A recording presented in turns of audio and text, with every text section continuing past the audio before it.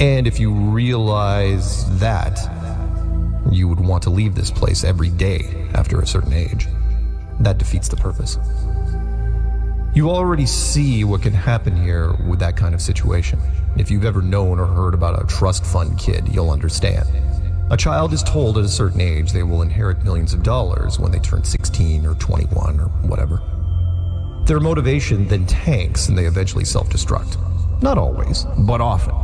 Which is why lawyers advise the parents not to tell the children until after university. It also happens with child actors, royalty, and so on. Last but not least is the other why. Why come here? Why did you volunteer to suffer in this place? It's called dualism, and we all know it in one form or another. How do you know true heat without understanding cold? Pleasure without pain, light without shadow. The truly great worlds that exist outside of here in the boundless beyond can only be appreciated when they are taken away from you. Or, as the song lyric goes, you've got to go through hell before you get to heaven.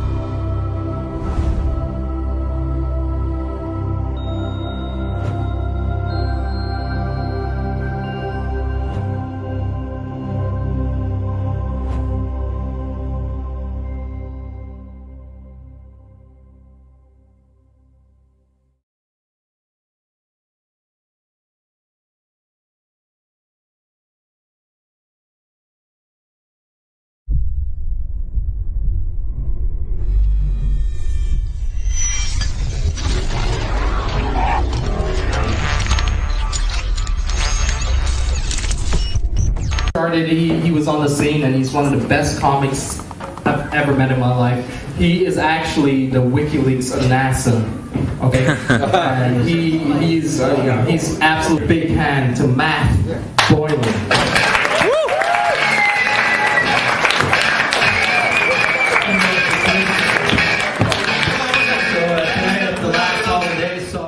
It's a real show. It's an absurd show. A lot of people don't know this about me. I light a cigarette. I smoke.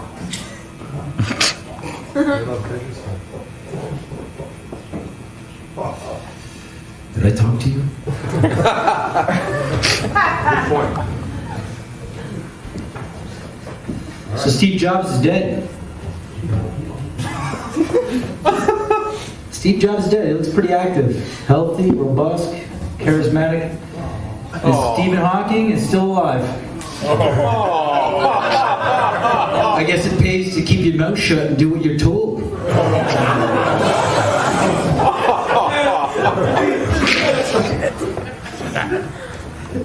It's amazing, eh? Smartest man alive. Holds all the answers about our universe and outer space and how it works.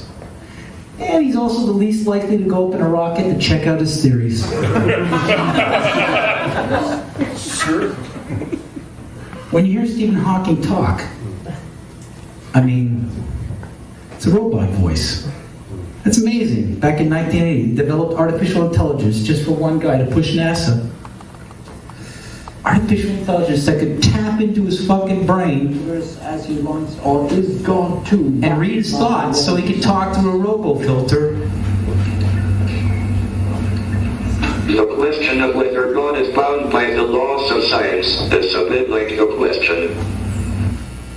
You think that they would have fucking maybe installed online translator?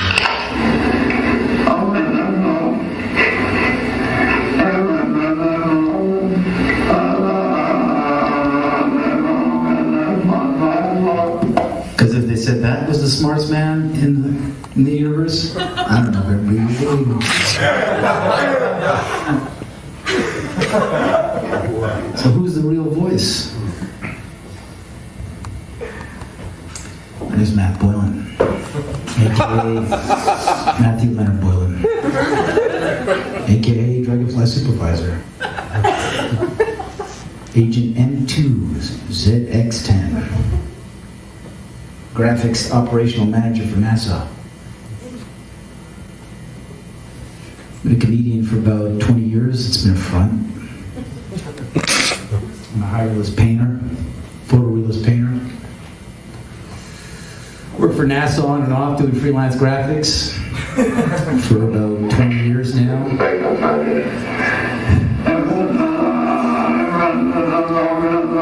And the quark in the second atom of the quasar in the black hole. NASA. As you can see, we got a nice red serpent tongue coming through there. NASA. And there's the UN flag. Also the symbol of the flat earth. Oh, of course, if I say flat earth, I gotta be an idiot, right? That's what they told you, right? It's a ball. There's no Antarctica in this.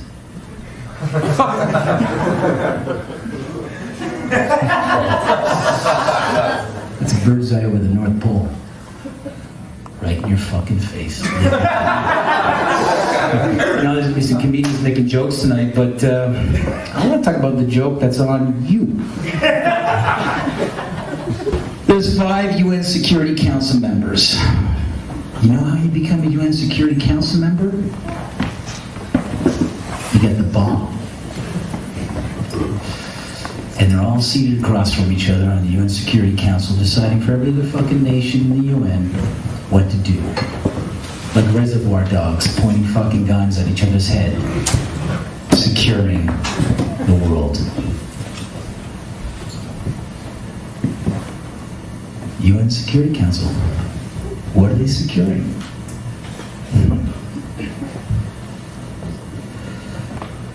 Freedom, democracy, human rights, democracy. That's funny. So there's like 360 members of the UN or whatever. But only 5 countries decide what goes on for the world. Some democracy. Line number 1. That's what it takes to be a member. Have a bomb, nuke the planet, go up and take a look at what it really looks like. Outer space. There it is. There's your world.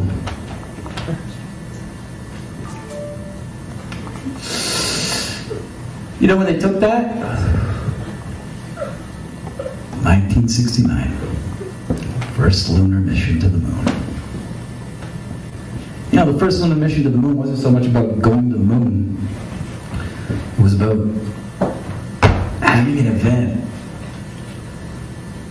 so you can go high enough to take a picture after 500 years to prove it was a ball.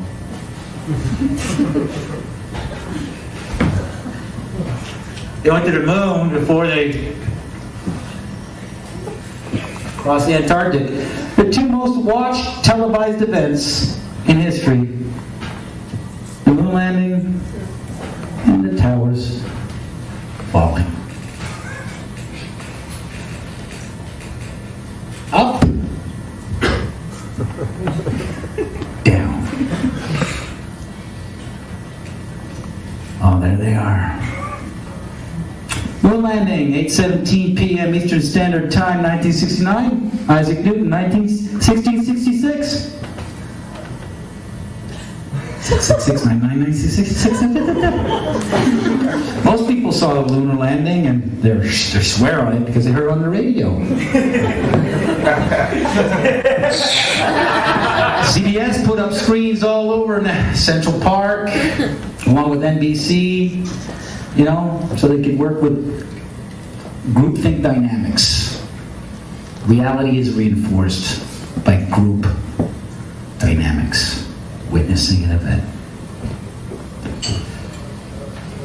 Now, is it really them halfway to the moon? Or they just turned out the lights in the cabin and pressed the camera up against a round window?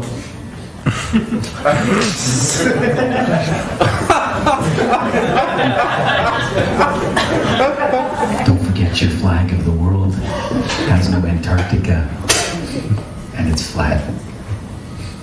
But of course, to entertain that notion, you have to be an idiot. Right? Like they told you, Simon says. Well, I'm gonna run you guys through a perception test to see if this crowd could discern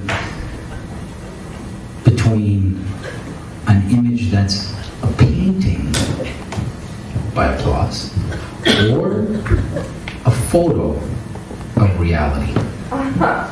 So by applause, how many people think this is a painting? By applause, how many people think this is a photo? It's a photo of a painting, but that's not the fucking argument. Next. It's a painting. Photo or painting? By applause, photo. By applause, painting.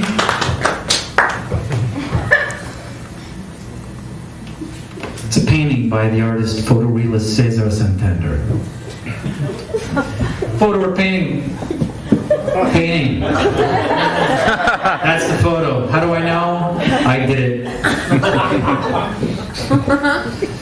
Applause. Painting or photo? By applause, photo. By applause, painting. That's a photo that looks like a painting. Photo or painting? Painting. I did it. Pause. Photo or painting? Photo? By applause? By applause, painting? You're just fucking crap shooting in the casino now, aren't you? Painting, Richard Estes. Photo or painting? By applause, photo? That's a photo. Next.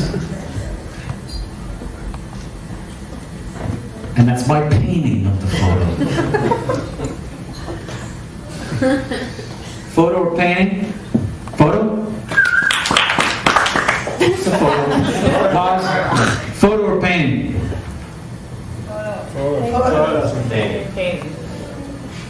The painting, I did it. I fucking did it. I own the copyright on all this shit. Pause.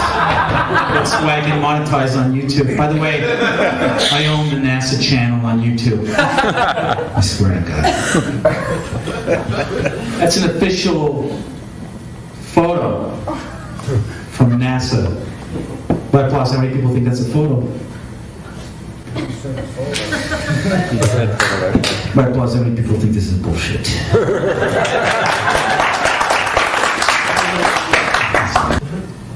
This is Ololapia, distant moon of Mercury. This is Ololapia without the shading from Adobe Photoshop.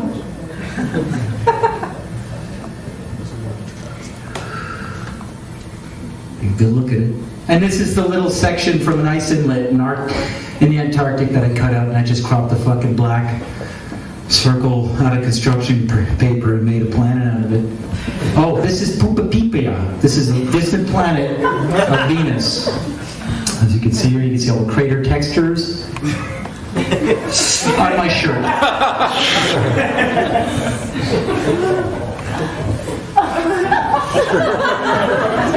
We can fucking make you think. Oh, this is amazing. These are supernovas. They never caught this many suns colliding and actually exploding at the same time by Hubble telescope. And I actually have a close-up of this. Amazing. This is actually the most distant shot they have of our galaxy. Here's a close-up. They came up with a new term for this, collisionary supernovas, because suns were actually meeting and exploding at the same time. In a Christmas tree. This guy's a big star right there. This is Mars. This is the surface of Mars. Yeah. Very sandy. Surface of Mars without the black background. And there you go. It's just a desert. Oh, this is sunrise on Star Trek. So it's a Hollywood image that looks real. Now, photo or painting? Photo or painting? Photo or painting? Photo or painting? Photo or painting? How the fuck would you know?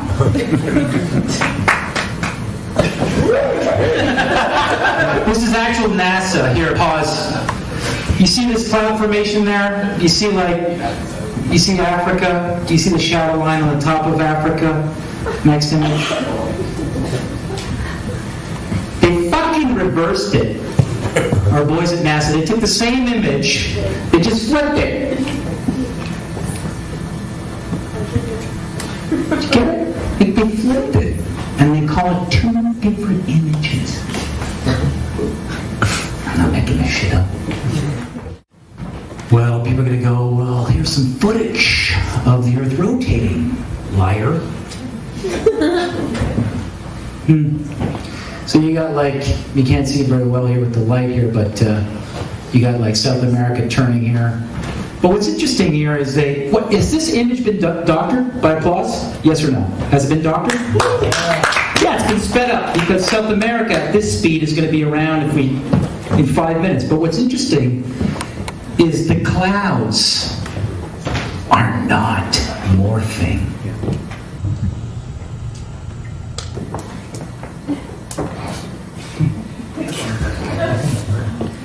Oh, it's spinning, but the artists are too lazy to show how fast the clouds will be morphing at that speed.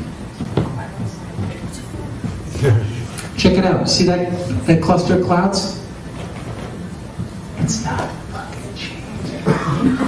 And that's a real shot of the Earth spinning. But the clouds aren't changing. People go to me, what are you on? What did you fucking smoke? What drugs did you take?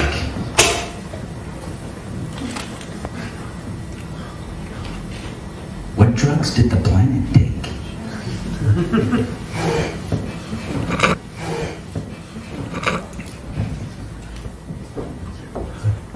Because you're never gonna fucking know.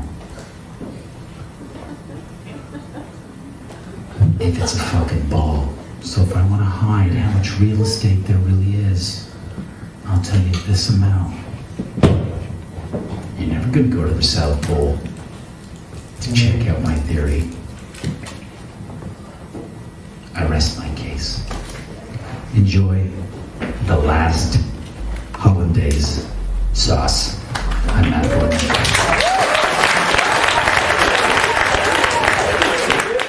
Okay, pause. We're all looking at the screen now. They fucking hear everything through the light bulbs, by the way? Conspiracy theory, I could do that. I could use a nanobio fucking camera filament and put it in light bulbs and film them. I could do that. If I could think it. You better hope nobody's got the budget.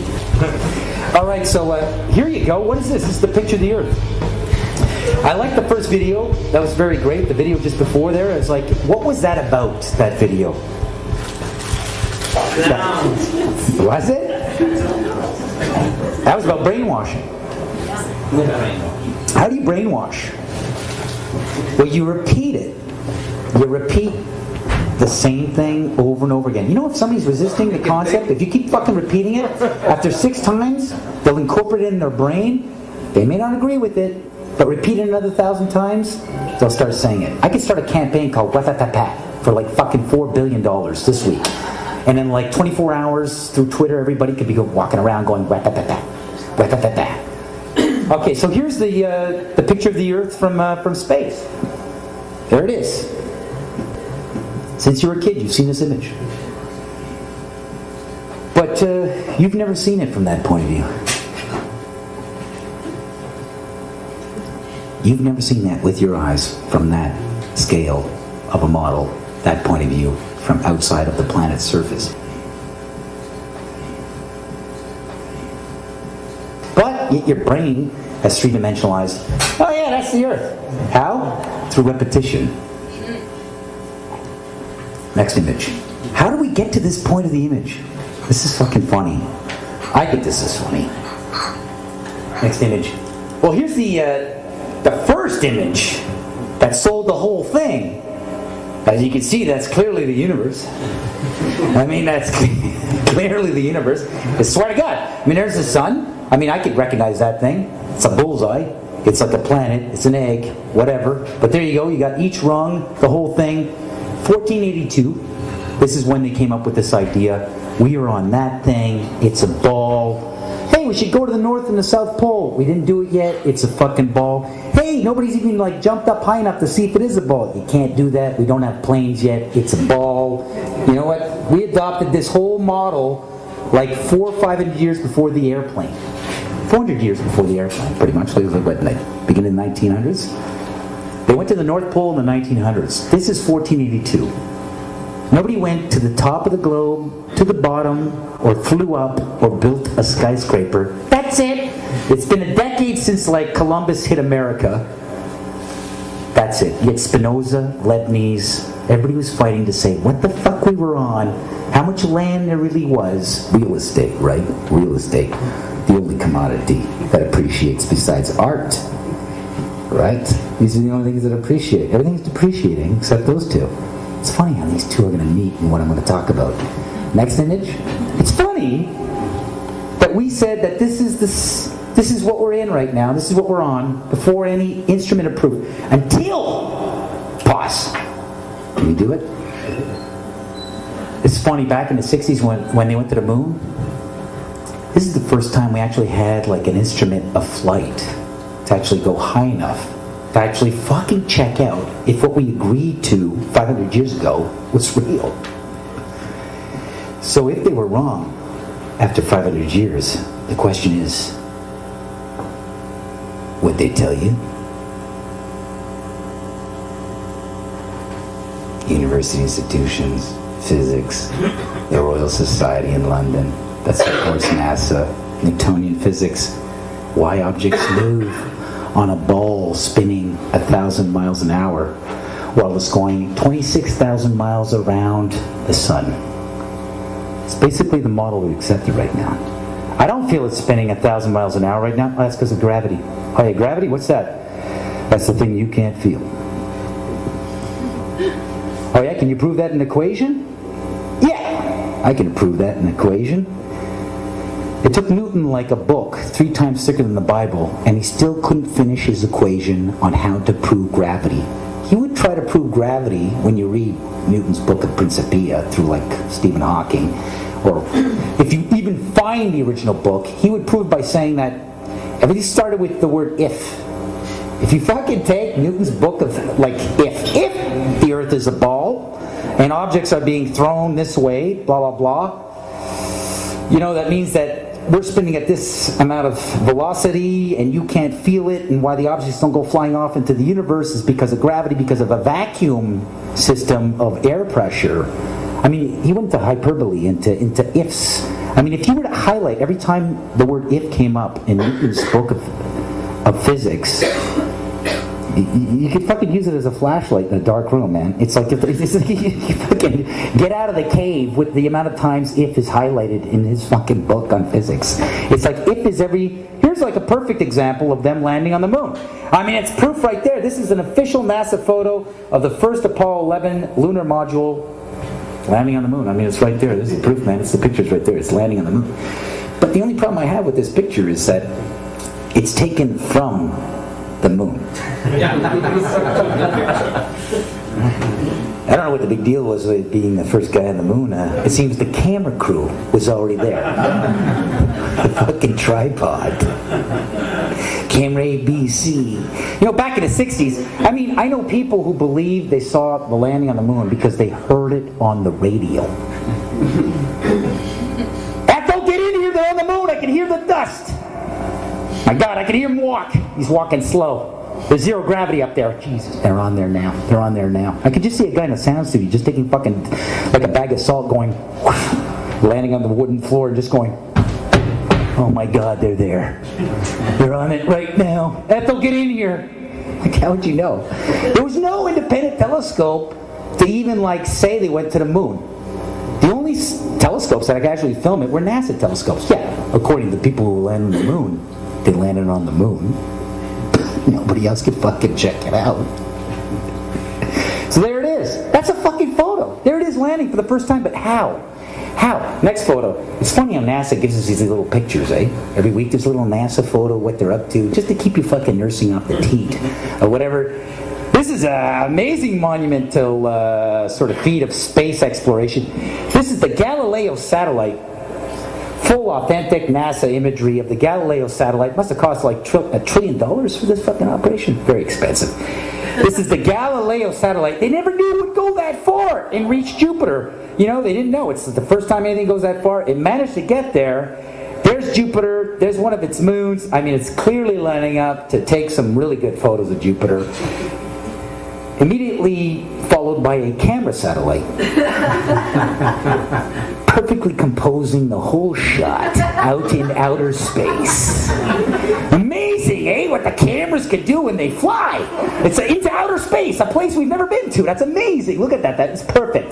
That's like the photo of the year, if you ask me. For a fucking satellite to be able to like, like wake up in outer space, we didn't even know we could do that. And unbelievable. I give it to NASA. Let's go to another photo here. Another photo. This is good too. Oh, let's zoom in. I love that iMovie sort of effect. I'm really in the gas. But how am I supposed to go? Yeah, that's the Earth. From there, that point of view I've never seen. And it's funny when you click on Google Images, photo of the Earth, keep going. Because this is realistic. But you'll see 40 pages on Google. But it's always the same fucking photo. It's the same photo. They just changed the contrast. Check it out, keep going. Oh yeah, boom, boom, boom, 40 pages. Look closely. It's always the same. Oh, what is that? I guess this is a photo of the Hubble telescope taking a picture of itself. Unbelievable. Unbelievable. That's an authentic photo of the Hubble telescope out there doing its job. Isn't that amazing how they could take a photo of the thing taking photos? Out in outer space. Unbelievable. They never crossed Antarctica, but let's go to the moon and take pictures of shit out in space. That's fucking unbelievable. The instruments won't work in Antarctica. It's too fucking cold, but hey, let's go somewhere where we don't know the instruments will work. That's unbelievable. I can't, it just boggles my mind how they do this stuff. All right, next one. Solar powered, by the way. Solar powered. Look at that. Environmental. Environmental in outer space. Okay. That's my only fucking fan right there. Naomi. That's it. There you go. There you go. There's what you believe. That's it. That's it. That point of view you've never seen. It's fucking funny, huh? I think it's funny. You've never seen that, but everybody goes, yeah, il prend ça pour acquis. Ah oui, c'est ça. L'affaire que j'ai jamais vue. It's funny, eh? You should think about these things, right?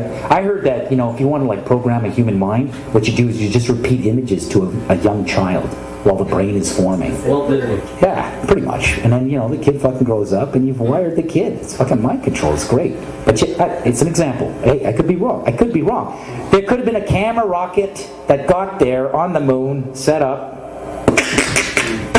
pulled out like a lens, and then filmed it. And processed 35mm black and white film in an atmosphere. We don't know if cameras will work. All right, so anyway, the next photo. Hey, it's possible. Those guys are so ahead.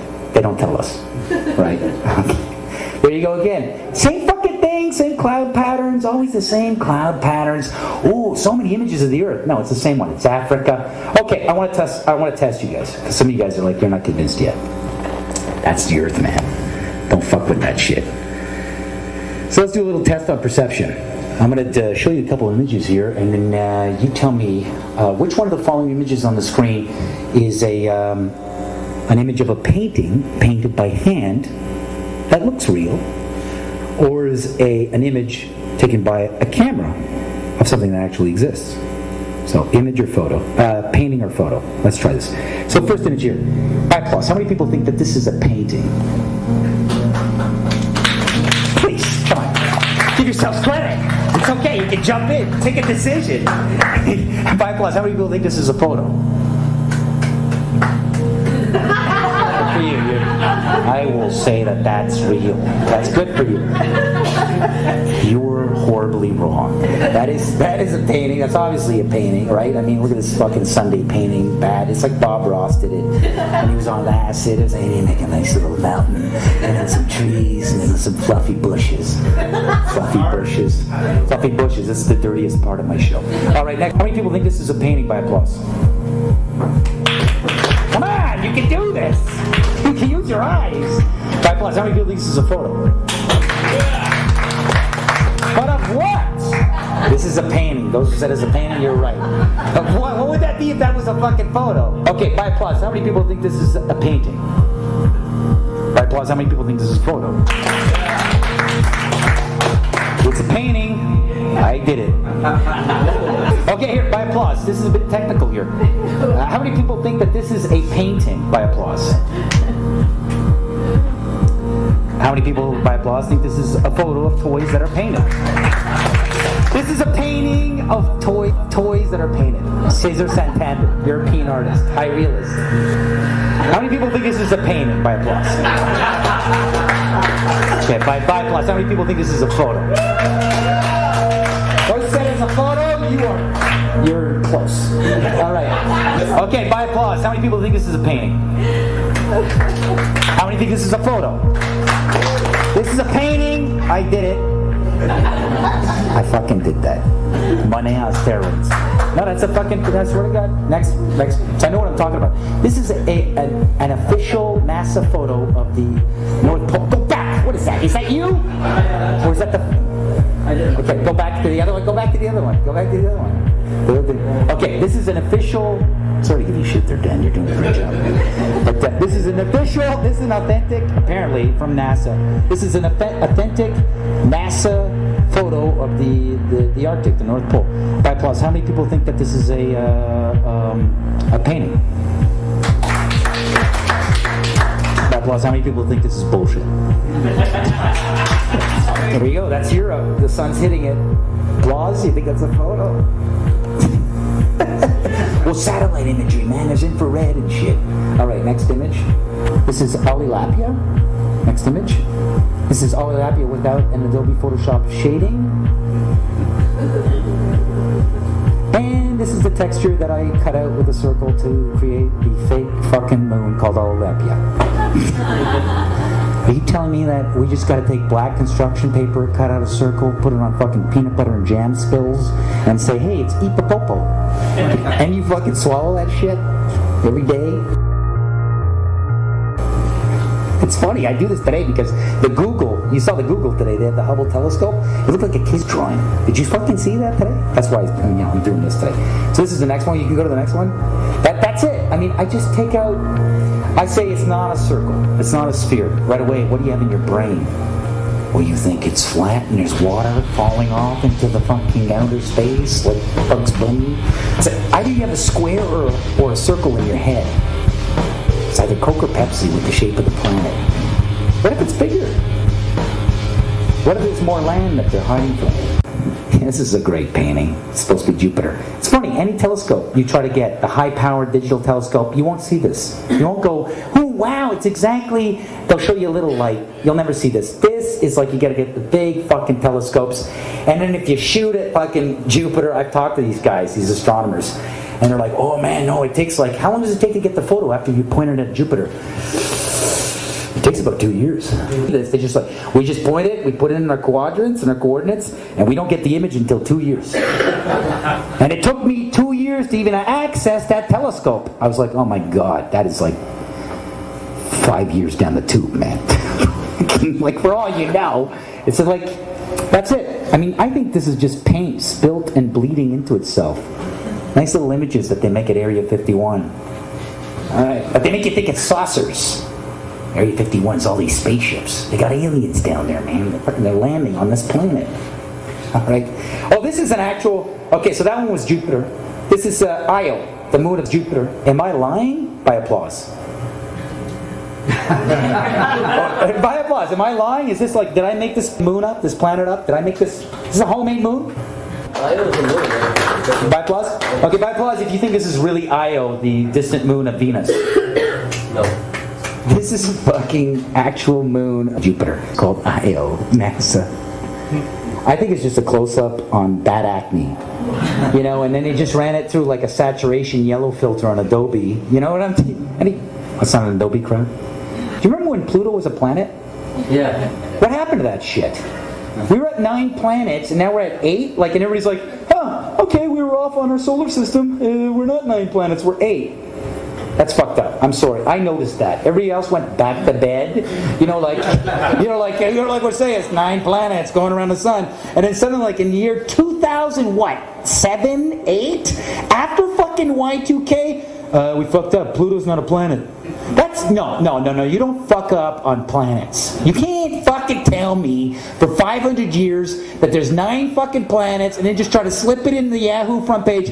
We discovered Pluto's too small to be a planet. Sorry, we fucked up. There's only 8. Like, come on, you can't just do that and I go and suck my thumb and eat your fucking shit pablum. There's no fucking way. What about the guy who works at NASA and he just studied Pluto?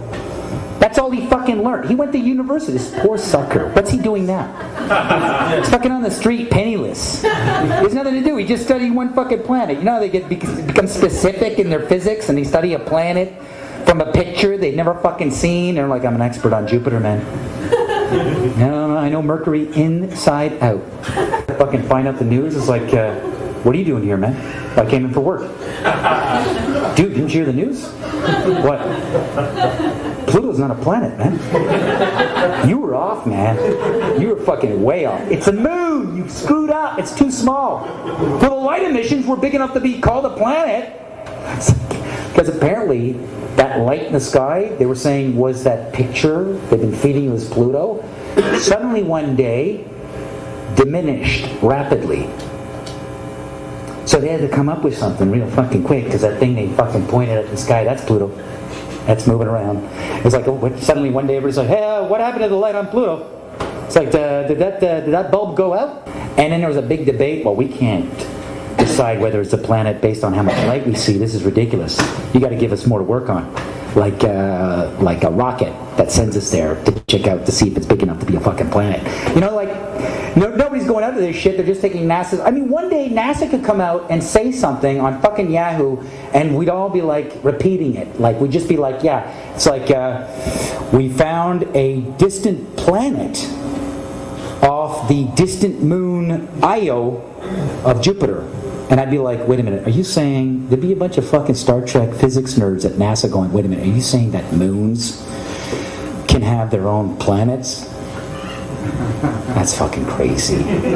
You saying planets can revolve around moons now?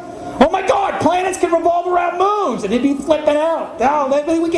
Moons have planets too, man. It just keeps going. This is a moon they discovered off of Mars, Opipapa, and if you do a close-up on it, you see all the craters and the texture of the moon on my shirt. There it is. It's just that.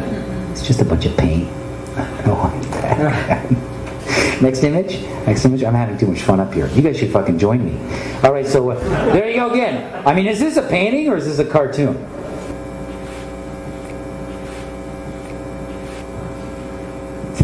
Fucking challenging the whole thing, eh? It's like, wait a minute, you're saying that's a drawing? How are you gonna know? Next image. Do we got another one after this? Oh, this is amazing. Slow it, pause it. This is unbelievable because they got a really distant shot into the quasar. What is it? The Sirius quadrant. It's like a galaxy, a couple galaxies over to the left. Unbelievable stuff. They got some amazing photos of supernovas, their suns basically, that are actually exploding or being created. And this, they've never seen this before. This many suns actually colliding and exploding in their creation process all at the same time. And they actually came up with a new term for it. It's a collisionary supernova. Unbelievable that they actually caught this. If you get a zoom in on this, there's a zoom in that Hubble did on this. These are actual fucking suns being formed. Unbelievable. Look at this. All these fucking suns. Can we get another? Keep going. And they're being formed on a Christmas tree.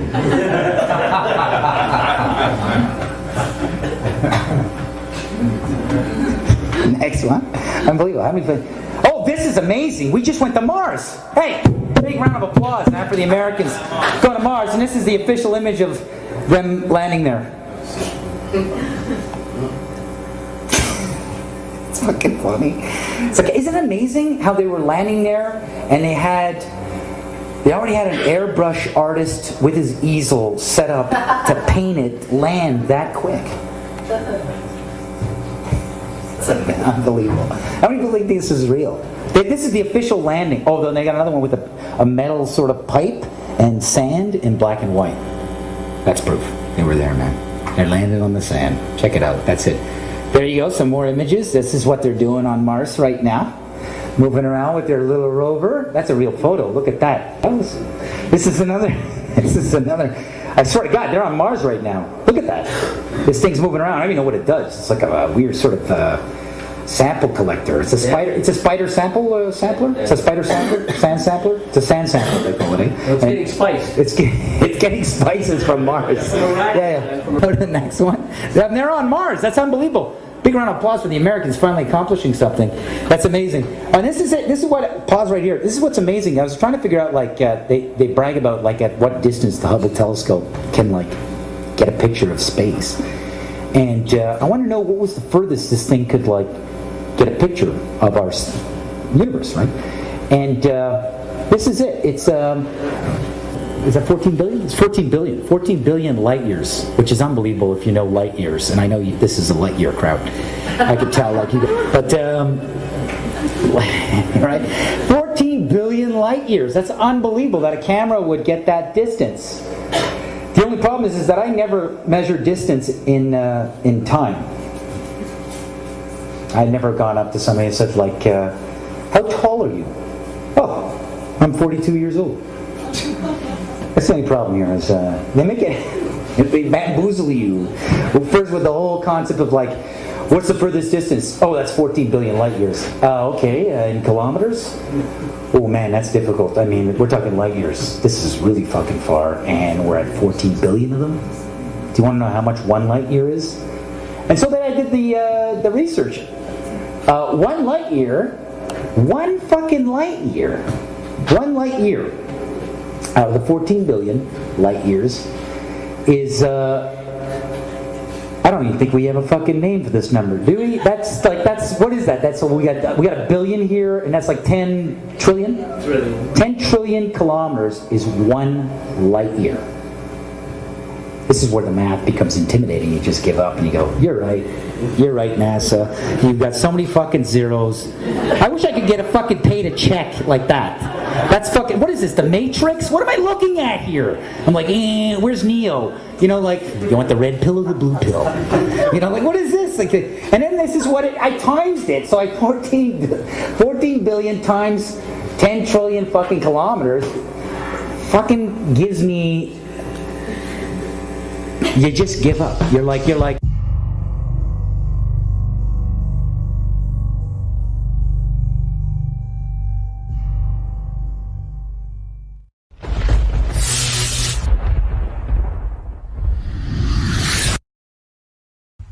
The Earth Plane by Eric Dubé, illustrated by Ken Ev Art.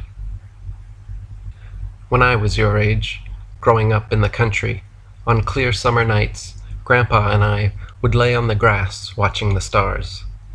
My favorite was Polaris, the bright North Pole star, positioned perfectly central amidst the constantly circling constellations, like a noble king on his throne, proudly presiding over his twinkling kingdom.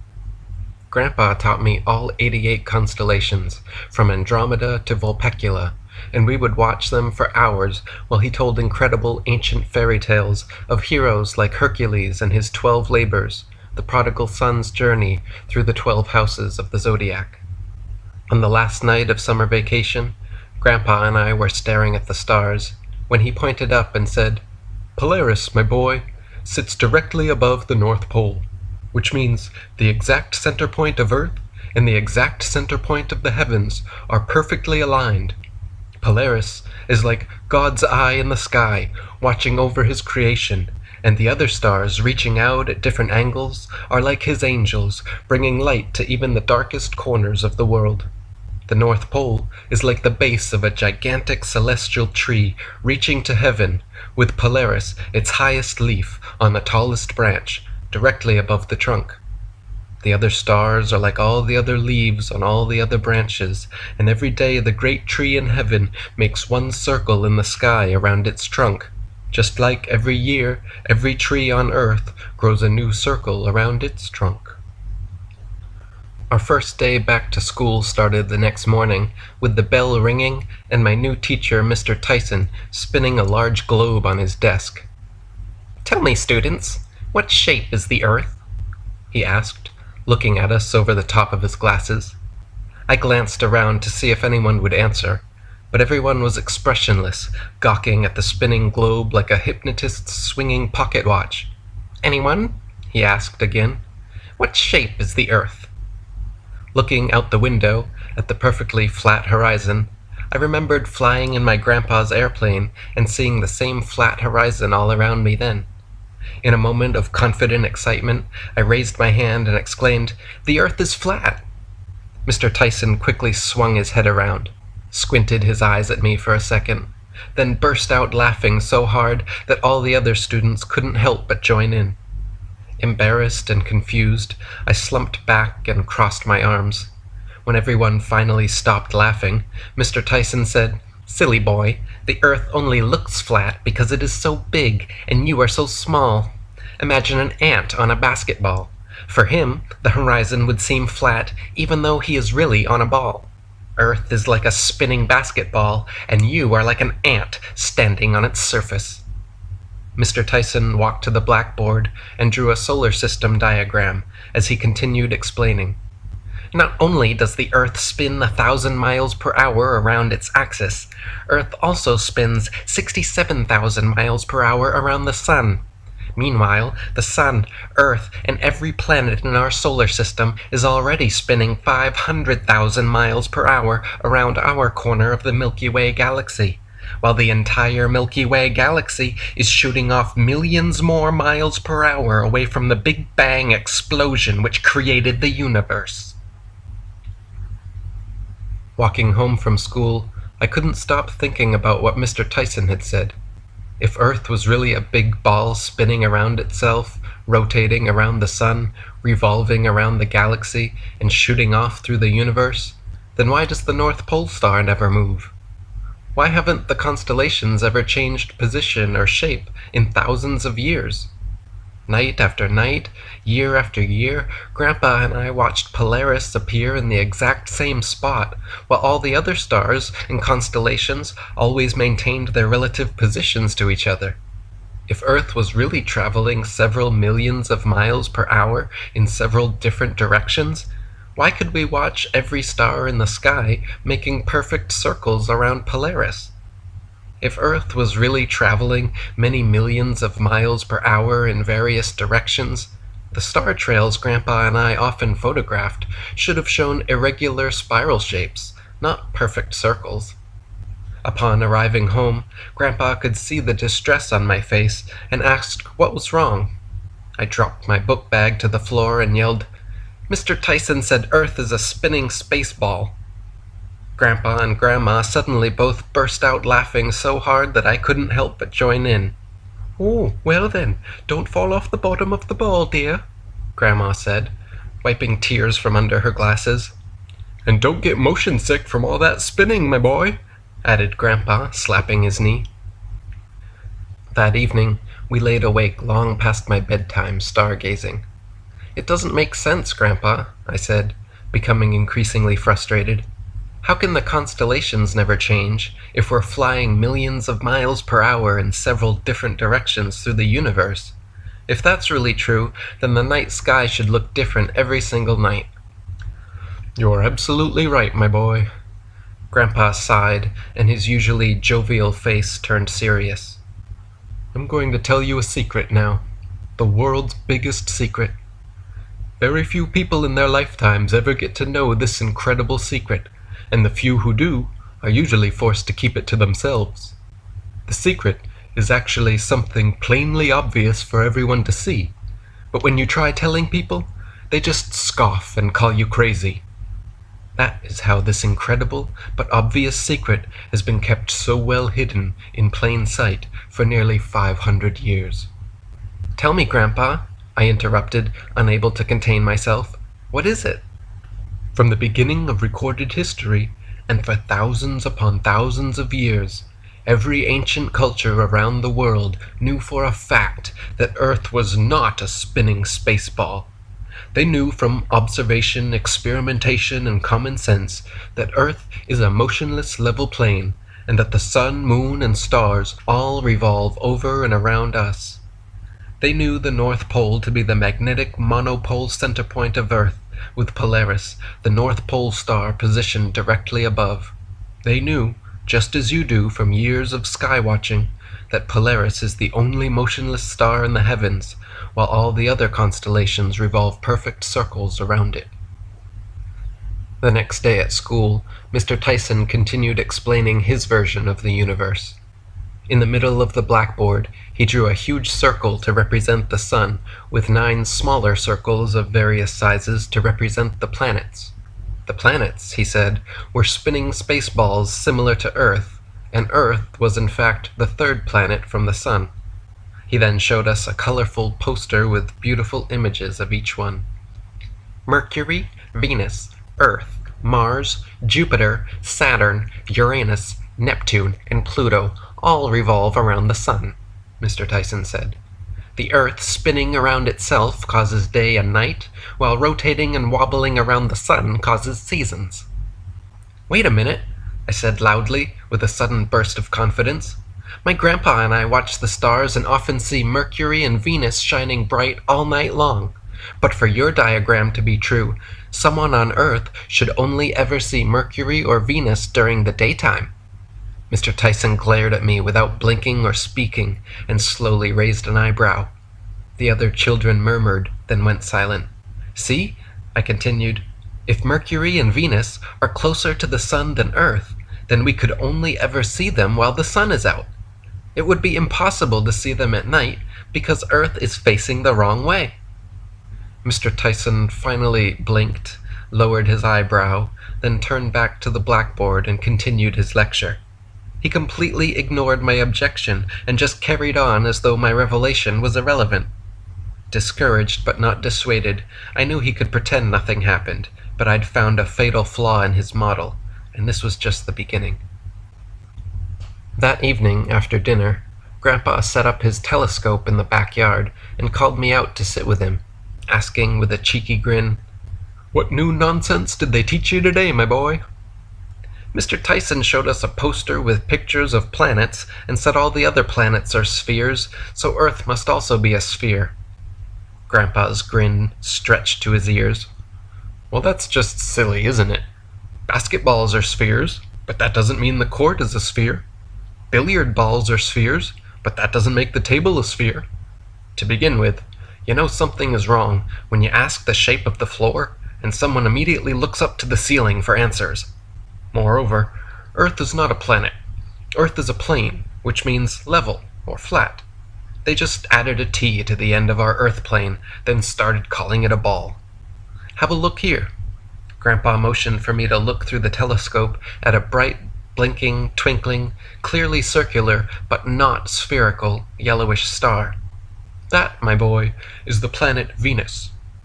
"But that doesn't look anything like the picture Mr. Tyson showed us," I interrupted. Grandpa nodded. "They can make fancy, believable pictures using computers nowadays, but they can't stop us from using our own eyes to see the truth. Venus used to be called the morning star, since it is often seen rising in the east before dawn. In fact, all the so-called planets were known to the ancients as wandering stars, because they differ from the other fixed stars in their relative motions only, each making its own unique flower petal-like pattern over the Earth.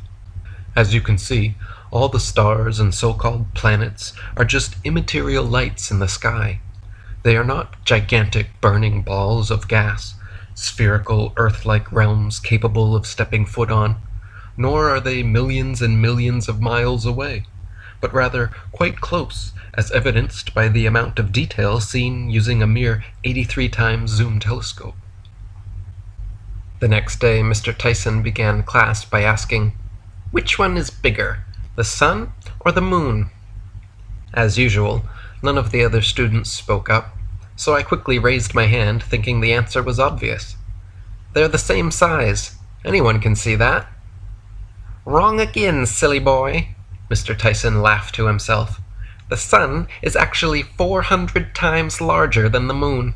It only looks the same size as the moon because it is also 400 times further away from Earth." Dumbfounded, I blurted back, "You want me to believe the flat horizon I see in front of me is actually curved?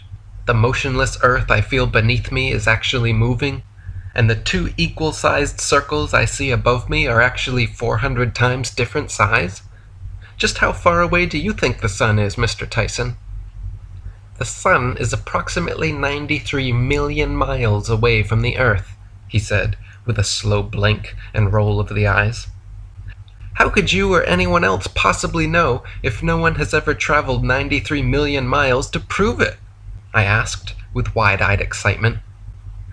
"Complex mathematical formulas and calculations perfected over centuries by astrophysicists and people much smarter than a pesky little schoolboy, that's how." That afternoon, upon hearing what Mr. Tyson taught us, Grandpa immediately loaded his truck and brought me to the beach. The sun was shining brightly through a few clouds, casting its rays downwards and outwards onto the water like a sparkling pyramid of light. "Those are called crepuscular rays," Grandpa explained. "If you trace the beams of light up past the clouds, they all converge at the sun, just like if you traced back the beams diverging from a flashlight, they all converge back to its source. So what do you think? Does it look 93 million miles away to you?" Grandpa smiled as I squinted my eyes and shook my head. "Even Copernicus, the creator of this whole solar system cosmology, claimed the sun was only 3,391,200 miles away, based on his expert calculations. The next century, his successor Kepler claimed the sun was actually 12,376,800 miles away, based on his even more expert calculations. Sir Isaac Newton, in the next century, was quoted saying, 'It matters not whether we reckon it 28 or 54 million miles distant, for either would do just as well.' So you can see how scientific these so-called scientists were with their calculations. And nothing has changed since then. Over the centuries, using their mathemagic, they have continued furthering the sun's supposed distance to today's current, most expert, super pseudo-scientific figure of 93 million miles. Grandpa grabbed a duffel bag out of his truck, and we made our way towards the shoreline. You see, they can make internally consistent, mathematically correct formulas showing the sun to be 1 billion miles away if they want to, but that doesn't make it reality. Real science must be observable, testable, and repeatable, so that everyone can experiment and conclude for themselves, and that's just what we're going to do." Grandpa pulled a large metal astronomical instrument out of the bag and placed it in my hands. This is called a sextant, and it is used to calculate the exact angular distances of objects like the sun, moon, and stars. He placed his hands over mine and held the eyepiece up so I could see through it. First, we align with the horizon. Press the clamp to release the index bar, then bring the sun to the horizon line and read the angle. This is how sailors have long used stars to navigate the seas, and how we can know the sun is not millions of miles away. By taking angular measurements in 2 different locations at the same time of day, then factoring the straight line distance between the 2 locations, we have 2 exact angles and 1 exact side of a triangle, from which we can use the Pythagorean theorem to accurately factor the distance to the sun. Navigators for centuries have used this method and determined the sun and moon to both be only approximately 30 miles in diameter and less than 3,000 miles away from the Earth. As we laid together on the beach, the sun began setting, casting hues of red, orange, and yellow over the sky. I crossed my arms behind my head and asked, "Grandpa, why does the sky change color at sunrise and sunset?" Grandpa smiled, sat up, and pointed to a row of street lights in the parking lot. "See how each distant light looks like it's getting lower and closer to the ground than the previous one?" I noticed and nodded my head. In reality, all of those streetlights are exactly the same height, and only appear to sink towards the horizon due to how our eyes perceive perspective. Likewise, the sun never actually rises at sunrise and never really sets at sunset. At dawn and dusk, the sun is much farther away from our position than at midday. So from our perspective, it appears to be rising and setting, but is really just coming and going. Now when the sun is farther away, its light rays have to move through more molecules of air before reaching our eyes. This makes shorter wavelength colors, like blue, scatter off in different directions, leaving the longest wavelength colors, like red and orange, to hit your eyes and create these beautiful scenes. As the sun half disappeared beyond the horizon, Grandpa set up his video camera, then called me over. "See here, my boy. The sun looks like it's sinking below the horizon, but by zooming in, we can prove it's really just moving away from us." As the camera zoomed, the half-disappeared sun became entirely visible again. Then, as it zoomed further, the sun rose higher and higher back into the sky. "You can do it with ships beyond the horizon, too," Grandpa said, pointing to a boat far off in the distance. "Watch as this one appears to sink hull first into the horizon.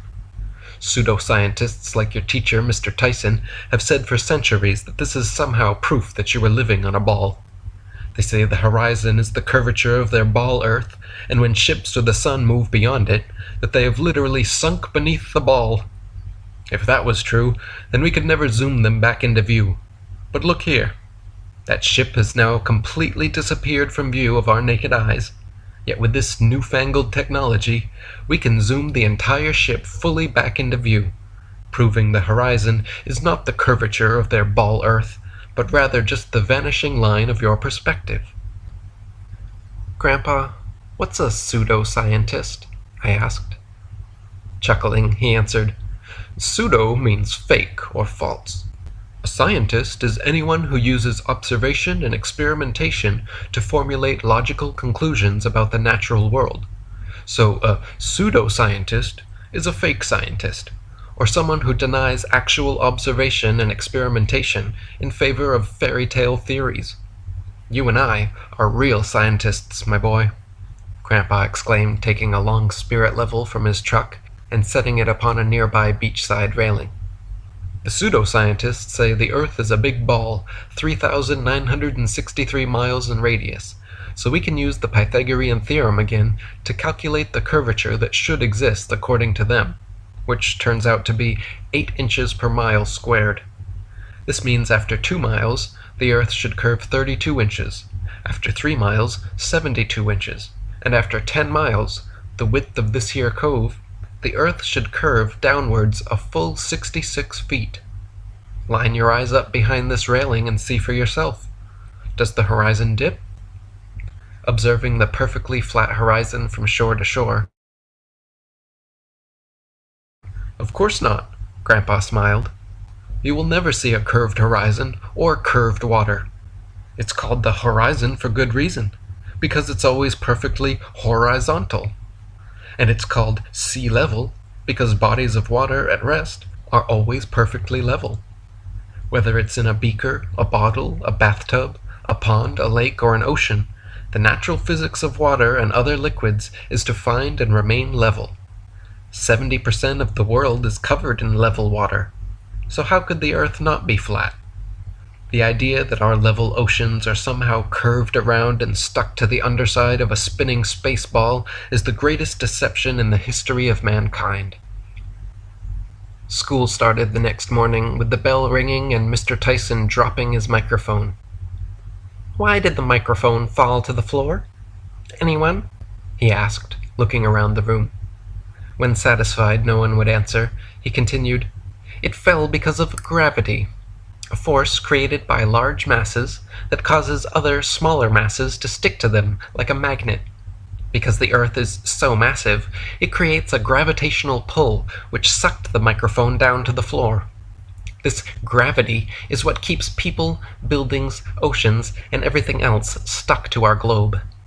Has anyone ever heard of Australia being called the land down under? A few students raised their hands as Mr. Tyson picked the globe off his desk and pointed underneath it. As you can see, Australia is literally a land down under the globe, and gravity is what keeps Australians from falling off the bottom of the Earth. The class erupted in laughter as I sat quietly pondering the absurdity of Australians all upside down being constantly sucked to the center of a globe so they wouldn't fall off. How could gravity be so strong that it keeps people, buildings, and entire oceans stuck to the underside of a spinning globe, yet weak enough that smoke and steam, tiny birds and bugs can escape its grasp and rise or fly with ease?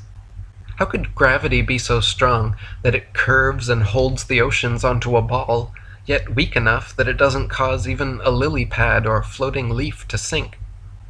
Mr. Tyson drew a large, medium, and small circle on the blackboard to represent the sun, earth, and moon, then continued his explanation. The sun is the most massive object in our solar system, so it creates the biggest gravitational pull.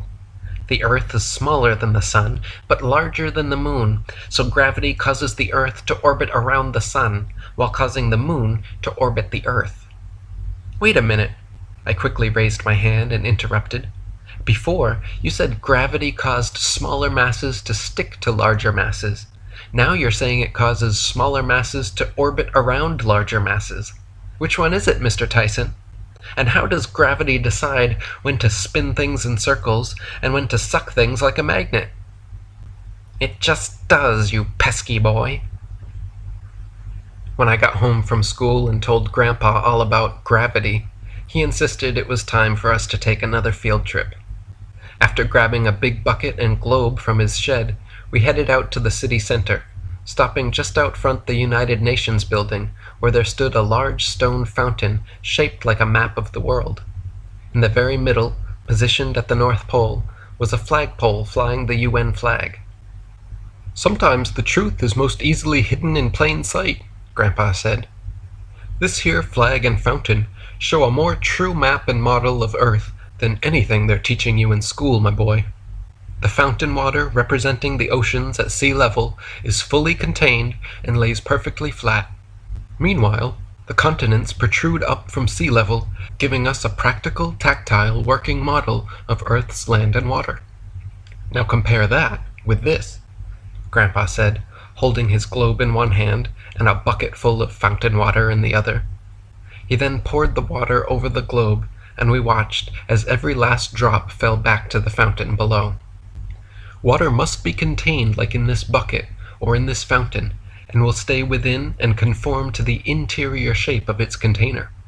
However, water will never stick to or conform to the exterior of shapes, like this globe. No matter how big the globe is, water will always fall off, and people will be unable to stand anywhere but on top. Even Spaceship Earth at Disney's Epcot Center, 18 stories tall and 16 million pounds, the largest geodesic sphere ever constructed, cannot create one iota of its own gravity, or cause even a golf ball to stick to or orbit around it. You see, this theoretical force that sucks everything towards the center of large masses was needed to explain how water could bend around a ball Earth and keep people from falling off the bottom. The problem is, for a theory to be proven, it must be observable, measurable, repeatable, and scalable. Yet, after 400 years since Newton's theory, bendy water, nor this magical sucking force, is anywhere observable, measurable, or repeatable, and even the largest scale sphere ever constructed fails to behave as they claim their spherical Earth does. It's quite convenient to claim the natural physics of water somehow changes at a scale too large to recreate, but it's not science. Long before the theory of gravity was a glimmer in Newton's imagination, the natural physics of density and buoyancy already perfectly explained why apples fall down. Quite simply, objects fall or rise based on their relative density to the medium surrounding them. Apples fall because they are denser than the air, while helium balloons rise because they are lighter. No gravity necessary. This is why raindrops fall down through the air and air bubbles rise up through the water. Everything seeks its relative density and rises or falls until settling accordingly. This is why a tiny pebble sinks to the bottom of the ocean, but gigantic cruise ships and aircraft carriers stay afloat on the surface, because even though a pebble is so small, its mass relative to its volume, its density, is more than water, so it sinks. And even though a cruise ship is so large, its mass relative to its volume is less than water, so it floats. If Newton's apple had landed in a puddle instead of on his head, he would have seen the apple only fell through the air because it was denser than the air, but then floated on top of the water because it was less dense than the water. Have you ever noticed how it's easier to stay afloat with your lungs full of air than it is when they're empty?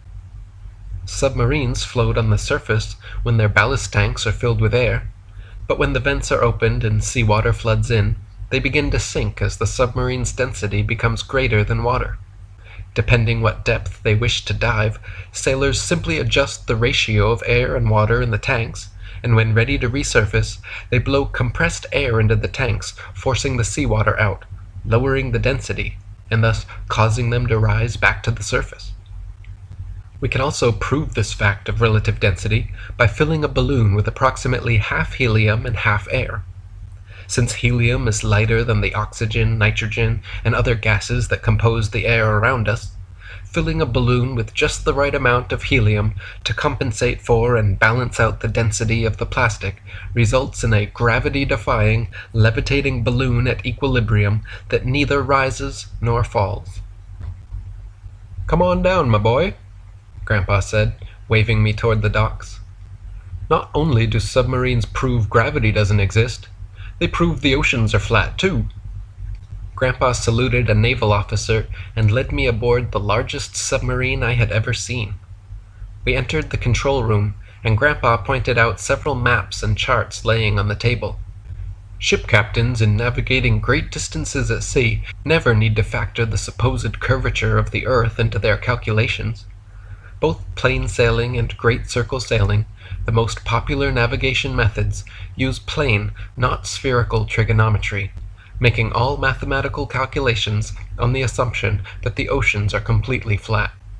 If the Earth were in fact a sphere, such an errant assumption would lead to constant glaring inaccuracies. But in fact, plane navigation methods have worked perfectly in theory and practice for thousands of years.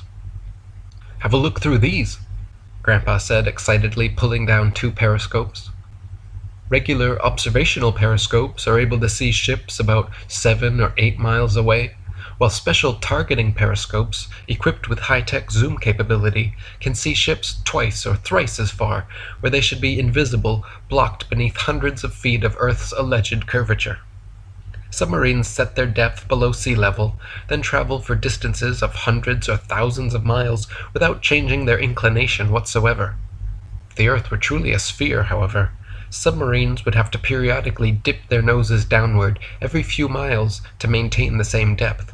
Otherwise, they would always be accidentally resurfacing due to the ocean's curvature. Grandpa grabbed my hand and led me through the torpedo and sonar rooms. Subs are equipped with long-range torpedoes, such as the Black Shark and F-21, which can hit straight-line targets over 30 miles away. But if the Earth were truly a globe of given proportions, these torpedo targets would be hidden behind a 600-foot wall of curved earth.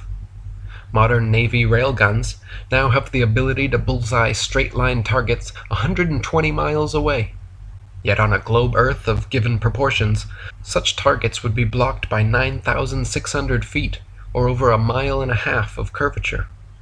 Last but not least, sonar arrays on the bow, stern, port, and starboard send and receive radar signals in all directions. active sonar to about 30 miles, and passive sonar up to an incredible 1,000 miles. On a globe Earth of given proportions, these sonar signals should be undetectable, hidden by over 100 miles of supposed curvature. Back at school the next day, my brain reeling from the week's revelations, Mr. Tyson wheeled in a television for us to watch a Cosmos documentary showing beautiful pictures and videos of the Earth, Sun, Moon, stars, and planets, all shaped like multicolored billiard balls spinning around, satellites, telescopes, space stations, and astronauts free-floating in outer space, remote-controlled rovers on Mars, even men walking, jumping, go-karting, and golfing on the Moon. While the other students sat mesmerized, cooing oohs and ahs at every new image, I kept thinking about something my grandpa once said about pink unicorns. "If I told you I had pink unicorns in my shed, would you believe me?" he asked. I shook my head. "You wouldn't and shouldn't believe me, because people can lie." "If I showed you pictures of some pink unicorns in my shed, would you believe me then?" I shook my head again. "You still wouldn't and shouldn't believe me, because pictures can be faked." "What if I showed you high-definition videos of pink unicorns in my shed? Then would you believe?" I shook my head once again. "You still wouldn't and shouldn't believe me, because videos too can be faked." Grandpa's point was we shouldn't just believe second-hand information and should confirm and experience everything for ourselves firsthand. Then we know the truth, rather than just believe. And as Grandpa always said, belief is just a substitute for knowing. With his words echoing through my head, I began noticing how fake the beautiful pictures of Earth were, how they were clearly computer-generated images and not actual photographs. The color, size, and shape of the land and water masses differed so drastically between pictures that they couldn't possibly be real. The more critically I examined the supposed pictures of Earth from space, the more they reminded me of Grandpa's pink unicorns. "Have a look at this, my boy." Grandpa called me into the study and pointed to his computer screen. The same footage I had seen at school of men on the Moon was playing, only this time with the speed doubled. My jaw slowly dropped as it became clear the astronauts were actually walking, jumping, go-karting, and golfing on Earth, but edited at half speed to give a low-gravity illusion. "Now watch this," Grandpa said, clicking forward to several short scenes where we could clearly see overhead wires attached to the astronauts' backpacks. "They even used the same backdrops over and over," Grandpa said, showing me video and photo overlays of the exact same hills, dunes, and craters appearing at supposedly different locations on the Moon. There were also clear dividing lines on the floor between the foreground and backdrops, lens flares, and diverging shadows from multiple light sources, even overhead spotlights reflecting off astronauts' visors, all proving the footage was filmed in a studio. "We can expose their photo trickery now using Photoshop," Grandpa said, opening several of NASA's official photographs of Earth taken from the Moon. "Just adjust the brightness and contrast levels a bit, and look what happens." As Grandpa increased the brightness and lowered the contrast, rectangular artifacts suddenly appeared around the Earth, proving them to be doctored images cut and pasted into place. Other pictures we adjusted showed shadows being cast onto the blackness of space, again proving they were in a room with black walls and ceilings, and not actually on the Moon. "Now look at these cloud patterns," Grandpa said, pointing to NASA's blue marble Earth picture. "What do you notice?" At first, nothing, but then it became all I could see. The same cloud patterns were at several places all over the Earth. Not similar cloud patterns, but the exact same clouds copied and pasted into place. "I'll tell you what, my boy," Grandpa said, tapping his temple. "The only thing NASA ever sent to space is our imagination." Grandpa pointed out the office window to the afternoon waxing gibbous moon. "Notice how you can see the blue sky right through it? That's because the Moon is not a solid, opaque dirt ball capable of stepping foot on. It is merely a translucent luminary, a light. For centuries, confused establishment astronomers have written about seeing stars and planets clearly shining right through the dark body of waxing and waning moons. In fact, a star occulting the crescent moon has long been a popular symbol of Islam and is found on national flags from Algeria and Pakistan to Singapore, Tunisia, and Turkey. These same confused astronomical experts tell us the moon has no light of its own and simply reflects the sun's light. But this is also provably incorrect, as the two lights have altogether different and opposing properties. For example, the sun's light is golden, warm, drying, preservative, antiseptic, decreases fire combustion, and prevents plant and animal substances from decomposition, while the moon's light is silver, cool, damp, putrefying, septic, increases fire combustion, and causes plant and animal substances to decay. These two very different and opposing effects cannot be the result of mere reflection, however, and prove that the sun and moon both shine with their own unique lights. Later that evening, Grandpa and I set up an experiment to test if moonlight really was cold. We placed a glass of water in direct moonlight and another in the moon shade, then used digital thermometers to record both the air and water temperatures in moonlight versus moon shade. For the entire night, both the moonlight air and water remained between 1 and 2 full degrees colder than the air and water in moon shade. If done during a full moon, the results are greater, Grandpa said, but this should suffice to prove the moon produces its own cool light. Astronomers claim the moon is a solid, spherical body that reflects sunlight, but the fact is, reflectors must be flat or concave for light rays to have any angle of incidence. If the reflector's surface is convex, then every ray of light points in a direct line with the radius, perpendicular to the surface, resulting in no reflection. So in other words, it's impossible that man has ever or could ever set foot on the moon, because it's not terra firma like Earth, but rather a luminary like the sun, shining with its own unique light. The next morning marked the start of a long weekend, and Grandpa woke me early from a sound sleep, saying, "We're going on an epic adventure, my boy." Grandma had my bags already packed in the truck with breakfast to go, and waved goodbye as we sped off towards the airport. Upon arrival, Grandpa was greeted with warm smiles, salutes, and good mornings from all the pilots we walked past. "Today, we're going to see for ourselves and prove the Earth plane with my Earth plane," Grandpa exclaimed proudly, pointing to the tail of his single-engine open-cockpit plane. "I named her the Earth plane for the double meaning," he said, grinning. "Why do you think they're called airplanes and not air planets or air globes? Because they're not flying over a planet or a globe. They're flying over a plane."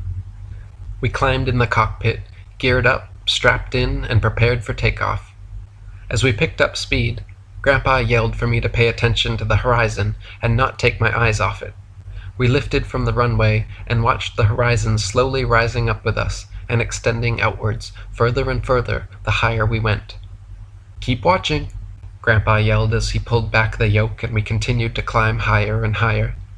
The horizon kept rising right along with us, remaining perfectly flat and level, 360 degrees around.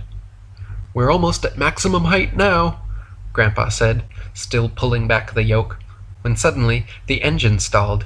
Everything went silent, and the plane started to nosedive. "Uh-oh," Grandpa said, fumbling at the controls. Just as I began to panic, I saw a thin smile cross Grandpa's lips. Then he restarted the engine, leveled the plane again, turned to me, and winked. When we landed, Grandpa explained, "If the horizon was actually the curvature of a globe, no matter how large, it would remain at a fixed height, and we would have to gradually tilt our heads down more the higher we ascended to view it. In reality, however, no matter how high you go, the horizon rises right with your eyes and remains flat. In fact, amateur balloons with cameras have been sent 10 times higher than we just went, over 120,000 feet or 20 miles up, and the flat horizon rises all the way up. The only time you'll ever see a curved horizon is through fisheye lenses or curved commercial airplane windows." After finishing our hot chocolate, Grandpa handed me a small spirit level, and we headed back to the Earth plane for another experiment. Pointing at the instrument panel, he said, "This is called an attitude indicator, or an artificial horizon. It uses a gyroscope to track the pilot's orientation relative to Earth's horizon. So when we lift off and start gaining altitude, the indicator will pitch up and the bubble in your spirit level will rise forward away from you. Once we reach cruising altitude, I will level the plane, and both the artificial horizon and your spirit level will confirm this. We will continue to fly perfectly straight and level due south all night long. Then tomorrow morning, I will decrease altitude, the indicator will pitch down, and the bubble in your spirit level will fall backward towards you until landing, then level off again." If we were really flying over a globe and not a level plain Earth, I would have to regularly dip the nose, decreasing altitude to compensate for the globe's curvature, or else would find myself regularly gaining altitude simply by flying level. This is absurd, as no pilot in history has ever experienced gaining altitude by simply flying level. But this is what must happen if we lived on a globe. Grandpa grabbed a pen and paper to help explain. First he drew a big circle to represent the globe, then he made a straight line tangent to it to represent the path of a plane flying level, and lastly put several straight dotted vertical lines perpendicular to the tangent, showing the exponential gain in altitude that should occur if we were really flying over a globe. If Earth is a ball 25,000 miles in circumference, and we fly over it level at 200 miles per hour, in 30 minutes Earth should curve downwards over a mile, and in an hour we should find ourselves nearly 5 miles higher altitude than we started, simply by flying perfectly level. Let's see what really happens. Grandpa fastened the spirit level next to my seat, patted me on the head, and jumped into the cockpit. As we took off, the bubble in my spirit level rose forward, and the gyro horizon pitched up just like Grandpa said. Then we reached cruising altitude, and Grandpa leveled off the plane, bringing the bubble, real and artificial horizons all back to the center, where they remained for hours until I finally fell asleep. The next morning when I woke up, after traveling thousands of miles, we were still flying level and at the exact same altitude, proving Earth couldn't possibly be a globe curving downwards away from us. Can you imagine landing if that runway was really moving 1,000 miles per hour? Grandpa chuckled, lowering the landing gear. If the Earth was really constantly spinning eastward 1,000 miles every hour, it would be impossible for airplanes to land on runways facing all manner of directions, north, south, east, west, and every way in between. Grandpa touched down gently and parked the plane for refueling. Back in the 18th century, when the hot air balloon was invented, people asked why, if the Earth was constantly spinning, couldn't they simply hover in place and wait for their eastward destinations to arrive under them? The pseudoscientists of their time claimed this was impossible because the magical force of gravity somehow pulled the entire atmosphere and their balloons perfectly along with the Earth. This was and is completely against any science, logic, or common sense, mind you, but when men of presumed authority make presumptuous, authoritative statements, they're rarely questioned. If the Earth and atmosphere were constantly spinning 1,000 miles per hour eastwards, this should somewhere, somehow be seen, heard, felt, or measurable by someone, yet no one in history has ever done so. Meanwhile, however, we can hear, feel, and experimentally measure even the slightest 1 mile per hour westward breeze. Such nonsensical theories are debunked by clouds, wind, weather patterns, rain, fireworks, birds, bugs, smoke, planes, and projectiles, all of which would behave very differently if Earth and its atmosphere were constantly spinning faster than the speed of sound.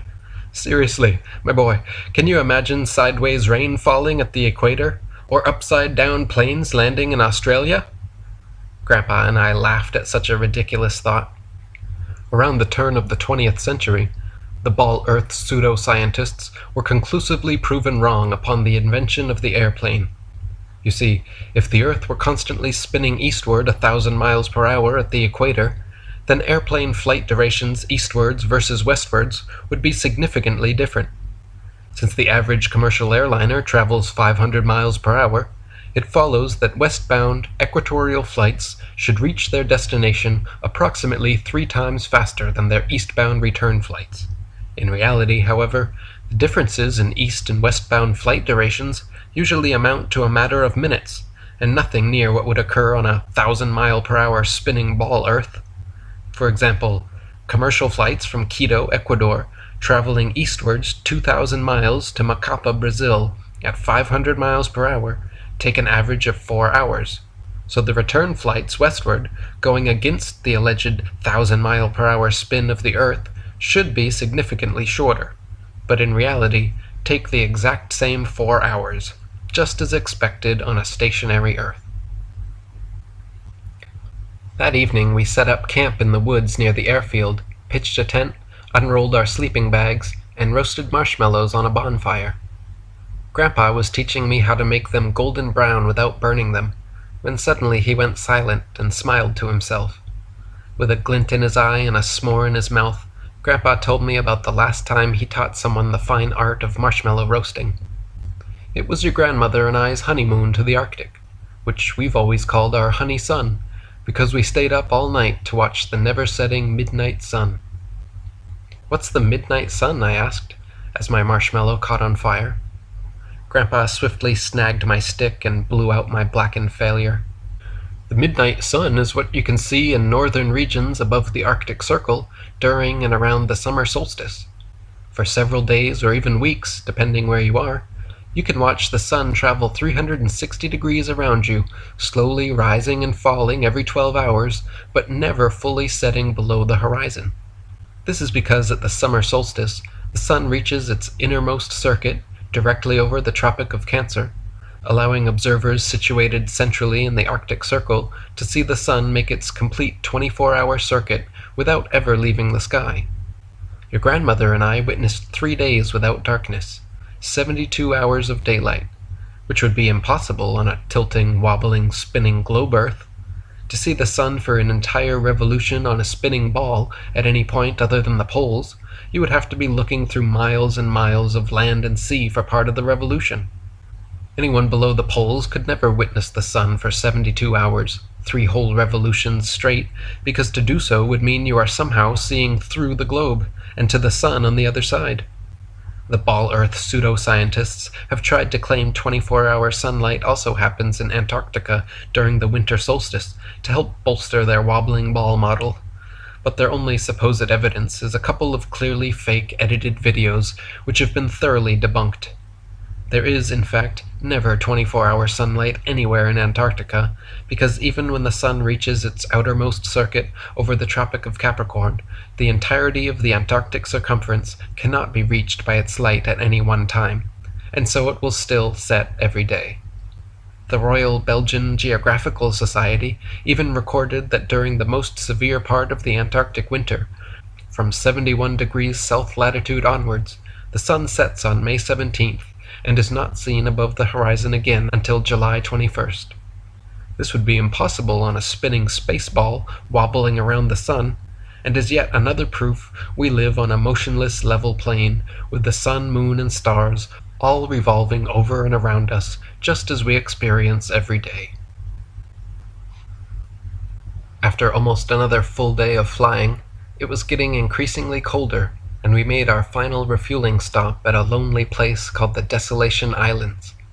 As we walked along the sparse coastline, Grandpa unfolded a huge detailed map called Hammond's Air Age Map of the World, and pointed to our location.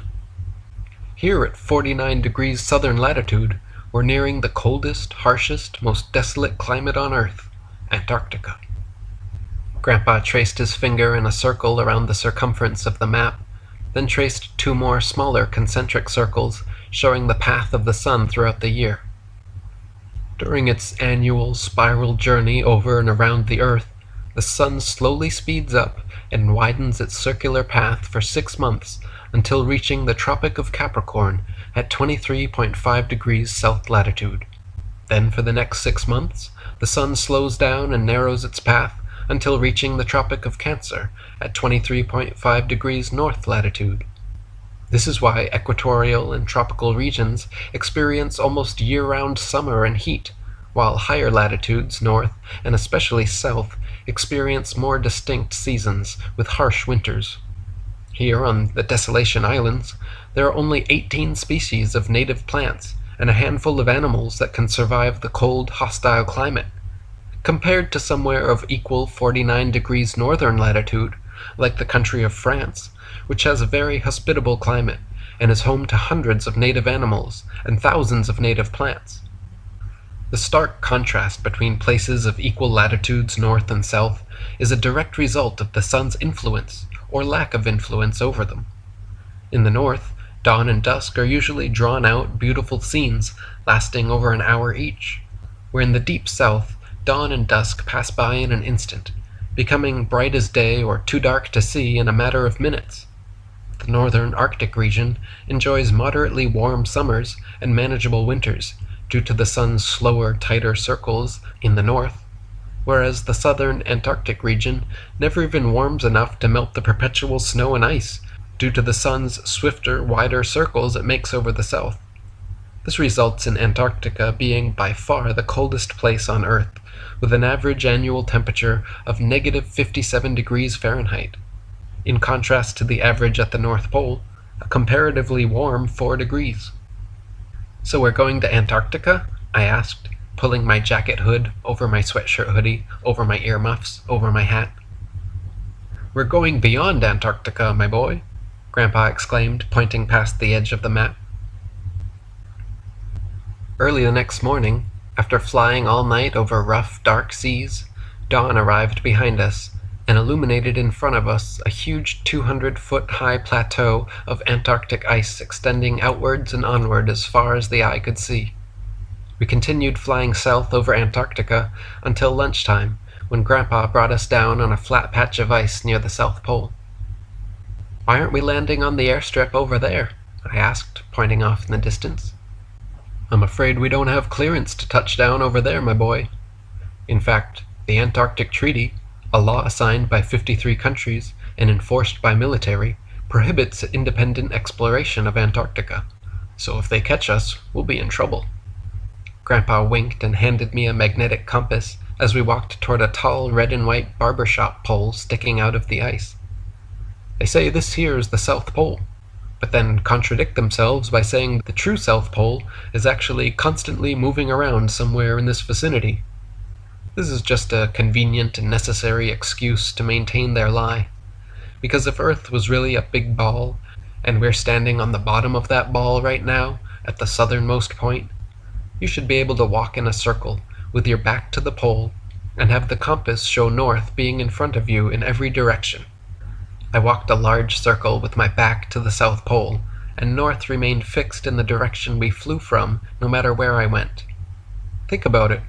If we're on the bottom of a ball right now, how could the compass point north? North would be the top of the ball, so the needle would have to point down to your feet. North-facing compass needles at the South Pole must be pointing into outer space." Grandpa laughed. "The truth is, they've just placed this red and white barbershop pole at an arbitrary location here in Antarctica, so rich people on their government-approved penguin tours can get their pictures taken and claim they've been to the bottom of the world. But as you can see from your compass reading, there's plenty more land south of the South Pole that doesn't exist anywhere on the globe." We gazed southwards from the South Pole at the massive expanse of mountainous ice ahead of us. This land doesn't exist on any known map. It could go on forever for all we know. Perhaps there are other Earth pawns beyond, or maybe there is some solid barrier like a dome that contains us. I've been wondering and wanting to know what exists south of the South Pole for my whole life. Let's go find out.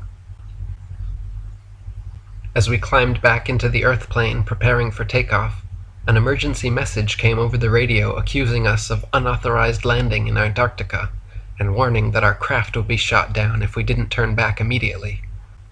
Grandpa sat still for a second, shut his radio off, turned to me and said, "We'll only get one chance at this, my boy, and we've come too far to go back without any answers." Grandpa fired the engine up, and we lifted off, heading south at top speed. Within minutes, a group of military jets began tailing us closely, and the look on his face changed from nervous excitement to frustrated despair.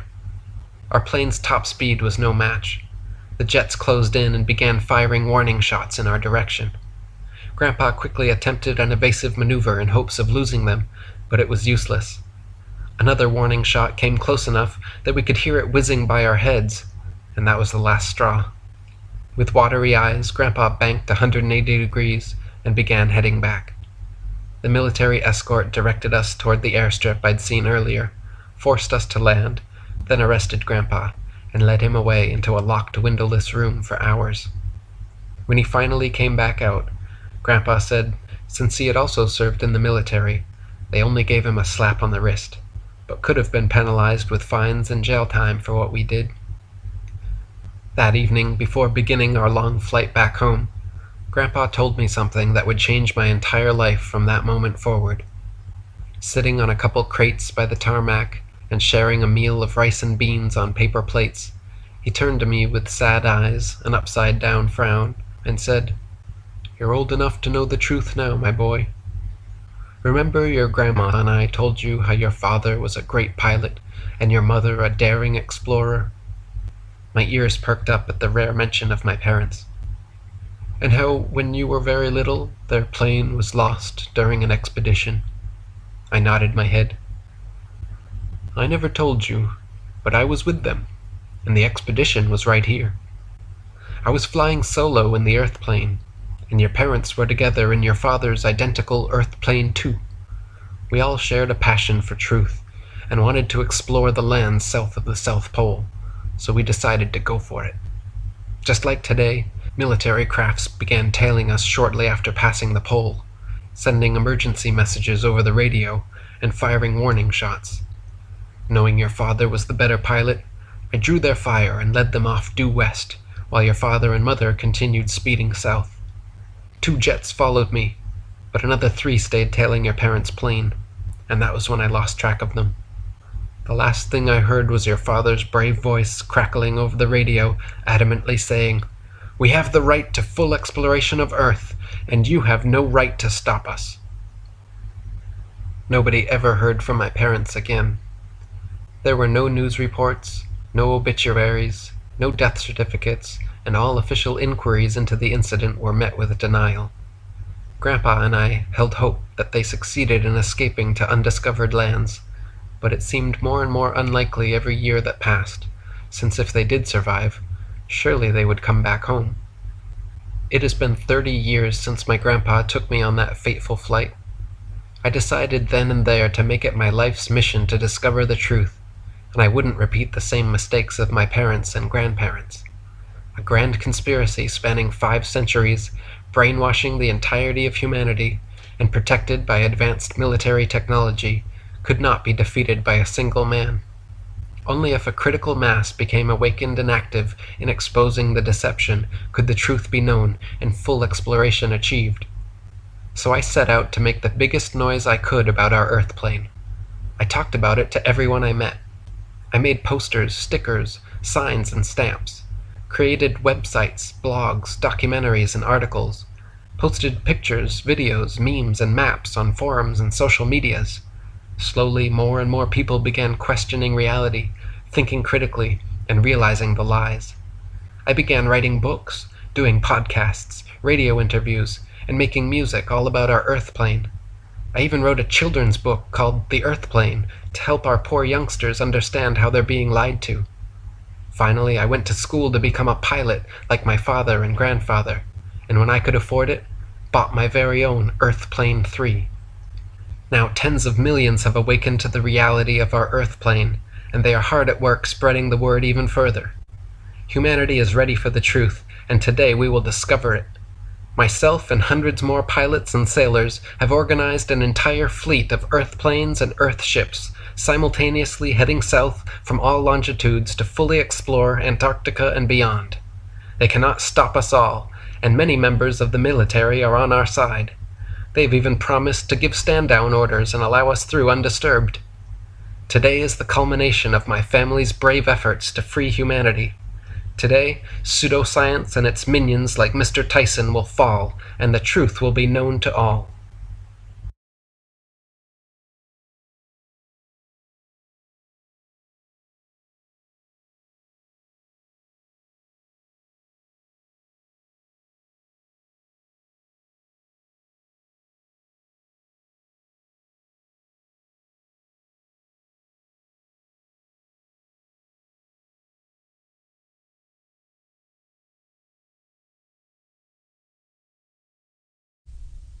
Okay, so in the 1930s, we had both Auguste Piccard and the Russians sending up high-altitude balloons, and they're looking out, and they're not able to detect curvature.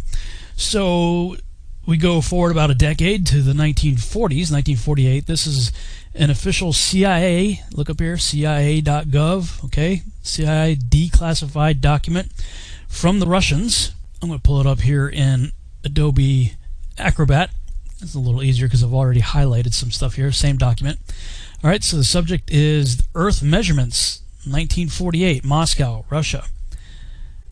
Outer gravitational field and shape of the physical surface of the Earth. They're trying to figure out the shape of the Earth? Wait a minute. I thought we knew the shape of the Earth since Pythagoras and Eratosthenes, right? Well, apparently the Russians didn't get the memo. A study is made of the coordinates necessary for the solvability and uniqueness of solution of an integral equation by the aid of which the outer gravitational field and the shape of the physical surface of the Earth may be determined. So we go through this document a little bit here. It says the methods of studying the shape of the Earth, so this is what their goal is here. They're outlining some of that. The shape of the physical surface of the Earth can be determined with sufficient reliability on the basis only of data obtained from exact measurements. Well, that goes without saying, I suppose. And let's keep going down here. Let's see. We can regard the potential of the real Earth, by this equation here apparently, as known correct to an additive constant, whatever that is, at all points of the physical surface of the Earth and only on the surface, whereas it is not determinable at all other points of space without knowledge of the shape of the Earth. So they're still trying to figure out the shape of the Earth here. But since the shape of the Earth is not known, 1948, the true coordinates of these points, B, L, and H, are unknown to us. So the Russians are having trouble figuring out the shape of the Earth in 1948. Let's look at another document here. Another declassified CIA document up here, right? They're checking out the firmament in this one. Let's go back to Acrobat. 1953 now. Geophysics light scattering, USSR. Trying to figure out how does light work in the atmosphere here. So we get down to page 19 here. It says dissertations defended in the Scientific Council of the Institute of Physics of the Earth, Institute of Physics of the Atmosphere, and Institute of Applied Geophysics, USSR, 1957. March 1957. Looks like March 23, 1957, apparently. The dissertation represents the result of many years of study of the clear daytime sky. The observations were carried out in 12 locations at various altitudes above the sea, various climatic, meteorological, and synoptic conditions. The observations were carried out mainly during high transparency of the atmosphere in the visual range of the spectrum in the absence of a snow cover.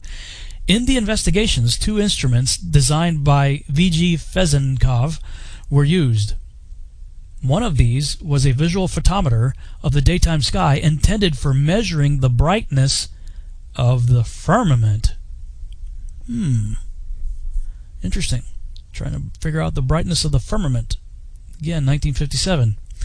The dissertation contains a certain formula of the brightness of the sky, taking into consideration only the brightness of the first order, and derived, get this now, on the assumption of a flat Earth, and giving some conclusions derived on the basis of this formula. So the Russians are trying to check out the firmament based on assumptions of a flat Earth in 1957? Very interesting, huh? Alright, let's see what NASA has to say. Looking at this ntrs.nasa.gov document here, dated April 17th, 1961. Go back to Acrobat, looking at this document from 1961.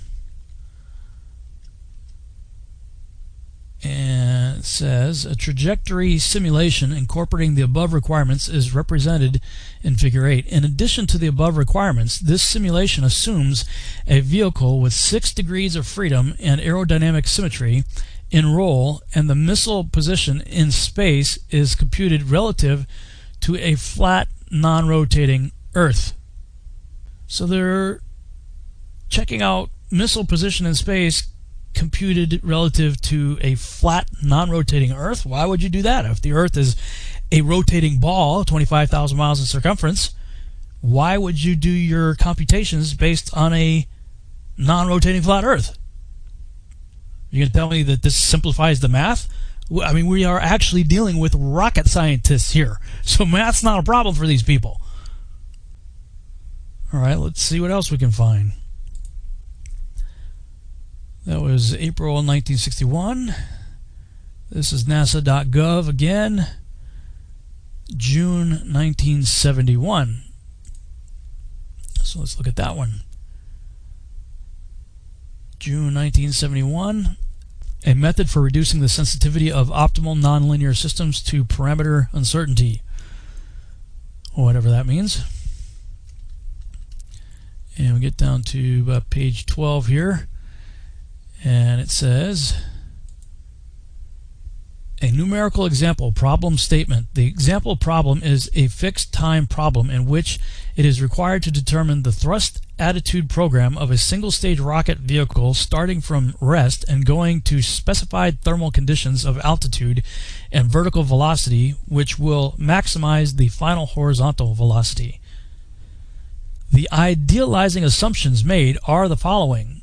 Number 1, a point mass vehicle. Number 2, of the idealized assumptions that are being made for this example is a flat, non-rotating Earth.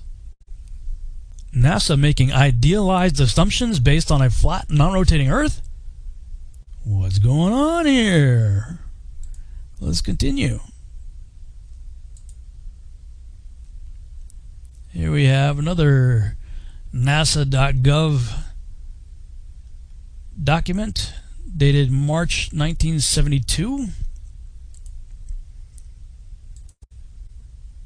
March 1972, NASA Technical Memorandum, determination of angles of attack and side slip from radar data and a roll stabilized platform. Gotta love the titles, huh? Okay, abstract.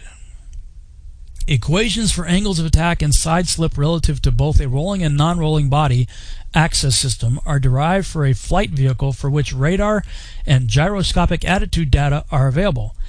The method is limited, however, to application where a flat, non-rotating Earth may be assumed. All right, let's continue. That was 1972, the end of the, or right around the end of the Apollo program. So we go to NASA again, nasa.gov, December 1978. Investigation of aircraft landing in variable wind fields.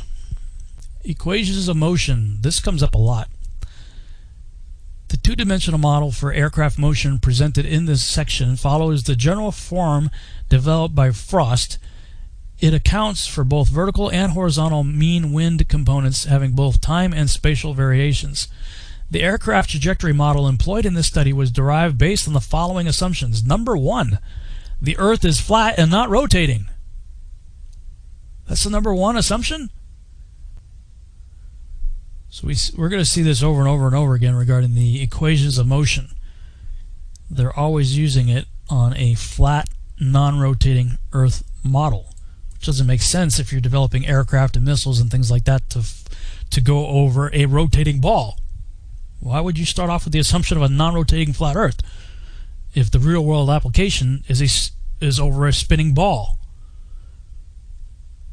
1987 NASA technical paper, 2768, User's Manual for Linear, a Fortran program to derive linear aircraft models.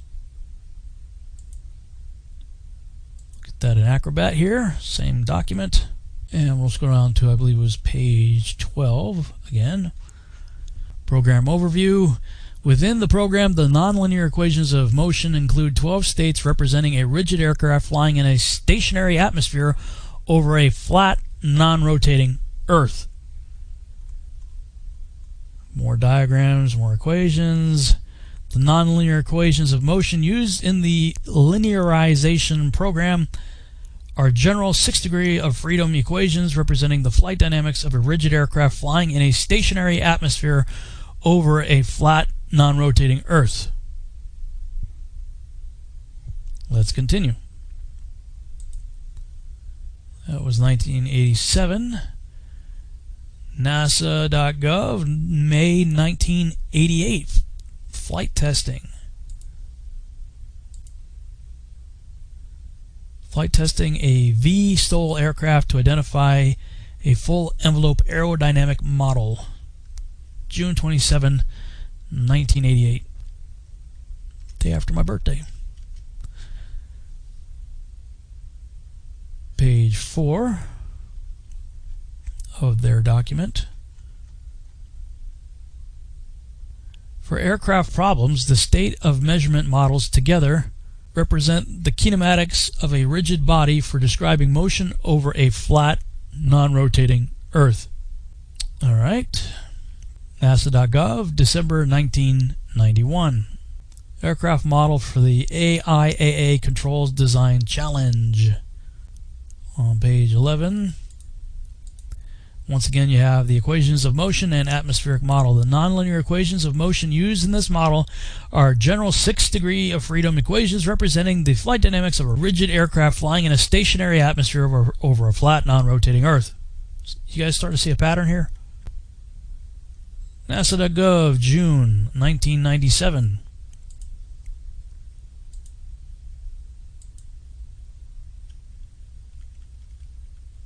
Talking about the SR-71. Predicted performance of a thrust-enhanced SR-71 aircraft with an external payload. One of my favorite aircraft of all time. That's just a cool looking airplane, huh? Let's see what they have to say about a back-mounted hypersonic research vehicle sitting on top of the SR-71.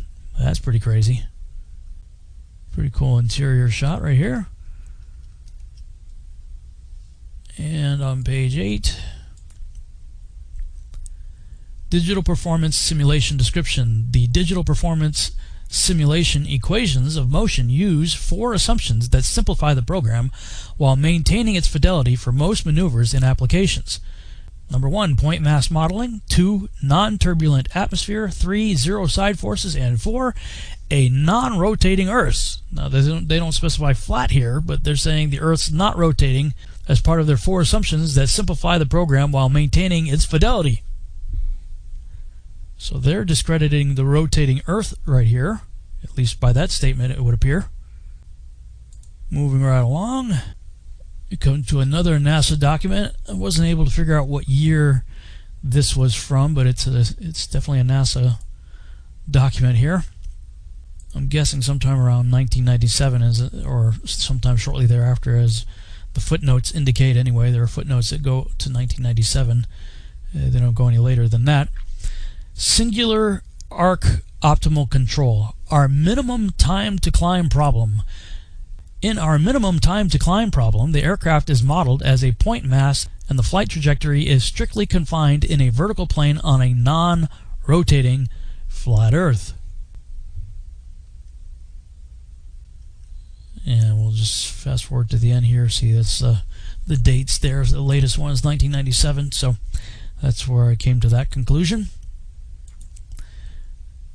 2000, Army Research Laboratory. This is arl.army.mil document here.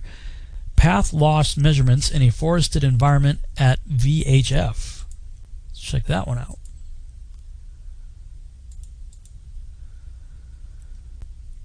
Under data analysis on page 10 of their document here, multipath data. In this section we discuss the data for the measurements described in section 2.2 figure 9 plots the transmission loss as a function of transmit antenna height for 145, 223, 300, 435, and 910 megahertz respectively. The receive antenna height was 2.7 meters and the range was 410 meters for all frequencies except 435 megahertz, where the receive height was 3.6 meters and the range was 200 meters. The expected transmission loss in decibels over a flat Earth is given by the following equation. We get down to page 14 here. HH propagation through the woods. In taking the HH polarization propagation data through woods both in winter and summer, we observed local fluctuations up to 20 decibels. We avoided these large dips in receive power by minor repositioning of the receive antenna. It is important to note, however, that the multipath from the local trees and brush can cause such variations. After the data were inspected, it became apparent that they tended to agree with the theory given by equation 2 plus some fixed attenuation, and therefore allowed us to develop an analytical expression based on flat earth theory. I'll read that again. Therefore allowed us to develop an analytical expression based on flat earth theory. So everybody who wants to label us flat earthers crazy must have to lump in the Army Research Laboratory as part of the Looney Tune bin. Let's see what else they have to say. Propagation of electromagnetic fields over the flat earth. What? Army Research Laboratory, arl.army.mil, by Joseph R. Melita, February 2001. Propagation of electromagnetic fields over flat earth. You guys seeing that? Check it out. There it is again. In the table of contents, figures 6 and 7, comparison of principal fields from an ideal dipole oriented perpendicular and horizontal to a homogeneous flat earth. Figure 7, comparison of principal fields from an ideal dipole oriented perpendicular and horizontal to a homogeneous flat earth. There are the two figures, figure 6, figure 7, over flat earth. Army Research Laboratory. Back to NASA. NASA.gov. June 2002. Stability and control estimation flight test results for the SR-71 aircraft with externally mounted experiments. So we're back to checking out some things on the SR-71. And we get to page 9. Methods of analysis, parameter identification formula. Go through some formulas right here. And it says equations of motion. We come back to that. Once again, these equations assume a rigid vehicle and a flat, non-rotating Earth.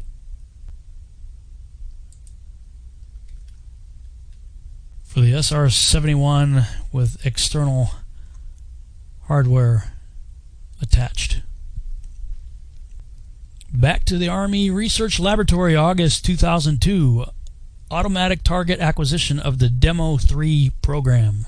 Demo 3 program, Army Research Laboratory. The detection algorithm. The algorithm described in this report was designed to address a need for a detection algorithm with wide applicability, which would serve as a pre-screener/detector for a number of applications.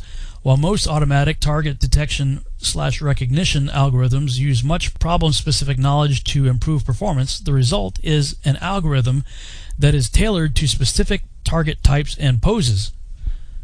The approximate range to target is often required, with varying amounts of tolerance. For example, in some scenarios, it is assumed that the range is known to within a meter from a laser range finder or a digital map. In other scenarios, only the range to the center of the field of view and the depression angle is known, so that a flat Earth approximation provides the best estimate. Alrighty then. January 2003, back to the Army Research Laboratory. See, up arl.army.mil. January 2003.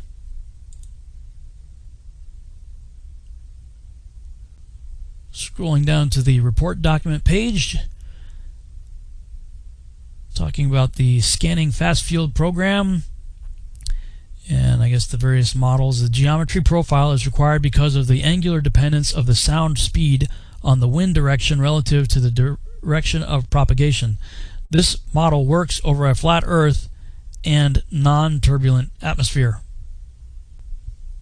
Wonder how it works in a turbulent atmosphere over a spinning ball. Okay, September 2009, Army Research Laboratory. Computationally efficient algorithms for estimating the angle of arrival of helicopters using acoustic arrays.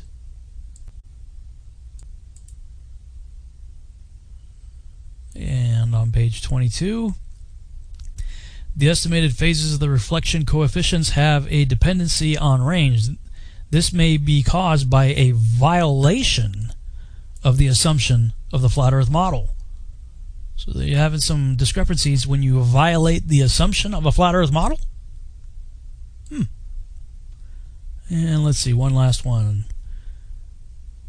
From the Army Research Laboratory, March 2010. Projectile Field Dynamics, page 1. The 6-DOF rigid projectile model is employed to predict the dynamics of a projectile in flight. These equations assume a flat Earth. Why would you project flight dynamics over an assumed flat Earth if in reality we are dealing with a spinning ball?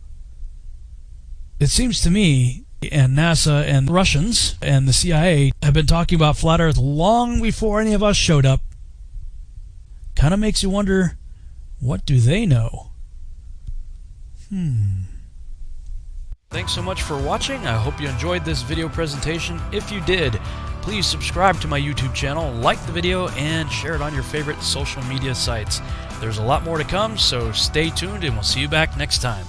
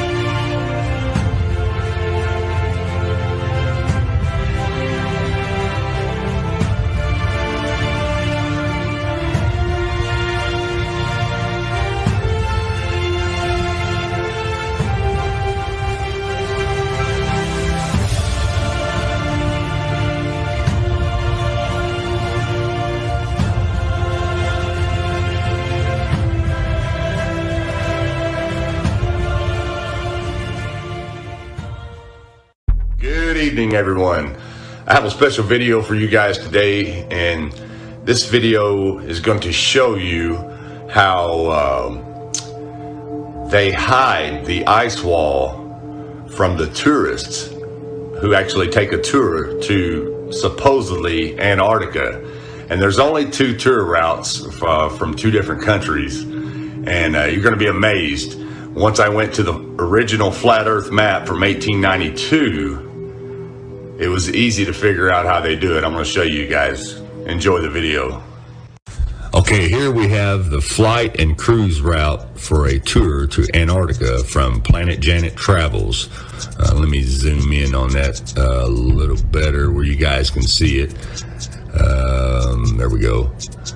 Okay, now let's switch over to this map of the route so you can see the names. It leaves out of Cape Horn, goes past the South Shetland Islands, along the Antarctic tail, and then back up.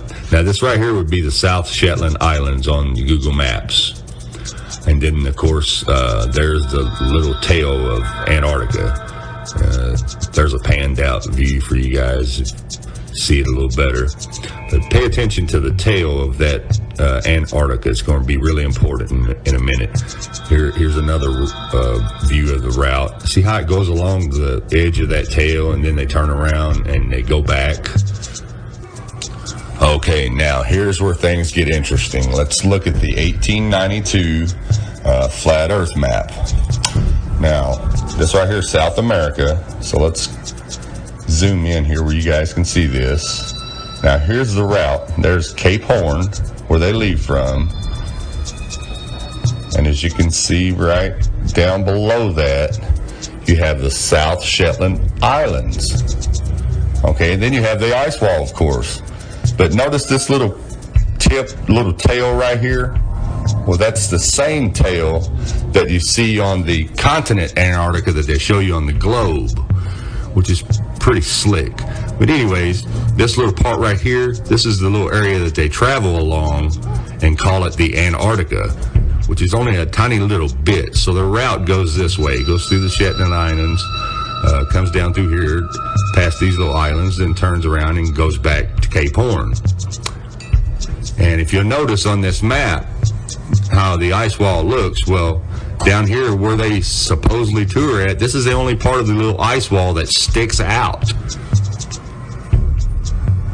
in that area. So you'd be stationed there working, or take a tour and you would never really see the ice wall. You only see that little piece of it that sticks out, because of the rest of Antarctica is off limits. Now let's have a look at the only other tour that you can take to Antarctica, which goes from South New Zealand and back to Tasmania. Now notice, I want you to pay attention to that little Stewart Island there as you leave New Zealand. Notice they go down here to what they call Commonwealth Bay, and then they cruise along a little bit, turn around and go back to Tasmania. Okay, now let's have a look at that route on the flat Earth map. Here we have South New Zealand, and notice right there on the other side of it, you see that little Stewart Island that I was telling you guys to look at on the Google map. Okay, so the route leaves here, goes down here, which on this flat Earth map it says Disappointment Bay. Remember on the Google Earth map it says Commonwealth Bay, and then they go back, return to Tasmania. So anyways, like I said, they leave here, go along this little bitty tiny bulge that sticks out from the ice wall called Commonwealth Bay, Disappointment Bay, whatever. Notice it's the only part in the ice wall except for the other part that I showed you that bulges out away from the ice wall. So anyways, they go down through here, cruise along a little bit, and then return back to Tasmania. That way you never see the ice wall. You only see that little bulge of it that's sticking out there out of this whole map. Most of this wall is cut out perfectly all the way around except for those two little spots. And they both bulge out, and they're at the exact same spot at the bottom of both of those countries, just like it shows you on Google Maps. Now, as you can see, it's really, really simple how they pull it off, making you believe that Antarctica is a continent when it's not. That's why it's called the Antarctic Circle, because it's an ice wall, a circled ice wall all the way around the whole world. And I've had a lot of people say, well, I've had friends that worked there and they didn't see any ice wall, or were stationed there actually, and I'm sure they were stationed there, but they were only stationed in those two little bitty areas that I just showed you, and that's also the only two little areas that you can take a tour to. And the rest of, and I say this in quote when I say Antarctica, is restricted, off limits to the public, to anybody. And that's due to the 1958 Antarctic Treaty. That's because they have something to hide. They know if you went anywhere other than those two spots, you would realize that you're on an ice wall. And even a lot of flat earthers, a lot of my friends of mine always wondered, well, how do they pull it off? How do people not know? And that's exactly how, the way that I just showed you. If the ice wall circles an entire flat plain, how can the elites possibly monitor every mile of the perimeter to keep anyone from getting access? Well, Jeff, and everybody else who's asking, that's really, really simple. I'm going to explain it to you guys really, really quick, okay? Check this out. Now, what you have to understand is this is a naval ice patrol ship. It's also an icebreaker. It can get through places no other ship can go, and even if it tried, it would be crushed into a million pieces. Okay? This ship is designed to cut through the ice and come and find you. It has a sensor on it. You also have buoys on the ocean that have been there for a long time. I think maybe even all the way back to maybe World War II. But anyways, check this out. Even if you can go under the radar of the Navy, they have these buoys that set off signals that will notify that icebreaker, and he will come and capture you quicker than anybody else can get there. That's his job. That's what that ship's made to do. It can break through that ice and find you very, very quickly. There are not any other Navy battleships that can do that. We got some tough battleships, but only a few ships hide behind this ice and wait for you to get there. Now, check this out. Here is a Google diagram of how it works, but you got to cut out the satellite because those aren't real. It's just simple towers. The buoys are like towers on the ocean because the ocean is flat, so they send a signal to each one. And as soon as that signal goes off, when the waves get just a little bit rough, they know exactly where you are. And if you've ever seen a Navy radar, you would know that. Look at it. It's a flat, round disc. Shows the whole Earth. Now, I'm going to show you guys something. They even show you how they can find you without using radar.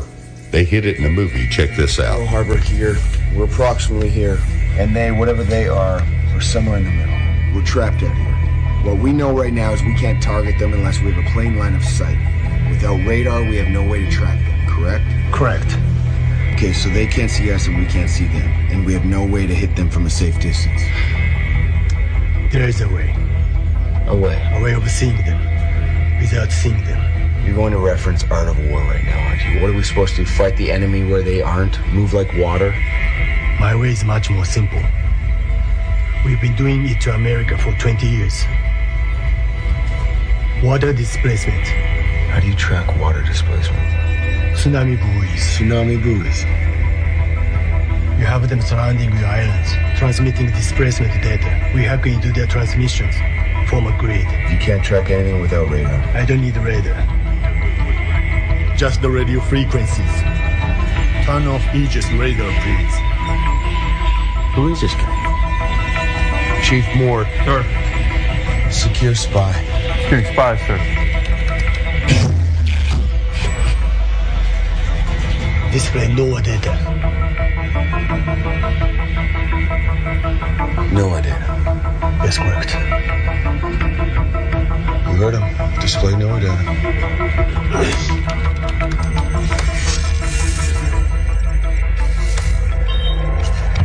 The hell is that? It's a buoy.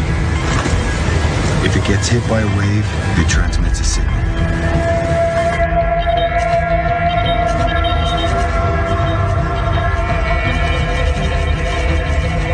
Bring up chart plot. Chart plot. Bring it up.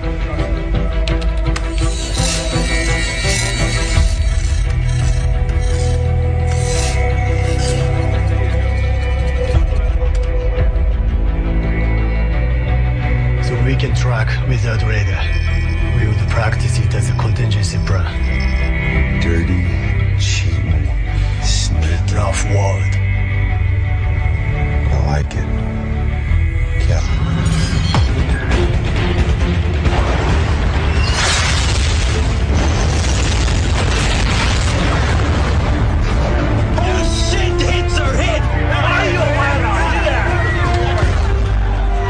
Like I said, the buoys are like towers. They give off a signal, people. So no matter where you are on that ocean, they know exactly where you are. Now, what you are looking at here are the logos of the 5 government agencies that control our so-called globe, our so-called spinning ball. Now, before we identify the logos, let's have a look at this map that hangs on my living room wall. And this map is the Gleason World Map from 1892, number 6 from the Boston Public Library. Okay, and as you can see here, it was published in the Buffalo Electrotype Engraving Company in New York. All right, and as you can see here, it's scientifically and practically correct as it is. Okay, now back to the logos. Here we have the International Maritime Organization, which basically controls our waterways, all of our waterways, how far out we can go into the ocean, territorial boundaries. Okay, so now let's have a deep look into their logo. Now, isn't it awful funny that the people who control how far we can go out in the water have a flat earth map with an ice wall as their logo? Okay, anyways, here we go. The International Civil Aviation Organization. Now, this is the government agency that controls our airways, how far we can fly and where we can fly. And once you fly out too far south, they're going to turn you around. But anyways, let's check out their logo. Okay, as you can see here, hidden in their logo, the agency that controls our airways has the flat earth map with the ice wall around it, hidden right in it. Okay, now here we have the World Meteorological Organization, which basically they control all the mainstream media information we get about storms, hurricanes, and all that good stuff. So, anyways, let's check out what's hidden in their logo.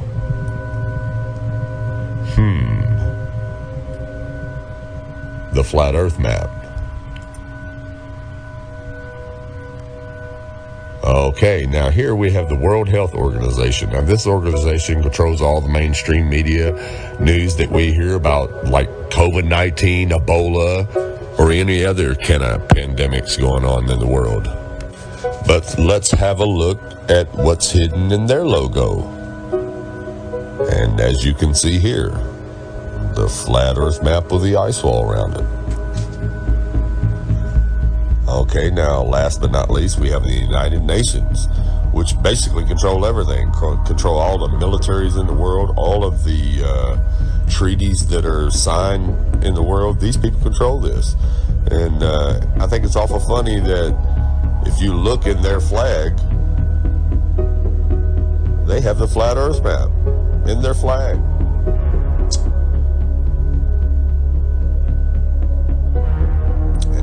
To their General Assembly Hall where they hold all their meetings and sign all their treaties, guess what's on the wall right up above them? The flat earth map. Now this all could be just coincidence, but I don't think so.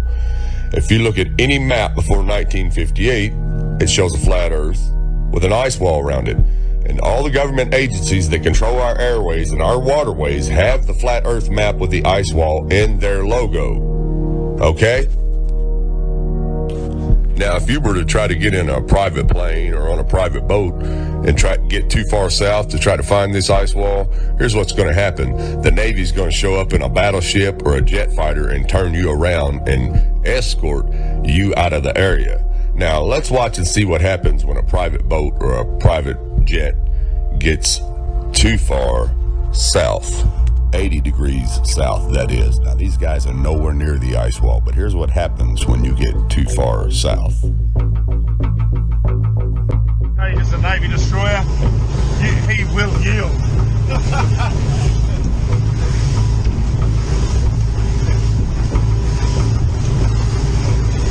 He'll be thinking, that cheeky better not cross my bow. Stop, Josh. They take it seriously. What did they say? You got to yield. You can't just fucking. They think you're going to charge them. We don't know for sure. They did say something. No, they did.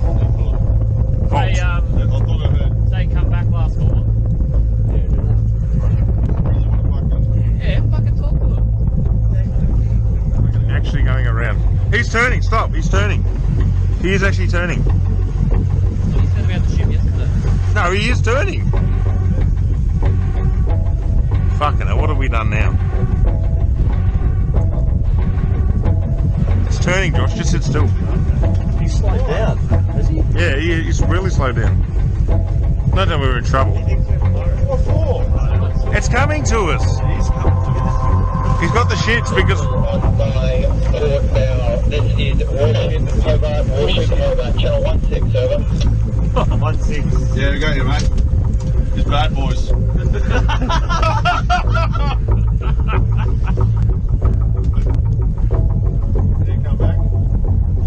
Okay, channel 16.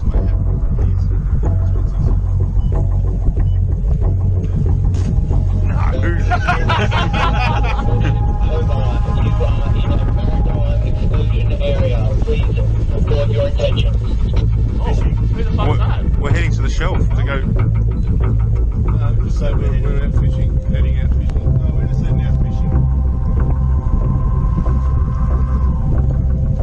He's out, boys.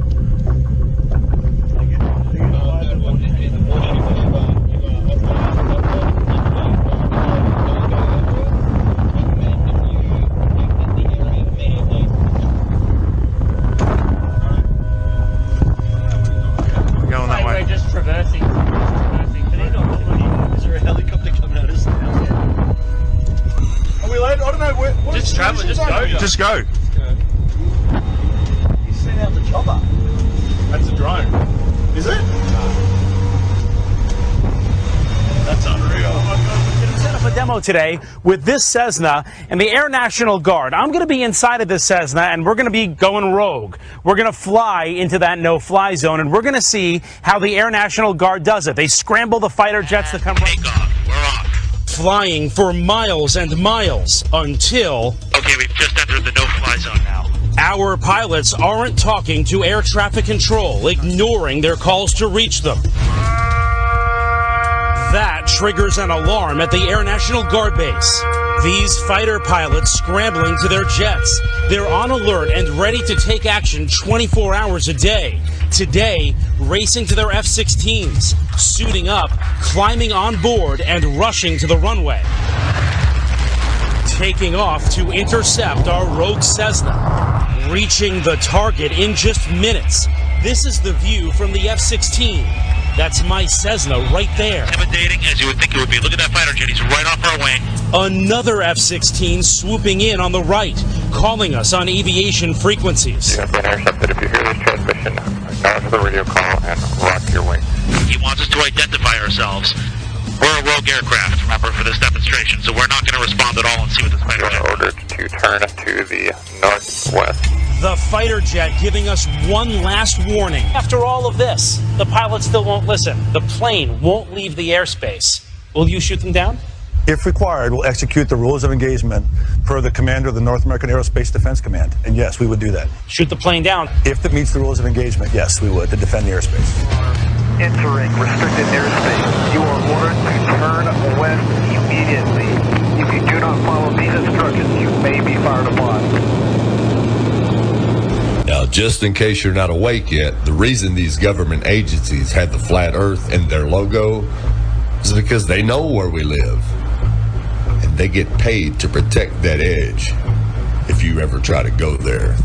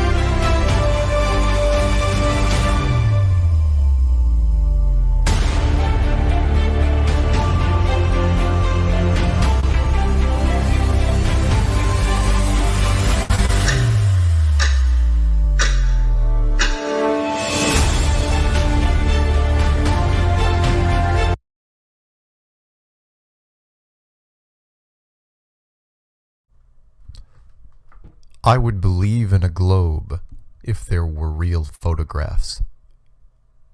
I would believe in a globe if someone measured the curve. I would believe in a globe if someone showed me how water can curve and stick to a ball. I would believe in a globe if the constellations changed. I would believe in a globe if the stars didn't perfectly circle above us.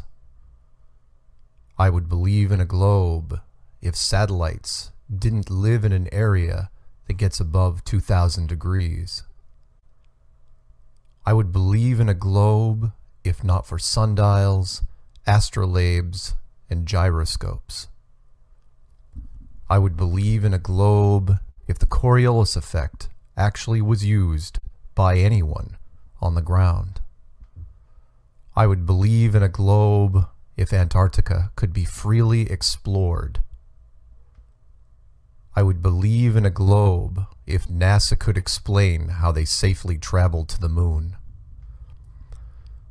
I would believe in a globe if someone could show how the atmosphere just fades into the vacuum of space.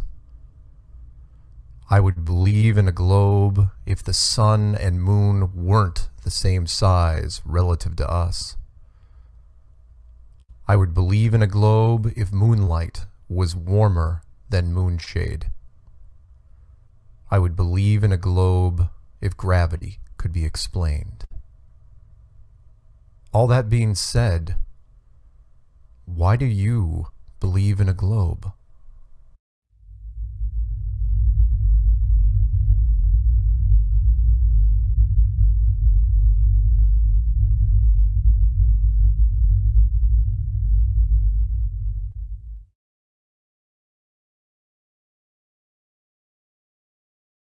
The Flat Earth Society is a controlled opposition group that mixes truth with lies and satire to discredit genuine flat Earth research, a job they've been doing for a long time now.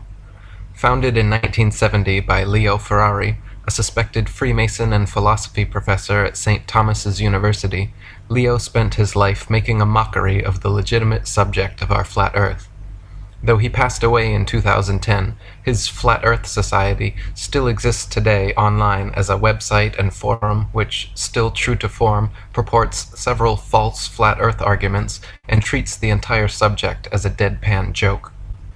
In 1956, a genuine truth-seeker and flat Earth researcher, Samuel Shenton, had started the IFERS, International Flat Earth Research Society, and was making quite an impact with his publications and interviews revealing the truth of our flat Earth to the masses. The globalists attempted to ignore for over a decade before finally creating their competing, farcical, controlled opposition FES, Flat Earth Society, which has spent the past 45 years steering all flat Earth inquiry into the realms of satire and sarcasm. To give an idea of how the controlled opposition works, consider the example of Leo Ferrari's pumpkin-sized rock he would always take during his interviews and lectures, claiming he brought the stone back from the edge of our flat Earth. He would say with a huge smirk on his face how his boat had fallen over the edge, but he was luckily saved by hanging onto this rock. Clearly, treating our flat Earth in this tongue-in-cheek way discouraged people from taking the matter seriously. Ferrari's entire shtick involved approaching the flat Earth subject from every angle except the rational and scientific. For example, he published a series of articles including "The Global Fallacy as a Cause of Racial Prejudice," arguing that people in countries at the top of the globe felt superior to those at the bottom, when in fact there was no top or bottom to the world, so even if one assumed that the world was spherical, the top and bottom have been arbitrarily selected, resulting in racial discrimination against those in the south. How can the globularists, their hirelings and dupes, seriously claim to believe that all men are created equal when they teach that some men are eternally fated to hang like bats from the bottom of a globe on which other men stand upright? The only solution is a flat Earth. So you see, instead of presenting measurements or experiments, instead of presenting any proofs or evidence, Ferrari would often simply argue the flat Earth as a serendipitous, satirical solution to social problems. In a famous 1971 CBC interview, Ferrari was asked, How do you explain the fact that the Earth appears round in the pictures taken from space by the astronauts? Instead of answering and addressing the clear photo trickery involved, Ferrari replied, "Simple. No doubt you're familiar with Einstein's theory of the curvature of space. If space is curved, and modern physics is based on that assumption, the Earth, from space, would appear circular. It's a simple optical illusion." This convoluted, pandering answer really is no answer at all, and serves only to make the listener cock their head and raise an eyebrow. Around this time, Charles K. Johnson, another genuine flat earther, took over the IFERS from the recently deceased Shenton. He and his wife Marjorie, along with being flat earthers, were also vegetarians and anti-vivisectionist activists who campaigned for better treatment of our animal friends. In 1974, when Johnson heard of Ferrari's budding organization, he decided to contact him and wrote a cordial letter requesting further information about his society, to which Ferrari never replied. 2 years later, Johnson wrote another polite letter saying how he was delighted by the prospect of a like-minded campaigner, and said how it was a very happy day when he learned of Ferrari's society. "I feel sure, at the core, we can't be too far apart in aims," Johnson wrote. "I do try to practice what I preach, to think and seek and search out reasonable ideas and concepts." He closed saying that he could hardly wait to hear from Ferrari and hoped very much he would please reply. After 6 months without a response, Johnson wrote one more time, explaining again his sole purpose to enlarge his view and getting and holding on to the facts, which would benefit himself and in time the rest of the world. He requested a reply and a copy of Ferrari's FES magazine. In conclusion, Johnson signed, "Thanks from the bottom of my heart," in advance, but warned that if Ferrari insisted on ignoring him once again, I will then know for sure you are some kind of enemy to the flat earth work. Eventually, Ferrari did reply this time, but not with a message or magazine as requested. He simply enclosed a FES paid application form. Johnson investigated Ferrari's organization further and found that he was using the flat earth idea as a gimmick to entertain and promote the atheistic society. From then on, Johnson worked hard to expand his IFERS and constantly for the rest of his life exposed Ferrari's FES, calling him a false prophet guilty of muddying the waters of truth. Near the end of his life, tragically, Johnson's house burned down, along with all the flat earth materials he and Shenton had collected over their lifetimes. Until his dying day, Johnson claimed the fire to be the result of arson by a NASA agent he had seen snooping around. Until recently, the IFERS had disappeared and only Ferrari's FES existed as a website and message board maintained by moderators who, following in the footsteps of Ferrari, make a mockery of the whole thing and turn every thread into a joke, deterring any serious flat earth researcher from pursuing further. The only redeeming aspect of their website is the library of other people's flat earth material they maintain, which is actually quite good.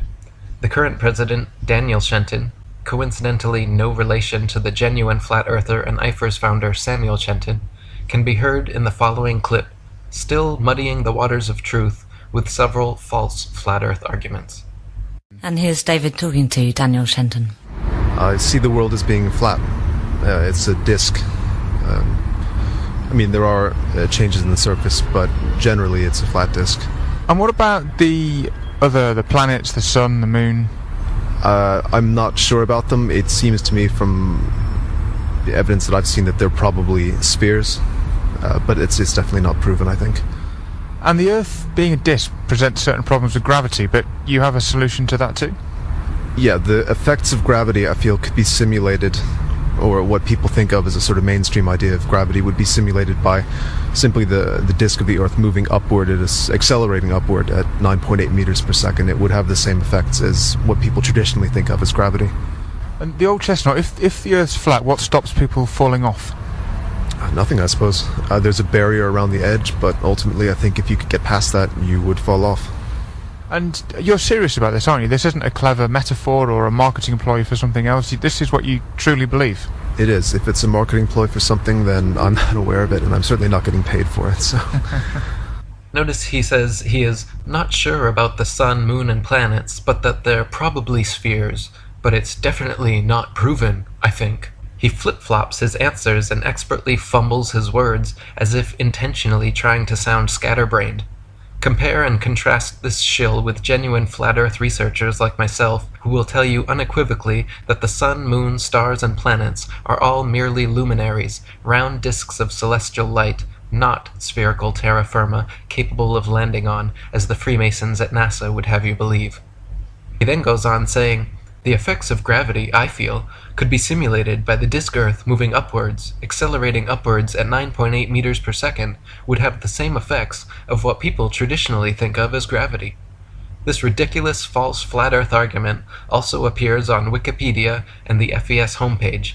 It is provably wrong, as the upwards accelerating disk would smash into all helicopters, planes, and hot air balloons, making sustained flight of any kind impossible. But they purposely promote these straw man arguments so flat Earth neophytes will rightly laugh off their dumb explanations, and then, following suit, write off the entire subject. To combat Ferrari's Flat Earth Society controlled opposition forum, and in memory of Samuel Shenton, Charles Johnson, and other true Flat Earth researchers of the past, I have now restarted IFERS, the International Flat Earth Research Society Forum. Please join up and help make this a useful and informative board. Please visit us and join at ifers.123.st. There's this one video where the actor is going around a corner and he is faded out before making it completely out of the viewer's sight.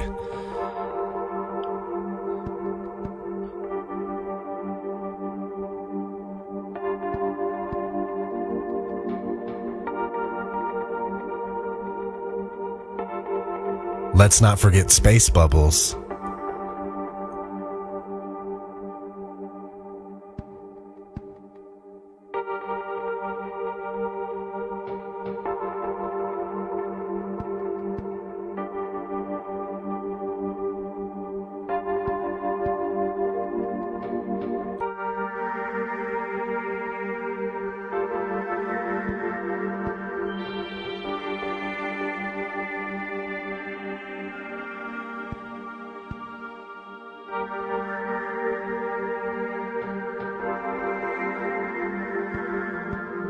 Dave Williams about to move out of the Quest airlock. Those particles that you see emanating from the airlock is said by the EVA officer Paul Boehm in Mission Control to be particles of water from the crew's sublimators on their spacesuits.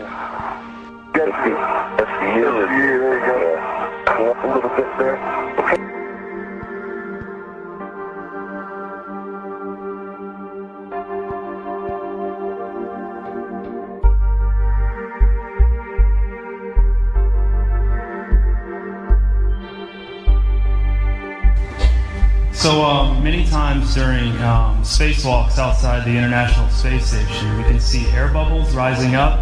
Can you touch on how there are air bubbles in space? Can you be more specific? Air bubbles? So yeah, like a lot of times during the footage, the NASA footage, you can see bubbles coming up out of the helmets or kind of from underneath you. How do you explain bubbles in space? Yeah, I'm not sure exactly what you're talking about. Oh, and it just happens that actors train in an underwater tank.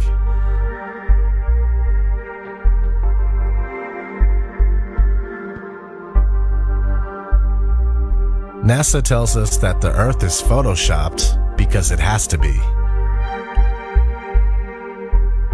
It is photoshopped, but it's has to be.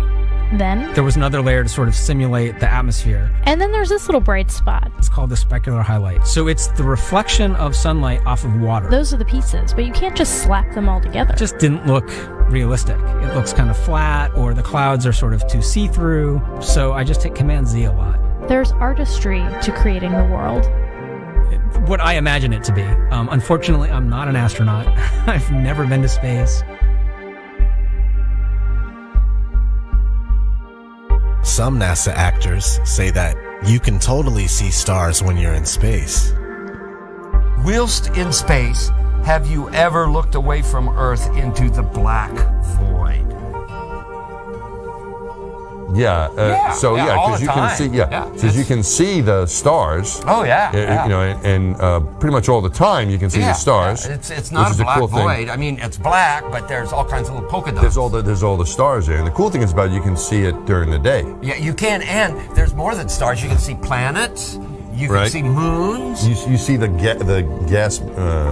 Magellan clouds of the Milky Way you see galaxy. The Magellanic clouds. Magellanic. See, I just wanted the Magellan clouds. There's a large one and a small one, right? Yeah. And then you can see the zodiacal light. Whoa! But the NASA actors from 1969 say that you can't see the stars in space. We were never able to see stars from the lunar surface or on the daylight side of the moon by eye without looking through the optics. I don't recall during the period of time that we were photographing the solar what stars we could see. I don't remember seeing any.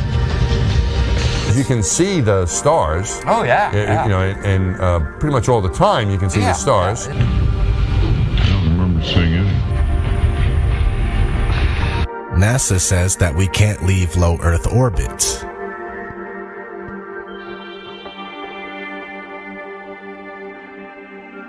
Right now, we only can fly in Earth orbit. That's the farthest that we can go. The kinds of technologies that we're testing out on Space Station are definitely helping us with our goals of going beyond low Earth orbit. Early in the next decade, a set of crewed flights will test and prove the systems required for exploration beyond low Earth orbit. And this is really the beginning, I think, of human beings leaving low Earth orbit. One thing I really want your generation to embrace is that the Earth is a closed system. We cannot leave the Earth. One thing I really want your generation to embrace is that the Earth is a closed system.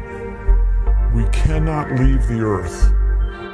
NASA tells us that they lost the 1960s technology that took us to the moon. I'd go to the moon in a nanosecond. The problem is we don't have the technology to do that anymore. We used to, but we destroyed that technology, and it's a painful process to build it back again. The ultimate destination is Mars. If you gave me all the money in the federal budget today, I could not get a human to Mars. I think that what you're doing is taking a shot in the dark. You have no way of knowing if any commercial entity will ever be able to put a man in orbit, no matter how much money you throw at them. What you're doing is you're taking NASA's manned space program and making it a faith-based initiative. I yield the rest of my time. NASA also says that they lost the telemetry data for the moon missions. I haven't seen anything that indicates the telemetry data is even in existence, and as I said, even if we had it, we don't have the machines to play it back. Unfortunately, I'm afraid I can't really give you much of a clue as to where this data ended up and whether it still exists or not. Produced by the modial interaction of magneto-reluctance and capacitive directance. The original machine had a base plate of prefamulated amulite surmounted by a malleable logarithmic casing in such a way that the two spurving bearings were in a direct line with a panometric fan. The latter consisted simply of 6 hydrocoptic Marsal vanes, so fitted to the ambivation lunar wane shaft. There's nothing to debunk. It debunks itself. When they can't offer you practicality and a definition of what it is they're actually claiming.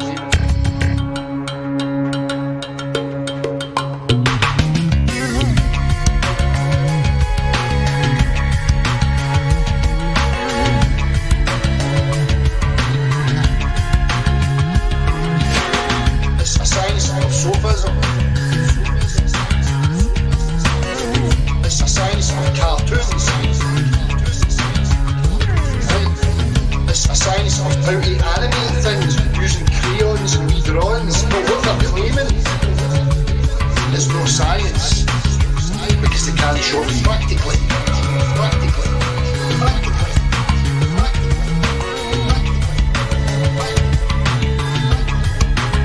It's no science. It's a science of deception. It's a science of deception. It's a science of deception. It's a science of deception. Is it fucking that apart?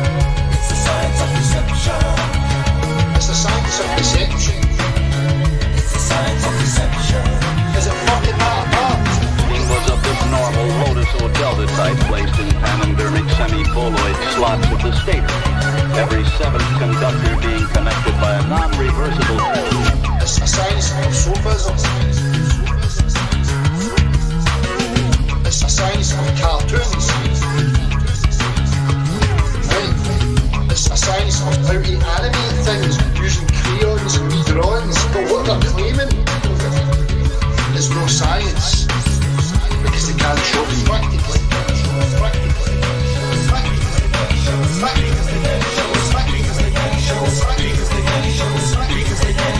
There's no science. It's the science of deception. It's the science of deception. It's the science of deception. It's the science of deception. Is it fucking that or not? It's the science of deception. It's the science of deception. Right? It's the science of deception. It's the science of deception. Is it fucking that or not?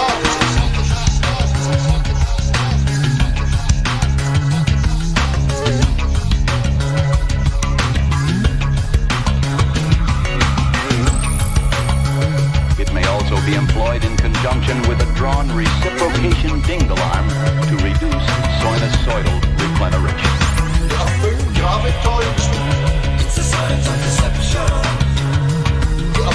Gravitoids. Science of deception. It's the science of deception. It's the science of deception.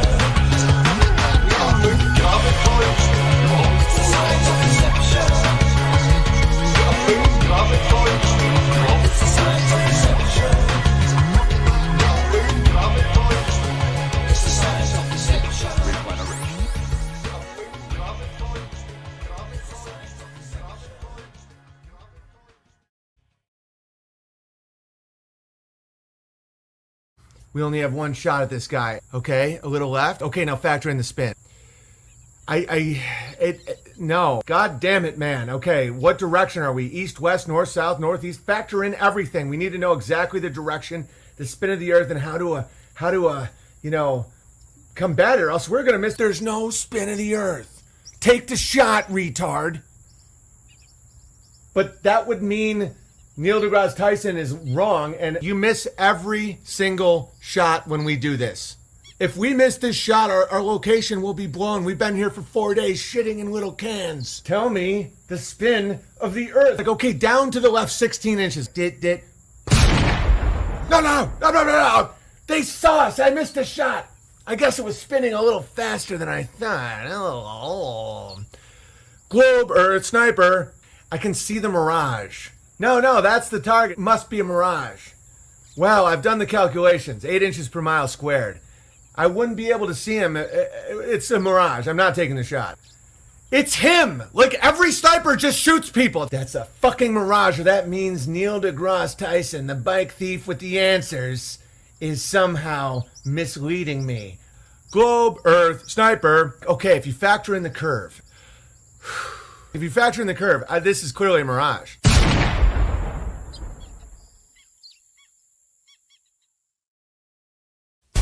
You went on a podcast and you said you believe the earth was flat. But on that podcast, I was just really like, man, what's going on within our world? And just a whole bunch of truth and conspiracy. I was just like, whoa, this is too much for me. And then I come out and say that, and then, whoo.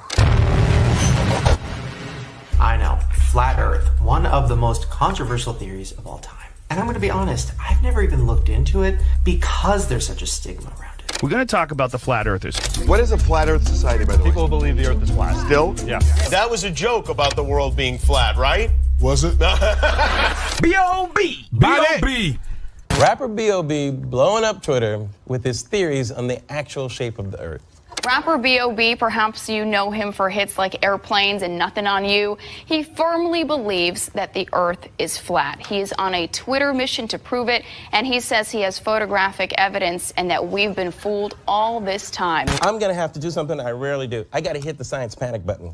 Science Emergency Defense Program initiated. All right, listen, B.O.B., once and for all. They got at you about the flat earth thing. Rising is always eye level. Once you go flat, you never go back. Where is the curve? Of course, in a free society, you can and should think whatever you want.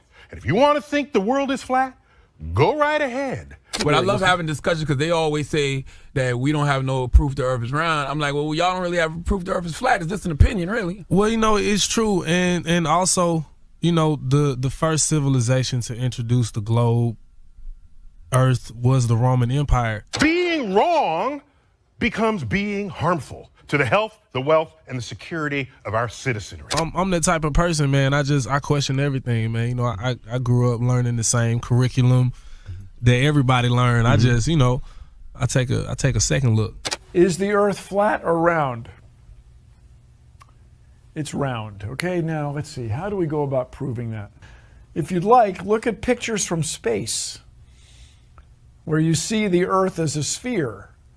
Those pictures are not fake. All the pictures that they take of the Earth are composite images, so no images that we see are actually ever a camera from real far away looking at the Earth. Wait, what do you mean? They're all composite images because they can't just get it all in one shot, so they have to go around the Earth and take a bunch of pictures and then they piece it together.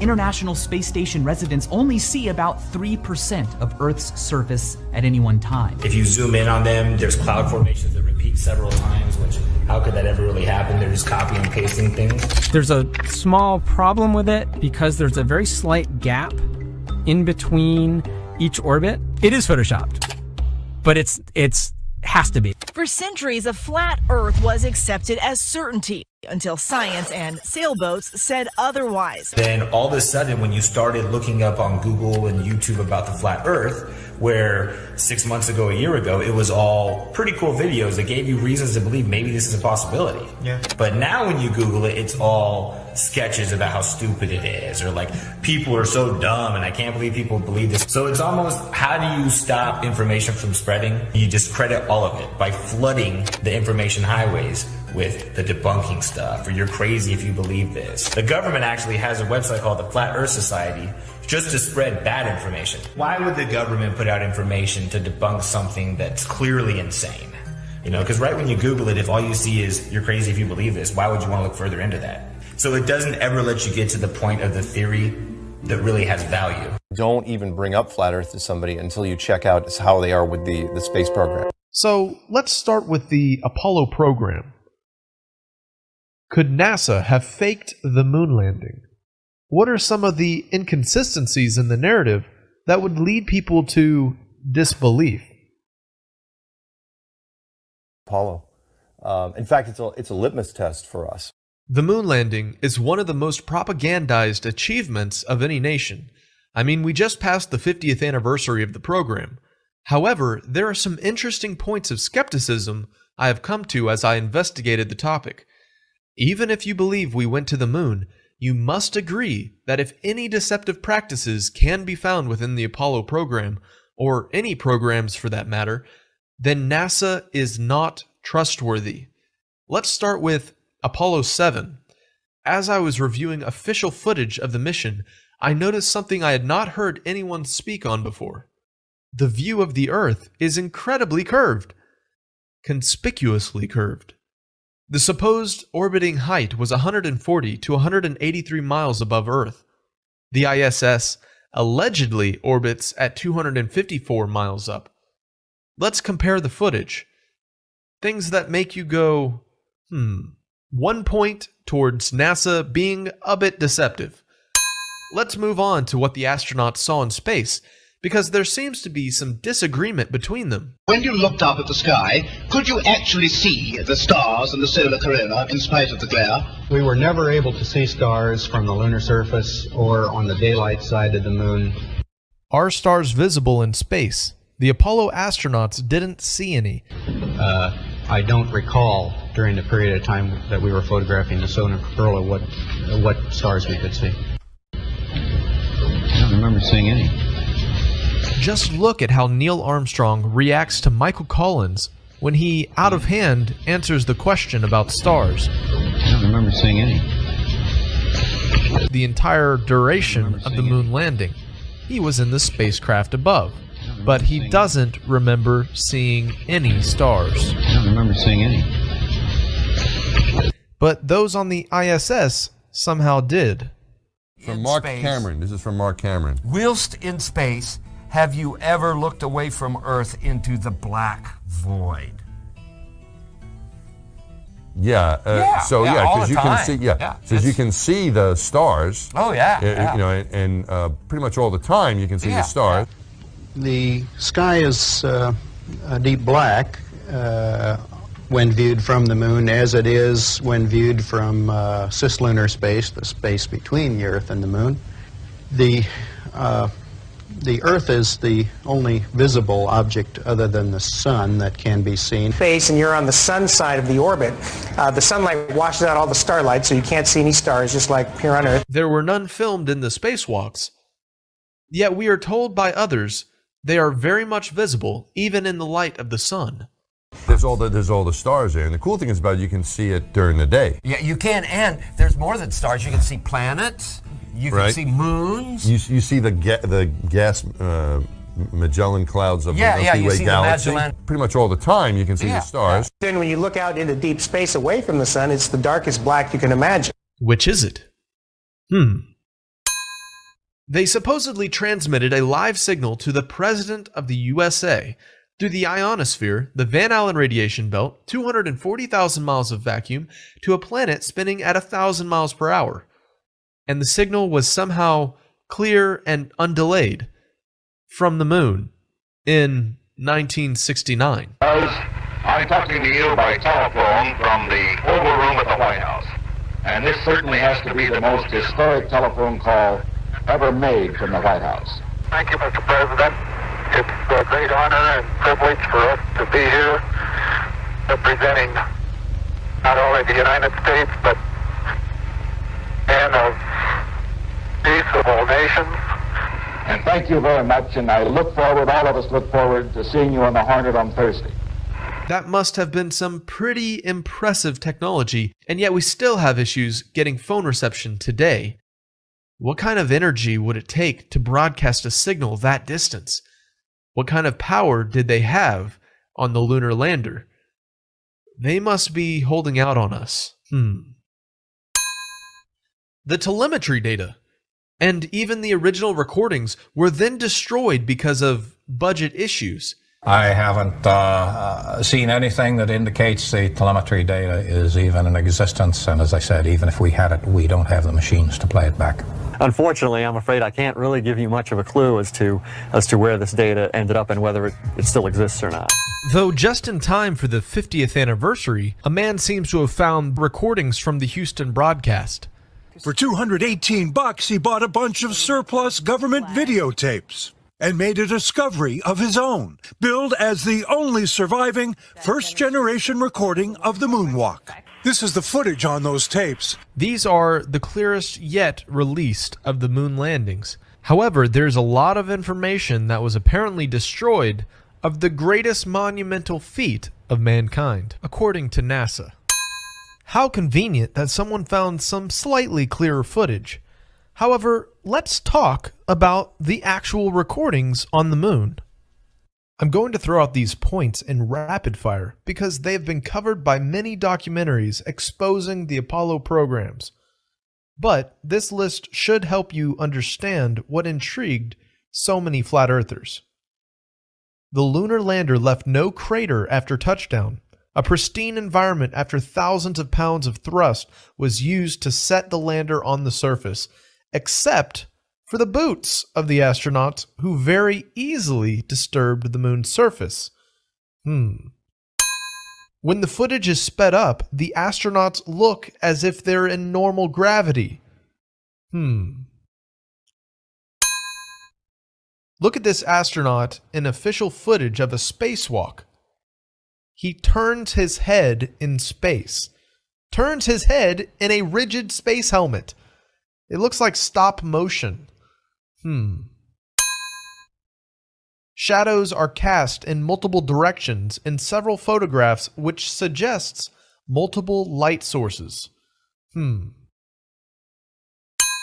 Crosshairs on official photographs lie behind the subjects, suggesting photo manipulation.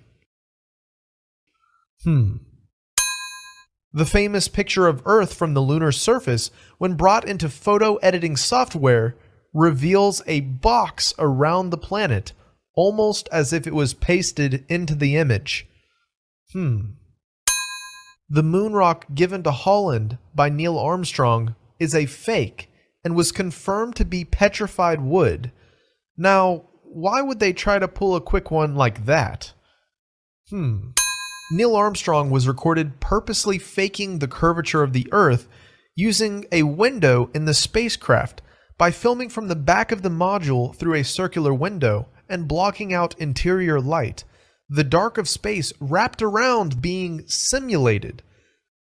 Very good. Well, we shut out the sun coming in some of the other windows into the spacecraft, so it's looking through the number one window, and there isn't any reflected light. We only have one window that has a view of the Earth, and it's filled up with the TV camera. Why was this necessary? Could they have simply been in the high upper atmosphere? Faking the footage could have been justified because of the arms race between the United States and Russia, but also the enormous amount of tax money that is continually poured into the space program. They were spending roughly $58 million a day, according to inflation, since 1969. The technology they used to get to the moon is destroyed, and they cannot replicate it. Which is why we have not been back to the moon since 1972. I'd go to the moon in a nanosecond. The problem is we don't have the technology to do that anymore. We used to, but we destroyed that technology, and it's a painful process to build it back again. No other country has performed a manned mission to the lunar surface. And in nearly 50 years, we never thought to set up a camera pointed from the moon to the Earth, like the ISS footage we can watch on YouTube live. If it's real, that is. Which would have been cool.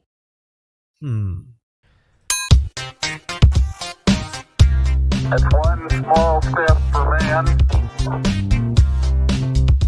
one giant leap for mankind. Why has nobody been to the moon in such a long time? That's not an 8-year-old's question. That's my question. I want to know, but I think I know. Because we didn't go there. We didn't go there. We didn't go there. And that's the way it happened. No, this is a secret I've been keeping for almost half a century. On July 20th, 1969, Neil Armstrong and I pulled off humanity's first extraterrestrial prank. Why don't you just put the end to the record in the argument and put your hand on the Bible, swear to God you walked on the moon. Mr. Sabro, knowing you, that's probably a fake Bible. Well, you're talking to the wrong guy. Why don't you talk to the administrator at NASA? We're passengers. We're guys going on a flight. I don't hit people, but you're going to be on the deck unless you get the heck out. I appreciate it. And get the hell out of the house. Well, I take your stuff and get the Why don't you quote me and say it's bullshit? When the shadows interact with, I don't give a damn about all that shit. You're the one who said you walked on the moon when you didn't. Calling the kettle black if I ever thought of it. Saying I misrepresented myself. Away from me. You're a coward and a liar and a thief.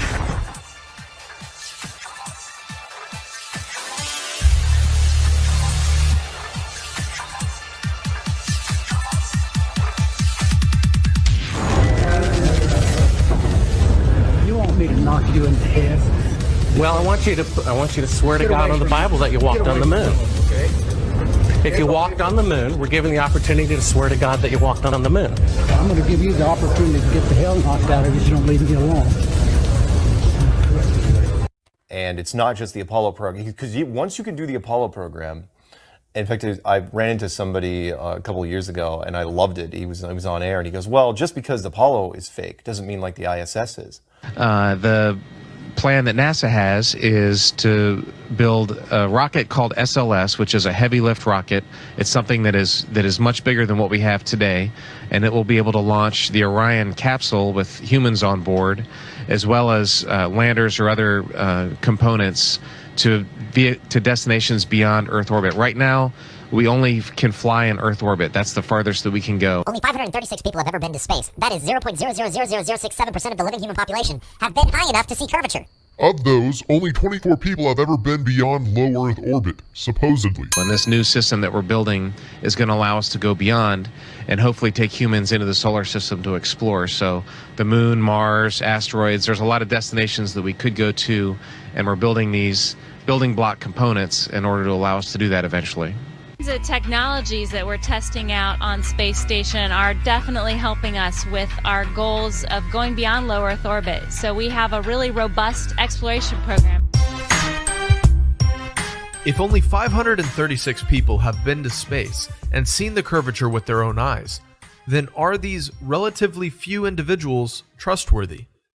We're going to review some footage of the 0.0000067 people who are the only humans to witness curvature with their own eyes. And this is a fact. Anyone else would have had to reference the imagery and video produced by these people and their agencies. The issue is recordings like this one, where this astronaut's hair seems permed. See the hair? See the hair? Why isn't it flowing all over the place in the absence of gravity? Or this moment here, where a cable is grabbed to stabilize a spinning astronaut. It almost looked invisible. Your eyes aren't fooling you, even though they wanted them to.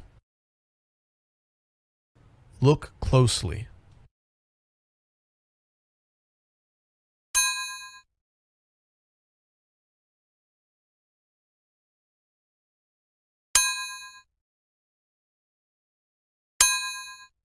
This guy's shirt displays a point caught on what could be a wire. Look closely. Guy in background looks like he is wearing a harness. Augmented reality is also a supposed deception on the ISS. This guy is literally grabbing nothing and putting it away.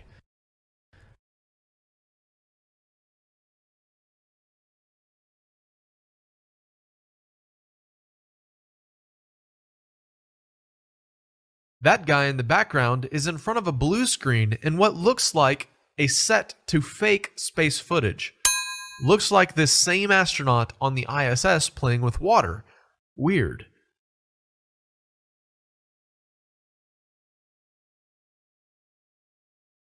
Look at the same objects around him, but different backgrounds. Metal pole and wire here, and a metal pole and wire here. This astronaut is playing with something out of a video game. So what about astronauts? The space shots are actually shot in a swimming pool, and they're shot in a place that's called the NASA Neutral Buoyancy Lab. NASA's Neutral Buoyancy Lab has a mock-up of the ISS in a swimming pool that some suggest is used to film spacewalks. I was told my tax dollars were going to murdering monkeys in space. And now you're telling me they're just faking it in a jacuzzi? Bubble. Bubble. Bubble. Bubble. Bubbles. Bubble. Bubble. Bubble. Bubbles. This is from Joshua Nowicki, and what you're seeing here is a mirage. We typically would not be able to see this from the Lake Michigan shore. We talked about this last night. Conditions are right on the lake that we're actually seeing a mirage of the Chicago skyline. Very interesting here. Here's what's happening. This is a good example of a superior mirage. So Joshua was on the Lake Michigan shore. He was looking towards the west, and Chicago's beyond the horizon. Should not be able to see it. However, with the right conditions, we have an inversion. We have cold air near the cold lake water and some relatively warmer air above it. This will bend the image of that skyline back towards the viewer. And so typically we would not be able to see this. This image would be viewable from much, much higher in the sky, up in space. But instead, we're able to see it on the Lake Michigan shore. The official math given for the Earth's curvature is 8 inches per mile squared, and when people can zoom in on objects that are supposedly hundreds or thousands of feet below the curve, this creates some major questions. Thousands of recordings began surfacing online as people began to bring back ships and other objects from over the horizon. Using special cameras like the Nikon Coolpix P1000, rigging them to view in infrared, which cut through atmospheric distortions and allowed people to see even further than science would have us to believe is possible. We do have a rare view of Milwaukee for you. It comes from the other side of Lake Michigan. Now check out this picture. It's of the city lights that were taken last Thursday night in Muskegon, Michigan, some 70 miles away from Milwaukee. So why does Milwaukee look so close? Well, scientists have a name for it, but it's best explained as simply a mirage. 13458 was the elevation for the distant mountain range. And from this other place right here, which is at 2820, and just to confirm, yep, 9251 and change, so 9252, let's just say, round it up. That's the altitude of the photographer. So we go to, let's just go ahead and copy that. Go to the Earth Curve Calculator here. Everybody likes to use height of the observer, 9251.969, and the distance at 440 kilometers away. Let's do this as kilometers and miles. 273.403. 273.403. So, what is supposed to be hidden, according to this? The horizon is at 117.799969 miles away, according to this. If you're here, this is at that altitude, your horizon is going to be at 117.8 miles away, and the target over here should be 16,140.1805 below your ability to see it. So let's do something else here. We'll use a little calculator here and see what the difference is. 16,140.1805. Subtract the height of the mountain, which was again 13,458.005. So if I'm understanding this correctly, then the top of that mountain range should be 2,682.1755 feet below the curvature.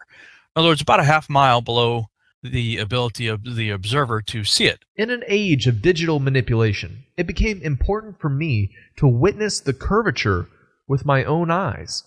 Science is observable, repeatable, and testable, right? Unfortunately, I still have yet to see the curvature with my own eyes, perhaps because of my own visual limitation or lack of altitude. What about from planes or from a higher elevation? Growing up, I had flown numerous times from Asia to the USA, and I remember staring out the window on those long, cramped flights. The horizon always seemed to be at eye level, never sloping away.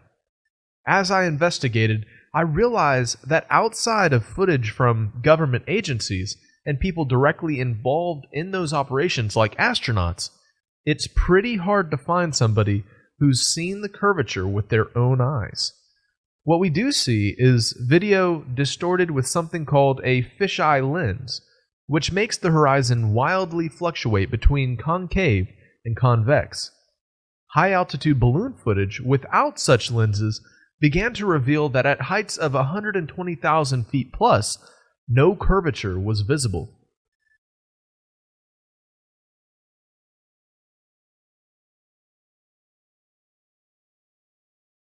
Crazy, crazy, crazy high. There we are. Ladies and gentlemen, 70,000 feet. Felix Baumgartner was 50,000 feet higher than you were. Felix Baumgartner is going to get his heart broken over the curvature of the Earth. Oh, how I can't wait to see the curve. Couldn't see it from mountains.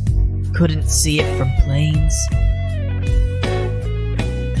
Now at 128,100 feet, this balloon ride will give me what I want. What? It's flat? Houston, cut to Outer Fish Islands camera ASAP. I've been catfished. False advertising. Curvature relationship expert Neil deGrasse Tyson comments on the relationship. With a really wide-angle lens, which curves horizontal lines. So in the photo, you see this curvature of Earth's surface. Wow, he's in space. Look at that. No, he's not. At that height, you don't see the curvature of the Earth.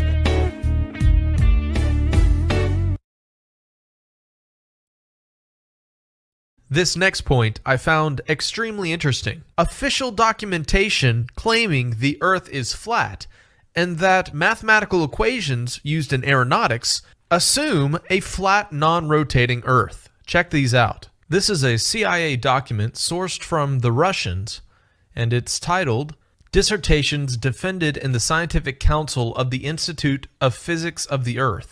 In the document, it mentions a near sun and a formula that is derived on the assumption of a flat Earth. This United States Army document from the Army Research Laboratory on the propagation of electromagnetic fields over flat Earth mentions transmitters placed on the surface of a flat, idealized Earth. In one of its figures, it also mentions flat Earth. In another Army Research Laboratory document, it depicts a diagram showing a flat Earth, crepuscular rays that we mentioned earlier, and a near and localized sun.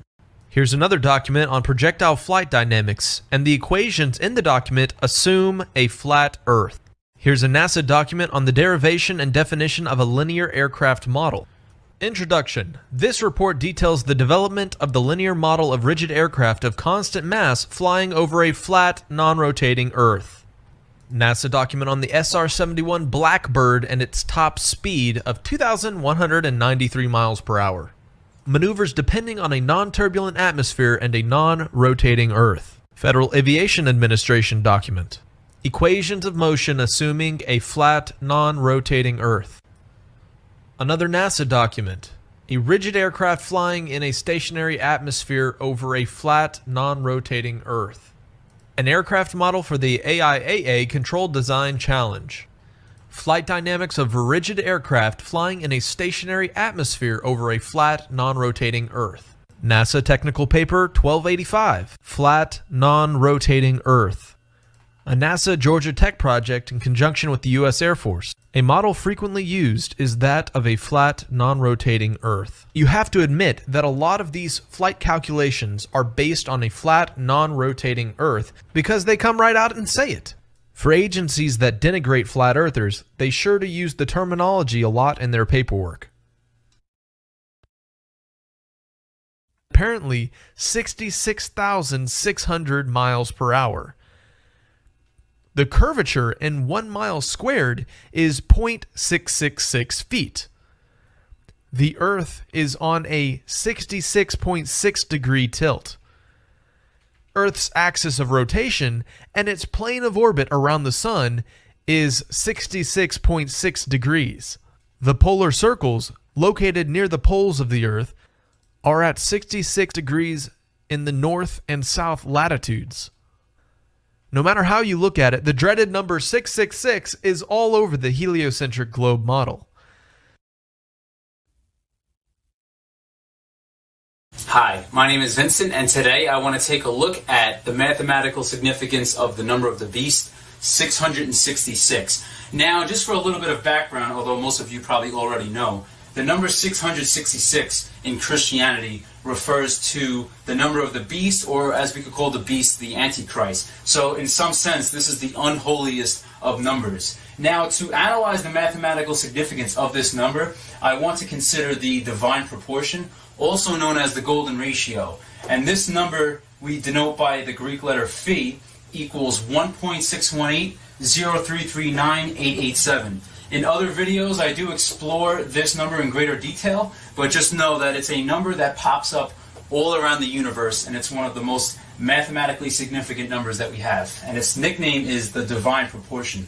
So let's see how we could explore this number 666. So using a pocket calculator, you could type the expression sine of 666 degrees plus cosine of 6 times 6 times 6 degrees. And you could punch this entire expression right into your calculator, but to see how it simplifies, just so you could follow along easier, the sine of 666 degrees is negative 0.80901699,437. And also the cosine of 6 times 6 times 6 degrees, if we simplify this, this is the cosine of 216 degrees. That's the result of multiplying 6 times 6 times 6. And when we evaluate the cosine of 216 degrees, we should get the same thing. We get negative 0.80901699,437. So now when we add these two numbers together, the result will be negative 1.6180339,887. And now this decimal will continue on for a few more places. It may continue on forever, but I'm pretty sure that this decimal terminates. But the point is, the mathematical significance of the number of the beast, now we can see it. When we use basic trigonometry with the number of the beast, notice how the value of this expression here is the additive inverse of the golden ratio. So if we analyze this a little bit closer, this tells us that an expression here that uses the number of the beast results in the additive inverse of the golden ratio. So that tells us that the number of the beast, in some sense, is the inverse of the holiest number that exists in mathematics. So it's just a really interesting relationship that exists when we use the sine and cosine functions, but using your calculator, we could generate the inverse of the divine proportion using the number of the beast. So, okay, well, this is going to conclude this video on analyzing the mathematical significance of the number of the beast. Thank you all for watching, and I hope that this was enjoyable.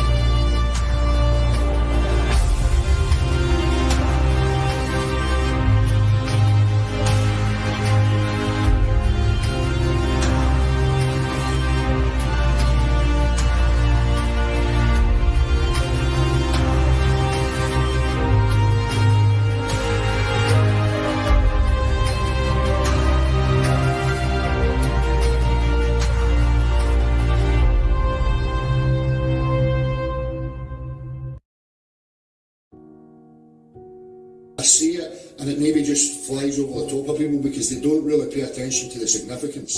And again, I'm going to repeat it. You don't know we're here. There is no true wisdom and guidance for what it is to be alive, to be a human being, and what's expected of you. In order for you to have that, there has to be objective facts.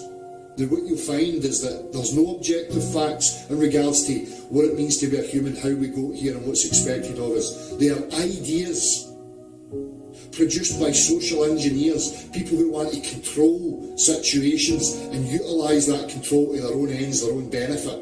Right? And that's been done, and it's spread en masse. Right? And if you look back, there's a difference between natural living and natural community and people progressing through those means than what we've experienced through our life, because we have not been in a natural situation, we've been in an unnatural situation, a coerced, manipulated situation. But again, these were only ideas and products offered to people. The people bought into them and made themselves subject to it.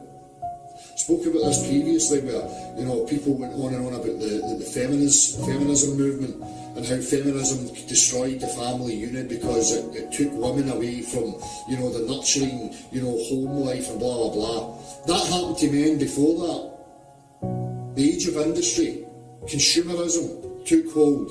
Men were convinced through whatever processes to leave the family, to leave their communities, and to go and start contributing to a bigger picture, which they were probably told at the time would benefit the generations to come after in regards to the infrastructure, the roads, the rail network, the water systems, the electricity, whatever else. And again, these people at that time were hoodwinked, right? Because they probably done it from the best of interests, right? Thinking it would benefit those to come after them and whatever else.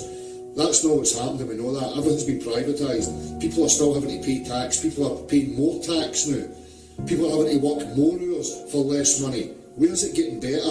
Where's the alleviation of stress? Where's the resorting back to putting people back to their family units, enjoying life, enjoying each other, being at ease with each other, being at ease with life? That doesn't exist. The screw just keeps getting tighter and tighter and tighter. Right? Because there's a social engineer project going on that's been going on for multiple generations. Okay? So going back to the huge significant part of that is that, think about it, right? Who has the right to assert over you what life is and what you should do with your life, and to gaslight you by utilising, fear of others' opinions or fear of not being accepted if you don't toe the line? You know fine well when you were a child, something was wrong. You knew as soon as the structure started to be imposed on you. And again, I'm not saying structure's no good. Structure can be healthy and very beneficial and help people to flourish. But this structure that was imposed on us is an unnatural structure, because it's not there to instill freedom in you. People these days are rattling on about freedoms, this, that and the other. You were never free. You were never given the tools on how to be free. You were bullied and manipulated into acquiescing and being subservient to invisible non-entities known as governments and authorities. Now that idea is taken hold by other influencers like your school teacher or your mother or your father, where they adopt these ideas of authority and these structures and think, you just better behave the way I say because I'm authority and I'm telling you, follow and fucking pay attention, man. That's all I've ever had my whole life. A bunch of neurotic, idiotic, power-hungry, needy fuckwits trying to dictate and chastise everybody else into behaving the way they say you have to behave. That's just no good. That's not conducive to healthy living. It's never going to be. So again, people are subject to these things. They adopt certain aspects. They then feel like a failure. I'm not getting on in society. Everybody else seems to be getting on. Look at Facebook, look at the happy pictures. Everybody seems to be having a joyous time. Everybody looks as if they're getting on with it and doing the good stuff. Why am I? Oh no. And then you recoil into yourself. Now you're doubting yourself. Now you're gaslighting yourself. But again, remember, you're the sole arbitrator of all of this stuff. There is no entities hardwiring your mind. You're the one that's giving your attention to it. You're the one that's adopting it. So when you don't have that success, and you realise you're no fitting in, you start to recoil, you start to withdraw. And further you withdraw into yourself and make yourself a victim. Then you start to disconnect from your own mind. And before you know it, your mind is running riot.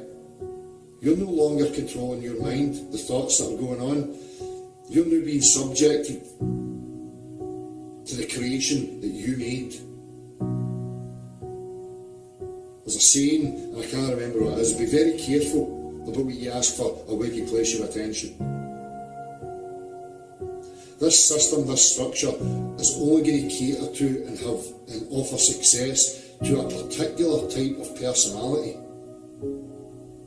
Right? This is not a system or a structure that caters to the spectrum of personality. Right?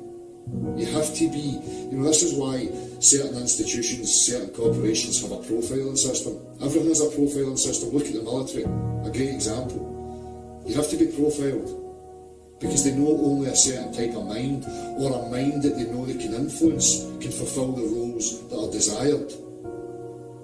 That's the same with the structure of this. The ones that get in power, the ones that get extreme wealth, some of them might just be lucky. Right? But the majority of these people, the ones that climb the success ladder, right, have got certain personality traits, certain ways about them. So you're never going to find total success or achieve these things within this structure because you're not wired that way. And the sooner you accept that and embrace that, the better. Then you're going to relieve some of the stress and the anxiety because you're the one that's putting that pressure on yourself. Again, always bring it back, right? Nobody knows what we are here. Nobody knows what life's about. They're all just grasping at ideas and throwing them at each other. And then because somebody wants that to be the way, they're going to bully and intimidate other people into behaving that way because it suits them. You don't have to partake in any of that. Right? You need to embrace what you are, and only you know what you are. Know what you think other people want you to be, what you actually are. Okay? So mental illness and all these campaigners, right? We have to get to the root of the issue. You can deal with symptoms all day if you like. And you can try and play the hero to people. That's not going to help them. People don't need saviours. The only saviour that people need is themselves. Right? Because if you keep offering saviours, playing the victim, blaming the bad guy, waiting for a saviour, what do these things continually tell you? That you're not taking responsibility for yourself. You like playing the victim, and it becomes habitual. People become habituated to being a victim, and that becomes a pattern, a habitual pattern that they forget they created, and they spiral and they spiral and they don't know how to get out of it. But again, they created it. The reason I know all this stuff is because I've been here and I've done it. Right? I wanted to just curl up and be a victim. I learned very, very quickly from a very young age that wasn't helping me. Because I can lie there and cry and feel sorry for myself all I like. Nobody's coming to save me. People would come and maybe say, oh, they're there.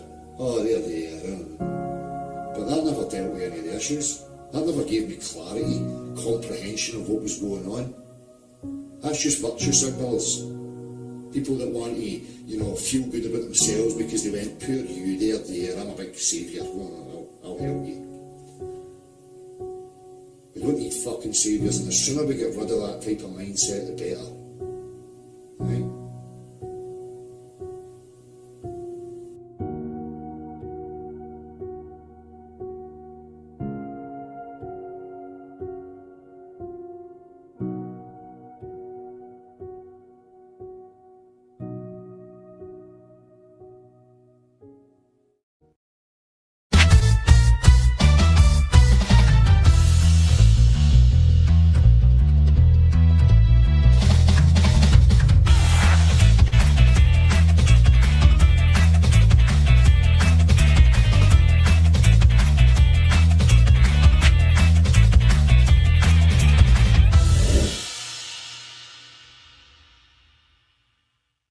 So this is Introduction to Plane Astronomy for the Use of Colleges and Schools by Philip Thomas Maine, etc., 1868.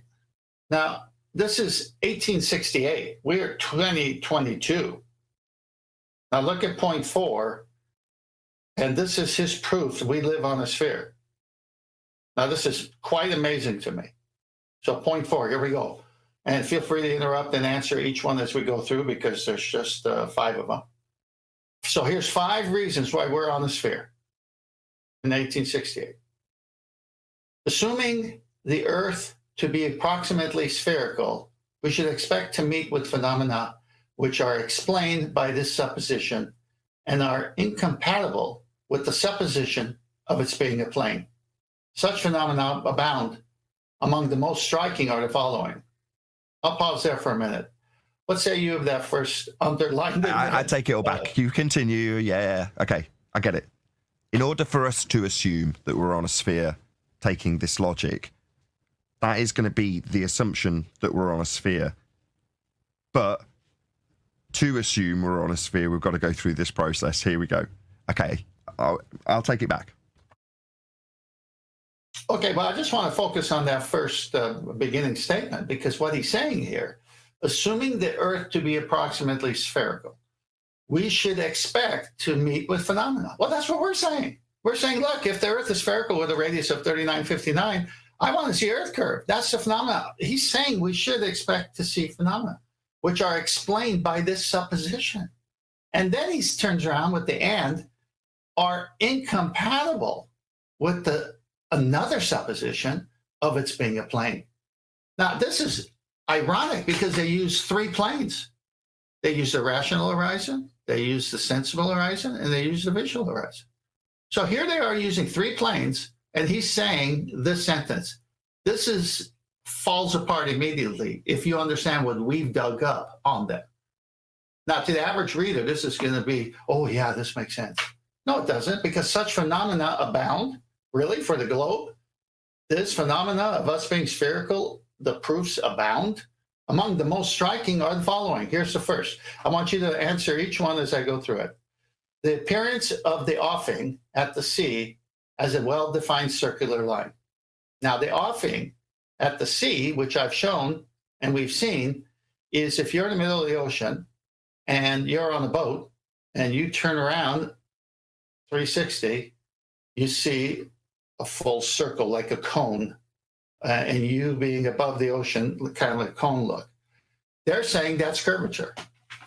So we only have one horizon, and the horizon in the begging the question proof of nothing perspective hijacking Earth curve calculator is Earth curve in Muppet Vision perspective omitting Muppet Vision. So no, the horizon is not Earth curve, because if the Earth was a sphere with a radius of 3959, then every distance to horizon could be no more than 1.2 times the square root of the observer's height in feet, and the black swan shows demonstrably that the horizon is beyond the limitations of a sphere Earth radius 3959. Therefore, the horizon is not Earth curve. So no. Yeah, good answer, because the offing is the horizon. And I want John to answer number 2. The observed increase of the dip of the horizon with the height of the observer above the Earth's surface. Right, that's a differential between 2 planes, the sea level and your eye level, depending on altitude. That offing one isn't the horizon horizontal? How can it be? Never mind. I'll let you finish them off, Tim, and then I'll go back to that. Yeah. Well, the offing is basically as far as you could see where the horizon is. And it's flat because you've described what dip is precisely the way you do dip. You're absolutely right. Number 3. Oh, this is good. The manner of disappearance of a ship as it recedes from sight. At first, the apparent size of each part gets smaller and smaller. Oh, really? Sounds like perspective. This goes on till the ship reaches the offing, the horizon. After this, the hull is observed to disappear bit by bit from the lowest to the highest part as it becomes gradually hidden by the sea. In this manner, the hull gradually disappears till none of it is seen while the sails and the masts are still visible. Sounds like all the other bricks on top of the first brick. The sails then disappear in the same gradual manner and leave the top mast alone visible above the water. This then appears to sink a bit by bit and finally to vanish altogether. Nathan? So in practical example, you buy a zoom camera with a bigger range and you can bring that hull back because it's down to an optical limitation, which you can calculate with the Rayleigh criterion. Further to that, if I give it in an example, if I were to put a brick on the horizon at a mile, there's a good chance that you could see the brick. If I move that brick to 3 miles, there's a good chance that the brick becomes too small to see and vanishes into the horizon.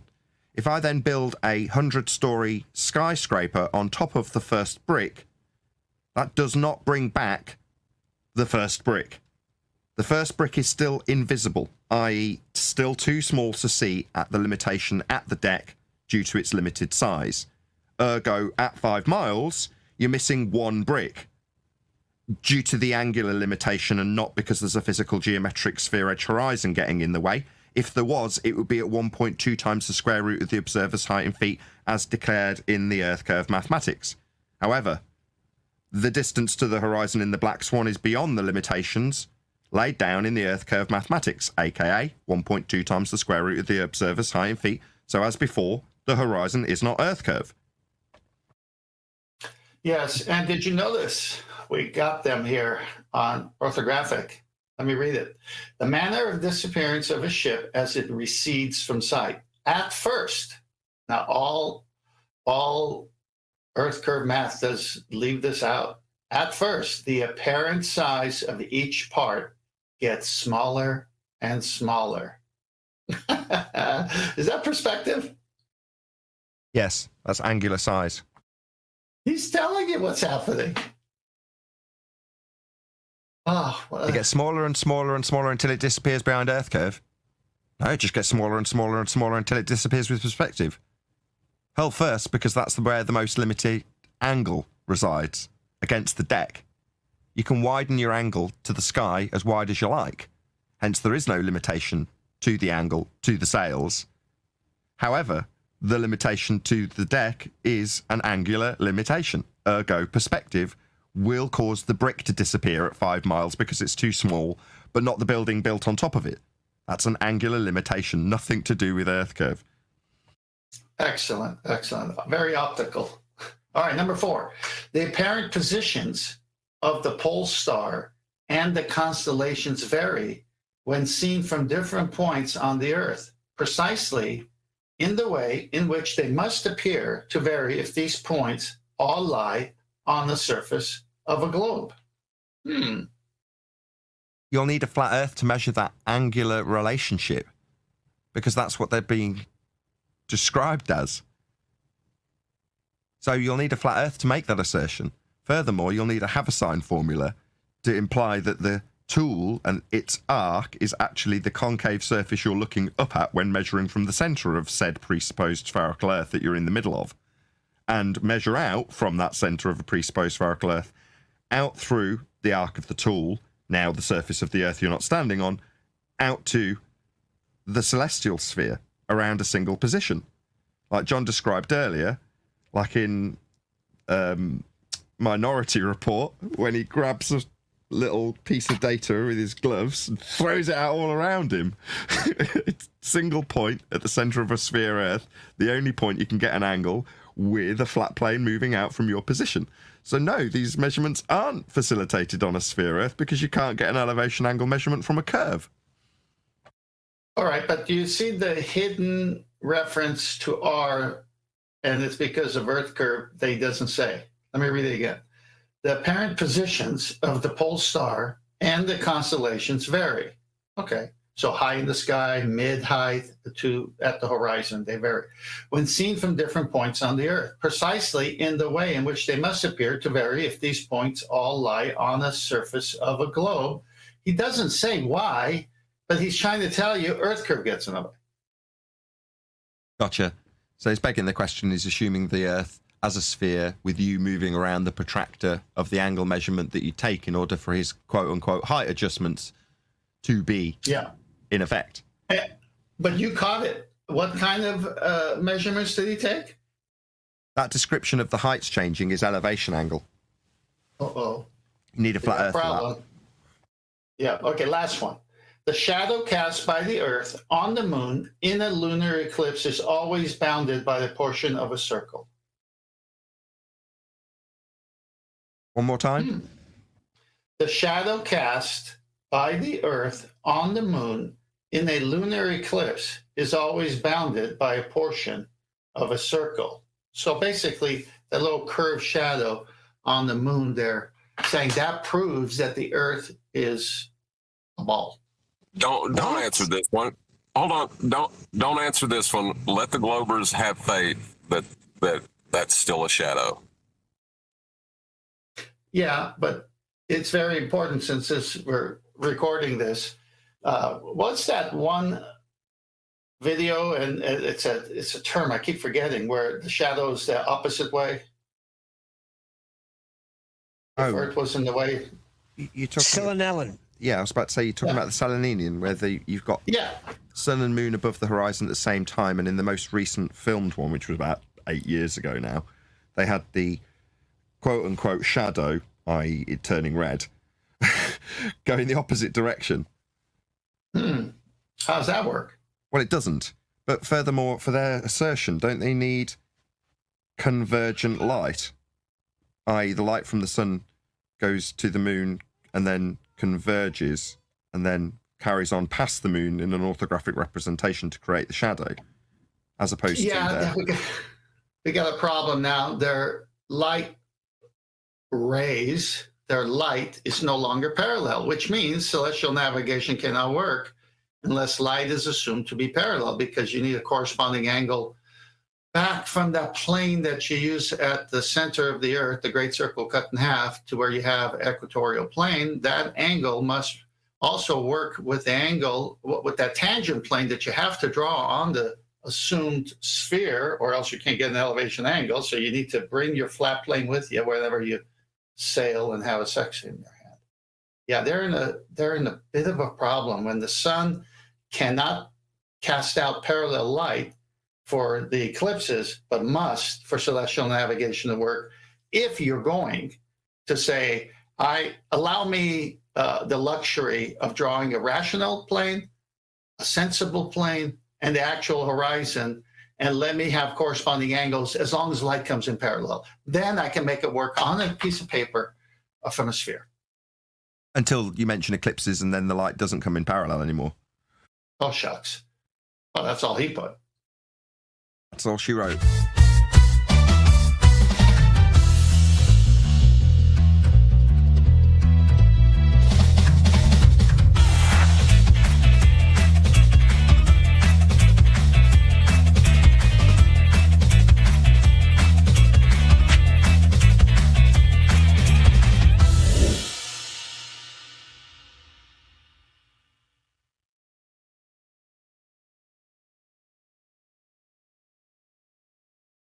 Like a scene change or a show change?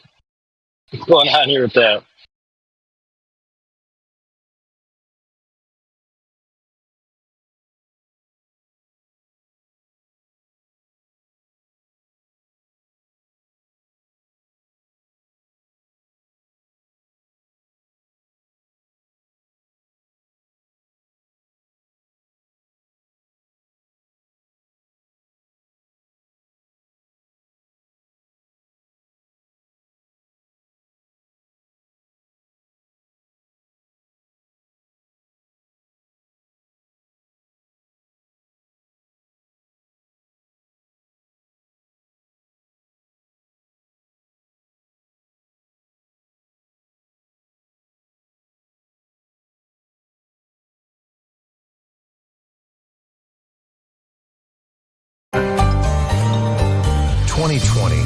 Why people do what they are told.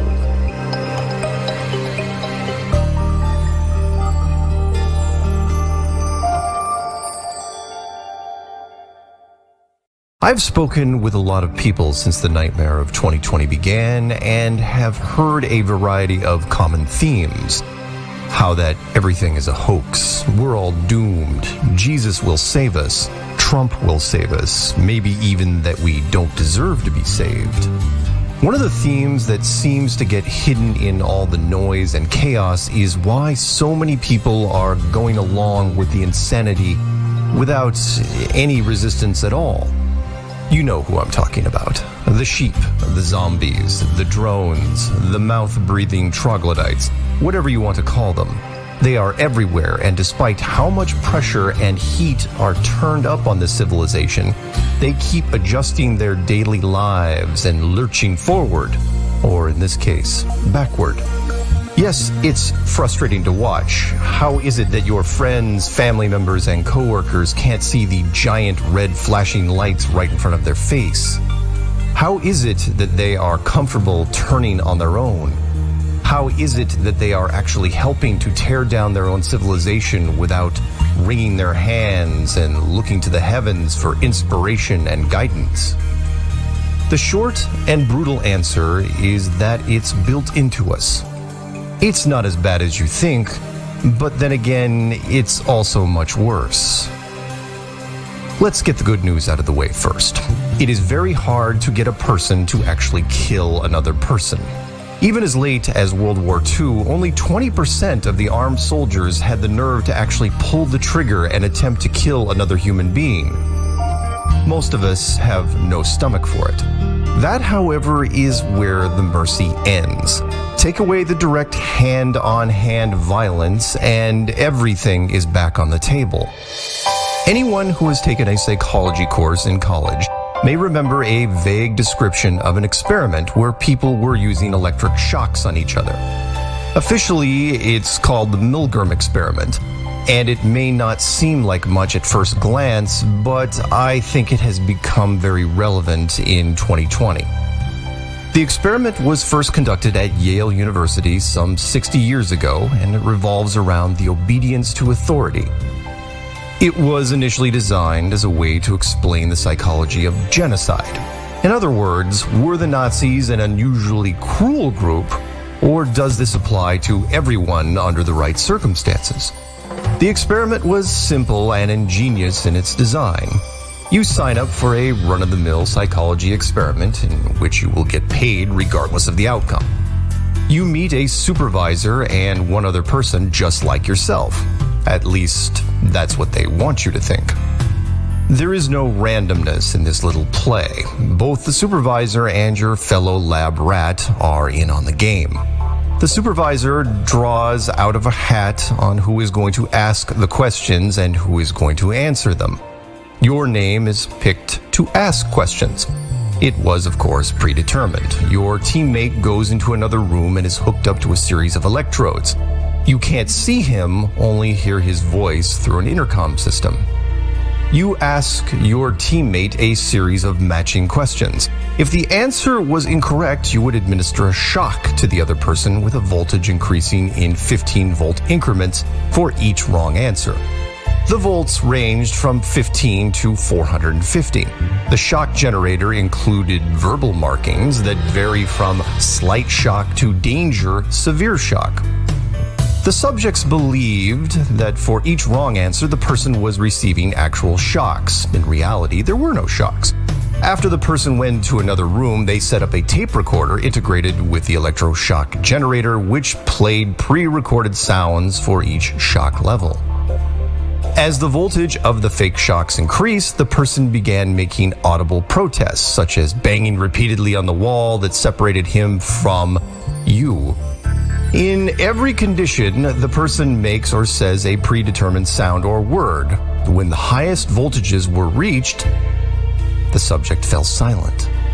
If at any time you indicated a desire to halt the experiment, the supervisor was instructed to give specific verbal prods.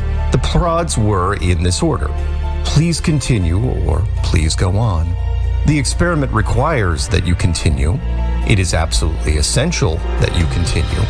You have no other choice. You must go on.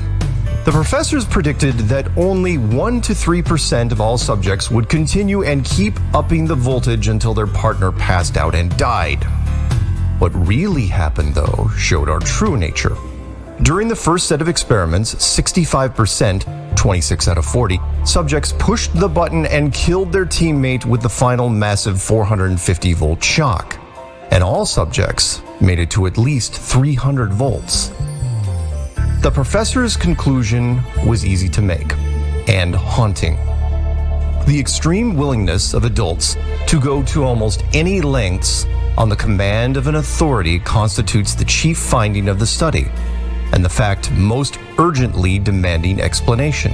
Ordinary people simply doing their jobs and without any particular hostility on their part can become agents in a terrible destructive process.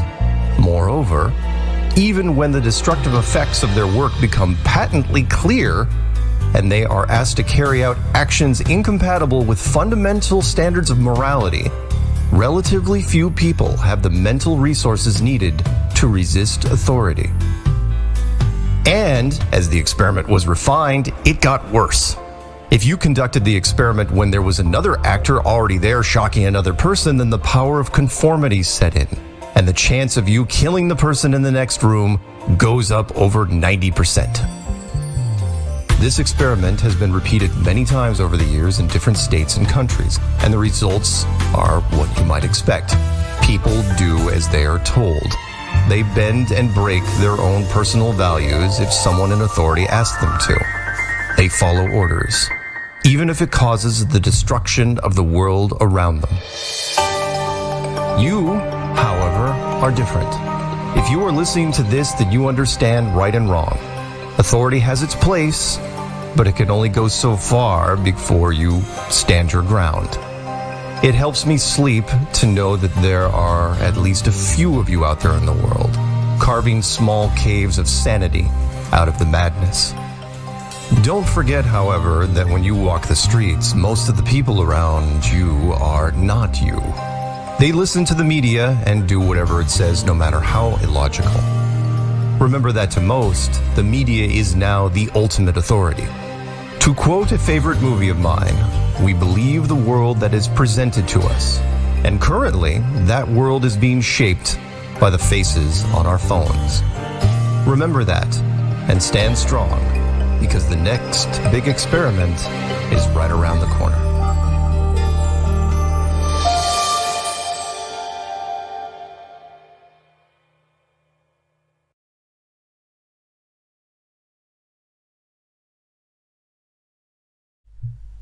The North Pole is the inherent geographical focal point of all creation. It is the perfect center of the bullseye, the magnetic attractor of all the world's compasses, the originator of all the world's tides, and home to the only motionless star in the heavens around which all the other stars, the sun and the moon, revolve. In ancient times, it was also claimed to be home to the tallest mountain and the tallest people on Earth. As recently as the 19th century, explorers like Olaf Jansen have continued telling so-called tall tales of meetings with races of giant human beings who live at the pole. In his book, The Smoky God, Olaf Jansen claimed to have journeyed to the North Pole with his father in 1829, where they met and mingled 2 years with a race of 12-foot-tall giants who lived up to 800 years, spoke a language similar to Sanskrit, and inhabited a paradisical capital city named Eden. This particular story is most likely a piece of fiction, but echoes a long-standing tradition of similar claims that the North Pole is or was once home to a paradisical Edenic abode inhabited by races of gigantic and or miniature human beings. In Heylyn's 1659 book Cosmography, he states that on the north of Lapia and Biarmia, near the pole, lives a race of pygmies, the tallest of which are not above 4 feet high. Gerardus Mercator's 1595 polar map includes this island of pygmies with a caption mentioning their tiny 4-foot stature. Johannes Ruij's 1508 world map also shows the many surrounding polar islands, claiming 2 of them inhabited, but without mentioning the alleged inhabitants' size or stature. In the book Gesta Hammerbergensis Ecclesiae Pontificum, Archbishop Adalbert's team of Frisian explorers told of encountering giant human beings living in caves and underground hollows during their 1035 polar expedition. In ancient Greek and Roman texts from Pindar, Herodotus, Hesiod, and Homer, to Virgil and Cicero, it was universally claimed that the North Pole was home to a race of giants called the Hyperboreans, who lived for over 1,000 years and enjoyed lives of perfect happiness. Hyperborea was allegedly bathed in 24-hour sunlight, with the sun only ever rising or setting once every year. Pliny the Elder wrote in his Natural History Book 4 that the farthest of all, which are known and spoke of, is Thule, in which there be no nights at all, as we have declared, about midsummer, namely when the sun passes through the sign Cancer, and contrariwise, no days in midwinter, and each of these times, they suppose, do last 6 months, all day or all night. For observers standing at the pole, the heavens would appear to have been created just for them. Their unique perspective places Polaris, the only motionless star in the sky, perfectly situated directly above them, with all the other visible stars rotating horizontal left-to-right paths 360 degrees around, all at an apparent equal distance away. The sun and moon also rotate horizontally around the polar observer, with the sun rising and setting only once per year, creating 6-month days and 6-month nights. Lokmanya Bal Gangadhar Tilak wrote, "If an observer is stationed at the North Pole, the first thing that will strike him is the motion of the celestial sphere above his head. Living in the temperate and tropical zone, we see all heavenly objects rise in the east and set in the west, some passing over our head, others traveling obliquely. But to the man at the pole, the heavenly dome above will seem to revolve around him, from left to right, somewhat like the motion of a hat or umbrella turned over one's head. The stars will not rise and set, but will move round and round in horizontal planes, turning like a potter's wheel, and starting on a second round when the first is finished, and so on. During the long night of 6 months, the sun, when he is above the horizon for 6 months, would also appear to revolve in the same way. The center of the celestial dome over the head of the observer will be the celestial North Pole, and naturally enough, his north will be overhead, while the invisible regions below the horizon would be in the south. For polar observers, the sun rises in the south, not the east, and circles horizontally around, rising ever so slightly in the sky, about 1/4 degree per day. This creates an extended morning twilight with its brilliant colors, which instead of lasting for the usual 45 minutes, lasts around 45 days. Every year at the spring equinox, after a long winter night, dawn begins to break and the first traces of the sun creep above the horizon.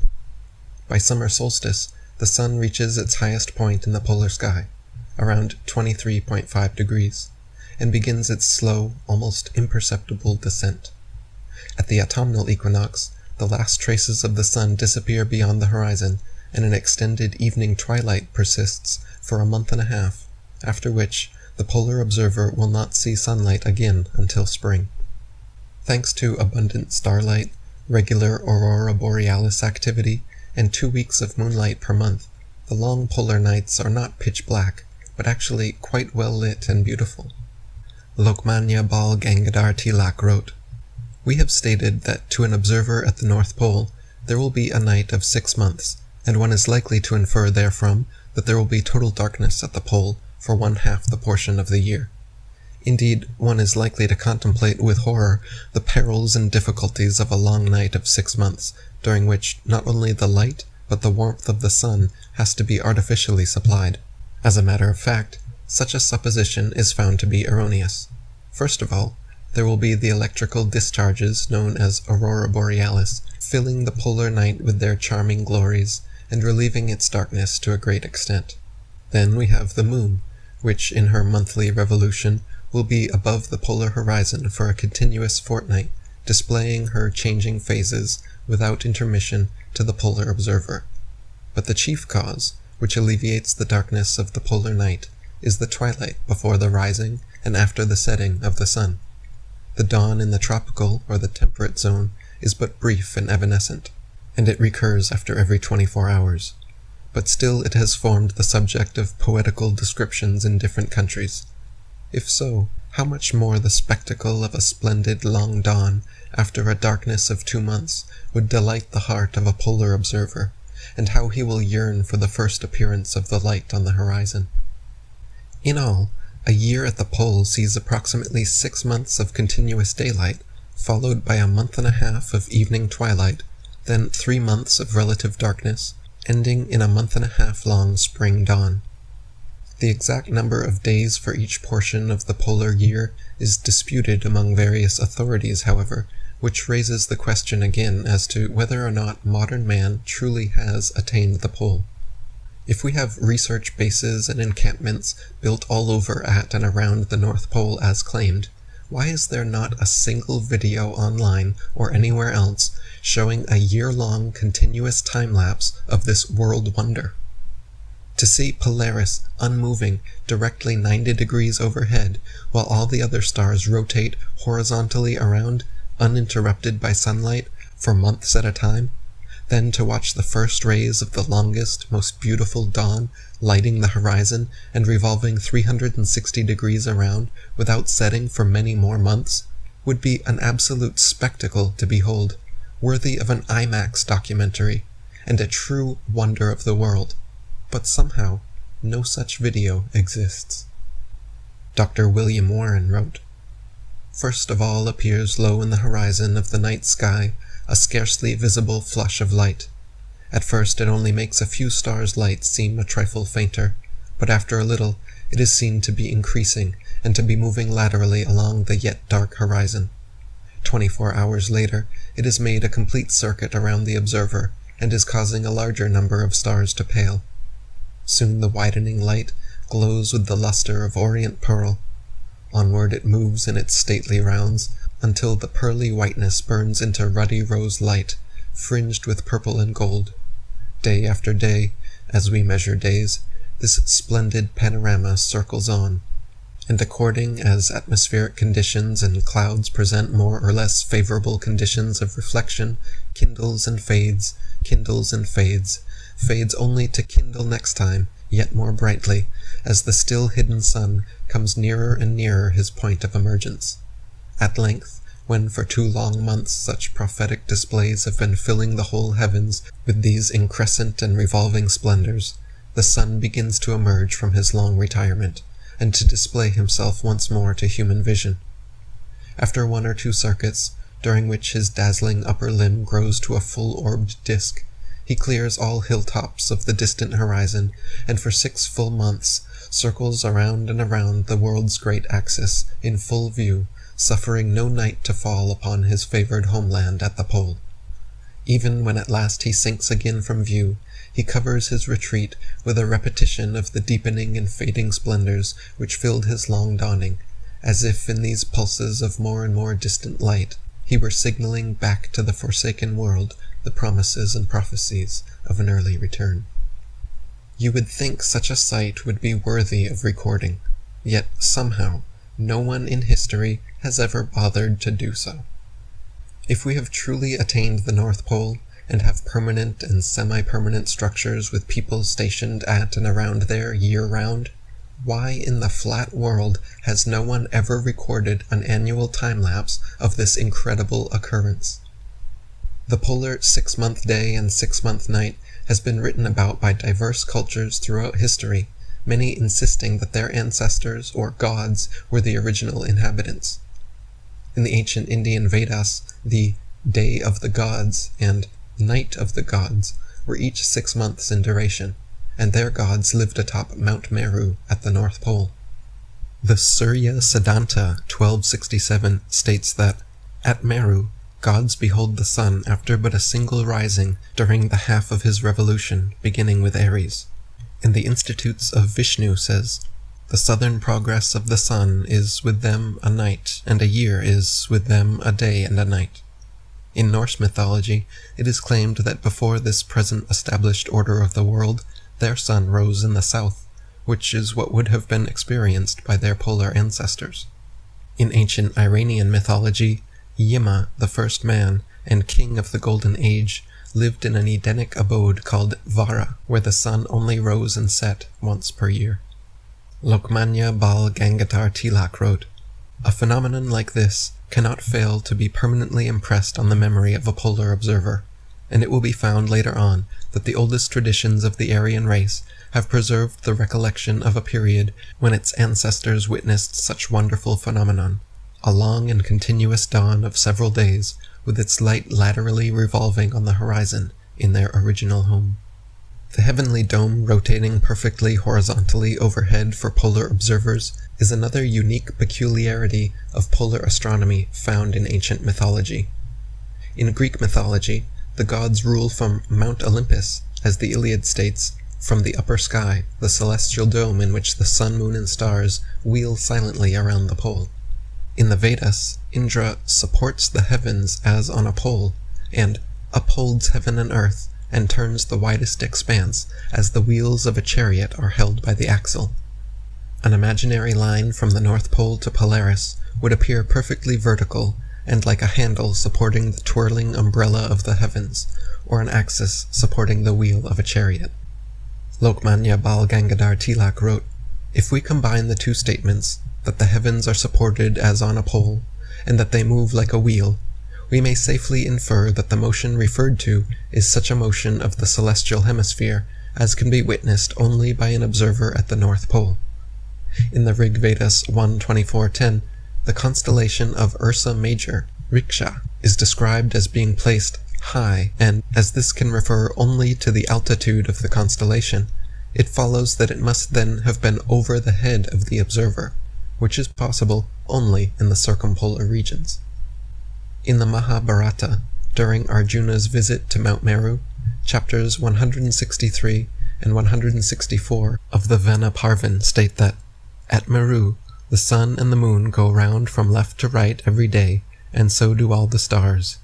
The day and the night are together equal to a year to the residents of that place."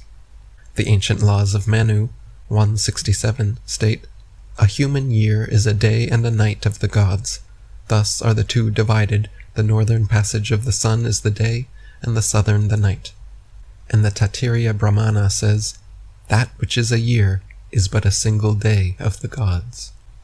In the collection of ancient Zoroastrian texts known as the Avesta, the Aryan paradise, known as Ariana Veho, is described as a blissful place where the sun only rose once per year and was destroyed by relentless snow and ice, forcing the inhabitants, Earth's original progenitors, to migrate southwards.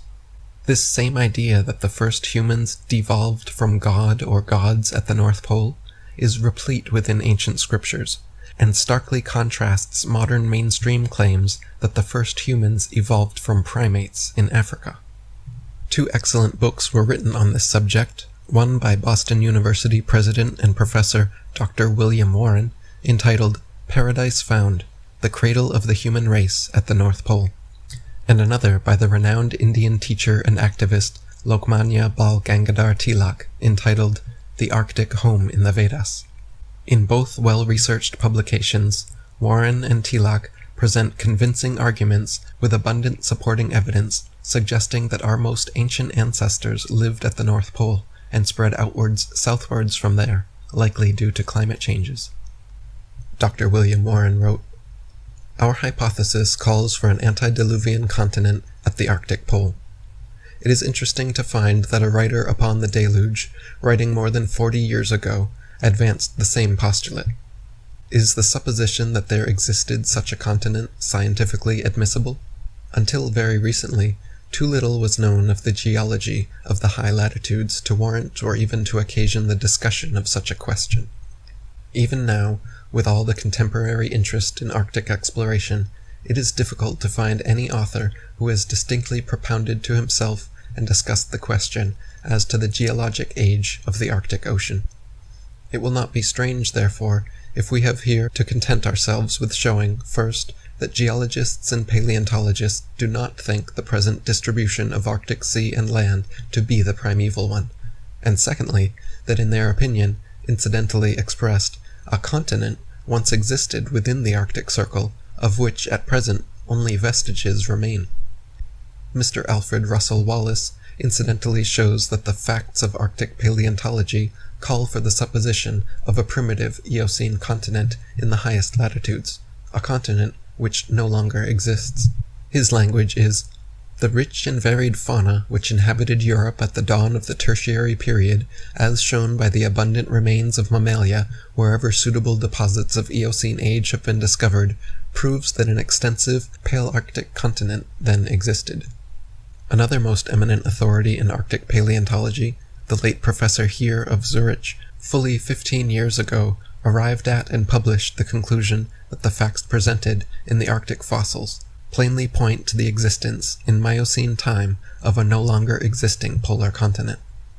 On another and more lithological line of evidence, Baron Nordenskjold, the eminent Arctic explorer, has arrived at the same conclusion. Speaking of certain rock strata north of the 68th degree of north latitude, he says, "An extensive continent occupied this portion of the earth when these strata were deposited." Elsewhere he speaks of this ancient polar continent as something already accepted and universally understood among scientific men. Lokmanya Bal Gangadhar Tilak wrote, "It has been already stated that the beginnings of Aryan civilization must be supposed to date back several thousand years before the oldest Vedic period, and when the commencement of the post-glacial epoch is brought down to 8000 BC, it is not at all surprising if the date of primitive Aryan life is found to go back to it from 4500 BC, the age of the oldest Vedic period. There are many passages in the Rig Veda which, though hitherto looked upon as obscure and unintelligible, do, when interpreted in the light of recent scientific researches, plainly disclose the polar attributes of the Vedic deities, or the traces of an ancient Arctic calendar, while the Avesta expressly tells us that the happy land of Aryana Vaiho, or the Aryan paradise, was located in a region where the sun shone but once a year, and that it was destroyed by the invasion of snow and ice, which rendered its climate inclement and necessitated a migration southward. These are plain and simple statements, and when we put them side by side with what we know of the glacial and the post-glacial epoch from the latest geological researches, we cannot avoid the conclusion that the primitive Aryan home was both Arctic and interglacial. The discovery of the intimate relationship between Sanskrit and Zend, on the other hand, and the languages of the principal races of Europe, on the other, a complete revolution took place in the views commonly entertained of the ancient history of the world. It was perceived that the languages of the principal European nations, ancient and modern, bore a close resemblance to the languages spoken by the Brahmins of India and the followers of Zoroaster, and from this affinity of the Indo-Germanic languages, it followed inevitably that all these languages must be the offshoots or dialects of a single primitive tongue, and the assumption of such a primitive language further implied the existence of a primitive Aryan people. In 1786, Sir William Jones, a Supreme Court judge who could speak 30 languages, gave his third anniversary discourse to the Asiatic Society, where he declared that the similarities between Sanskrit, Greek, Latin, German, Celtic, and Persian languages could only be explained on the hypothesis that they all shared a common parentage. His contemporary, the German philosopher Hegel, compared the consequences of Jones' revelation to the discovery of a whole new world, and his groundbreaking work on this subject established him as the founder of comparative linguistics. Jones wrote that, "The Sanskrit language, whatever be its antiquity, is of a wonderful structure, more perfect than the Greek, more copious than the Latin, and more exquisitely refined than either, yet bearing to both of them a stronger affinity both in the roots of verbs and the forms of grammar than could possibly have been produced by accident, so strong indeed that no philologer would examine them all three without believing them to have sprung from some common source, which perhaps no longer exists. There is a similar reason, though not quite so forcible, for supposing that both the Gothic and the Celtic, though blended with a very different idiom, had the same origin with the Sanskrit, and the Old Persian might be added to the same family. Scholar and renowned linguist Charles Berlitz of Berlitz Language Schools spoke an amazing 32 languages, and just like Sir William Jones, his life's research in comparative linguistics led him to the inescapable conclusion that all the world's languages must trace back to a single, lost, ancient dialect. Berlitz actually wrote several books about Atlantis, and believed the primary language of the human race originated there. In my previous book, The Atlantean Conspiracy, I also included a large section on Atlantean etymology, showing how an inordinate number of words and prefixes from languages worldwide share the exact same or incredibly similar meanings and pronunciations, strongly suggesting a common ancient etymological ancestor. Researcher and author John G. Bennett also wrote a paper entitled The Hyperborean Origin of the Indo-European Culture, in which he argues that ancient languages were more advanced, have devolved into our current languages, and likely originally trace back to a lost polar civilization. This idea has also been promoted by esotericists like Helena Blavatsky, René Guénon, and Julia Sivola, who all shared a belief in the Hyperborean polar origins of mankind. According to them, during a golden age, humanity solidified into this material realm and has since undergone devolution. Rather than evolving from apes, they insist humanity has progressively devolved into an ape-like condition. Lokmanya Bal Gangadhar Tilak wrote, "It is admitted that many of the present explanations of these traditions and legends are unsatisfactory, and as our knowledge of the ancient man is increased, or becomes more definite, by new discoveries in archaeology, geology, or anthropology, these explanations will have to be revised from time to time, and any defects in them, due to our imperfect understanding of the sentiments, the habits, and even the surroundings of the ancient man, corrected. That human races have preserved their ancient traditions is undoubted, though some or many of them may have become distorted in course of time, and it is for us to see if they do or do not accord with what we know of the ancient man from latest scientific researches. In the case of the Vedic traditions, myths, and beliefs, we have the further advantage that they were collected thousands of years ago and handed down unchanged from that remote time. It is, therefore, not unlikely that we may find traces of the primeval polar home in these oldest books. If the Aryan man did live within the Arctic Circle in early times, especially as a portion of the Rig Veda is still admittedly unintelligible on any of the existing methods of interpretation, although the words and expressions are plain and simple in many places, Dr. Warren has quoted some Vedic traditions along with those of other nations in support of his theory that the Arctic regions were the birthplace of the human race. Hey guys, Rob Skiba here.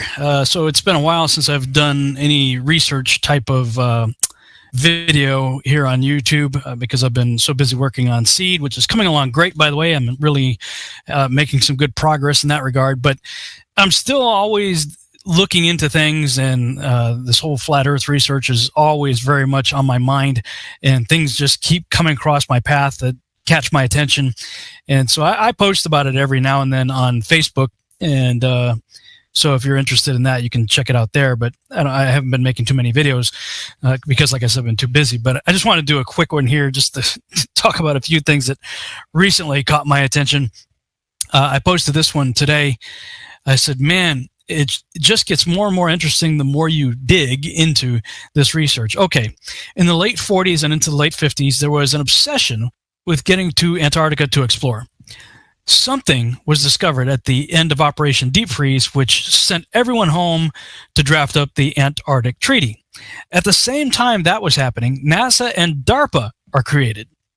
The next thing that happens is the United States and Russia engage in a missile race and start launching high-altitude nuclear bombs into the sky. We called our effort Operation Fishbowl, which was part of Project Dominic. Dominic means of the Lord. The name Dominic means of the Lord. So here they are launching nukes into the fishbowl of the Lord? Shortly after that, the United States and Russia launched into the space race. And even before Kennedy's, hey, we choose to go to the moon, even before his let's go to the moon speech, they had already sent probes to Venus, Mercury, and Mars. Yeah, even before we've allegedly been to the moon, we were sending stuff out to, this is like right after Sputnik. Sputnik was supposedly like this massive achievement. You know, the Russians threw a beach ball up there, you know, with an antenna on it. Ooh, wow. Amazing. That was a huge accomplishment. But like very shortly after that, and long before we started doing anything to try to get to the moon, our closest so-called neighbor in the alleged solar system, we're already sending out probes to Mercury, Venus, and Mars. Okay, but as if all of that wasn't enough, the United States and Russia both also set out to see who could drill the deepest hole into the Earth. Yep, this is all happening in the same time period as Mercury, Gemini, and Apollo. Again, if they're trying to avoid all appearances of conspiracy, they aren't helping with the names and the activities they were engaging in at the same time. People say the Russians would surely expose the United States for this, that, and the other thing if it was really a conspiracy. I hear that one all the time. If we really didn't go to the moon, don't you think, we're arch enemies with the Russians back then? They would have surely exposed us. No, not if they were engaged in the same plan, which all appearances indicate that they were. It's not a coincidence that we both countries just so happen to be engaging in the exact same activities at the exact same time after coming back from Antarctica. And I would say it's the same with every other country who signed the Antarctic Treaty. So, the Chinese aren't going to expose us. They're going to be on the same plan as everybody else that signed the Antarctic Treaty. So let's just do a quick recap here. 1, everyone becomes obsessed with Antarctica in the late 40s and late 50s. 2, everyone leaves Antarctica to draft up a treaty which would prohibit anyone from going there except under the express strict guidelines of the treaty. 3, the United States creates NASA and DARPA, that organization which creates black budget projects for the military and other agencies and other groups. 4, the United States and Russia start blowing up the sky. 5, the United States and Russia become obsessed with what's above us in space. 6, the United States and Russia become obsessed with what's beneath us. 7, the race begins to get the picture that will brainwash the world into never questioning any of this. And oh, by the way, okay, we're in a race, right? And we supposedly beat Russia in the space race, whatever that means. We did something more than or faster or whatever. Who cares? They just gave up? Really? They just gave up? I quit. I'm going home. No, they didn't give up. They sent dozens of missions to Antarctica while we were doing the Apollo program. Let that sink in. Okay. I got to say, it sure looks to me like they found something in Antarctica which challenged everything we thought we knew, and thus they immediately set out to find how high our enclosed world dome is and how deep the foundation goes. That's exactly what somebody would do if they discovered they were in a cage. They try to figure out, wait a minute, what are the boundaries? How do I get out of here? That's exactly all of the activities that the United States and Russia in particular engaged in immediately after Operation Deep Freeze all points to exactly that. I don't know how you could come to any other conclusion. They started acting exactly like people stuck in a cage. They started immediately trying to figure out the boundaries. That's exactly what they would do. So this video is prompted by a video. I happen to be looking for footage online for a whirlpool for something I'm working on for the Seed trailer. And in the suggested videos there in the right column, on YouTube, it suggested this video right here. The deepest hole known to man goes so far down, nobody even knows what's at the bottom. So I watched that video, and that's by somebody called Did You Know?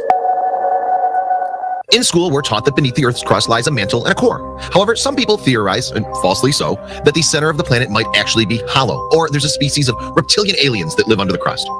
And falsely so. Okay, when you finish watching this video, first of all, you're going to find that we have never gone deeper than, I think it was something like 9 or 10 miles.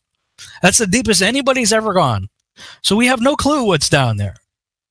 And, as far as reptilians or whatever, okay, fine. But the hollow earth thing, every ancient culture had an understanding of the hollow earth. And it's certainly, if you subscribe to the Bible, there's at least 3 compartments down there. You got Abraham's bosom, you got Hades, and you got Tartarus, the prison of the Watchers. Okay, hollow earth. And, Skywatch TV and a whole bunch of others are all about inner earth right now and hollow earth right now. There's abundant evidence for a hollow earth. As far as all the stuff you see in the textbook about what's supposedly at the core of the earth, nothing but computer generated artwork. Now, that's it. We haven't gone deeper than 9 or 10 miles. But okay, let's continue. Well, those theories are silly. They speak to our fascination with what we can't see. Several decades ago, 2 countries, America and Russia, raced to drill the deepest hole into the Earth with the goal of discovering what was at its core. Both projects were massive undertakings, and the world was fixated on what mysteries they'd find beneath the surface. Russia's efforts resulted in something called the Kola Super Deep Borehole, and when you see it, you might have to pick your jaw off the floor. Have you ever wondered what lies beneath the Earth's surface? In school, you're told there's a mantle and a core, but what if there was something else down there? Well, in the 1960s and 1970s, America and Russia each set off to find out. Both countries drilled boreholes deep into the ground until they couldn't go any further. They used enormous metal contraptions that were designed to break through even the toughest material. The world... Okay, 60s and 70s. That's when all this started. Okay, Operation Deep Freeze, late 50s. Everybody pulls out. 1958, NASA and DARPA's formed. Go into the 60s, we're sending probes to Venus, Mercury, and Mars before we even got to the moon. And the United States and Russia are drilling deep inside the Earth for some reason. The world watched in awe as the Americans kicked off the race. The enormous drills were fired up, and everyone hoped the project would go according to plan. What kind of mysteries would the drillers find, if any? The United States called the endeavor Project Mohole, and they began their drilling off the Pacific coast of Mexico in 1961. This would be a massive effort with global interests, and there was a lot riding on the team's work. 1961. You guys starting to see the timeline here? 1961. In order to ensure Project Mohole's success, the team submerged 6 massive buoys 200 feet under the water in a circular pattern. The Navy barge tasked with the actual drilling used sonar to maneuver itself over the center of the circle and align the enormous rig. The team was given very thorough instructions on how to handle the heavy rig. It was a dangerous operation, and extreme caution needed to be taken the entire time. Unfortunately, soon after the project began, it was abandoned due to lack of funding. Lack of funding because they decided to put all their funding into going to Antarctica looking for moon rocks and faking the whole world with the moon landings. Almost a decade later, the Russians had organized their own drilling team and began their quest to reach the center of the Earth. On May 24th, 1970, they set their sights on the Kola Peninsula. The Russians called their endeavor the Kola Super Deep Borehole. From 1970 to 1994, the skilled group of Russian drillers managed to burrow a third of the way through the Baltic continental crust. The hole they drilled still stands as the deepest man-made hole in the world. Here's an illustration showing just how deep the Russian borehole was. And this wasn't even the deepest it eventually went. At that point, it was deeper than Mount Everest was tall. That's an amazing geological feat. The Kola Super Deep Borehole was an incredible undertaking that was appreciated by most all of the people of Russia. In 1987, the country printed a number of stamps commemorating the drilling team's effort. This is a picture from a massive rig, the one the Russian team used to bore deep into the Earth's crust. It was so heavy and so dangerous that all it took was one wrong move from a driller for the team to have been crushed under the weight of the steel. Controlling the massive rig required several men at a time, and even then it was still often a struggle. The rig would sometimes jerk to one side, and the team had to be ready to reposition its massive arm at a moment's notice. This was the superstructure where the Kola Deep Borehole was located during the active digging period. The massive tower that loomed over the water was actually home to the enormous drilling rig. The end goal of the drilling project was to reach a depth of 49,000 feet into the Earth's crust.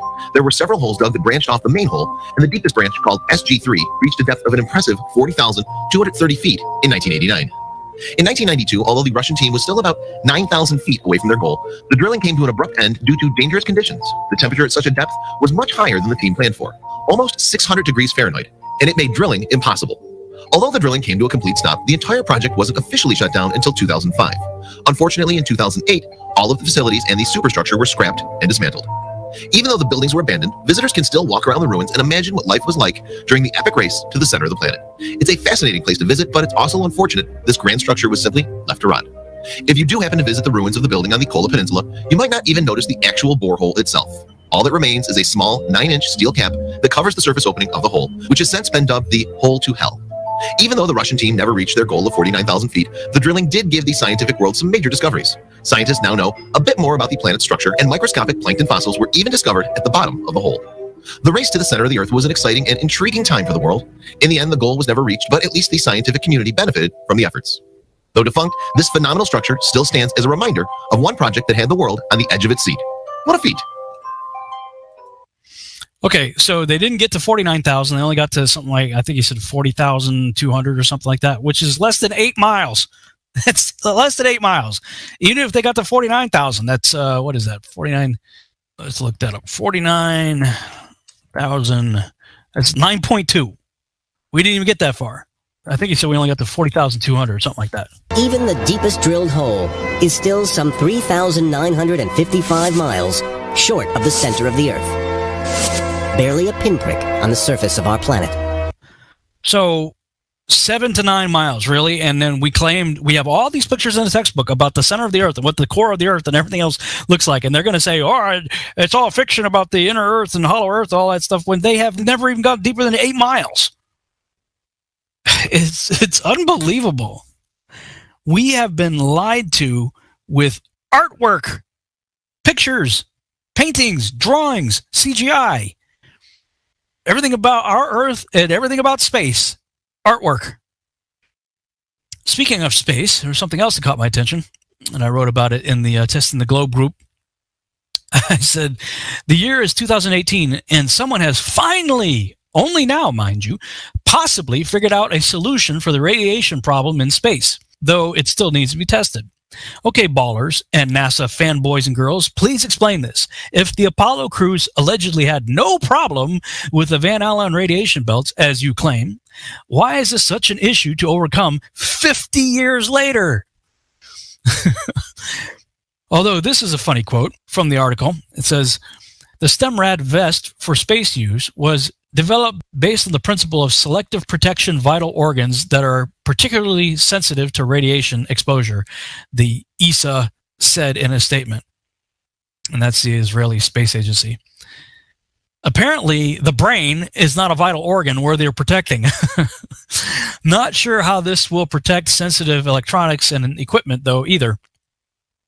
That's why the Orion project hasn't really done anything, because they haven't figured out how to protect all the onboard computers from all that radiation out there that Apollo apparently had no problem with.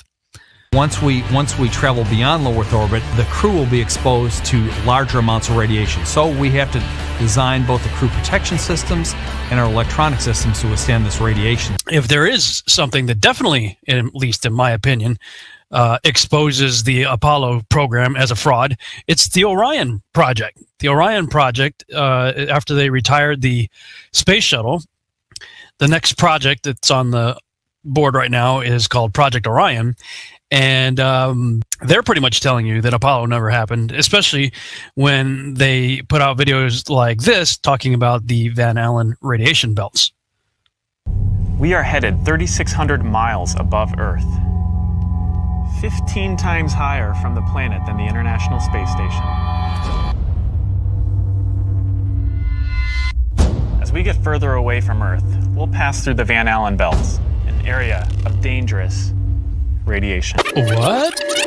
As we get further away from Earth, we'll pass through the Van Allen belts, an area of dangerous radiation. One more time. An area of dangerous radiation. Oh. What's wrong with that radiation? Radiation like this could harm the guidance systems, onboard computers, or other electronics on Orion. Naturally, we have to pass through this danger zone twice. Once up and once back. That doesn't sound good. Naturally, we have to pass through this danger zone twice. Once up and once back. But Orion has protection. Shielding will be put to the test as the vehicle cuts through the waves of radiation. Sensors aboard will record radiation levels for scientists to study. We must solve these challenges before we send people through this region of space. What? We must solve these challenges before we send people through this region of space? I thought this problem was solved over 40 years ago when he sent a bunch of people in jumpsuits and tin cans through it there and back a half dozen times. Oh, but I forgot. The Apollo guys, they were clueless regarding the radiation belt. It didn't affect them. I don't know the distance to the Van Allen radiation belt, and if we did, it wasn't a problem. If we were going to encounter it, then we would have had to build the spacecraft and the spacesuit to not give humans a problem. You don't just build something and hope it works. You study to see what the threats are, the environment is, and then you say, how thick do I have to make the metal on the spacecraft so that going through this kind of radiation or these kind of meteoroids, it won't get hurt.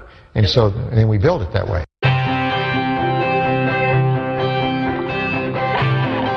I help manage the Orion Crew and Service Module office. We're responsible for developing the crew capsule, which is where the crew lives and works when they're in space, and the service module, which is what provides the power and the fuel and the consumables then that is plumbed over to the crew module. We don't have the ultimate answer for radiation on Orion. We're still working on that. If we were to build Orion out of the materials we need, and the sole job was to protect for the radiation environment, the vehicle would really be too heavy. So we have to balance the weight of the materials that we put on the spacecraft with how much protection it's providing the crew. So we're really looking at it from an operational perspective. If we understand a radiation event has happened, the crew will actually take shelter in the aft bay of the vehicle. We have found over the years that water is a really great radiation absorbing material. So we could do things like water that's already there in the water bags for drinking and things like that. That water could be used to shield them. As well as we've had some concepts like a water-filled vest that they could put on should they know there's an event and need to be protected.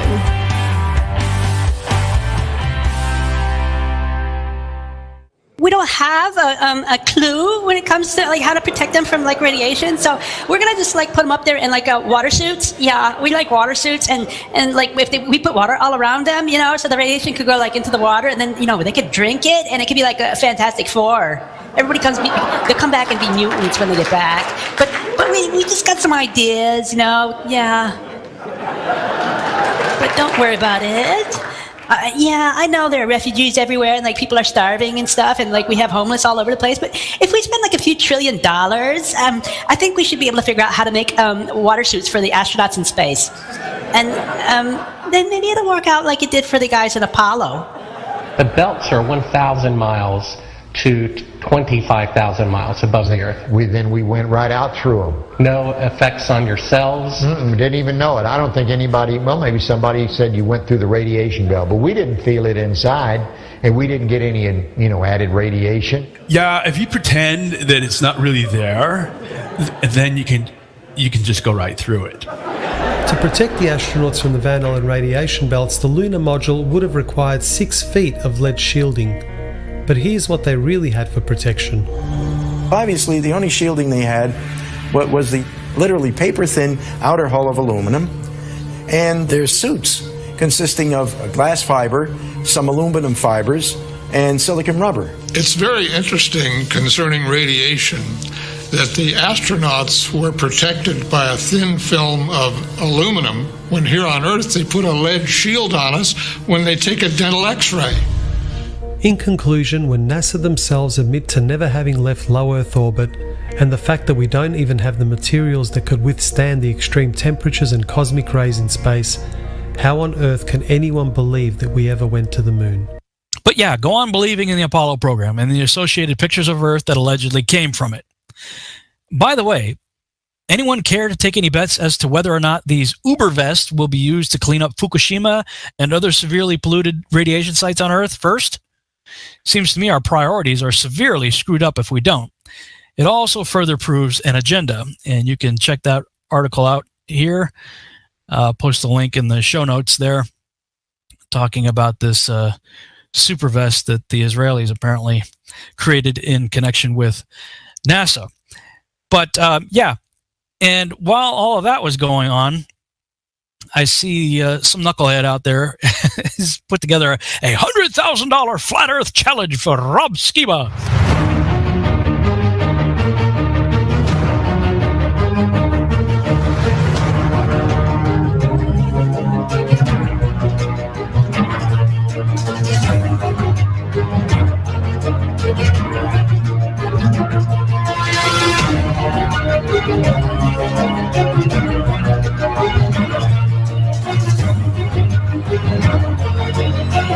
Okay, this is just, first of all, I don't believe that these people have that kind of money. Second of all, it would cost more than that to go down there and do everything that needs to be done. Third of all, I have no interest in going to one of the most hostile places on the Earth. I've worked in very cold weather conditions before. I happen to like my fingers and toes and other parts of my body. I don't want to freeze them off. And it's extremely dangerous, and I have no interest in going down there. I've already been convinced. I don't need to go do something as stupid as that for some idiot that's trying to offer me $20,000 a year for 5 years that he doesn't even have. But yeah, this idiot was upset that I wasn't acknowledging him, so he put out another video Rob Skiba deletes challenge within an hour of posting. So yesterday I posted a video called the $100,000 Flat Earth Challenge for Rob Skiba, and got some really interesting messages and comments, and I'm probably going to do a video and delve into some of that later on. But I really wanted to come on real quick and let everyone know that I posted a link to this video on Rob Skiba's YouTube channel on his most recent video. And I actually had to use a sock account because I think it was probably 2 years ago. He blocked me from his YouTube channel because I challenged a doctrinal issue that he was talking about, and he couldn't really argue. He basically had to leave the doctrinal conversation and start calling me nuts and crazy. And he just went off the rail because he could not argue past that point any further. So he chose to call me nuts and crazy and block me. So I had to use a sock account. And so I posted the link to this video, which I'm sure somebody probably sent it to him already. But I wanted to make sure he saw it. And within 1 hour, he had already deleted it from his YouTube channel. Okay. First of all, if I block you, it's because you're an idiot and I don't have time to deal with you anymore. I have no problem with people who disagree with me and can have and have no problem engaging in lengthy debates. I've had marathon debates before on YouTube and certainly on Facebook and elsewhere with people who disagree with me. But when you have proven that you are bat crap crazy stupid idiot, there's no point in continuing the discussion anymore. And this person clearly is a bat crap crazy stupid idiot. And you know what? I'm just calling it the way it is. But let me address something first real quick. First of all, don't flatter yourself. I'm not afraid of you, and I didn't delete anything. I didn't even see anything. And when I was looking at this video here to see what the heck is this guy talking about, he's got his post there, and I saw that it was on the video that I posted about QAnon. And this is his comment that he says that I deleted. So I went to my channel, and I'm like, what is he talking about? I went here, this video right here. Hey, what's up? It's Billy Jean. And by the way, I don't read after like the day that I post the video. It's rare that I read comments much beyond a day or two after I post them. I just don't have time. The other thing that I don't do is look at this right here. You have comments waiting your review. This is, there's already a bunch of comments that I got to deal with that I don't have time for. So I never even look at this, but I decided to look at this to see what the heck is this guy talking about. And I actually posted on his wall here that he was an idiot and that I didn't delete anything from him. And I don't even see my post here either. It could be here. I just don't see it. But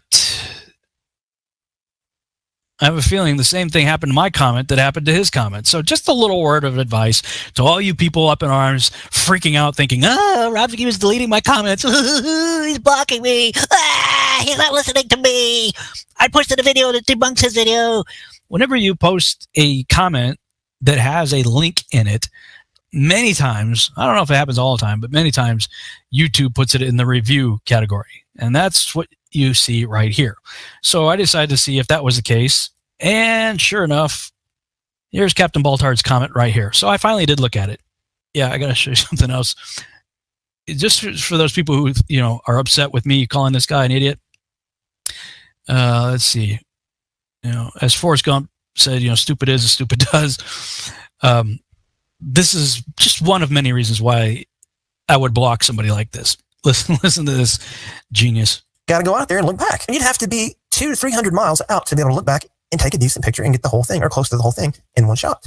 That's really difficult. That's hard to do. But to prove that the Earth is flat, all you have to do is go to Japan on the flat Earth model. Go to that Japan. Of course, the problem is I don't know how you're going to get to that Japan because Japan isn't there. That's not where Japan is. To get to Japan, you'd have to go to LA, jump on a flight, and fly west. Not east, but west. So that's, you got a problem right there. How do you get to the Japan on the flat Earth model? So, but let's lay that aside. Let's say you could get to the Japan on the flat Earth model. Let's say you could do that. All you have to do is find a high place or a low place because the Earth is flat. Remember, it's flat. The whole thing's flat. So all you have to do is just go to the flat Earth Japan and just look out over the flat. Because water finds its level, right? Water doesn't curve, right? So it's flat, right? Okay, so all you have to do is go to the flat Earth model Japan and just look out over the ocean, and you should see it. You should see a rim of ice circling around that part of the Earth if it's flat. And it would also be easy to charter a boat or a ship and just go out there. Easy, so much easier to prove the Earth is flat than it is to prove the Earth is a globe. If your criteria is, well, we want one shot. Need I say more? Wow. Alrighty then. Enough of this idiot. But to answer the challenge, why I wouldn't go down there, I'm going to conclude this video with a mirror of Taboo Conspiracies video, Antarctica, Sorry We're Closed, Our Hidden Flat Earth. Fantastic video. I suggest that you subscribe, just as I did, to his channel. He's got some great stuff out there. But for all you guys that are, oh, yeah, okay, just show us a picture. Just go to Antarctica, take a picture, go touch the dome, and show the rest of us, all right? This is why that can't be done. Please try to pay attention. Thank you. Welcome, everyone. This video is in response to the many globe propagandists who demand that I show a picture of the edge of the flat Earth. For the dozens of these ball-loving zealots with multiple sock puppet accounts who repeat this mantra daily, your demand is ridiculous. But you probably already knew that, right? And that's why you probably keep demanding it. It's actually pretty funny that I just got one of these take a picture comments an hour ago. I'm going to prove in this video that independent travel is not allowed under the Antarctic Treaty System. That fact alone should cause any thinking person to begin questioning our official models, because something big is being hidden from we, the plebeians, and we're not talking about penguins. For most flat earthers, based on the information that we can reasonably gather, Antarctica constitutes the outer rim of the known world. In other words, Antarctica is likely the shoreline to all of the world's oceans. Like a ring magnet, north constitutes the center of our flat Earth map, and south is every direction away from the northern center. And before I get a dozen comments claiming that such a magnet is impossible, here's a ring magnet shown here. Notice that south is in every direction away from the center north magnetic pole. This is where the 60th south parallel is on a Mercator map. This is the 60th south parallel on a potential flat Earth azimuthal equidistant map. It seems that Antarctica constitutes the circular shore of the known world. So, demanding that I take a picture of a possible edge of the Earth, if any, requires me to not only travel below the 60th south parallel, represented by this circle, but also to cross the entire breadth of Antarctica. According to official numbers, Antarctica has a diameter of roughly 3,400 miles, and so that means our trek will include a long boat ride for hundreds of miles below the 60th south parallel, plus a minimum 6,800-mile round-trip hike across Antarctica.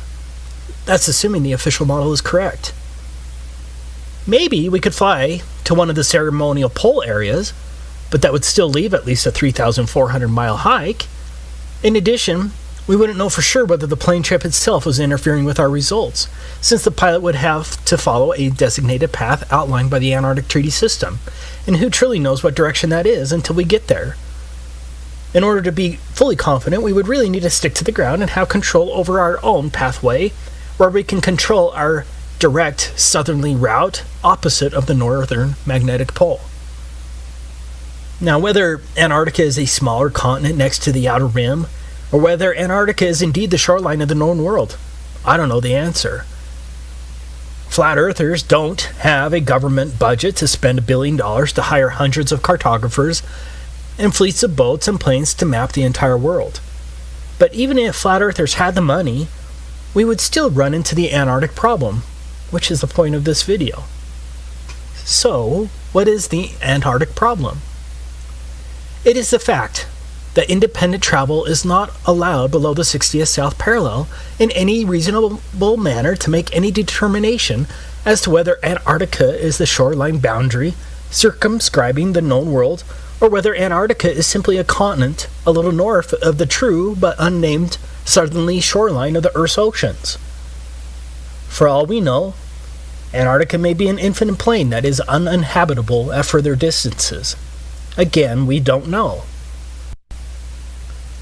But, as I will describe in this video, I suspect that Antarctica is the shoreline circumscribing the known world due to the unbelievable restrictions placed on travel there. Excluding a couple of questionable claims, the total lack of north-south circumnavigation only proves the same.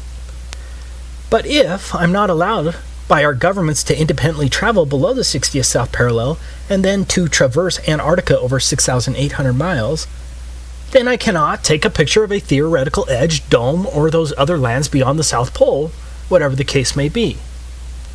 But you probably don't quite grasp how much area is really being blocked off under the Antarctic Treaty System.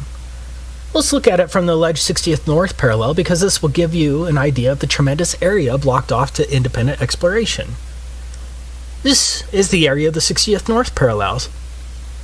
As you can see, the 60th North parallel includes all of northern Canada, Alaska, much of Russia, including St. Petersburg and other major cities, Finland, Sweden, Norway, Iceland, Greenland. It is huge. Now, why in the world is this much area blocked off at the south? Do you really think it's because of penguins?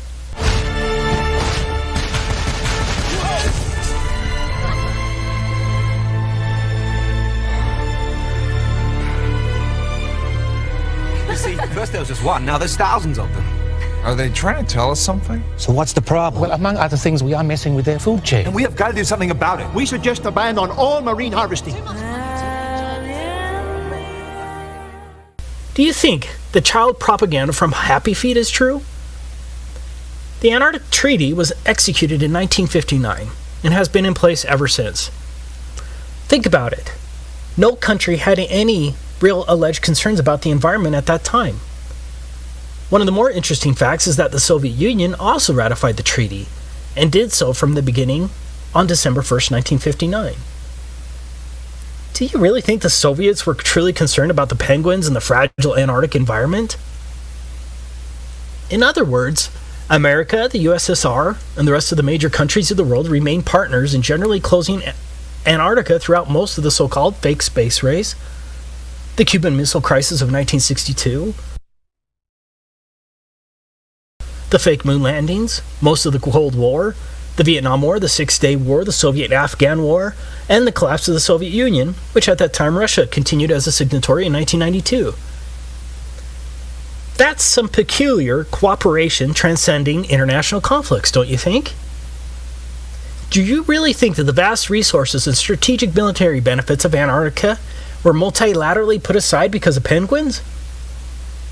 Even North Korea has been a signatory since 1987. For some strange reason, the Antarctic Treaty has remained sacrosanct for nearly 60 years, regardless of worldwide conflicts. For the reasonable, objective person, alarm bells should be going off right now. As I was preparing this video, I found something else that's interesting. Out of all the flags of all the countries across the Earth, can you guess which one only shows a map of the country as the emblem of the country? You guessed it.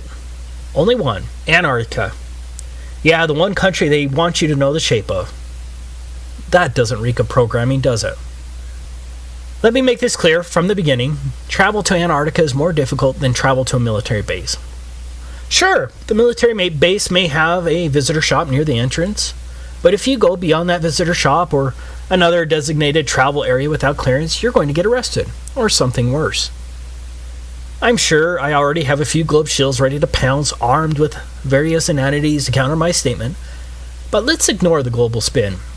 This video is about evidence and facts and the reasonable assumptions based thereon.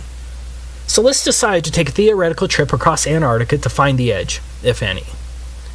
I'm not talking about going to the visitor center along the edge of Antarctica, or an overly expensive cruise to a small ice shelf along the edge with a small excursion, or a flight to one of the multiple ceremonial poles, and then straight back again. Yeah, that's not strange at all.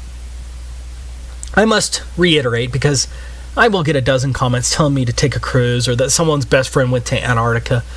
I am not talking about a trip to one of the few designated tourist locations of Antarctica. I'm talking about a real trek, pointed directly south across the entire 3,400-mile breadth of Antarctica and back again to determine whether Antarctica circumscribes the known world and to possibly determine whether there's an edge, a dome, or whatever, and then take a picture of it. I'm talking about repeating the trek of Admiral Byrd and discovering that area as big as the United States that has never been seen by a human being on the other side of the South Pole, full of minerals and such just waiting to be explored. But strangely enough, there is left in the world today an area as big as the United States that's never been seen by a human being.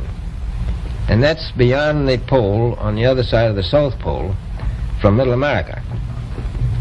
And I think it's quite astonishing that there should be an area as big as that unexplored. Okay, let's get started with our theoretical trip. So what is required to trek across the entire breadth of Antarctica? Now, I'm in the United States, and so we're going to examine it from the position of a slave of the U.S. But the rules are going to be the same for all 53 signatory countries of the Antarctic Treaty, and everyone else, since these countries all enforce the same provisions. To begin with, we need to understand that anything below the 60th south parallel is referred to as the Antarctic Treaty Area.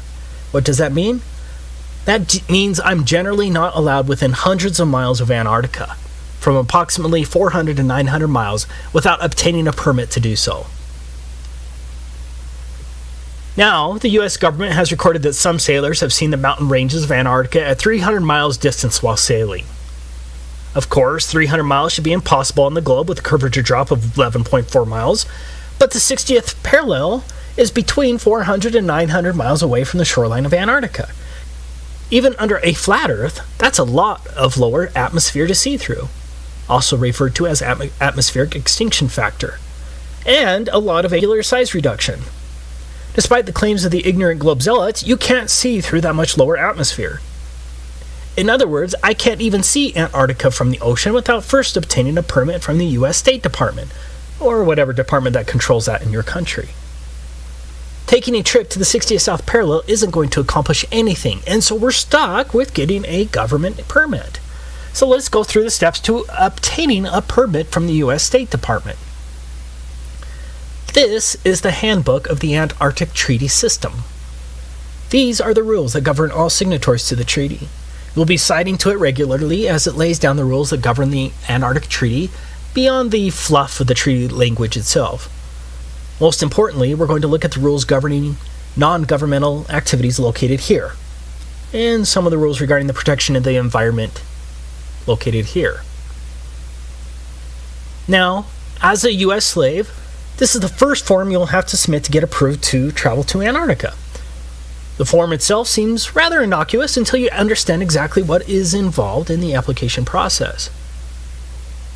In summary, Antarctica is treated as a giant natural reserve. Like a military base, all activities and pathways in Antarctica must be approved. This is unlike any other area in the world, except maybe a place like North Korea. So, when I say that no independent travel is allowed below the 60th South Parallel, I'm stating an admitted fact well recorded as international law. The protocol states, as a matter of principle, that all activities are to be planned and conducted on the basis of information sufficient to evaluate their possible impact on the Antarctic environment and its associated ecosystems, and on the value of Antarctica for the conduct of scientific research. Organizers should be aware that the environmental protocol requires that activities shall be modified, suspended, or canceled if they result or threaten to result in impacts upon the Antarctic environment or dependent or associated ecosystems. If you visit Russia, with a Russian visa, for example, are you limited to one particular neighborhood and certain pathways? For those who visit America as a tourist, are you restricted to New York City? Or are you generally allowed to travel around America? No one is just allowed to travel around Antarctica. All of your activities, vehicles, and pathways must be approved, but it gets much worse. Now, how many genuine people watching this video think that the purpose of seeing the edge, the dome, or the extended plain beyond Antarctica would be approved by the U.S. State Department and the other myriad of agencies? Are you ready to litigate the matter when some State Department official arbitrarily says something like, "I think your expedition is frivolous and would be too damaging to the environment, especially in the light of the frivolity of the expedition"? I don't think a court will overturn that decision, especially when treaty law supersedes any rights you may think you have. So, we're going to have to come up with some fake expedition that will somehow get approved. Let's say we're a tree-hugging Luciferian geologist conducting a comprehensive analysis of the global carbon footprint on Antarctica and its flora and fauna. I think that sounds plausible, and so we could hypothetically fake our way in with respect to our purpose, but it will be tricky. Okay, I'm not advocating that anyone break the law. This is all theoretical. That brings us to the next point. Entire swaths of land are entirely off limits to all travel. These are called specially protected areas. It's pretty much guaranteed that no one is going to get a permit to go through a specially protected area. If my math is right, that's 1,373 square miles that are allegedly specially protected areas. You can see the maps on the websites, but I don't have time to plot all of them. Now, I agree that's not huge in comparison to the total alleged area of Antarctica. But I believe there's a distinct possibility that those swaths of land could be coordinated in such a way as to prevent me from going through Antarctica easily. So, right from the beginning, my route may be extra hard, especially if mountain pathways are blocked and the areas are much larger than claimed due to likely globe distance shenanigans. But let's go ahead and assume we can navigate around those prohibited, specially protected areas. Next, no motorized equipment is allowed at all for non-governmental personnel. Page 308 states, do not use aircraft, vessels, small boats, or other means of transport in ways that disturb wildlife either at sea or on land. That seems kind of hard and very subjective, doesn't it? Antarctica itself is supposed to have a diameter of 3,400 miles. That means no motorized equipment for at least a 6,800 mile round trip? That sounds pretty damn impossible, right? Especially if Antarctica is much bigger than what is claimed. What about sled dogs? Surely they'll be allowed. What's that? Sled dogs aren't even allowed? Okay, so our trip is now limited to a very long hike in insanely harsh conditions over an extreme rise of elevation. On a side note, Antarctica has the highest average elevation of any alleged continent, but I'm sure that's just coincidence, right? But getting back to our insane trip, we not only have to walk at least 6,800 miles, mostly depending on when we need to turn around, we must also tread extremely lightly as walking on plants in Antarctica is prohibited. I can't damage plants or frighten wildlife on a 6,800 mile journey in a wilderness? I wonder if the Lewis and Clark expedition was limited by such requirements. Good luck traversing 6,800 miles on foot without damaging plants or frightening wildlife with no motorized equipment.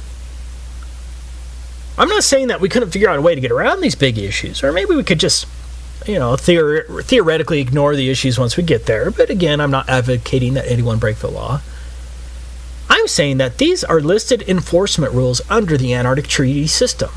And so think of how easy it would be for one of the many international bureaucrats reviewing our application to deny a permit to trek across Antarctica based on this one plausible excuse. Sorry, you're going to end up walking on plants and scaring birds at least one time during your 6,800 mile journey, and the Antarctic Treaty System prohibits such activities. Application denied. For argument's sake, let's just assume we're going to figure out a way to get around that. Don't ask me how. The next issue is, how are we going to carry all that food and fuel for heat? And don't think that the Antarctic Treaty System isn't concerned with how we store our fuel. The United States itself is roughly 2,500 miles across. So imagine the difficulty of hauling food, climbing at extremely high and unknown elevations, and carrying all of your extremely warm gear and supplies across the United States from coast to coast and back again, all on foot with no food stops along the way. And don't forget, we're going to have to haul our poop as well. You are going to have to drag your poop with you on your 6,800 mile Antarctic hike. But it gets worse. Your poop is regulated by a different pseudo-government agency, the National Science Foundation.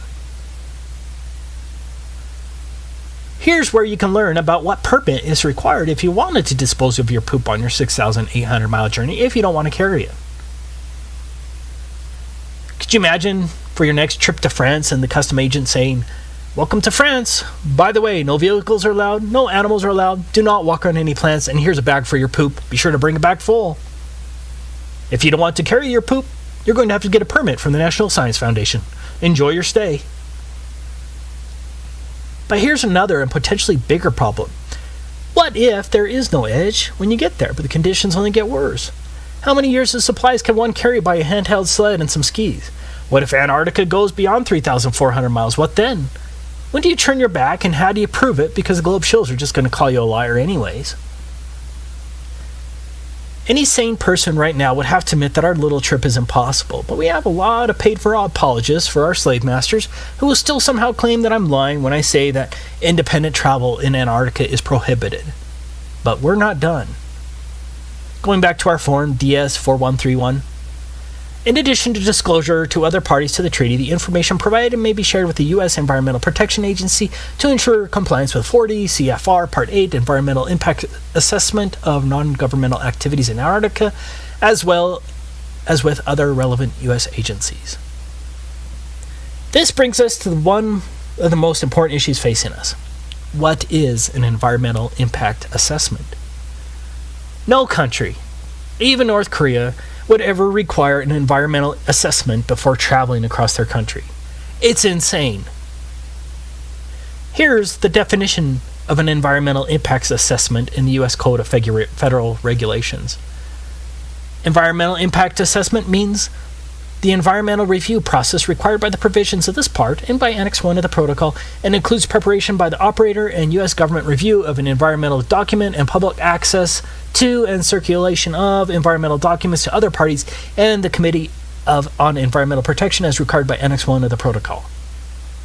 Well, let's see what the Committee for Environmental Protection says. Article 8 of the Protocol requires the parties to conduct environmental impact assessments for the Antarctic activities and provides 3 levels of assessment according to the potential impacts of each activity. The procedures for environmental impact assessment are detailed in Annex 1 of the Protocol. If a proposed activity is determined in a preliminary stage of assessment to have less than a minor or transitory impact, it may proceed.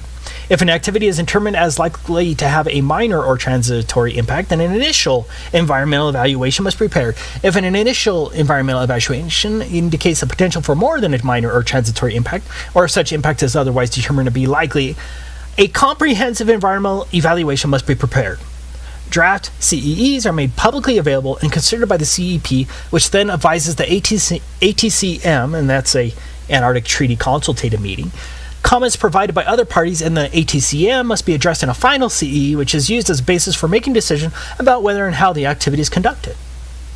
Same law as here. It is the comprehensive environmental evaluation that's going to kill our expedition. Here's the regulation, and this applies to all signatories, including North Korea. Any operator who plans a non-governmental expedition that would require a CEE must submit a draft of the CEE by December 1st of the preceding year. Within 15 days of receipt of the draft CEE, EPA will send it to the Department of State, which will circulate it to all parties to the protocol, and forward it to the Committee for Environmental Protection established by the protocol, and publish notice of receipt of the CEE and request for comments on the CEE in the Federal Register, and will provide copies to any person upon request. The EPA will accept public comments on the CEE for a period of 90 days following notice in the Federal Register. The EPA, in consultation with other interested federal agencies, will evaluate the CEE to determine if the CEE meets the requirements under Article 8, Annex 1 to the Protocol and the provisions of this part, and will transmit its comments to the operator within 120 days following publication in the Federal Register of the notice of availability of the CEE. So, now, I'm sure most of you probably just went brain dead when I read that, so let me explain it. First, our CEE, that's our Comprehensive Environmental Evaluation, must pass the EPA's initial review. Not an easy task. Next, the Department of State, along with its Office of Ocean and Polar Affairs Bureau of Oceans, Environment, and Science, must review it. Next, it will be sent to all parties. That's 100 countries, by the way. Next, your assessment must be approved by an international bureaucracy called the Committee for Environmental Protection. After their highly unlikely approval, the EPA will then publish it in the United States Federal Register. Now, why would they do that? Because any supposed private tree-hugging group can now sue to stop you from going there. Once that is done, assuming you haven't been sued, then the EPA, along with all of the other interested federal agency, whatever the hell that means, evaluates it again. Do you realize the amount of legal work this would entail? Do you realize how easy it would be for any one of hundreds of entities or thousands of bureaucrats to halt your expedition? Again, this applies to all countries. One person in the comments of my last Antarctic video claimed that it wasn't necessary in the United Kingdom. Well, he lied. The Environmental or Madrid Protocol is part of the Antarctic Treaty System and applies to all countries. Here is the requirement on the UK application if you're interested. As explained above, for every person in the United States who wants to get a permit to travel across Antarctica, has to first submit the environmental impact assessment to the EPA.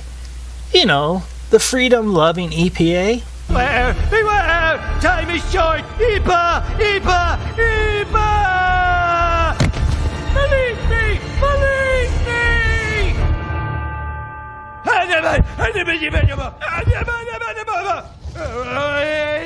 Thanks for listening. Lost them, sir. Well, then you find them, and you get them back in the dome. And to make sure nobody else gets out, I want roving death squads around the perimeter 24/7. Do you know what the environmental impact statement costs? This is very similar. A typical environmental impact statement costs from $250,000 to $2 million. And those are a lot easier than this comprehensive environmental analysis required under the Antarctic Treaty. For us, the biggest problem is that you would have to incur the expense of the environmental impact assessment before you know if you're denied, due to whatever arbitrary claim a bureaucrat can think of. Do you see how difficult this environmental assessment will be? How would one know the environmental impact on an area which you've never been to, and very little information would be available? With a normal environmental assessment, you'd be able to send an engineering firm to the location to make the assessment with attorneys who would draft the statement. In this case, you can't send an engineering firm all the way to Antarctica, and so you have to hire Antarctic experts who have been to the same places you're planning on walking through. Now, how many of those do you think there are? I say that we can safely assume that the price of getting an environmental impacts assessment approved by the EPA and the international agency would cost millions, assuming no supposed private group sues you once it's published in the Federal Register. Do you have more than $2 million to spend for an environmental impact assessment? And then, what if the EPA or the Committee for Environmental Protection or one of the other agencies says no? Maybe that not enough information was provided. Are you ready to spend another $2 million to fight that in court? But you still have to have your purpose approved. Do you see the problem there? You would likely spend millions on getting the environmental impact statement, only later to have some official at the International Committee for Environmental Protection reject your purpose in Antarctica. You would truly gamble millions in this silly endeavor. To learn more about the environmental assessment procedures with the Committee for Environmental Protection, you can research it here. See also, let's get to the final issue we're going to run into. 7 countries claim territorial rights to various parts of Antarctica. Argentina, Australia, Chile, France, New Zealand, Norway, and the United Kingdom all maintain territorial claims in Antarctica. I did find it interesting that the USSR never claimed territorial rights to Antarctica. Yeah. I'm willing to bet that my trip across Antarctica is going to need other permits from other countries based only on territorial claims. Getting more permits or visas from other countries who have alleged territory in Antarctica? Yeah, that shouldn't add too much to our already strained budget. Now, just for the propagandist who's going to claim that's not true, I quote, "The Antarctic Treaty puts aside the potential for conflict over sovereignty for providing that nothing that occurs while the treaty is in force will enhance or diminish territorial claims." Meaning, the territorial claims trump. So, the next dumb shill who demands that you take a picture of the edge or that anyone can go to Antarctica and see for themselves that it's a continent, be sure to point out what a damn idiot they are. And then share this video because everything in here is fact that anyone can look up. And I'll try to have all the links in the description.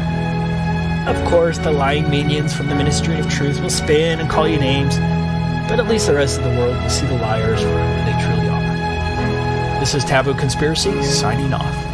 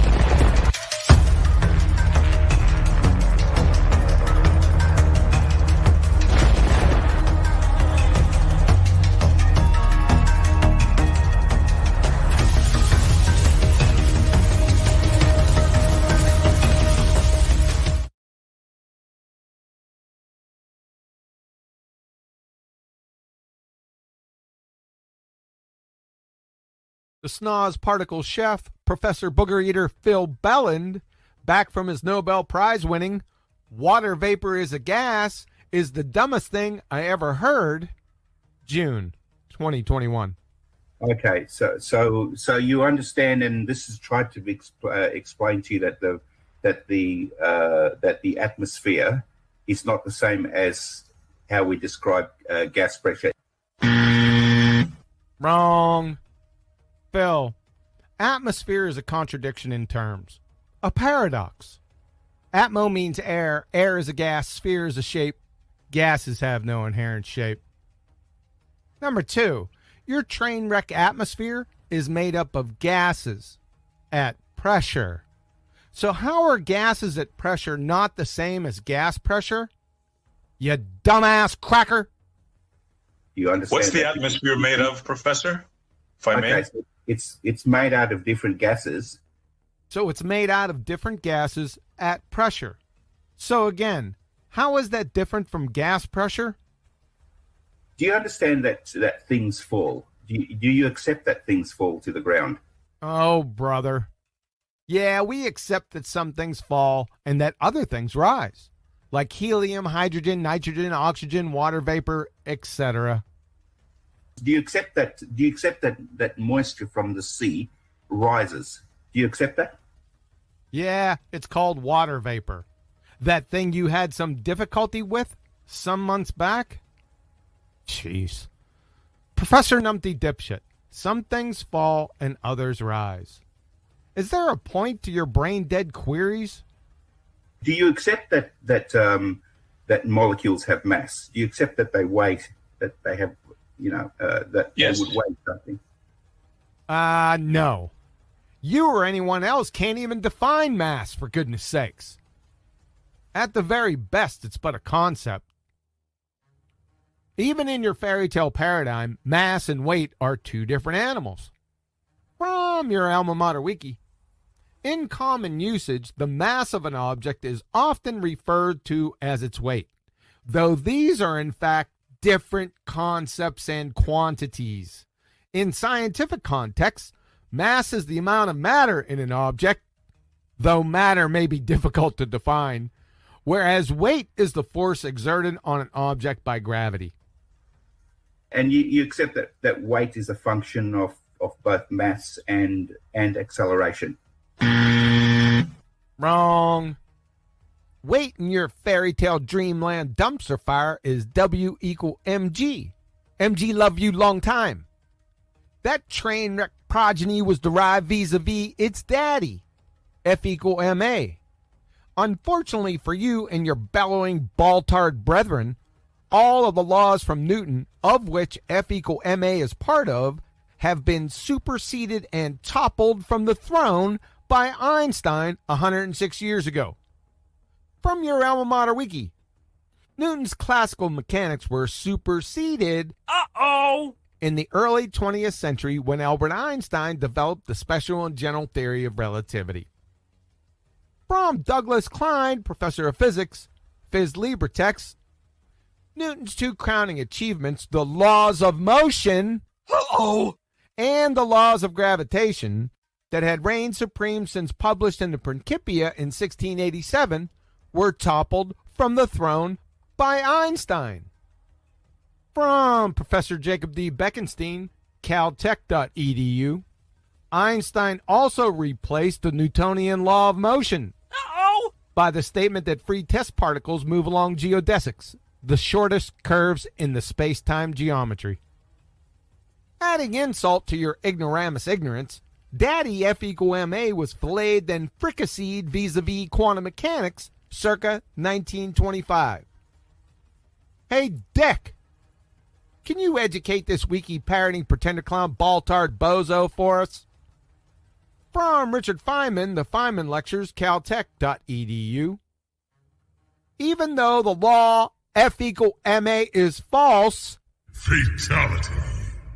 and all the derivations of Newton were wrong for the conservation of momentum, yada, yada, yada.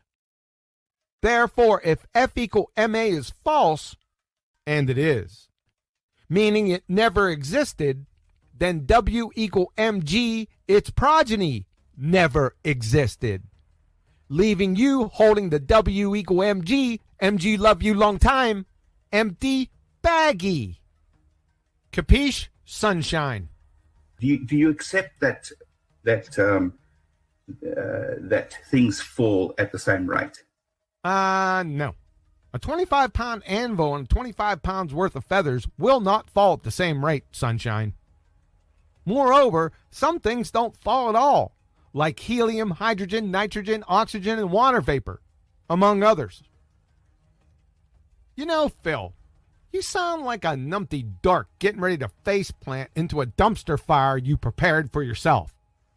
Define mass for me, Professor. Okay, so everything is made out of atoms. Would you agree with that? Are you high right now? Everything is not made out of atoms, Professor Numpty Dipshit. Electrons, neutrons, protons, and light are some shining examples. And physics professor. Everything is made out of atoms, belly laugher, is not the definition of mass. It's a feeble, incoherent red herring fallacy.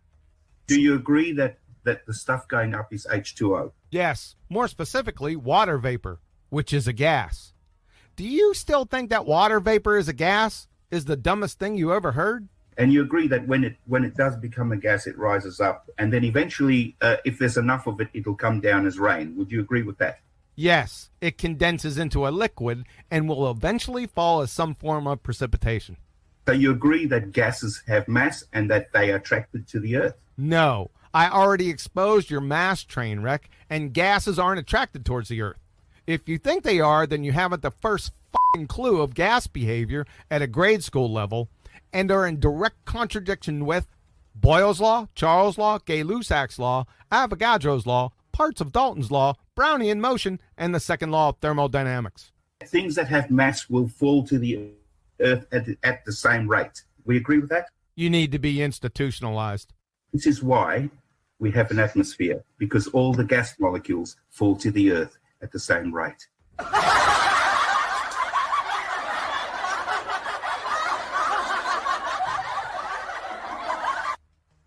Even though that the gas law states that there needs, for it to be gas, you have to have walls for the gas to bounce off to create the pressure as stated in PSI.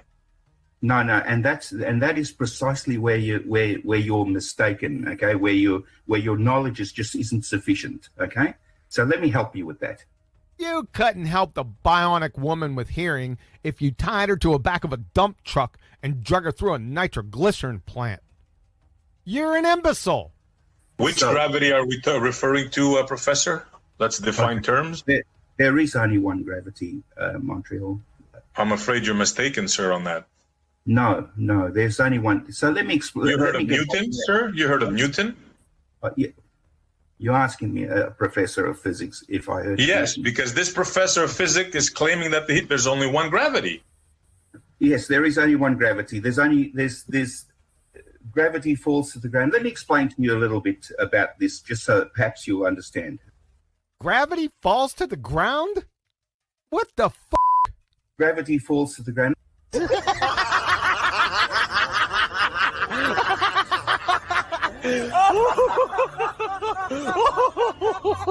You are so dumb. Damn. And there's only one gravity, eh, Professor? From NASA.gov, Lessons for Students. There's two versions of gravity, Newton and Einstein. Duh.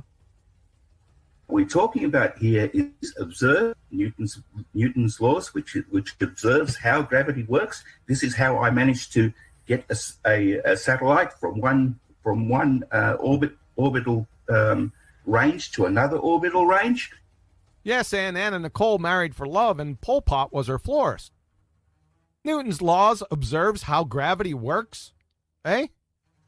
Forgive me, but you're a bumbling, imbecilic, Dunning-Kruger buffoon of the highest order. A genuine window licker. Number 1, reification fallacy. Debunked laws don't observe other debunked laws. Number 2, Newtonian mechanics, that is, the laws of motion and gravity, were wholesale debunked and replaced over 106 years ago, then had its guts ripped out by quantum mechanics shortly thereafter, as already detailed. Number 3, so you use Newtonian gravity to maneuver your second law of thermodynamics violating fairy tale satellites? Professor Gez from UCLA, Department of Physics and Astronomy, would vapor lock from tear-jerking belly laugher syndrome if she heard that delusional horsepuckery. From the aforementioned Professor Andrea Ghez, UCLA, Professor of Physics and Astronomy. Einstein's right, at least for now, said Ghez, a co-lead author of the research. We can absolutely rule out Newton's law of gravity. Hosmer with a drive. Cheese and crackers. Oh, son of a... That's going to leave a mark. Do you use phlogiston to fire up your Barbie? Clown. It describes what happens in the atmosphere within it. In other words, gases go up from the Earth, they come down as rain. Really? So we have helium, hydrogen, nitrogen, and oxygen rain, Professor. You are so dumb. Damn. Put it this way, Montreal. Let's say, for instance, I owed you, $1 billion, $1,000 million, and I gave you 1 cent. Would you theoretically say that I gave you any money back? This is friggin' painful. You gave him 1 cent back, and not theoretically. Next block of instruction, how to breathe. Then look at a horse. I've told you this many times. There's no truth in science. Factually incorrect, Crayon Muncher. There's no truth in pseudoscience, that which you mindlessly parrot. Moreover, if there's no truth in your self-purported profession, knuckle-dragger, wouldn't that ipso facto make you a liar? You're an intellectual dumbass. Professor Bell. Yeah, go ahead. We always talk about experiments that we can do. Are there any experiments that you have done to support your idea of what the shape of the Earth is, or anything else related to the Earth that you personally have done? Well, look, I have to do I wouldn't even call them experiments. They have to be real life things. In other words, it's not by accident that we get a satellite to be 36,000 kilometers above the Earth. It has to be so precise, because we don't want people on the ground having to readjust their satellite dishes on your house.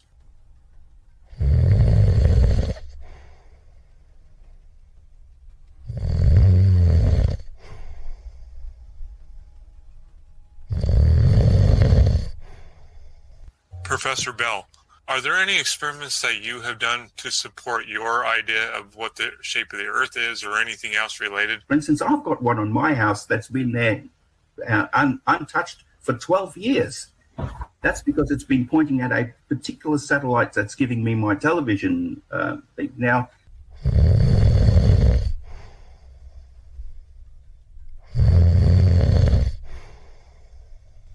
Professor Bell, are there any experiments that you have done to support your idea of what the shape of the Earth is or anything else related? a good thing for those people who do control this satellite, because they make sure that it stays where it's meant to stay.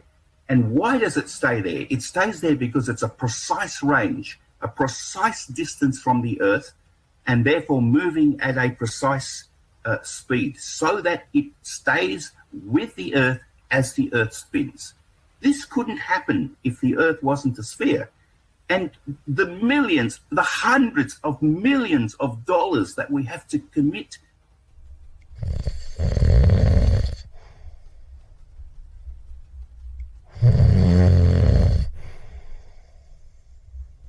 Professor Bell, are there any experiments that you have done to support your idea of what the shape of the Earth is or anything else related? For instance, on a rocket with a satellite, we put all of that money up there knowing what it's going to do, being able to make such incredibly precise predictions. Professor Bell. With all of this money, it would be impossible to if there was any guesswork in it anymore. We don't have to guess. All of these things are so precisely defined.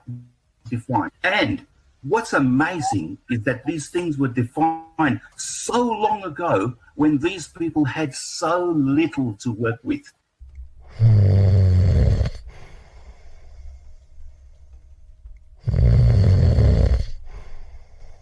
Professor Bell, are there any experiments that you have done to support your idea of what the shape of the Earth is or anything else related? I mean, gosh, imagine if they had the technology that we have now, how much further ahead we'd be.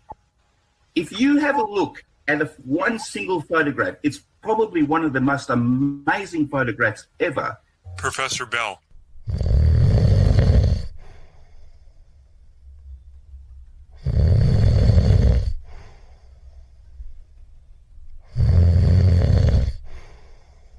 Professor Bell, are there any experiments that you have done to support your idea of what the shape of the Earth is or anything else related? And that is around about 50 people sitting on a bench at the Solway Convention. You are... Professor Bell. You are looking at the most amazing minds that have ever walked on this planet. Right there. Professor Bell. Enjoy it. Look at it. Read their history. Learn something about what they came up with.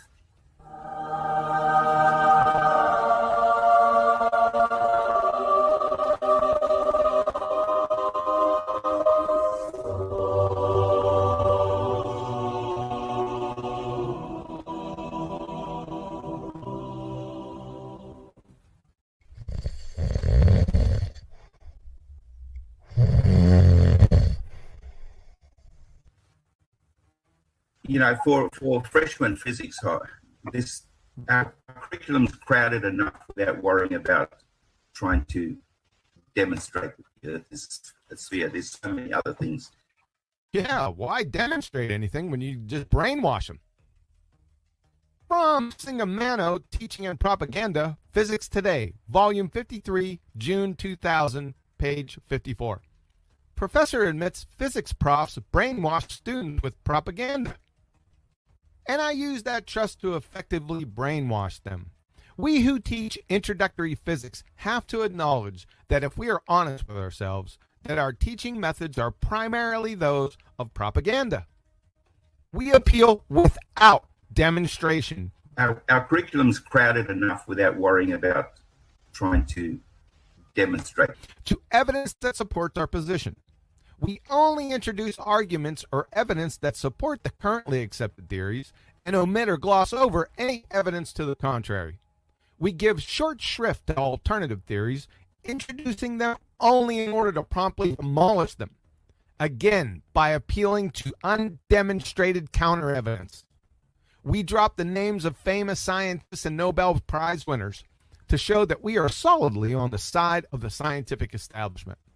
All of this is designed to demonstrate the inevitability of the ideas we currently hold, so that if students reject what we say, they are declaring themselves to be unreasoning and illogical, unworthy of being considered as modern thinking people. Of course, we do all this with the best of intentions and complete sincerity. I have good reasons for employing propaganda techniques to achieve belief. Say what? So I, like all my colleagues, teach the way I do because I have little choice. But it is brainwashing nonetheless. Uh-oh! When the dust settles, what I'm asking my students to do is accept what I say because I, as an accredited representative of my discipline, profession, and academia, say it. All the reason, logic, and evidence that I use simply disguise the fact that the students are not yet in a position to sift and weigh the evidence and arrive at their own conclusions. End of citation. Newton didn't give gravity a definition.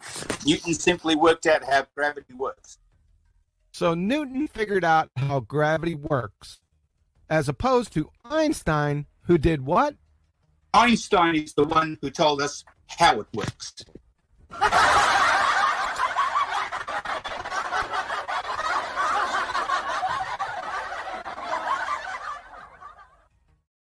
Mr. Belland, when you juxtapose positions, you're contrasting them. That is, you're showing how they are different from one another.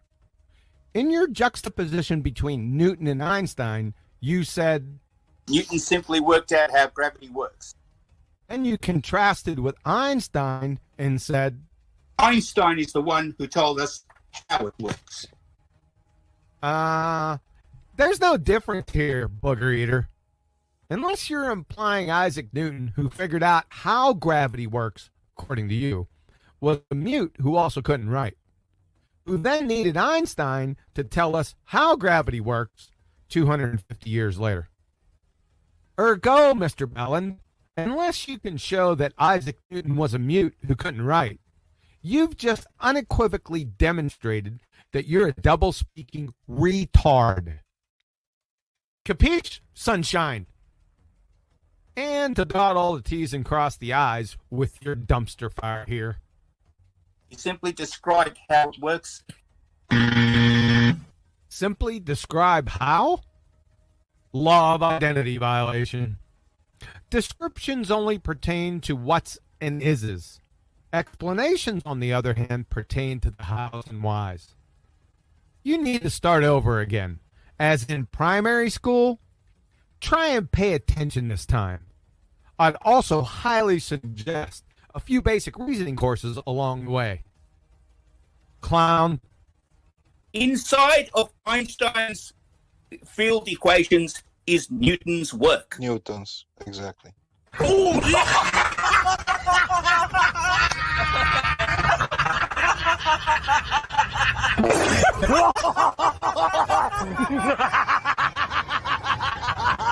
Are you serious?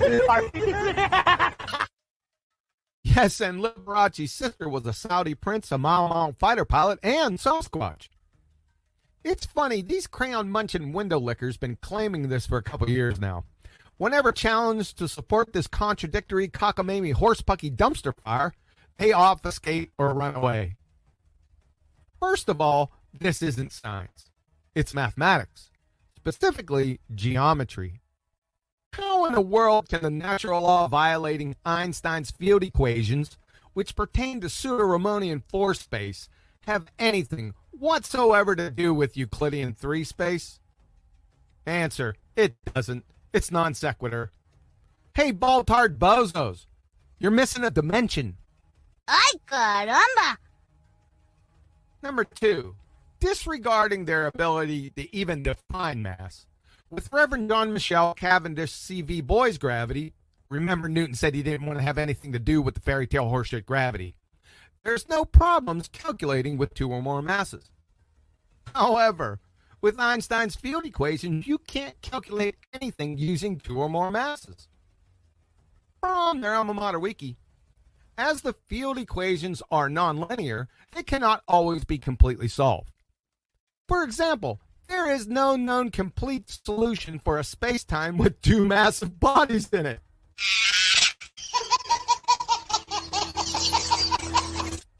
So unless you have a completely empty universe, or a universe with only one mass, you can't use Einstein's field equations.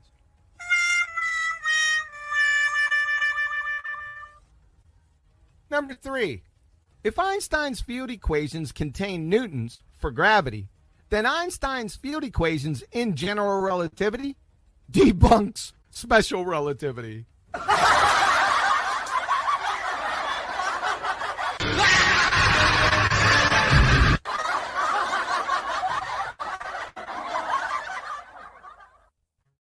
From Britannica.com.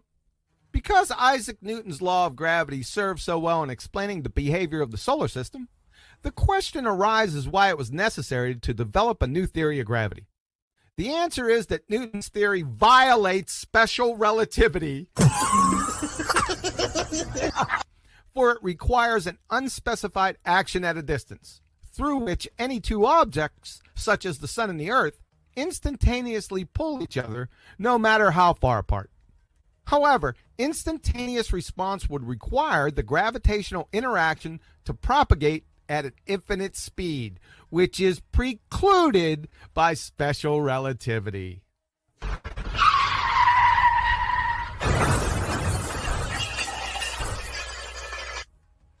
From Professor John D. Norton, Department of History and Philosophy of Science, University of Pittsburgh. Newton's celebrated theory of gravitation presumed instantaneous action at a distance. The sun now exerts a gravitational force on the earth, now with a magnitude set by Newton's inverse square law. The key part was the now. If the sun were to move slightly, the resulting alteration in the force it exerts on the earth would be felt by us instantaneously. Uh-oh! According to Newtonian theory. That means that Newton's theory depends upon the notion of absolute simultaneity. Uh-oh! A change there is felt here at the same moment. However, Einstein's 1905 theory had banished absolute simultaneity from physics. Hosmer with a drive. Cheese and crackers. Oh, son of a... That's going to leave a mark. And finally, another tiny little problem from Warwick University, UK. The problem is that the equations, Einstein's field equations, require the energy and momentum to be defined precisely at every space-time point, which contradicts the uncertainty principle for quantum states.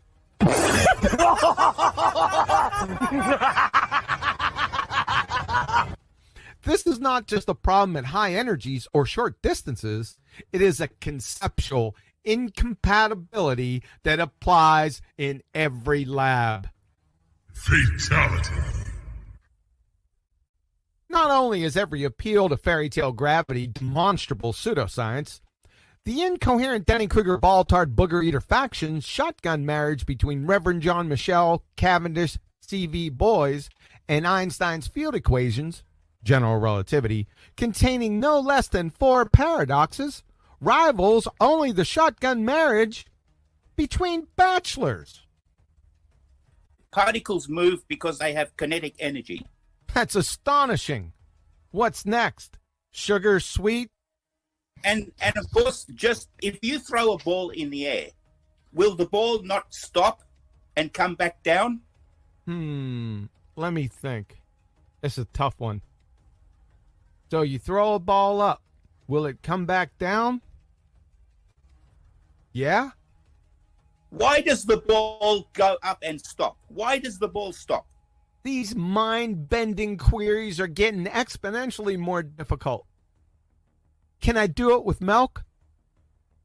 So why does the ball stop? It loses kinetic energy? You know why the ball stops? Because it runs out of kinetic energy. Yes, I was right. Hallelujah. Who's all that in a bag of chips now? That's right, me. This is why gas particles can't go any further. Are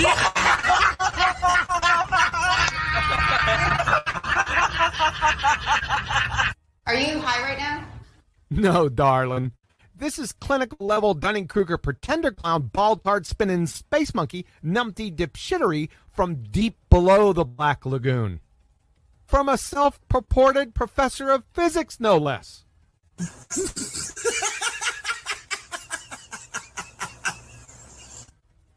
Professor Booger-Eaton Burke of megalithic proportions. Clumsily feeble false equivalence fallacy times 2. Number 1, balls are made of solids. Gases are gases.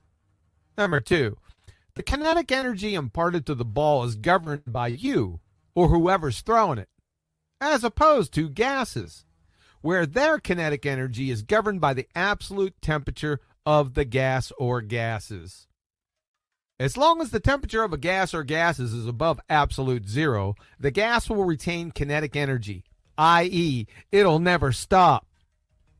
If a ball isn't picked up and thrown, there is no temperature where it will fling itself in the air. Next block of instruction, how to eat cereal out of a box.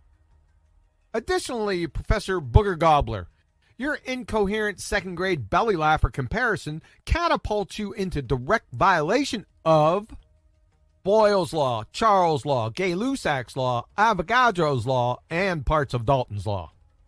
And not to be ever outdone, the King Topper booger-eating bull in a china shop exhibition, leaving no dish uncracked, you've taken the second law of thermodynamics, along with Brownian motion, out back to the woodshed and bludgeoned each to a bloody lifeless pulp. Your parents must be prouder than game roosters.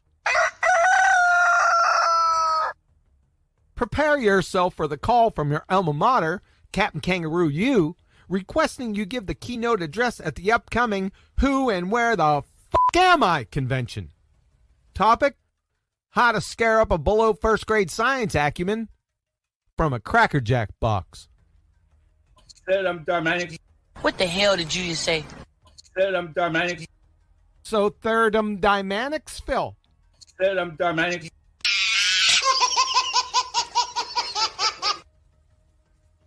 Entropy is simply the movement of from order to disorder. Fatality. No, it isn't, Professor Thermodynamics. You treat objects like women. From the legend, Professor Lambert, entropysite.oxy.edu. This view was broached partially in a previous article that showed disorder was outmoded and misleading as a descriptor for entropy. Footnotes 1 and 2. Again from Professor Lambert, entropy is not disorder, not a measure of disorder, not a driving force. From Chem Libre text, there is no basis in physical science for interpreting entropy change as involving order and disorder.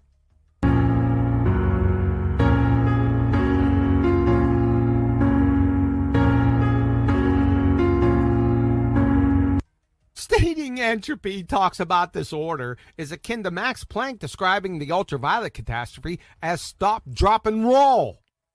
It's belly-laughingly juvenile proby and demonstrates beyond any doubt, ladies and gentlemen of the jury, that we have a stage 5 clinger kung fu death grip globetard wiki-parroting goober of megalithic proportions. You big dummy! Space is not a place that you can go to. Why not? Because that defies natural law. What natural law? Specifically. What natural law? The second law of thermodynamics. Tell me which part of the second law of thermodynamics does it defy? That you can have a pressurized system next to a vacuum without a container. Not the second law of that's not the second law of thermodynamics. Thermo means heat. Thermodynamics is specifically about the transfer of energy. Wrong.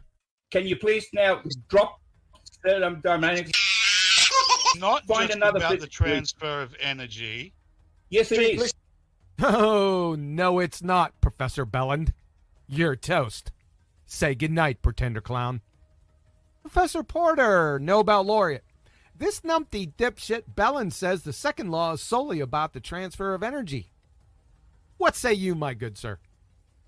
Now let us look at some examples of spontaneous changes and see how they are accounted for in terms of the second law of thermodynamics. We'll take the simplest first and look at changes where only the entropy changes. Uh-oh! Now, one, perhaps the simplest of all, of these is the expansion of a gas into a vacuum. Oh, yeah. I have in one of these bulbs some bromine, and in the other I have a vacuum. And if I open the tap between these two, you will see spontaneously the bromine rush from one to the other. Now that is the simplest change we can have, perhaps, because all that happens is a change in entropy. Uh-oh! In this case, the expansion into a vacuum, nothing else is involved. There's no energy change. There's no energy change. There's no energy change.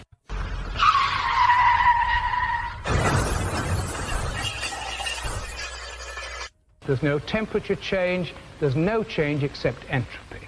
There's no change except entropy. There's no change except entropy. Hosmer with a drive. Cheese and crackers. Turn out the lights. Pretender Clown Space Monkey. The party's over. They say that all good things must end. Ballers scattered on dawn's highway bleeding. Fallacies and refravity crowd their fragile eggshell minds. Baltar, space monkey. Call it a night. The party's over. Hey!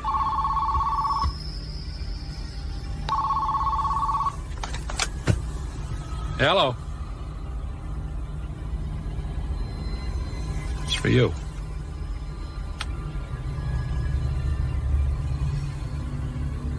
Yeah? You've just been erased. Professor Bell.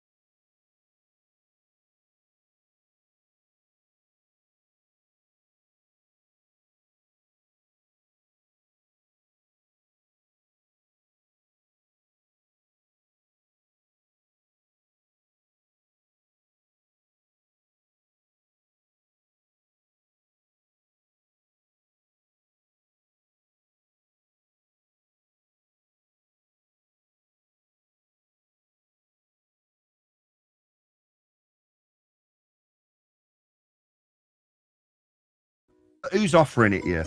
Somebody full of contradictions, doublespeak, triangulation, contradiction, nonsense assertions, fallacies, deceit. That's what you've got. That's who you give. That's who's giving it you. Is it worth it? I am proud to say I am a flat earther. In spite of all the nonsense you get from David Weiss and Jeranism and even Pete Shea, I'll shoulder all of it. I'm flat and I'm proud. Earth is flat. If you've found some teat to suckle on that tells you that it's flat, but you can say it isn't, then realise you're being brainwashed and gaslit for whatever the purpose is of the manipulative sod that's decided to use that stupid contradiction to give you some comfort. Man up! Earth's flat. Deal with it.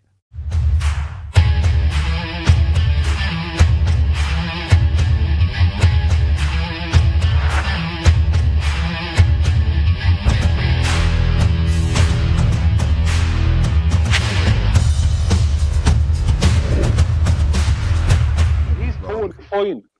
It's the other way around. They already feel the shame. He's appealing to that. He's playing on it though, but he's playing on it, Nate. Playing on it. That's a much better term. Playing on the shame. Playing on the shame. But it's okay, but he's totally fine with calling his whiteboard flat and also stating it's not 2D when he's put on the spot. Right. See, well, I want to be the antidote to that. Right. Yeah. It's not something that you necessarily would pick up as a badge of honor. Yeah. When you stare over at the badge that says Flat Earth on it, it looks dirty. Yeah? Believe me, once you polish it, you realise how gleaming the diamond that is that badge actually is. Now, like I say, I'll shoulder all the crap that comes along with it, this included, because it's a fact. But I'm not ashamed to say it. You shouldn't be either. The fact that it's a tarred badge is because they've had to pour tar on it. And the fact that once you've polished it, people want to come back along and pour more tar on it makes you want to go to somewhere like Bev's. And I get it. I empathise. I'm not devoid of empathy. And I see these lost souls going to Bev's. The shame of Flat Earth hopefully behind them. Well, I'm not going to offer you any comfort in that regard, I'm afraid, if I'm appealing to those people on his server and his audience, which is who I'm ultimately appealing to in this regard. I can't offer you the same comfort. I'll give you something different. We here, Ballbusters, will give you something different. And that's a pride that you can hold in that statement. Flat Earth is something to be proud of once you appreciate that the Earth is obviously observably and navigatably flat. When I say I'm flat and I'm proud, I mean it. And the fact that you, as an audience member or a member of Bev's server, feel shame for that, I don't bloody blame you. There's a reason for it. It's the flack you pick up as the target when you're close to the mark.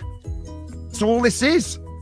Well, I'd rather give you the tools to deal with that, rather than accepting the shame, then relinquishing the obvious and observable nature, the very thing they've wanted to occult from you in the first place, you're left feeling like you have to deny. And what is the achievement of getting somebody who says the ground is curved to prove that it isn't by their own words? What isn't is flat. You've just got to accept that. But you should at least recognise that because you've admitted, he's mugging, he's happy to lie to people to win an argument, yeah? And he's happy to allude and use lexical fallacies to deceive you into a view. And you have to accept that because you have not been able to even verbalise what his claims are, yet you're here. And that's kind of what Nathan's not having a go at you at, but what angers him so much. Not at you, but that you're getting mugged off so much by somebody. That's what I meant by pity. Yeah. I see it happening and it frustrates me. It frustrates me greatly because there's very little I can do about it. Now, to the person that we're talking to, you know, Tanks, there's no hope for you. I'm really sorry. I'm not going to be able to help you in this regard. No matter what I say to you, cognitively, you've been conditioned. Now, the people who run cults, are psychopaths. I use the word grammatically intentionally. I could have said narcissists. It's perfectly interchangeable. That's who runs cults, right? And typically, you'd go, well, that makes no sense, right? Aren't they the evil monsters carrying the knives? Oh no, definitely not. On quite the opposite. They're the charismatic reflection of everything you want to be. Everything you value in your life will be reflected back at you by the narcissist. And they prey upon weak people. Now, what is the weak group that's been preyed on in this example?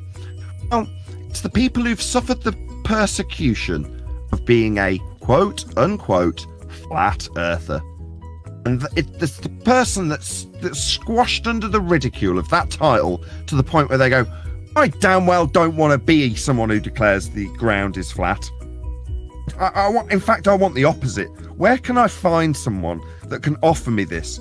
I want all the principles that I've learned to remain intact, but with this unfortunate acceptance of the ground being flat, notwithstanding bloody oceans and bloody valleys and bloody undulations. The ground, the earth, it's flat. If I can just get away from that exact term, I'd be a lot more comfortable, because then when someone asks me in society, I can, as an empathic, honest person, say, nah, flat earth. Nah, the earth's not flat. Obviously, we've got mountains and valleys. And then rub my collar and feel good about myself. Those people who want to get away from that crap because they felt persecuted for the last 6, 7, 8 years, or however long it's been, they're going to find it from Bev. He offers it on a golden platter. Nah, not flat. Look, I am categorically, it's part of his strapline and persona, I'm not a flat earther. I figured it out a few weeks ago. Why was part of his sales stick? Yeah, he's appealing to that person that doesn't want to be a flat earther. Totally empathise. When he put it to me in the way that he's brainwashed his minions with, I agreed with him. A little smirk to one side of my face. Yeah, I agree, Bev. Yeah, I wouldn't want to be a flat earther either. What a stupid notion. We've got mountains and valleys. Yeah. Yeah, but it is flat. Earth is flat. Yeah? Not in, as Brian's defined it, some geometric context that you've bastardised with a lexical fallacy. Yeah, I can drop it into. Nice. Nice. Sweet. But with the appeal of not being a flat earther. And that's a succulent deal that's on the table right there. And I can see how it appeals to people who, and when I watch on the occasional times that it gets played on my show, because we react to him, because Brian's a real avid fan and subscriber, we have to react to him over and over again. What I see is the people that I've seen before and know they are. And I go, you've got tired of the shit that we have to endure as flat earthers, haven't you? You don't want to be a flat earther anymore. Someone's put their arm around you and told you don't have to be. And all you have to swallow is this glaring contradiction. And we win against a Glober who says the ground is curving. We get him to say how it isn't curving. The ground's not flat. Malfunction. Yeah.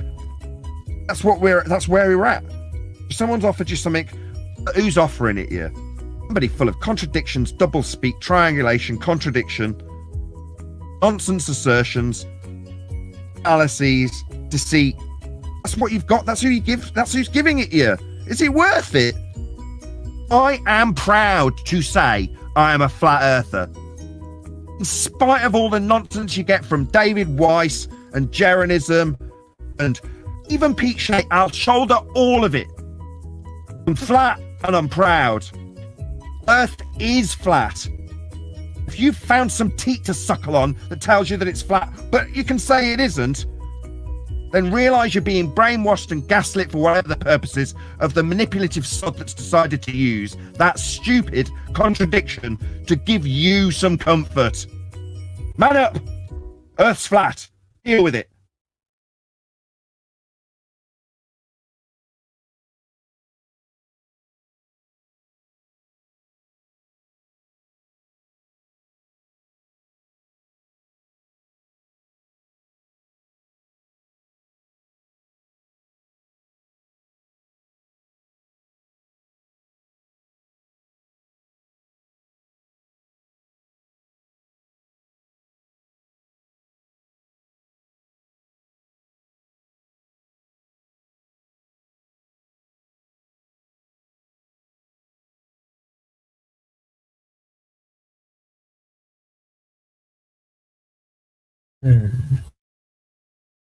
I guess everyone is muted.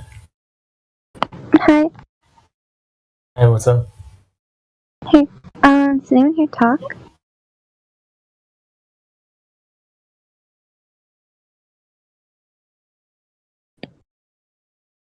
I wonder if they all AFK.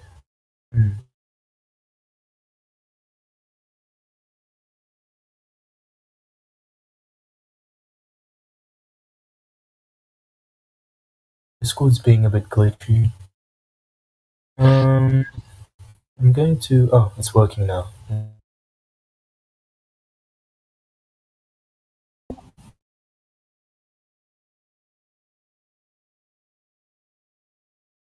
Hello? Hi. What?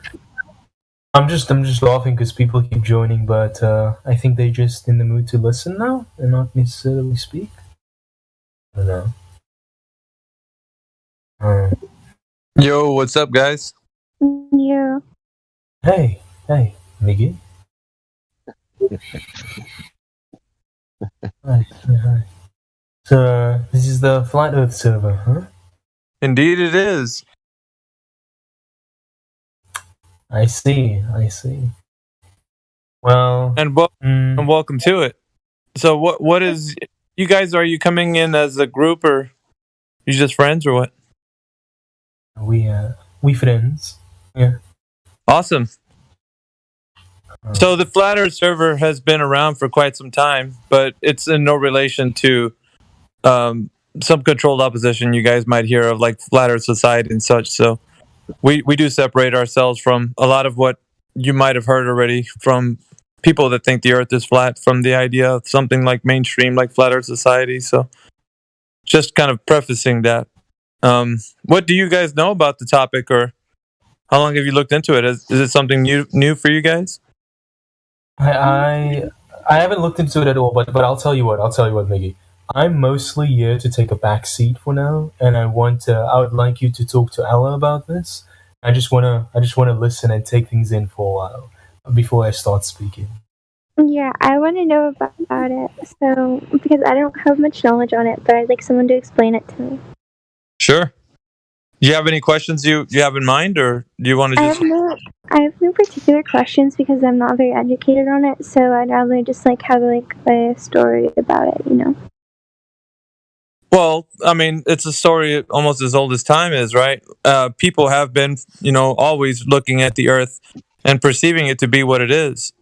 But more than that, there has been stories about what Earth can be in the way of what we think in our imagination.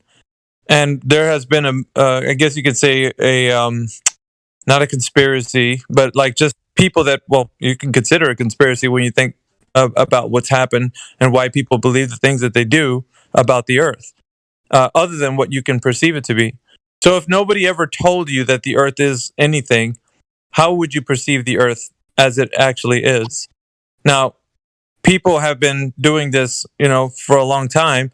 But the thing is, even as a young child, when you're growing up, you have to be told that the Earth is something other than what you observe it to be in order for it to be conceptualized as whatever they might say. It's a globe, it's, convex, concave, hollow Earth, whatever, they might conjure up. And even with all of this, they can make it seem like the Earth can be something other than what you can perceive it to be.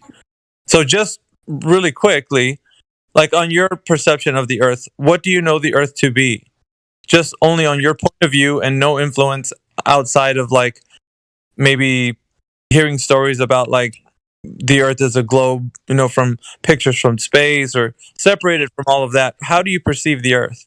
Well, when I was younger, I used to think the Earth was flat, but I'd always have teachers and my parents and stuff telling me that if you look at a globe, that's really how the Earth looks, but they didn't really provide much proof to that claim other than textbooks and the globe, obviously. But from observing it myself, it's quite obviously flat. I mean, I'm not 100% sure on anything because I haven't looked into it, but obviously as a child, that was my first observation about it. And if we draw back the curtain of information of like how they present you, me, and everyone, right? And if I was to tell you and your friend here that has joined, right, that's listening right now, what's his name? Dean Brownie. If you guys were to think about at any point in time, have they told you the history of the Earth being measured to be a globe? Because obviously it's a geometric shape, right? An oblate spheroid, according to what they're telling us. So at what point in time in history has anybody ever measured the geometric shape of the oblate spheroid that we live on, that you and I live on? What would your answer be to that? Like, to verify that? Well, they haven't really given much proof behind their claims. Like, they say things, but then they just, like, I don't know, I feel like the school system has, like, they want you to believe certain things. Like, they want you to basically believe how they think and not, like, I don't know. I'm not too educated on it, so I'm not really sure what to say. Okay, so, and I pose the question to both of you because of the fact that the answer is illusory. So you can't find something satisfactory to present in a way that we can all understand. That if it's an actual truth that the Earth is a geometric shape, then we would be able to get the hard facts out and find out how it was done. So there's some stories that they've said about what they figured out, but they're always presupposing the Earth being a globe before they actually do any tests or experiments, as you might call them. But the idea that something has been done, because they say, well, back in ancient times, we've already discovered the Earth being a globe for over 2,000 years. And they say a story, and they tell you and me and everybody else these things, and they put it in books and all kinds of stuff. But have they ever, like holding them to scrutiny, have they ever measured this geometric shape that we're standing on, that you and I are both standing on right now? And that's the most important question, because besides all the quote unquote evidence that they might have with pictures and things that embellish the idea, like when have they ever presented hard facts that we can measure this ground that we are standing on to be an oblate spheroid? I mean, we're talking about drop over distance here. So from point A to point B, let's say I stand on point A, I could see something in the far distance, which is point B. Like, there should be some measurable curvature of the Earth, which would obstruct my view from seeing the thing that I could see in the far distance. But that does never happen. We don't ever have an understanding that the Earth is conforming to this geometric shape as they so tell us to. And there is a problem. So we're addressing that here in this server. We're asking the question and even posing it to the audience, and because we're on YouTube, we're live at all times. So for you guys that are listening right now, and for you guys that have just joined us, Ella and Steam Brownie, we would pose it to you guys. The question is for you. It's the challenge that you need to understand. The challenge is we need to figure out if they've been telling us something that is truthful and we got hard facts and we can go and test and verify what they say, or are they just making us believe something that is not true? And so here we are right now challenging the status quo, which is they've given us a story, right? Ever since we were a child, they've told us what the Earth is. Now it's our turn with critical thinking minds to challenge them back and say, okay, now you've told us about a story, and it's great you show us pictures from space. It's great that you're showing all these things, but rather than me trusting people on the merit of that kind of stuff, have we measured the actual Earth to be a geometric shape as you so claim?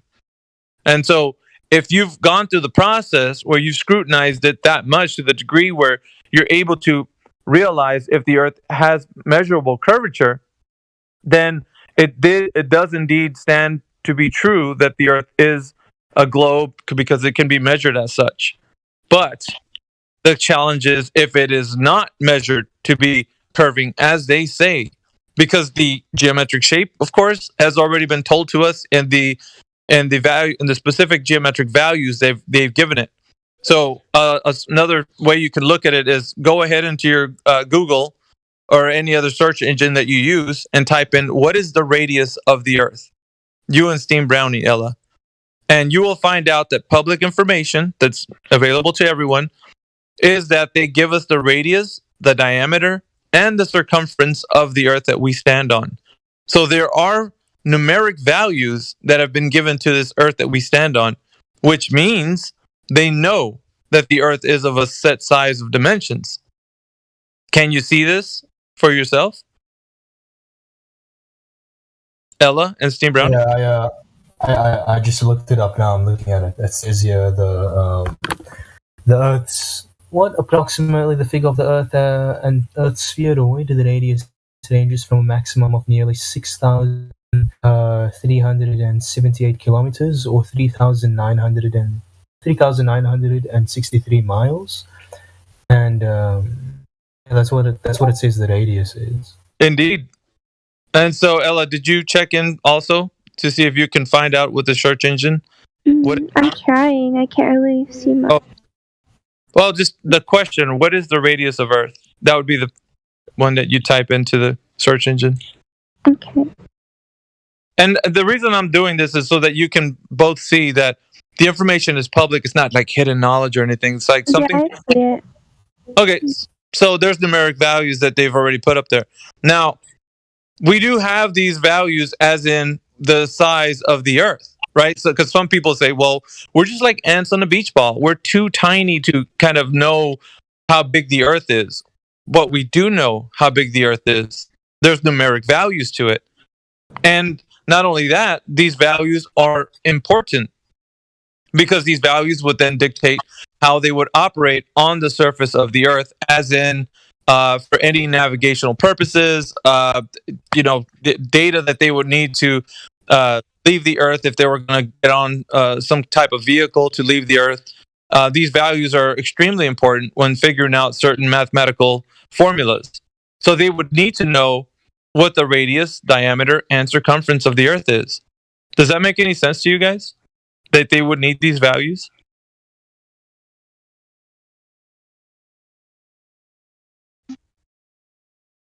Hello? Hi. Sorry, I'm still looking at stuff. Yeah. Do you know how important it is for them to have these values, Ella and Brownie? Yes. Okay, so them having these... Yes. Look at your DMs. Oh. I'm on my phone. 1 second. Give me a second.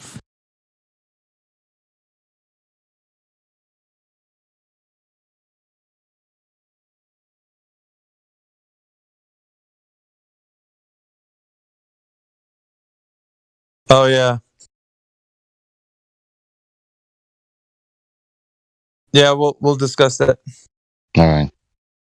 And I'll DM you. Oh, actually, I might talk to you later about that. All right. So, Ella and Brownie. So we're on about the understanding that they've given us information about the set size of dimensions of the shape of the Earth. So they've already given us like these values of how big the Earth is. So you guys agree, right? Like I have to have you guys fully on board with the understanding that they've already given us quote unquote hard facts. These are basic understandings of like what we know the Earth to be, as in per the rhetoric. Do I still have your guys' attention, or have I lost you somewhere? Yeah, you do. I'm listening. Okay, so what is your response to what I just said?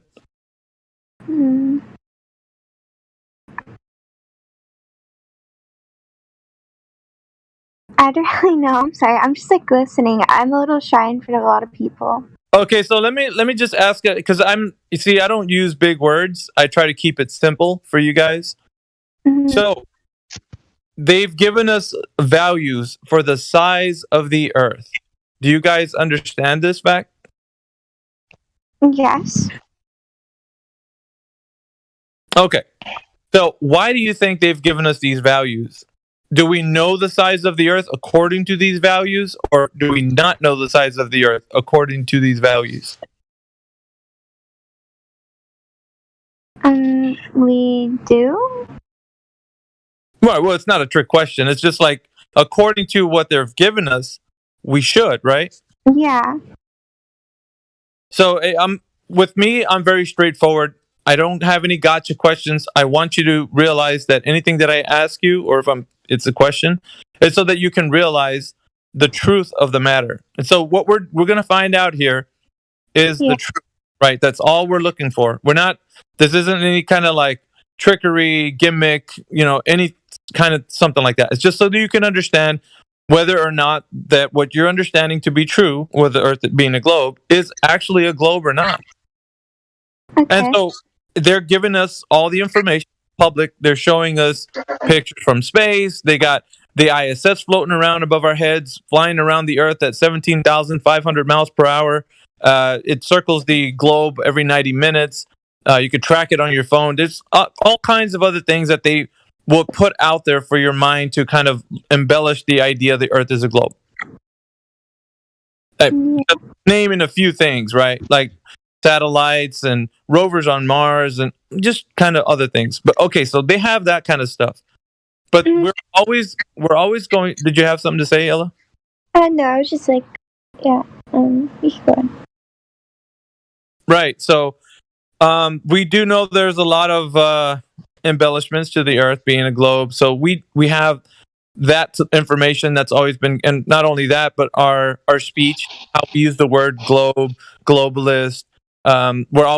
There's a lot of things involved when we're talking about how they've given us the understanding that the Earth is a globe, right? So we're basically just looking at like what we call indoctrination, how you would perceive the Earth. Because like, as you said, you were a child and you didn't think it was a globe until somebody told you and they pointed to a globe and said, well, that's just how it is. And without challenging the information, you took on that worldview and just like, okay, well, I'm thinking that the Earth is a globe now.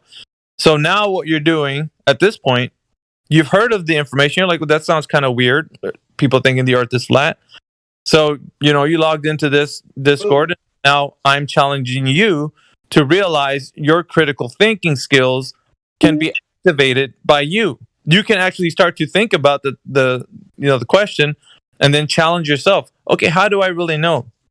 If they've only told me and I've only seen pictures, but I haven't verified it myself. I haven't looked into it.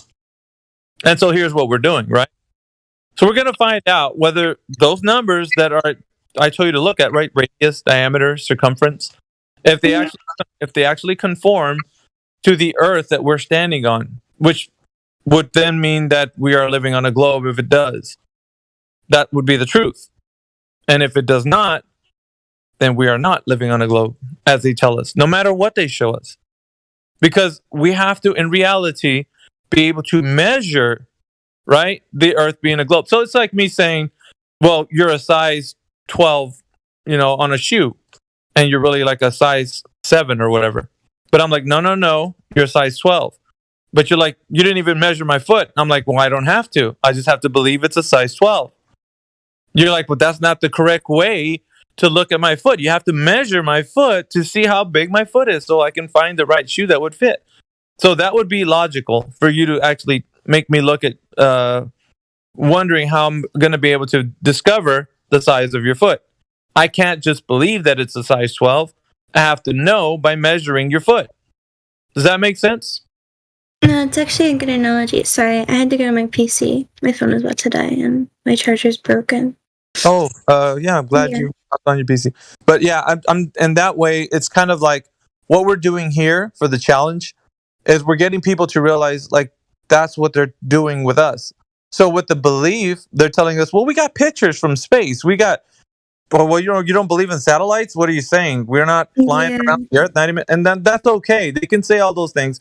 But the thing that we're always looking for is the truth. So yeah, plus media, they want you to see certain things, which I've realized over the years. Well, yeah, of course the media can help in some ways. But there's, the idea that they would always want to keep us with the knowledge that the Earth is a globe. Now, we won't get to why would they do this kind of just yet. We will later on. But like for now, we look for the evidence. and then later on we'll go into the question as to like maybe looking into the answers as to why would they do these things. But the most important thing though that we have to look at is the evidence. So like just like the analogy of the foot, right? How are we to measure this alleged curvature that they say the earth has? Because like I told you guys, from point A to point B, something you see in the far distance, how are we to measure how much drop there should be in order for there to be the understanding that the earth is curving at the set rate that it should for the geometric shape that they tell us that is the set size of dimensions? Remember, radius, diameter, and circumference, because it's an oblate spheroid.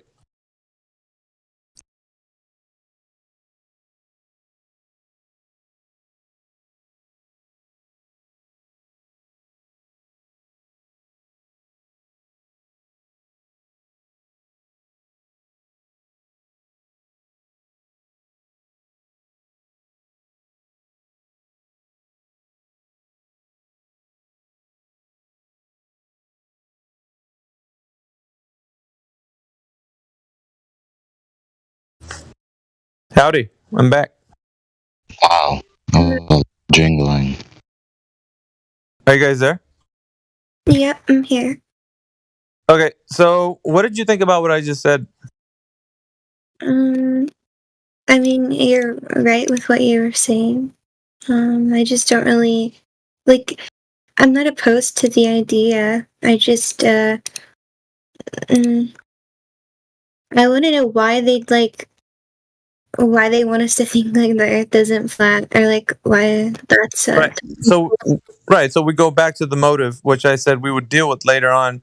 Okay. But because of the fact that I understand the question, I know the reason why you want to ask the why would they do this. But the first thing we got to focus on, and it's kind of hard because right now it almost seems like, okay, if it's that big of a deal, then what make them do this, right? So I understand the reason why you want to ask that. But first, we need to establish if there's any evidence for the case. Because we haven't established that yet. Or at least not from my understanding, listening to you guys, realize that the Earth is not a globe. So first, that's first things first. Let's establish that. And then we can look into some of the things that we talk about in here. Because that's a very loaded question. Why would they lie? It's loaded because it has multiple answers. One specific general one, and then many, many other answers following it. So, geometric shape of the Earth. And so they said for at least 2,000 years, we already understand the Earth to be a globe. Now, what do you and Brownie think about that, Ella? That we've been told for this amount of time without even checking if it's actually curving like they say it is. I think that's kind of silly. Because, like, why would we not check? Go ahead. Wasn't there this guy called Aristotle that allegedly he mentioned how he noticed that the one shadow was longer on the one end of the Earth versus the shadow compared to the one that was closer to him, and then he came up with the idea that if he came up with the idea that the Earth is round, and he went out to prove it by Aristotle of these shadows. Yeah, Aristotle was the guy looking up at the moon and looking that the evidence for the Earth being a globe was that the shadow on the moon at the lunar eclipse was when it covered the moon, that the Earth is a globe because of that. That's what Aristotle was. Eratosthenes was the guy you're talking about right now. With the obelisk in the Cyrene and Alexandria. That's who he was. So yeah, Eratosthenes.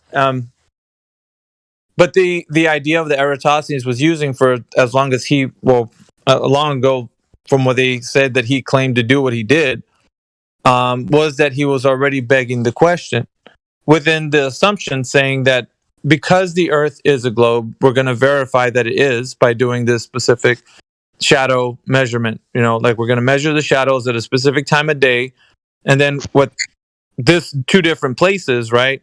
I'm just telling you kind of like what everybody knows about this story. with two different places. One's a well. The well's where the sun will be beaming down, and once the sun beams down into the well, and you can't see a shadow being cast into that well, then you know that it's directly noon, and right in the what we'd call like the apex of the sun, right 90 degrees above the person when it's beaming straight down.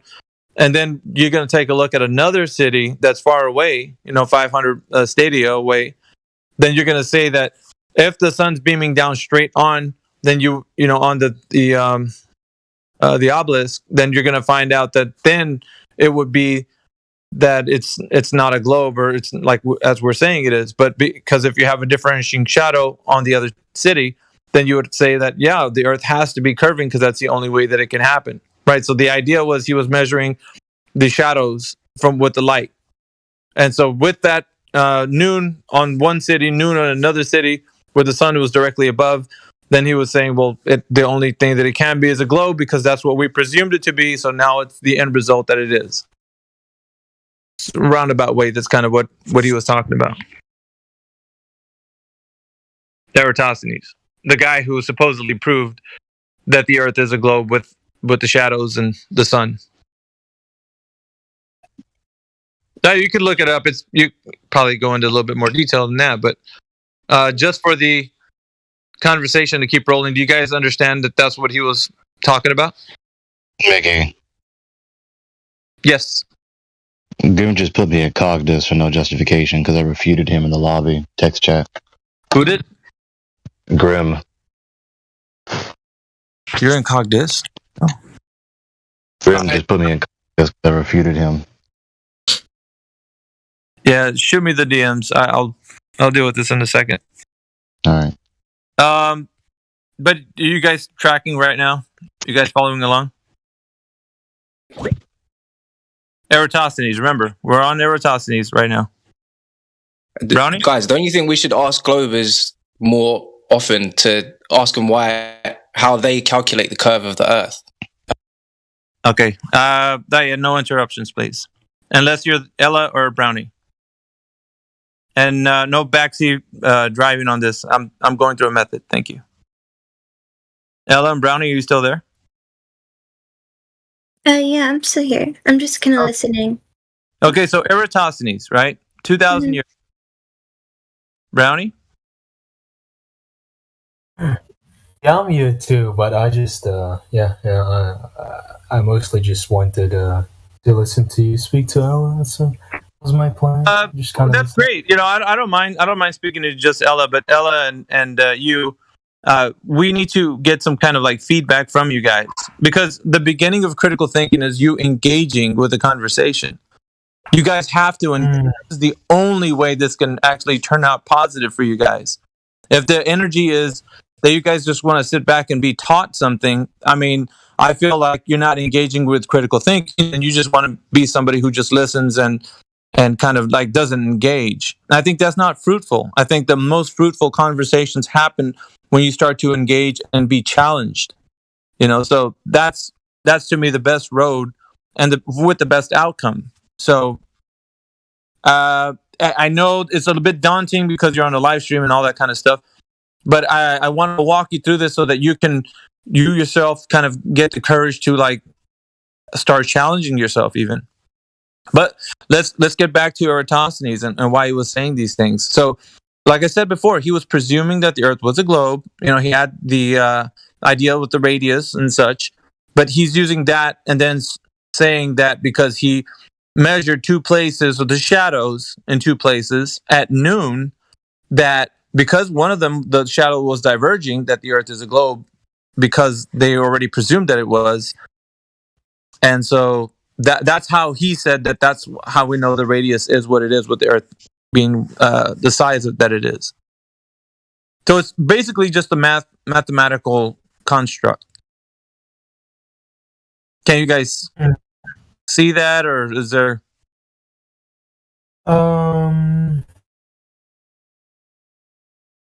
What do you mean by when you say it's a mathematical construct? So the radius, right? The size of it.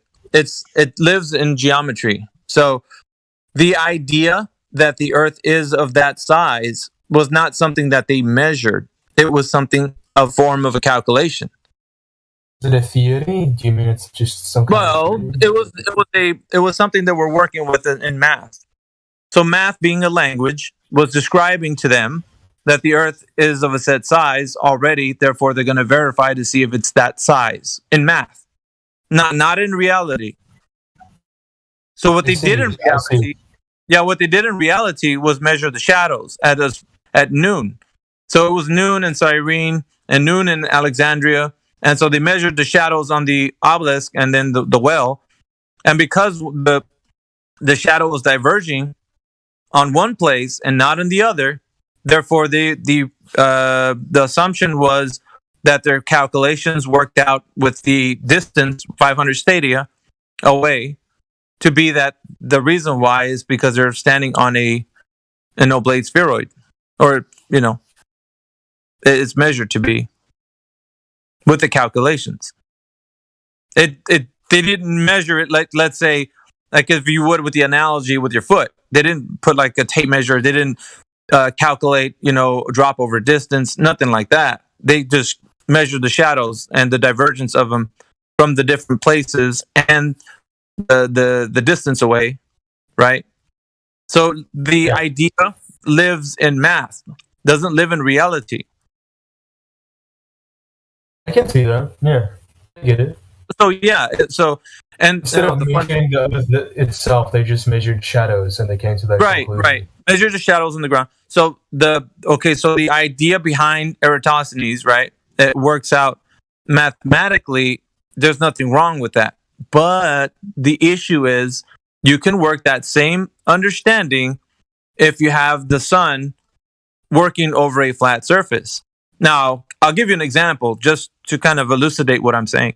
So in your room, like both of you, Ella and you, Brownie, you can have a light wherever it is in your room, and then you can have two objects. Now you have one object right underneath the light, the light source, right? And then you have the other object a little farther away, And so what you would get naturally on a flat surface is diverging shadows. Now the light source, depending on its proximity, where it is, then would dictate the divergence of the shadow. I can see that. I'm doing it right now with my phone. So yeah, I can see correct. So I mean, you could see the application worked out practically. On a flat surface. We're not talking about like what the surface is, but you can work it out on a curved surface as well. It would work just the same. You would see the diverging shadows depending on the proximity of the light source, and then you'd work out, calculations or whatever, and then figure out some math. But it would still be able to be worked out. I'm not saying that it wouldn't, but on the one hand, you can have a curved surface. On the other, you would have a flat surface, but it still would work out the same. You could see diverging shadows depending on the proximity of the light source and the objects that it's, beaming the light on. Yeah. Does that make sense to you? No, it's not only does it make it sense, but I'm doing it with two bottles that are the exact same size, and I'm doing it with my phone's flash, so I can see that. Okay, and the reasoning behind what I'm saying is that what he was doing was presupposing the Earth was of a geometric set size of dimensions, and then superimposing that over the idea that it is. So basically, the fact that the Earth is a globe because the presumption is already worked out in math form because of diverging shadows and the light. And so that's what he was working with. And so the outcome of that was that the Earth is a globe. But of course, the other option would be that it could be a flat surface as well. But with I just have a question.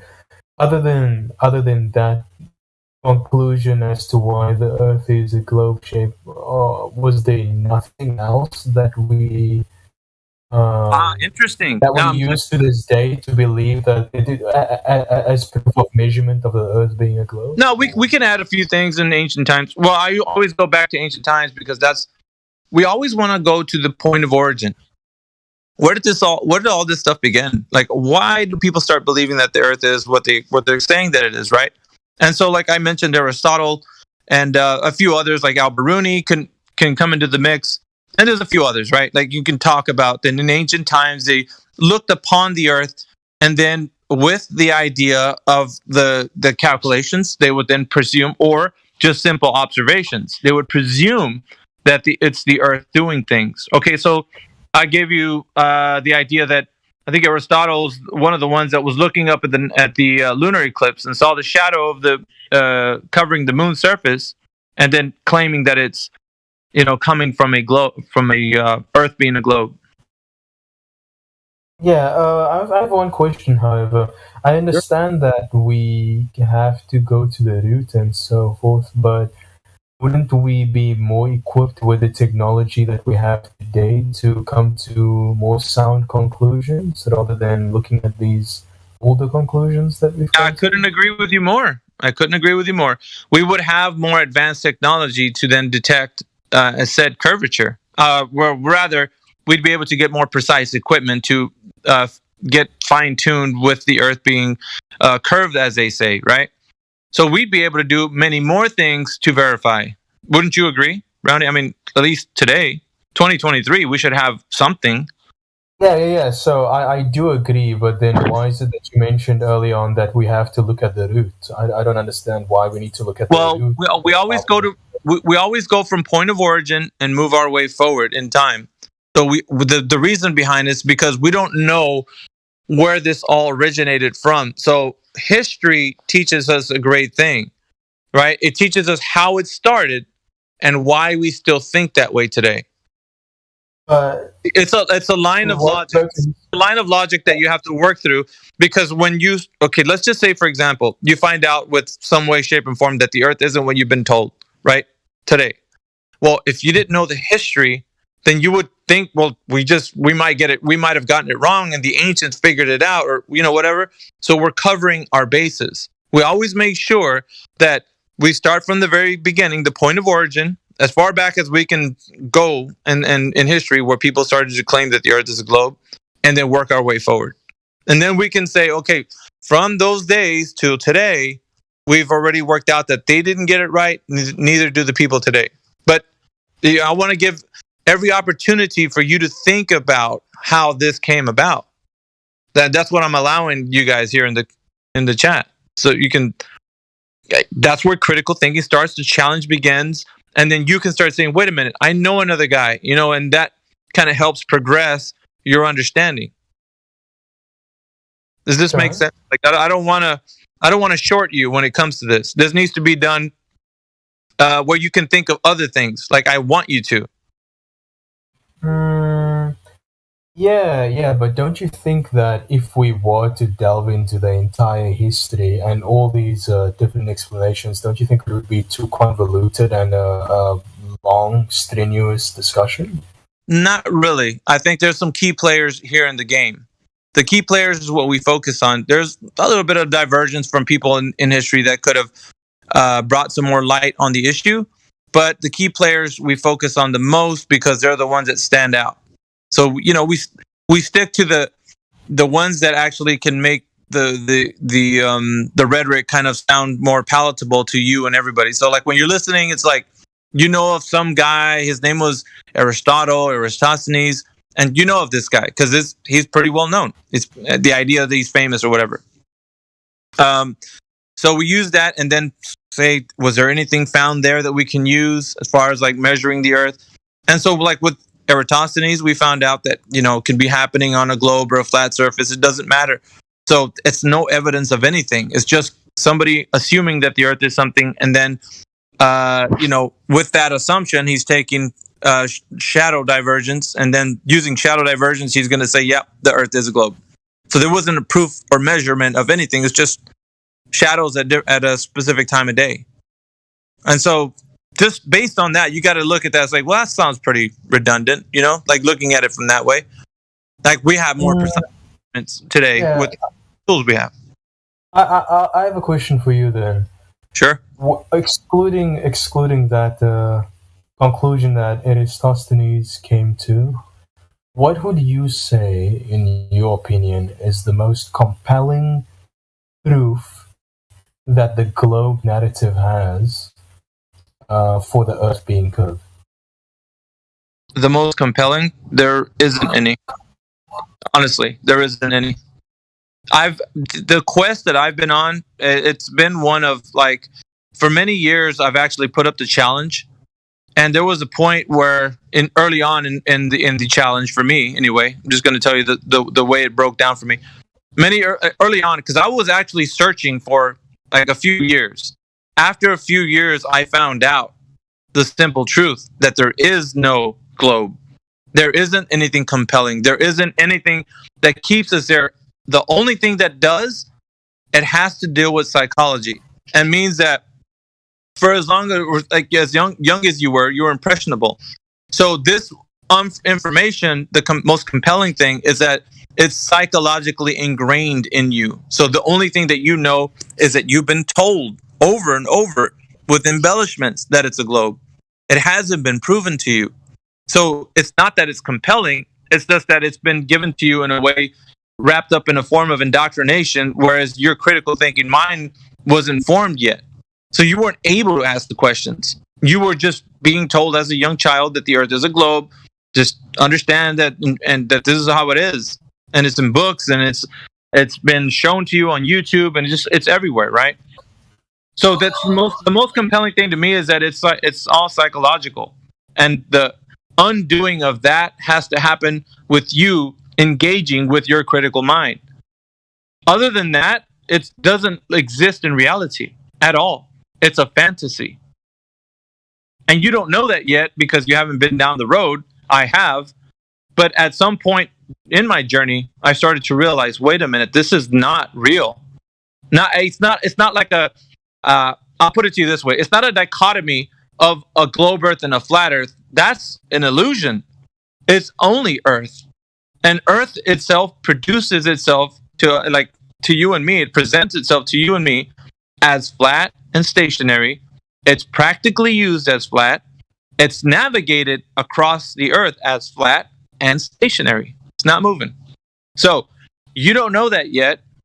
The evidence hasn't been brought forward at the moment because we haven't went over how you can do this. But there is nothing compelling about the globe. The only thing that is, I would say, that would be compelling is that how deep the psychology behind this globe indoctrination is. That to me is the most compelling thing, because you don't know what you don't know. So when you're very young, they only told you to believe, like a religion. Just believe that the Earth is a globe. Trust the teacher. Trust the books. Trust. And so you've been taught all your life to trust the information coming from an authority. And your critical thinking mind has been turned off. Now, what I'm telling you to do is engage with your critical thinking. Turn it back on. See the world for what it really is, not from what they've been telling you. And the only way you can do that is if you challenge the information, right? So that's what I'm doing here. And the most compelling thing that I could say is the psychological aspect of it. Because that's the only way that you're going to know the Earth's a globe, is if you believe it to be. Not that if you can figure it out if it is or not. Because the Earth is, just like I said, it's only the Earth. There is no flat Earth or globe Earth. It's just Earth. Does that make any sense, Brownie? Or at least I'm trying to. I can't break through the wall that is a psychological, like, whammy, I call it. But yeah, it's deep, man. It's pretty deep. There is.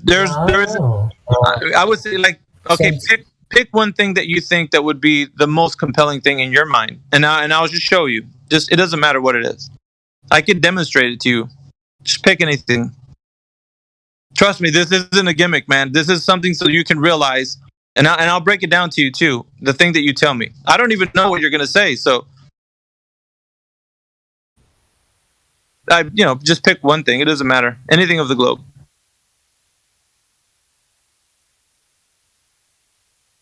I'm thinking. Or you and Ella, you can DM each other and say, "Hey, would be a good thing to say."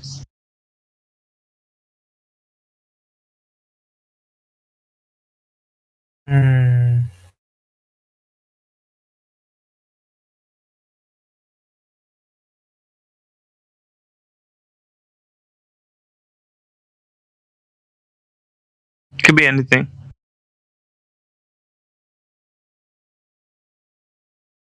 Yeah, I'm just thinking, because trying not to talk about imagery, trying to think of something that I physically experienced, or at least visually have seen in reality, and not.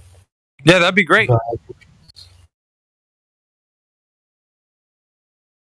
Wonderful. If there's anybody else in here that would want to chime in for this question, you can go ahead as well. If you're not a flat earther, that is. If you're on the side of thinking that the Earth is a globe. This exercise, guys, is all for you. I think the idea of Aristotle is plausible, of the Earth's moon. Excuse me, the Earth's shadow being casted into the moon. If I'm not mistaken. Yeah, that's what I was going on about at the beginning. Okay, so we have to establish, number one, we have to establish if the Earth is an oblate spheroid, as they said it is. We haven't established the underlying premise. So just doesn't that establish it in itself? I understand that we're looking at. Well, no, it's a presumption, though, right? If you and I are to be honest, when we see the shadow covering the moon's surface, right? Are we to say that shadow is being cast by the Earth arbitrarily, as in we know that it is, or are we saying we only assume that it's the Earth doing that, and it could be something else? Well, I have a quick question, really quick, for Steve Brownie. Yeah, that'd be great, but we're really on a point at the moment, so it's about the point. It's about the point. It actually relates to that. So yeah, you're fine. If it doesn't diverge, you're fine. Yeah, so like if it's the shadow of us casting on the moon, then why can I see the moon and the sun in the same sky during the day? Like, I don't know if you've noticed, but like you can look and you'll see the sun setting, and you look to your left and you'll see the moon in the same sky, and you're looking at both in the same sky, and we're not in the way, right? Because I don't know if you would agree with this, but like we're not blocking the moon because I can look at both in the same sky. So that just leads to the question, like, is it really us casting a shadow on the moon when we can see both of the same sky at the same time across the sky from each other? Well, it depends on what time of the year, because at different times of the year, the sun and moon are further apart from one another. That's why I did want to ask him that, NWO. I know that you wanted to bring a point, but that point only makes sense when he understands the Earth isn't a globe. But right now, this is a learning lesson for everyone who is a flat earther, trying to ask the same question to somebody who's still steeped into the psychological indoctrination that is the globe. So I understand your point. I do. And you want to make them see that it can't happen. I know that. But coming from a point-to-point discussion with these people, they can't see that. Their immediate response is to keep the globe alive. And he'll do that at any cost. And especially to destroy logic. And so with your logical statement, he's going to skirt around it to try to figure out a way how to get around it. So that's the reason why I didn't want to derail from where I was going. Well, I don't think this many times, brother. Yeah, I just didn't want to thwart your efforts. What'd you say, Brownie? I don't believe I'm skirting around it. What am I incorrect? There you are. The sun and the moon are further apart from one another in different. Yes. Because this is an explanation. Yes, this is an explanation. It's not a demonstration. It's an explanation. You're trying to explain away what he told you. And so what I understand, and that's fine. Listen, it's called cognitive dissonance. And the reason why it happens is because we haven't established the foundation, which is the Earth a globe or not? That is the foundation. We're not talking about the foundation. So like I mentioned with Aristotle, he's looking up at the moon, right? So the moon, he's seeing something happen. There's a shadow covering the moon. So like with that, he then assumes that it's the Earth. He doesn't know that it is. So we're going based on assumptions. So what we do then... I just don't want to digress too much of the claim that you made where you said that I was skirting around the point. You don't know that you are, sir. Yeah, Brownie, you don't know that you are. No, I understand. So I have a question. Sure. Am I incorrect in saying that the sun and moon's distances varies depending on the time of the year. Is that an incorrect statement or not? The distance, yes, because you don't know distances. That's incorrect. From on its face, you don't know distances. Yeah, but okay. How about this then? When we look at the, did you understand how I made the point to what you just said to retort it? I said, to rebuke it actually. What I said was that you don't know distances, and you agreed with that, and then immediately you jumped to something else. See, your mind, you don't know this, Brownie, but so I'm going to expose this to the audience. What's happening to Brownie is that he's trying to find a way that the globe can exist, so he's going to look for another answer. And this is what happens to everybody. Trust me, this is very technical. This has nothing to do with the globe. It does, though. It has everything to do. It has everything to do with the globe because it hangs so dearly in people's minds. And what people don't realize is how deep it is. And what happens to the mind when it is exposed to truth, it goes into a cognitive dissonant state. So I just want you to be aware that at one point right now, you might spiral into maybe a rage quit or like I'm not talking no more or something. But hopefully you hang in there. I'm rooting for you. Go ahead. Yeah, but I'm saying that this has to do with the sun and the moon and how. What the distance between the two of them seems to at least perceived. Okay. Wouldn't you agree? Yeah, but like that has nothing to do with the globe. Yeah, I understand, but the globe, because of because of the premise of this, or what I'm going to say, the conversation was about. Somebody's got a hot mic. I heard rustling in the background. Yeah, I believe it's Greg. If you could mute. Somebody, yeah, okay. So the premise was that Aristotle was looking up at the night sky and saw that the lunar eclipse was happening, and due to the fact that the lunar eclipse was happening, it was because the Earth's shadow was covering it. So it was all started from there. So it does have everything to do with the globe. This whole conversation has everything to do with the globe and how the evidence behind it. Okay. I hear you, but this specific part. Okay, let me ask you a question then. Sure. So this doesn't have to do with distance. This is only to do with perception. Okay. So when we perceive or when we look at the distances or perceive distances, not actual distances, when we look at the distance only visually, not physical distance, but when we look at only the visual distance between the moon and the sun, does it not appear as if the distances between them varies in different times of the year? Of course.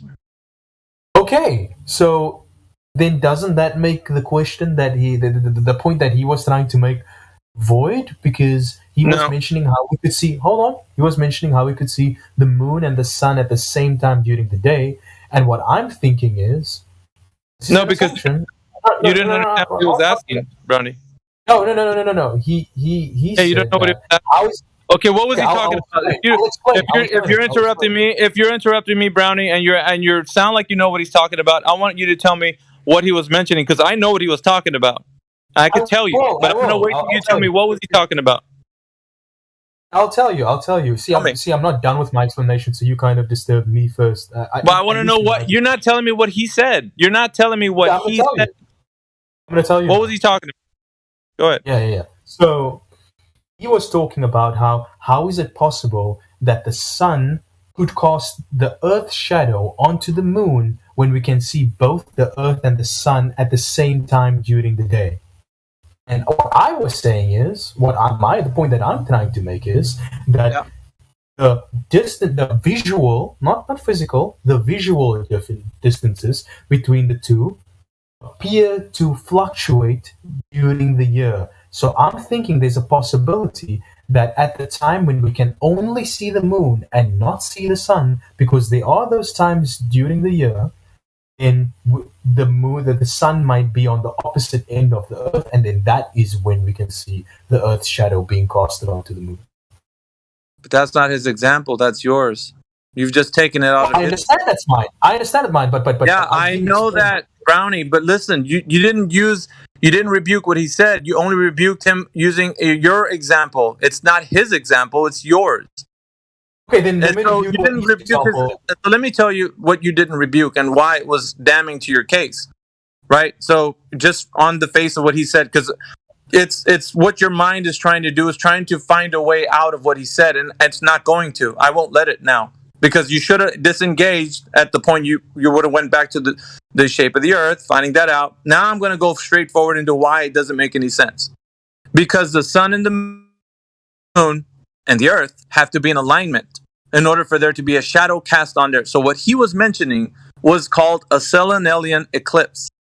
Now you can look that up. You can type it into Google. It'll tell you what a Selenelian eclipse is. It's when the sun and the moon are both visible above the horizon, which means that there is an alignment, right? There isn't any alignment between the earth, sun, and moon. And so what he's saying is, with that, there's still a shadow cast onto the moon. And so if this is happening, you could only have that with light and shadows. If you do, you can do it in your room. Light and shadows, the way they work is that the things that the three bodies that you have to be in alignment in order for there to be a shadow cast onto the surface of the thing you wanted to that's covering. But so the earth is not in the way, and the sun and the moon are both visible above the horizon. So he was describing the impossible eclipse to you. You didn't realize that, but so he's describing that to you, and now you can't reconcile that with a globe at all. There isn't any answer to that other than what explanation you're going to find that they tell you about light refracting and all kinds of other gibberish that doesn't make any sense. But it doesn't work to be that light and shadows can produce that type of misalignment. There isn't any way out of it. Yeah. But he didn't mention that. He didn't mention that it was talking about a different type. Hold on a second. Hold on. You see, now you're disturbing me. I'm trying to talk, but you're talking over me. Because that's what he was talking about. I don't want to say that's not what he was saying. That's what exactly. I understand, but you're doing the very thing that you don't like that I do sometimes. Don't misrepresent me, though. That's all I'm saying. Okay. I'm not trying to misrepresent you, but I am saying that he did not mention that he was talking about a different type of eclipse. But that is the name of what he was talking about. It is called a Selenelian eclipse. He didn't mention it by name. I did, but that's exactly what he was talking about. Yeah, just really quick. I wasn't aware it had a name. Honestly, I didn't even know there was a name for this phenomenon. Yeah, I just was like, that's what it's called. NWO. Continue. Sorry, that's why I didn't mention the name. So that's what I understand, but that's what the name of it is called. And you can look at. I said it by name, so he can look it up. By the way, like that is even totally. We're often looking. It started. I'm going to tell the audience listening right now. We started with Aristotle. Because, like, if there's any proof or evidence that the Earth is a globe, and Brownie came up with the idea that maybe Aristotle was onto something. But I do want to engage with your critical mind. So it does have to go through a process, and it is kind of rough right now, at least from you trying to get around to seeing how this all works out. But it doesn't in the fact that we haven't established if the Earth is an actual globe with the geometric shape that they say it is. So we haven't found that out yet. Not by looking up at the night sky, we haven't. So is there anything else other than assuming by looking at shadows on the moon or looking at shadows on the ground that the Earth is of a geometric shape, Brownie or Ella? I'm always leaving the floor open to you guys to engage with your critical thinking. Find something. Think of something. There's got to be something out there that gives us the hard evidence that it is what they're telling us it is.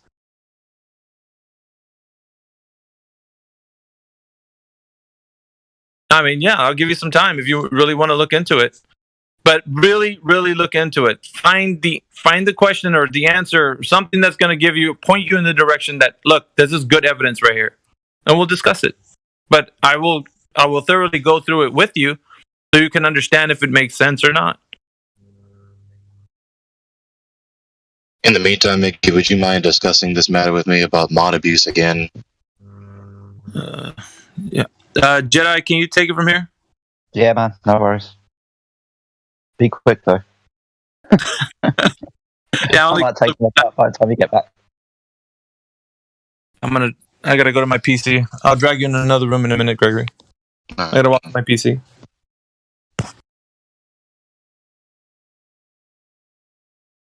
So, being as we can't go to eclipses to prove that the Earth is a ball, what else have you got next, mate?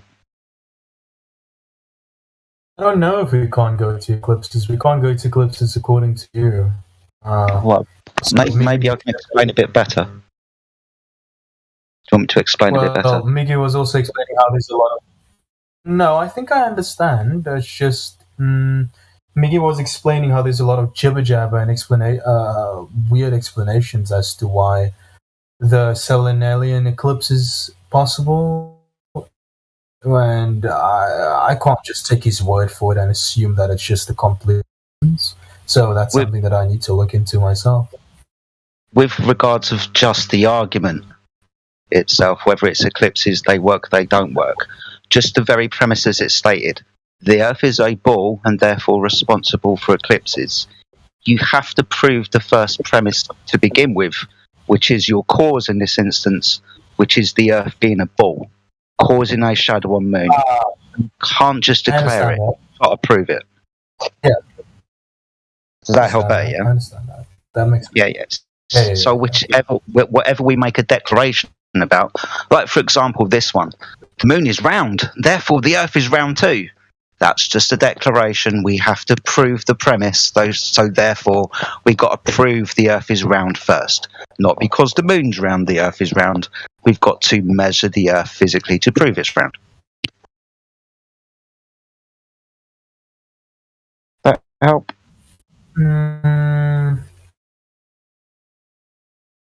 I disagree. I don't think that's a good analogy. I think a better one might possibly be that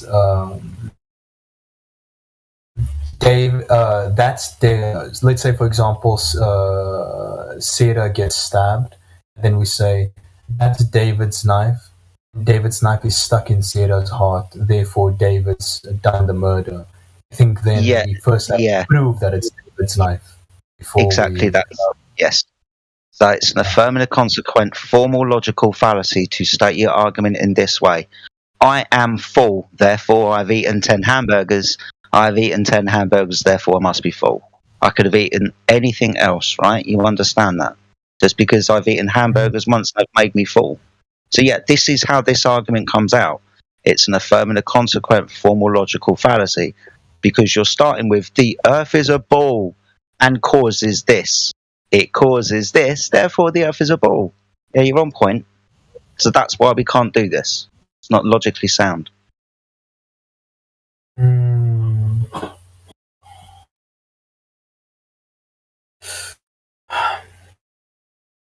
I mean, what else could we go to? Well, I don't know what proof there would be other than images, but I don't want to talk about images because I believe your guys' position on those images. So, what would you think that to be? I would assume that you guys just don't believe in NASA, and you don't believe that those are actual images of the Earth, or whatever. So you think we just hand wave the entire argument of NASA away because we don't like it? There's several very particular reasons why we cannot trust images from the vacuum of space.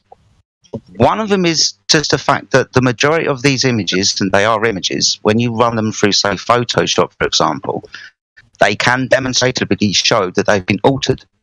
So we can do this with a lot of the images that NASA say that they can give us. Right? That's one thing.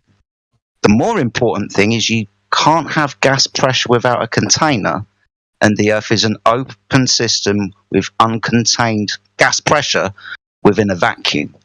That defies natural law. That can't happen. Gas expands into all areas. Space is a vacuum. We've got gas pressure here. So those systems can't coexist. The gas would fill the next available space.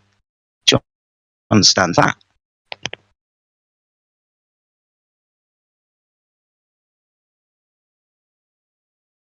Yes? No? Shall I say it again?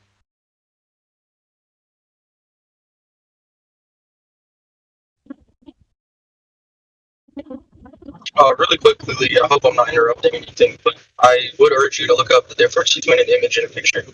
Images are essentially pictures that have been edited, and pictures are raw data. So we don't have any pictures of the Earth from NASA. We have images, and just the word itself, image, implies that it's been altered in some way, shape, or form. And it's not a picture. It's not raw data.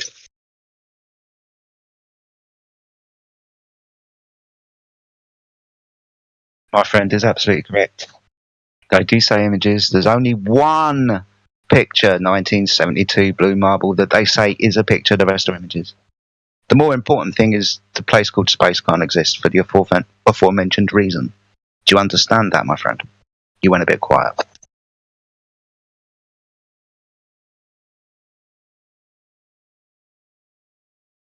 For some reason, streams can't reconnect. That's interesting.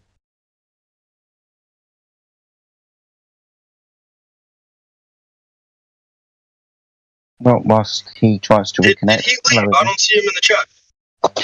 He's having issues trying to reconnect. He just posted in the live stream, mate. Oh, okay, awesome. Always people with issues. I meet them every day. Me too. Hello, mate. Are you back? Trying. Let's try. Hello. Hello, mate. Hello, mate. How are you? You guys hear me? Yeah, we can hear you. Can you hear us? Hello. Hello. Poor guy. Can you hear me now? Hello. Yes. Hello, mate. How are you? Oh, okay. Yeah, I can hear you. Yeah. Hey, what's Good up? stuff. Do you want me? Excuse me. Do you want me to? No problem. Do you want me to repeat what I just said? Yes, please. Yeah. Okay, so 2 reasons, right?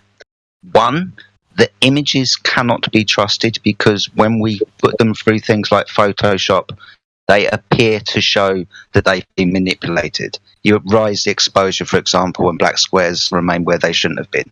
So we can demonstrate that the images that they give us are not to be trusted. Ultimately, we wouldn't be able to verify these images in the first place because, let's be fair, me and you ain't going to space, turning around and taking a picture of the Earth. So it's non-verifiable information that appears to have been manipulated. But this is the main reason. The main reason is space is said to be a vacuum, and you and I and everybody else are breathing gas pressure. The Earth is declared to be an open system, like rockets to the moon, for example, so open to the environment of the vacuum, which means the gas would fill the next available space, which is the space vacuum that we're in. Understanding that you can't have gas pressure uncontained within a vacuum in its still form shows that you understand natural law rules.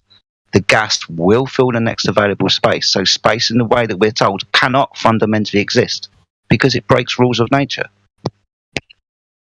And what you're saying is that NASA's imagery is not reliable, not only because of the Photoshop articles that we can see, but also because they present this idea that Earth has gas pressure but is at the same time next to a vacuum.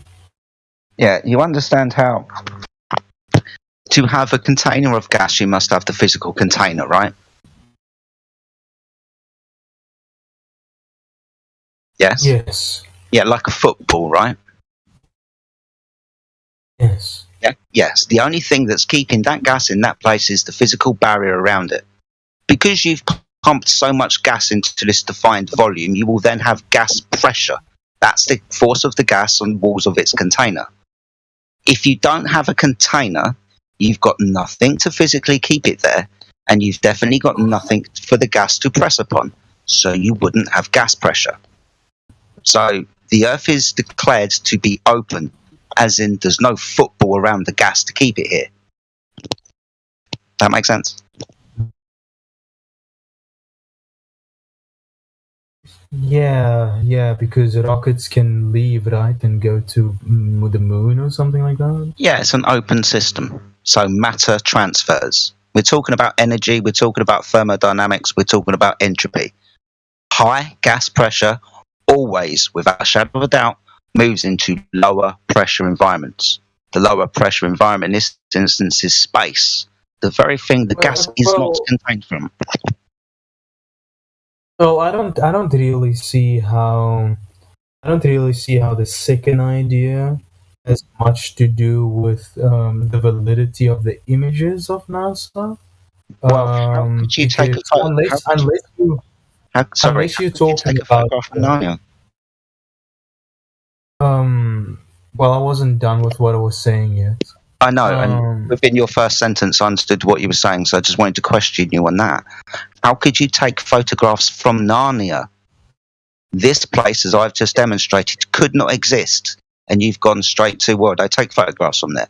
No, they can't. The place physically, fundamentally, could not exist in the way that they tell us. Yeah, but I think I was addressing that, because I was going to say, unless you're talking about the photos from the moon of Earth, unless you're talking about those photos, right? Because to get to the moon, they would have to have left Earth, and then taken photos. But what about the photos that are just 1,000 kilometers in the air from a space station, for example? Wouldn't that be more valid? Well, you would think so if they didn't contradict their own fucking mathematics. They say, or they show curvature from up there, but the mathematics declares that you shouldn't be able to see curvature from up there. So again, just a little bit of critical thinking will show you that this isn't reliable, because they're telling us two different stories. But still, the International Space Station is still in space, but I'll give you it's in relatively low orbit, but there's still no gas pressure up there, right? So, is there any? So let's say, for example, that the photos are photoshopped indeed, and the imagery is not reliable. Because is there a possibility that they maybe cannot take photos from up there? That's why they Photoshop it. I don't know.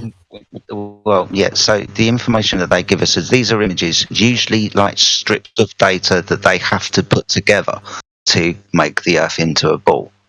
Well, the idea is that, look, you can take photographs of the Earth from high up in the sky, but as soon as you start invoking the vacuum of space, there's no picture been taken from the vacuum of space because the vacuum of space cannot exist.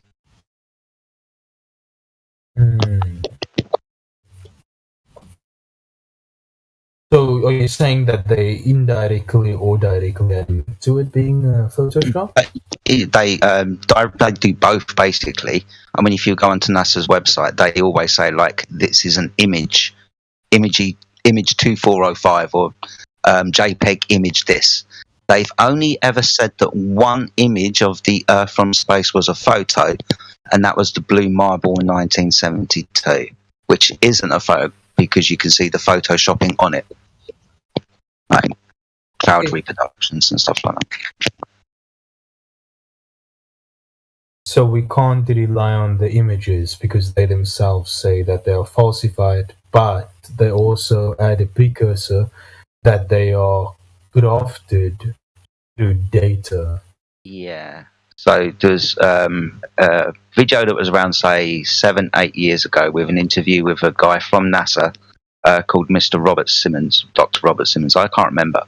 But he was the guy who was in charge of, I think it was the 2000 or 2002 Blue Marble image. And he literally walks you through the steps, admits that it is Photoshop, tells you that it has to be Photoshopped because the photographs that they're getting are too close to the surface of the Earth, so that's strips of data that they then have to put around a ball. So it's not a true image of the Earth. It's not like someone's gone in space, turned around with a camera and taken a quick photograph, right? It's an image and photoshopped and manipulated because it has to be.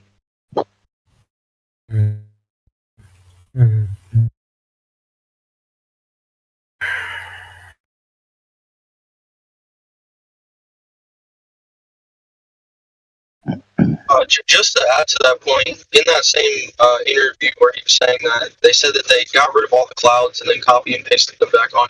And even in modern images, if you look at the globe and you zoom in, you'll see the same cloud formation 3 or 4 times all over the same globe. Like, it's literally the exact same formation of clouds, and it's quite literally copy and pasted over.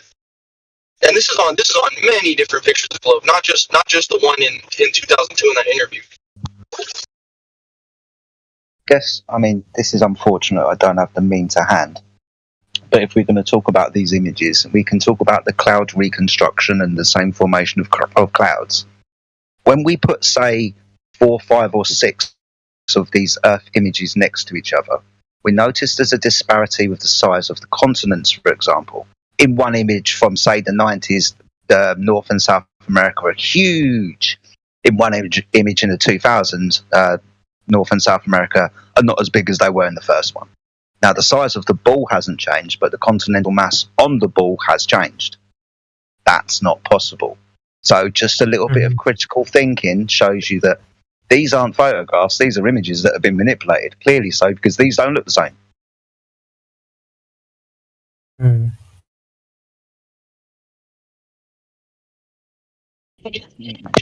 quick point. None of this. Oops, go ahead. I'm sorry, excuse me, go ahead. Yeah, I don't want to interrupt you, bro. Go ahead and say what you want to say. No, I was just going to say that, so we can't use images as some form of evidence as to, not evidence, it was never evidence in the first place, but more so some sort of reliable. Yeah, not source. reliable. Yeah, that would be the word. Yeah, even in a court of law, this wouldn't be reliable. Doctored images, sorry. But ultimately, verifiability, we just get them. We don't go and take them. So I don't care how many people are working at NASA, right? There are many, many, many more billions of people that are not going to space and verifying this shit for themselves. They can't do it. We're not going to this place. But ultimately, this place called the vacuum of space can't exist in the way that we're told. It's impossible. So then, wouldn't we be able to... Is there some... is there some experiment out there where... I'm not sure. So I'm not sure if the lasers are completely straight, but it seems to be. And if it is, then isn't there some kind of way or experiment where we can just use some really super powerful laser and see if we can shine it from one point onto another point and see if any curvature? Yes. So this has been done quite a few times, and so much so that it is now an applicable technology with, for example, the militaries of the world. They use laser targeting systems to target shit and blow them up. But if we want to get a laser and shoot it across a distance of water, say a lake, say it was 10 miles, say it was 25 miles, I guarantee you I could go and find you those laser tests where the laser tests do indeed hit the target on the other side and do not get interrupted by any curvature, and definitely do not go flying up into the sky. So yeah, this has been done multiple times now. I mean, I've been a flat earther for 8 years. I came into this when people were doing this, so I could go back to 7-6 years when people were doing this, Lake Bissell and a few other places, a few laser tests on the south coast of England, for example. Yeah, these are things done. The thing is, when they're done, we don't find any curvature. And when we, apply the technology, we just have to look at the militaries of the world. Yeah, they use this. They can shoot lasers over a distance of 100 miles to directly target vessels at sea or a coastal, target with a direct line of sight. Now, this technology would only be applicable if the surface of the Earth was level. It wouldn't be applicable if the surface of the Earth was curved. So yeah, you're right. You're in my wheelhouse now. This is one of the main reasons I'm here. The last two things that we spoke about. One, you can't have space. You can't have gas pressure without a container. And two, when we observe and physically measure, in actual fact, use the surface of the Earth, in every single instance, we use the Earth as practically flat, especially the navies of the world, military navies or merchant ships. Even when they're using sextants, their navigational devices require the Earth to be level, or they wouldn't be using them. So, yeah, the laser thing, yeah, you're right, but that only demonstrates the Earth is indeed level, no curvature anywhere. I would have to say that. And even seeing it, it's not really plausible because. I tell you what, because my friend Timbo's on this. Even the live stream voice text, the text ring that's associated with the chat. If you can go in there, Timbo's just posted you FE Core Inc., the greatest laser experiment in history, part 2.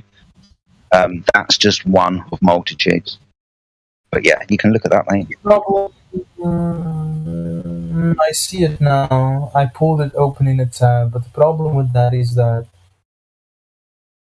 I don't really see the difference in that, and NASA showing me a video as well. I'll tell you what. I'll tell you the difference. And I said this earlier. Me, you, and everybody else. I'm going to space, but me, you, and everybody else can go down to a lake with a laser. So this is verifiable information to you. The NASA shit isn't, but this is. It's not like NASA, mate. You can verify this for yourself. You can go out and you can do this. You can go out to the beach or a lake and you can look, right? You can go out to a beach or a lake and get a torch. And the friend at the other side of the lake 5 miles away can or can't see your torch. If you want and you've got some money, get a laser. But you can verify this for yourself. I guess. Yeah, of course. You can't go to space, can you? I mean, it's much more feasible for me to suggest, hey, go down to a lake with a laser, than you go and get in a fucking rocket and go to Narnia, right? So there's no guess about it. It is what it is. It is verifiable, and the other one isn't. Yeah, I must say, however, my time has expired for now, but I have the video open in the tab, the greatest laser experiment in history, 2, FE Core. I'm not going to watch it now, because I don't think I can watch it now. However, I will watch it when I can watch it. And, yeah, I'll hop in here again some other time, and I'll see you guys for now.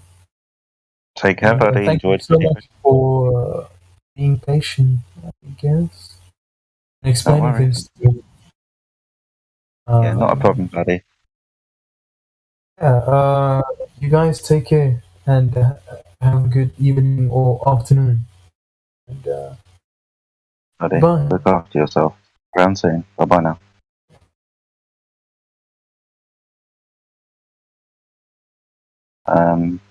Next.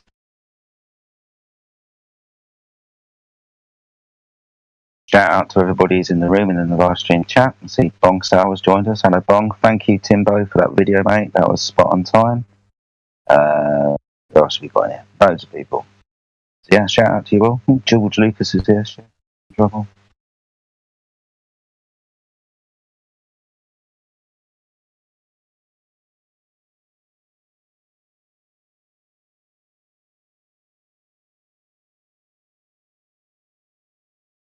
I mean, I'm not going to sing and dance for you, so I'm going to put myself on mute until somebody else talks.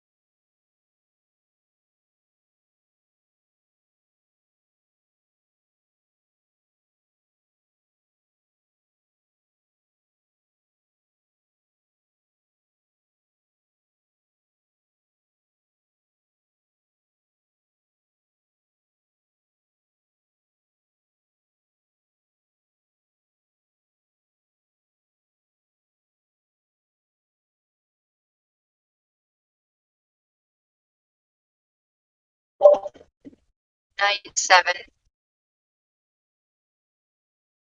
Thanks, 7. Okay.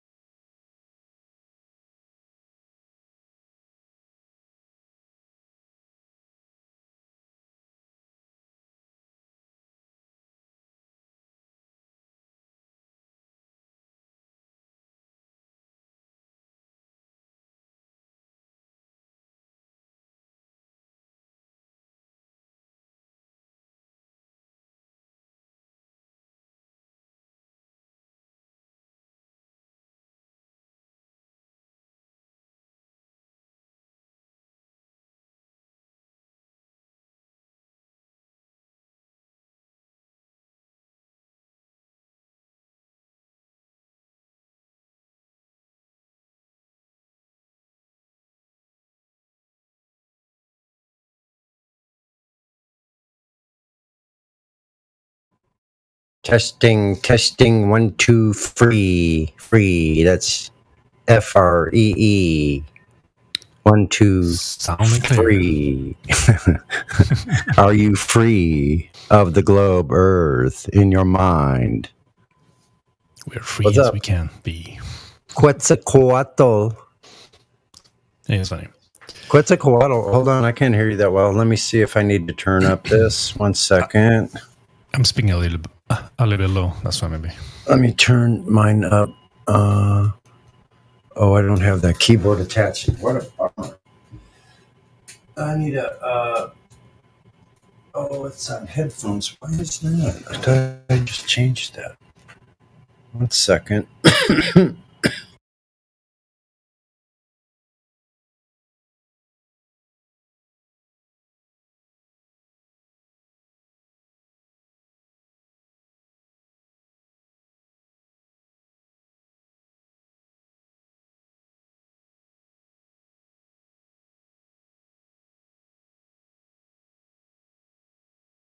So how's your day been so far?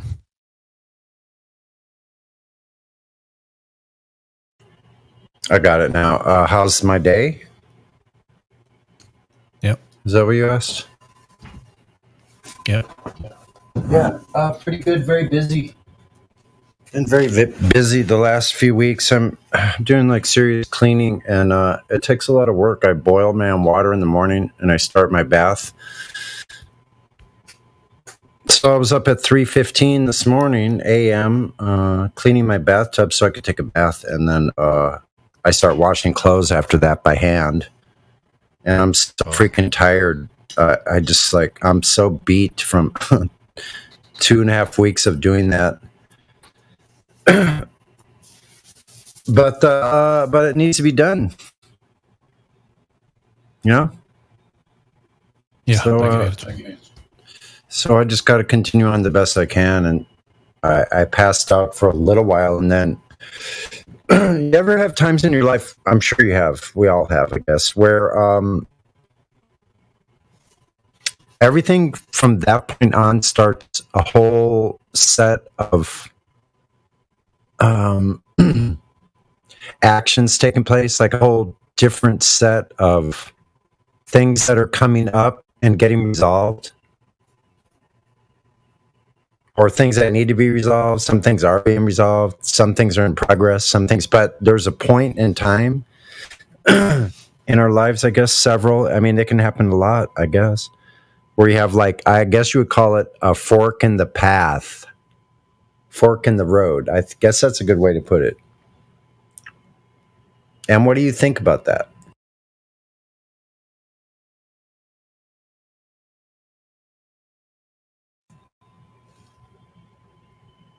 Does that mean anything to you? Yeah, of course. I mean, but do you mean like in a way of starting with something and then it goes as presumed, I guess? I'm not sure we're in the same category. I'm more. It could be because a lot of times when things start changing rapidly, for the better.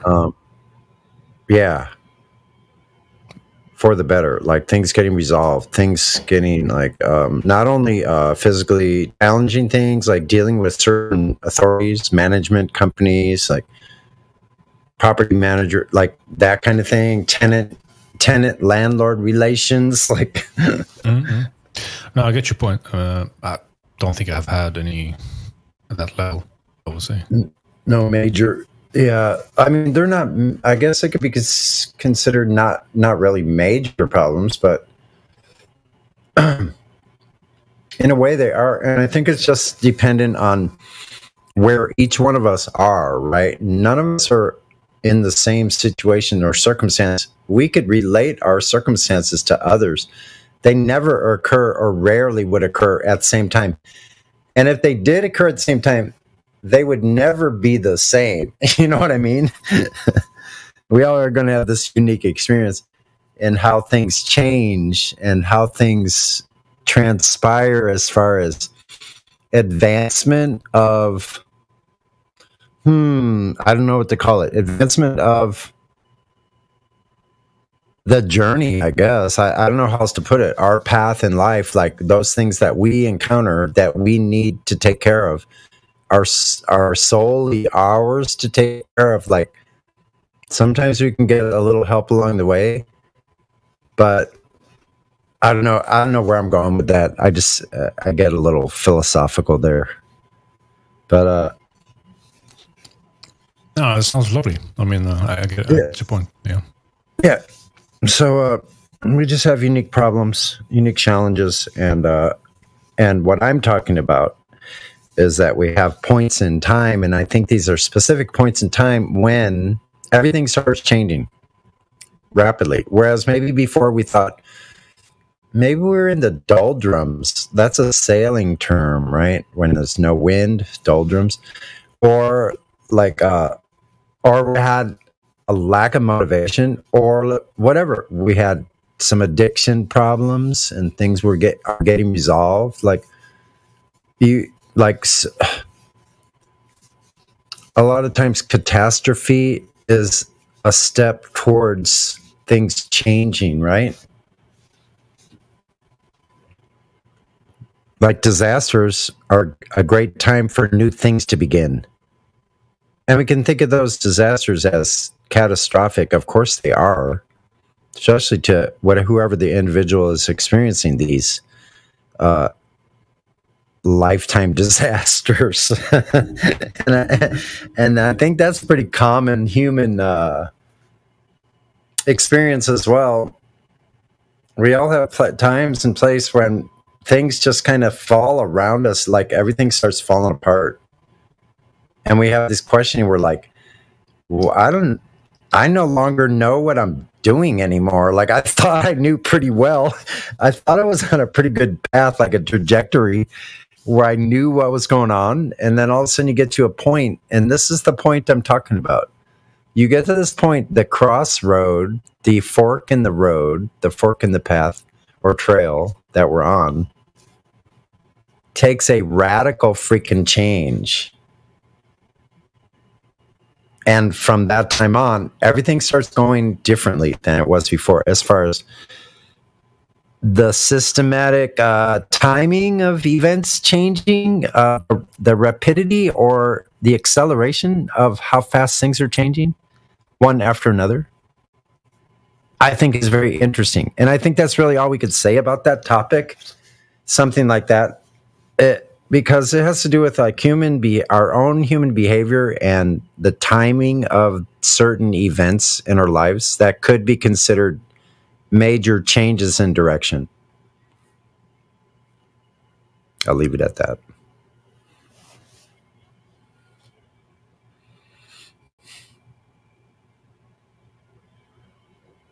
I'm having a hard time commenting on that, but yeah, it's a pretty hard. Yeah, how could someone comment on that? Like, I enjoy talking about things like that because they're like, when I say things like that, it's because I've thought about this and now I'm thinking out loud about it. And a lot of times it's just this outward thinking. It's kind of like not something that needs a comment. You know what I mean? Like, it's just something that I'm throwing out there, and everybody's only job is to take, if there's something they can get that helps them along the way, or something jives with them, they understand it, it makes a connection, then keep that part. If it doesn't all have to fit, like I said, we're so different. But yeah, man, it sounds like the tip of the balance is in your favor right now. Like it's going that way. I don't know. Even even in the last few, like in this process, like I've had some of the worst days I think in my life, like literally, like where I thought, oh my God, I don't even know if I'm going to make it through this day. I just had to keep going, but I felt like I was so tired, so run down. I felt like I was just going to collapse. At those times, I think I do very good, because then I pretty much give up and give in to the power from the source that's powering all of us anyway, regardless if we think we can make it or not. You know? it'll pick us up and carry us when we're too weak. That's what I found in life in general. And I know this does get very philosophical. And I can be a very philosophical person. You mostly see me on here as the hyper empiricist, right? I enjoy that part of myself because it's exacting. It's definite. It has definite terms and meanings and definite, like those types of words, like definite meanings, like definite certain terms that mean things. They have definitions. They're easy to follow, and I like that empirical part of this whole conversation, for one, but just in conversation in general. I think it's most important for us to contemplate during our day of what's actually going on right around us within whatever area you can see when you look around, you know? So to stay right here with me, because I think a lot of times my wanderings away from the present and where I'm actually at is an attempt to escape my current circumstances. And so I guess you could say to escape myself for a certain period of time. I will try to escape my surroundings because they're too difficult, or whatever processes I have going on within myself, whether they bio, psycho, social, emotional, spiritual. Yeah, I mean, as long as you're positive and, as they say, you create your own world, your own world for you. Yeah, exactly. It's the trajectory of that, and, make a plan on what you want to do and accomplish in life. And you basically pave the way for you. Most of it. Some ups and downs, of course, but that's life. I think mostly things go along smoothly in my life when I can get out of my own way. Like if I can learn how to get out of my way and stop setting up things for myself to trip over later, it's really fundamentally like it works the same way when, like, let's say straightening or organizing. I had a conversation with someone, I don't know who it was exactly, Mimas or India, one of these guys, about working. And the thing that slows most people down in working is they are putting their tools in their own way.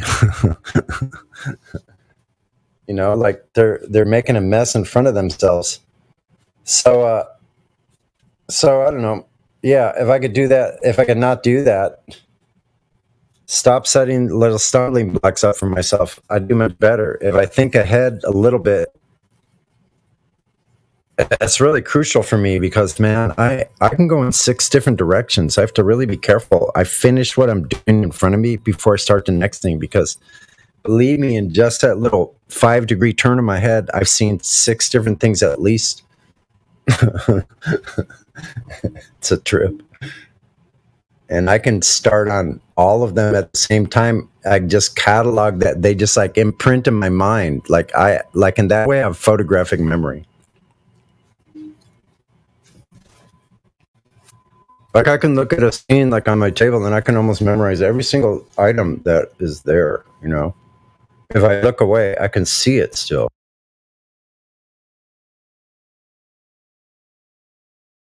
When you say photographic memory, is it in the way that for example, if you spot a certain car with a certain plate, you remember that from weeks back then? I can, yeah. Yeah, I can. I actually see them. But I see my memories the same way, actually, in living full immersion movie color with exacting freaking details, such as raindrops on a certain person's hat. Oh. This is going back to when I was like 3 and 4 years old. Those are still like pictures in my head. So the traumatic things that happened to me are still like pictures in my head too. And I have to...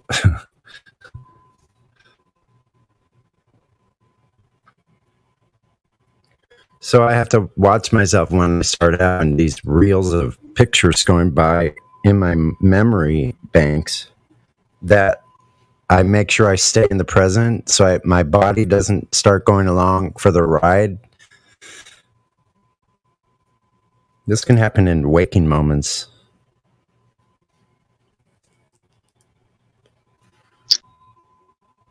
I heard food can wake up memories, like certain foods you had as a child.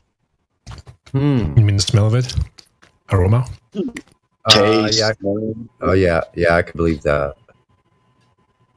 I think sometimes smells do that because, like when I was a kid growing up, I was visiting my grandmother on my mom's side. Well, Grandma Lois lived in the projects, in Chicago, right on Clybourne Avenue, and I grew up as a kid visiting many winters and summers from St. Louis, where we had moved to Chicago. So probably dozens of train rides from between those two places, between the ages of, let's say, 5 and 15. They used to put me on the train by myself. Yeah. At least one time, remember? They sent me to McHenry, Illinois, where my aunt and uncle lived. And I got off the train in McHenry, I think, and there they were. But on the way, like, people were going, "Oh, come over and sit with us. We're having," people were in those days, they're all drinking. They took care of little people, Yep. Everybody but my own family took care of me. No, I'm just kidding. I was thinking, too bad my father wasn't that nice.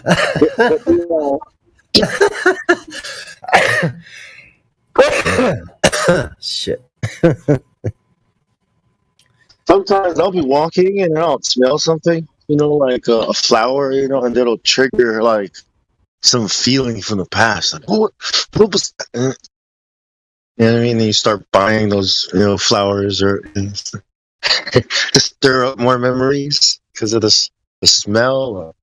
Yeah, nostalgia, man. That's a real thing. Yeah. I notice that if I'm in a really emotional state, or like sometimes my emotions are right on the edge, and so the nostalgia part.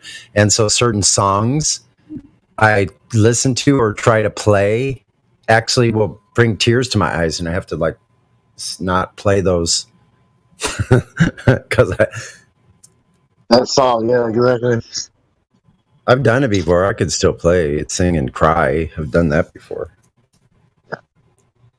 Yeah, some songs you can't sing without crying. It's too much connection to the. I know exactly. Yeah.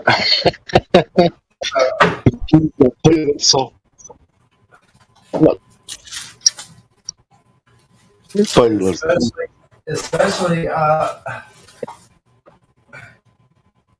especially since I learned how to play them like identically to what I heard.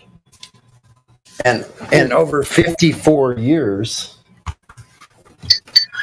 hold on, let me close this door. But I think it's fascinating how mind control works, because it has to do with overwhelming the senses versus, because how we're talking about our senses store memory, memories, good or bad, but then to shatter the psyche and lock away certain memories from others, they do the opposite, where they just overwhelm your senses, sensory overload, to break you. Yeah. So check this out. Okay.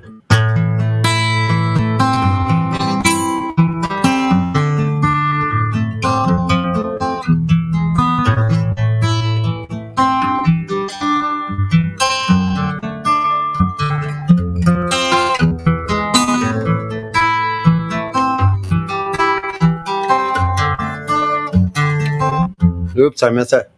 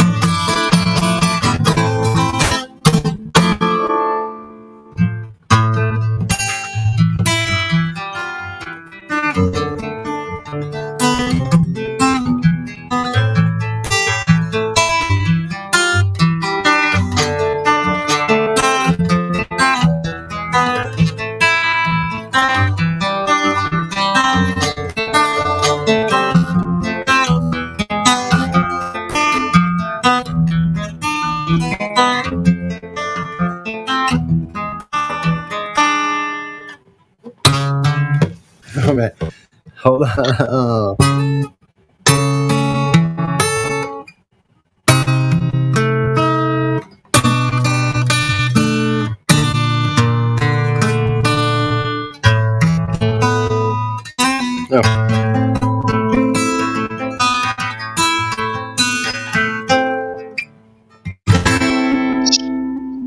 So, like, I could. I mean, that. How did that sound? Hey man, that was tight.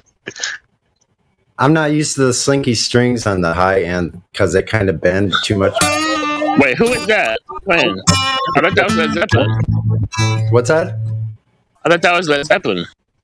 That was Yeah, that's me. That's me playing. That was you? Oh damn! I thought it was like the. And that's with my fingernails. My right hand, I'm finger picking it. Just same as this one, like this. Hold on.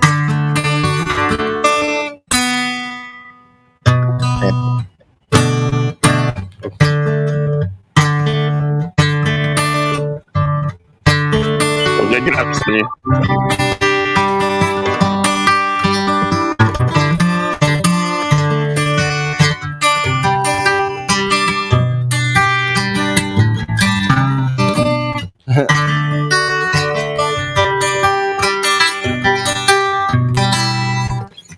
Like.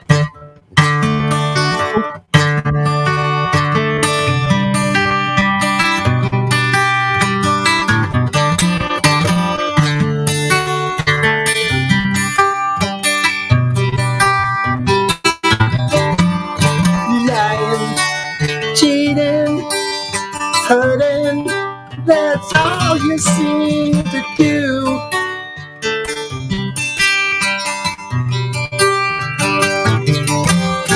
Messing around with every guy in town, putting me down for thinking of someone new.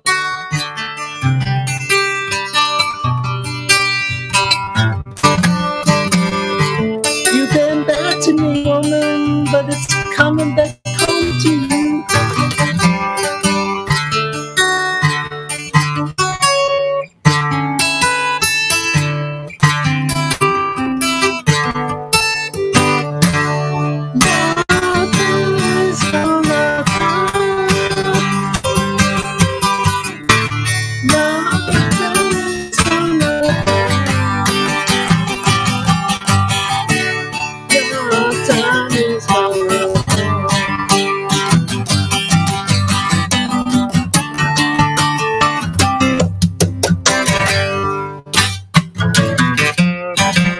What you want, I won't get the phone. It's turning away, don't need you anymore.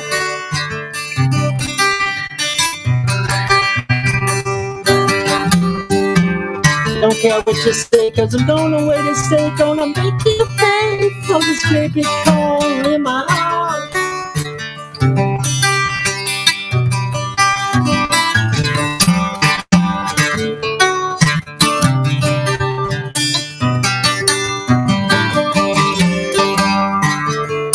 You've been bad to me, woman, but it's coming back home to you.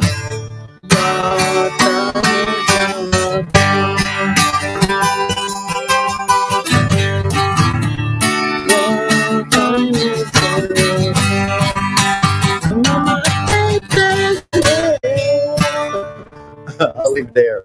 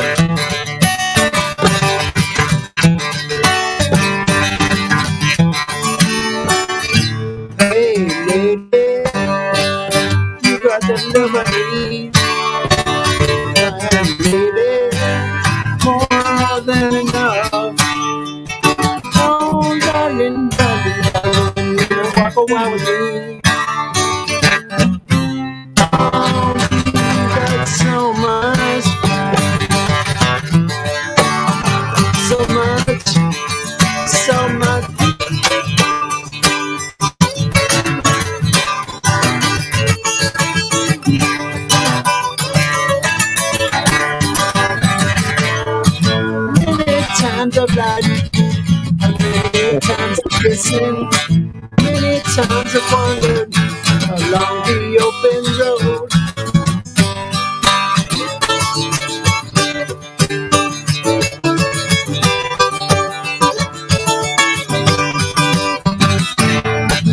Many times I've run, many times I've listened, many times I've wondered how much there is to know.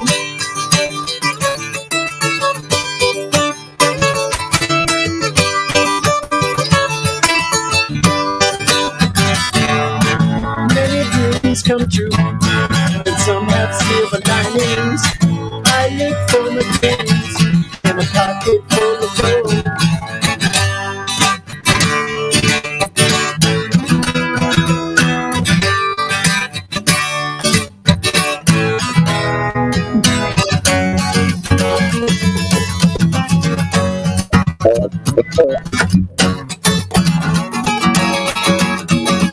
I'll make this one short.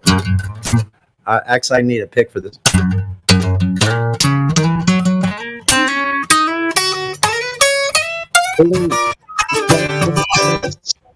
We've got some questions from the audience. Let's check live stream check. You've got a request from a fan. All right, what do we have here? I got all excited. Sorry, I went off and did that. No. Hey, you were picking, right? Yeah, with my fingernails. Yeah, nice. Scrolling down, Godric, thumbs up. Oh, nice. Yeah, I could play all that Zeppelin, almost every single Zeppelin song verbatim. It sounds just like them because I spent 50 years doing that, you know.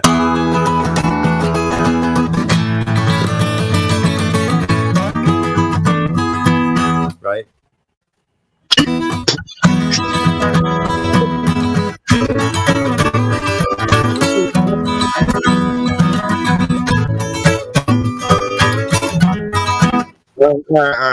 Funny. We got to get back to flat Earth. We're getting complaints. Man. Sorry, let's get back to flat Earth, folks. Sorry about my rude of Thank you very much. I just thought I'd take a little bit of bandwidth. Yeah, I don't want to go on too long. Nice to see Aristotle there. I was just making a coffee, listening, like, hey, good morning.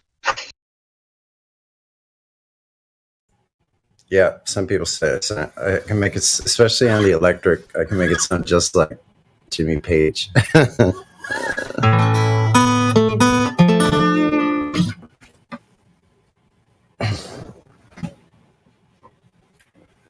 Okay, right before we get back to flat Earth, one little ditty. It doesn't take long.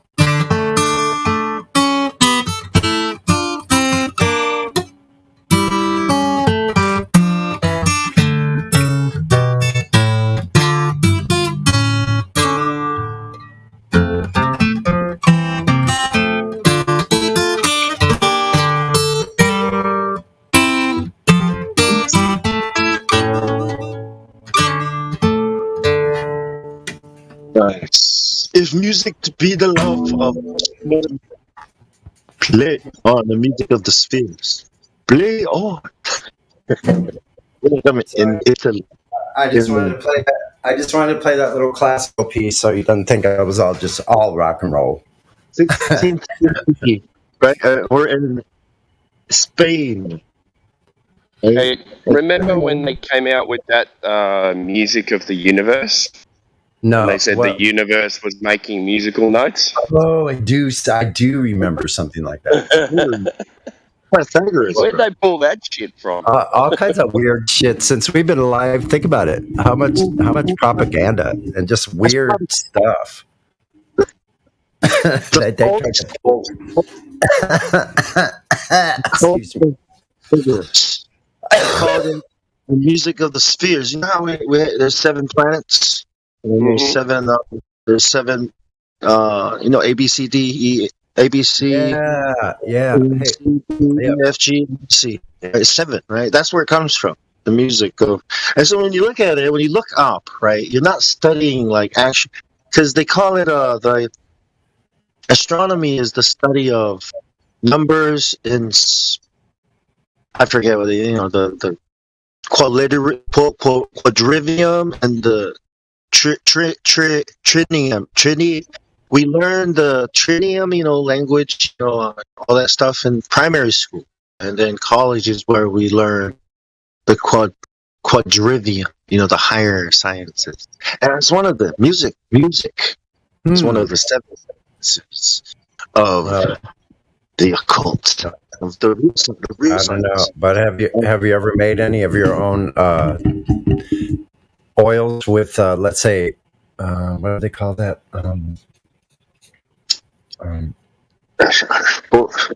Cannabasum. That's what they use. That's the biblical word. Cannabasum. Have you ever made your own cannabasum oil? Is that a plant? Yeah, it's a plant. Most beautiful plant ever. So anyway, yeah, the one that's currently used quite a bit. You know what he's talking about, Bong. Oh, I'm talking about the bong kind of plant. Anyway, yes. So hopefully I didn't go overboard, but like I made my own, and it's a really pretty potent. It's like, so when you cook it, you have to make sure you don't go too high, or too low. If you go too low, then you won't have the effect you want at all. And too high, you can burn it and destroy the THC. So I've learned how to do it, like, I think pretty expertly. You put a little water in it, and so as long as that water's steaming on the top, you're not going much higher than 212. You're supposed to be able to get to a hard crack, which in candy making, that's 300 degrees. But for me, it's hard to even measure that temperature because I'm making smaller quantities and my thermometer doesn't fit in there all the way. And when you open the top, you're changing the temperature anyway. So it's just an interesting process learning to make it. So I cooked it for about 4 hours on high. Then I put it on low and let it cook all night long. I think in the evening I turned it down to just warm, and it just stayed in there cooking warm at temperature for about 12 hours. Then you take it out and put it in a bowl and cover it, put it in your freezer, and the top will be a wafer of the oil, solidified oil. And the way you do that is from the crock pot, I pour it into the bowl through a cheesecloth. It's and so cool. Strain out all the stuff, and I strain it. What I did with the strain. Now listen, while I'm making it, you're not supposed to be putting it on your body, but I'm like putting it all over my skin because it gets you high. Like it actually has a medicinal. For me, it really helped. Yeah. With my skin situation with that coconut oil, and for some reason. But anyway, I put the rest of the grounds in my coffee and made a pot of coffee in my French press. So I was drinking coffee that was pretty potent. Anyway, vinegar for any skin problems, it always fixes it. I don't know why, but I just make paste with it and just whack it on wherever you're having even a cut. That's cleans true. it and heals it real quick. So. I think so. Yeah. So anyway, I digress. But a lot. I digress a lot. Yeah, it's cool how a certain temperature, right? Like certain chemicals are activated. Yes. What I mean is like, hey, look, it's. I don't know why we would listen. I don't know why we would have to be quiet about something so exciting to think about, like what they've discovered in the last 20 years with cannabis, that the temperature vaporized, that it creates all these different health benefits, for different things. Chemistry is study change, right? Walter White, Mr. White. Mm-hmm. All right, science. Go science. They at like 320 degrees, like I have this really cool little handheld vape, and so it's actually medicine for me, and yes, It's And medicine so, for yeah, it really helps. Like, if it wasn't for weed, I'd probably join the New World Order and take over the world. I don't know what would happen. Get out of the way though. Without it, I mean, like I'm nowhere near as focused and able to do everything I can do. Stay active. It doesn't slow me down at all. It actually does. Actually, what it does for me is it does slow me down. That's exactly what I need, is for something to slow me down. So that like, helps me from not wearing myself out, which is what I do. Like my way stop. But listen, my mind works so freaking fast. Like it's going lightning speed, and so like if I just go along with it, like I'm worn out and fatigued like way earlier than I should be. So my whole thing has been controlling how much energy I exert, no matter what my mind is trying to tell me to do, because it's going freaking fast. Like whatever this thing that like thinks it's in charge inside me, like what did they give me? Holy crap. How did I remedies from plants, right? And it's saving you money, and it's healing and causing you to feel better and healthy. Like, take me to jail if that's what I'm going to jail for. Cool. Yeah. I'll do it in jail. Well, yeah. But the sun's out, so I think I'm going to go out, even though I've been up since 3 a.m. or earlier. Jesus, sleep. That's a bit early, dude. Have a nap or something. I already had a full day almost. I took a little nap though for about an hour. That was nice. I did zone out. Felt like one of the best rests. Yeah, after that teaspoon. After a teaspoon. So, a laborer's rest is sweet. Right? So what I'm going to try tonight is see if my oil will help, because this morning it happens at some time at night. There's some kind of change. Now I've read about this before. There's some kind of change in the middle of the night of your salt, of your sodium in your system, like at 2 to 4 in the a.m. Like everybody, right around that time, everybody has this change in their sodium. I woke up last night to make eggs. Yep. And you what? I woke up last night to make eggs and toast, and I put syrup on the toast. I don't know why, and a lot of Tabasco eggs. And I was like, okay, that's awesome. That sounds great. This is good. But what I was trying to say is I get these terrible cramps, man. I'm telling you, I'm screaming out loud because they're like, it starts with, like, let's say the left one starts twitching at my knee, like right below my quadricep on the inside part of my knee, and that there's a tendon attached, and once it starts doing it, it tightens and it goes all the way to my groin. From my knee to my groin, it bends me over and bends my knee. It's excruciating. It's the worst pain I've ever felt in my life. And sometimes I can jump up and just walk it off, but other times it locks me, and I swear to God, then the other one starts doing the same thing. So then both legs are doing this. How's your It's intake freaking on crazy, fish man. oils? What's that? Your intake on fish oil. Is that it, man? I'll start eating more fish oil, man. I don't know is it vitamin A? Or is it just something? Omegas. You know, your oils, your general oils. Yeah, those good stuff, though. the good oils. Yeah. Does it go up to your lower back? The pain? Like I have problems there too. No, but at this time, no. It's solely my legs, and it's pulling my hip forward. So if I try to stand up straight, it pulls on this part all the way from my knee to my groin. It feels like an ice pick going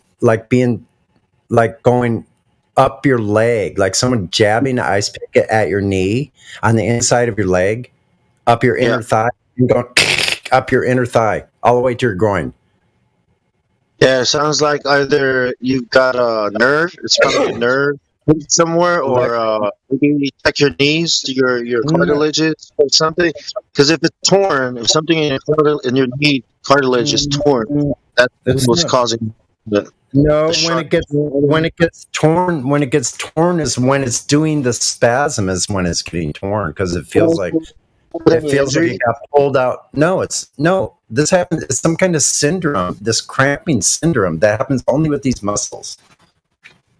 Like I take it back. Listen, it's not only with these muscles, but these muscles are the ones that are the most serious. Like I get cramps in my hands sometimes that go all the way up to my shoulder through my elbow. Like the whole thing starts cramping and pulls a couple fingers or one finger pulls it down, and I can't straighten it back up. I have to almost just relax it and try to straighten it.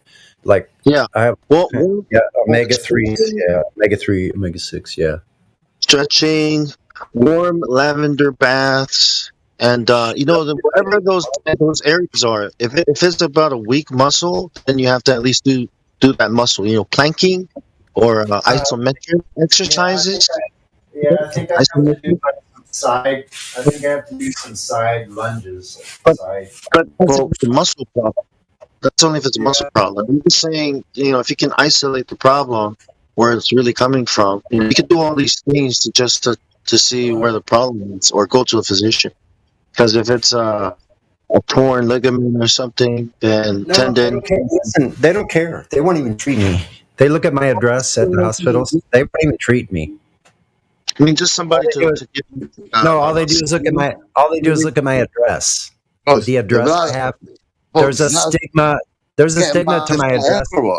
They don't care. No, I've been targeted to not be treated. Every freaking avenue I take, no one's been able to help me with any of these things.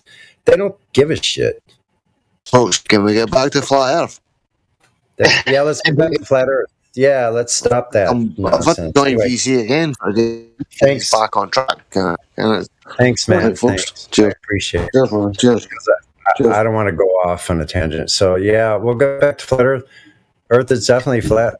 Any comments about that? Well, I was talking about how the Jesuits talked to the Pope about now you're going off. You're going off topic again. So stop. To a ball, right?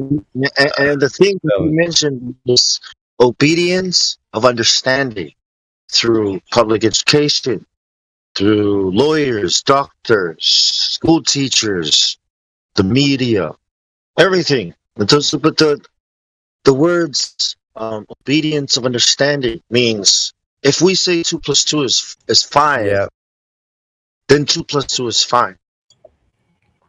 Yeah. That's what it means. Yeah. Right? So, It's all about. It's all about the ball. That kind of teaching and all is. It's about the ball, sphere, Earth. Like that's I think what it is if you think about a deeper level, it's like they turned because see they had to change it because they couldn't tell everyone that their forced education camps are actually forcing a religion and telling everyone that it's not that, making it into something else.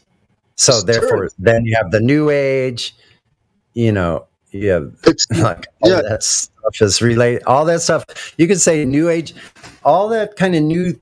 It's not new. It's old Kabbalah, Kabbalistic thinking. Yeah, it's the old religion, very old, one of the oldest. Right? Yes. It's tyranny, right? It's 1984. It's the movie Vendetta. It's exactly what it is. Right? Like that would be alarming if they told everybody, yes, we have forced educations. You have to do this and that and the other, or else we'll take your children away from you. Telling you that you don't own your children, the state does. It's all tied to the sphere Earth. Yeah, all of that stuff is. If someone thinks it's not, just present your claim that it's not. We'll listen. I say that with all confidence. Yeah, we'll listen. Well, there's nothing to present, really. There's just a lie that has to be confronted. Mm-hmm. And I think it is on the daily. I think it is being confronted, but it just happens in so many different ways. because people are not like fish or birds. You know what I mean? Like we don't have a herd mentality. We may have the 100th monkey operating here, though, as we speak. You know, like, because when more people know something, then it seems like newer people come in, and even into this conversation, they come in and they seem to know a lot more than I did when I first came into the conversation. And they probably haven't been doing it as quite as long. And I think that goes for generationally as well. Well, anyone who does, decide to look into it for the first time, what are they going to do? They're going to Google flat Earth. What are they going to get? A lot of disinformation. Going to have some more eggs.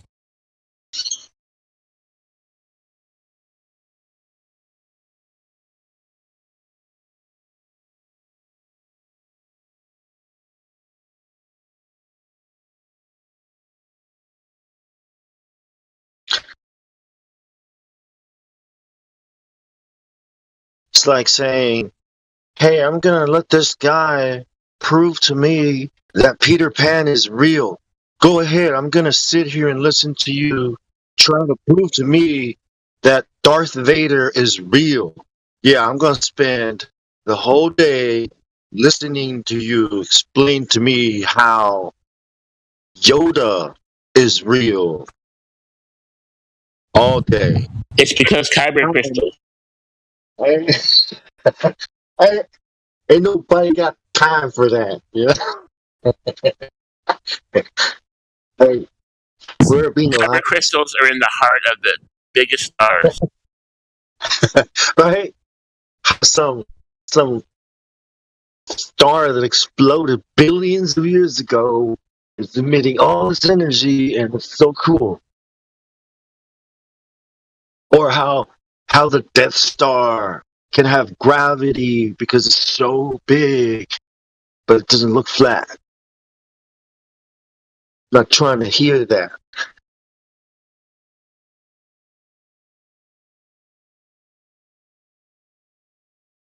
Mic drop. Yeah. So I'm going to be forced to cut out all sugar, I think, because sugar causes inflammation. And if I'm having muscular problems, man, I definitely need to cut the sugar out. Finally, I'll be forced to cut the sugar out just because sheer pain. Honey is good.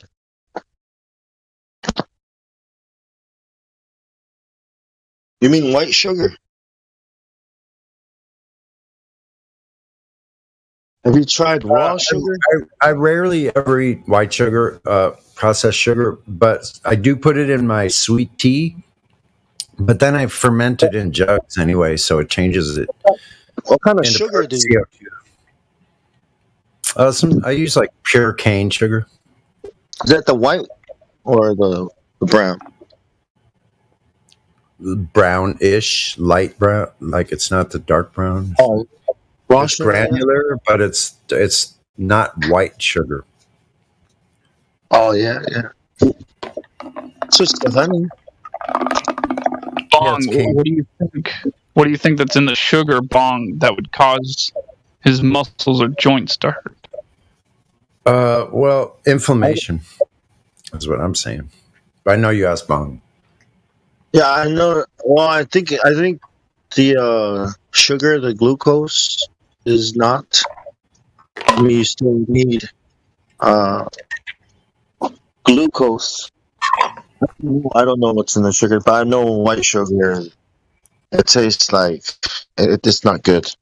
No. Well, yeah, it doesn't taste good, but the taste is a separate thing. I'm just saying, regardless of whether it's sugar that comes from a sugarcane plant or from honey or maple syrup or agave, whatever.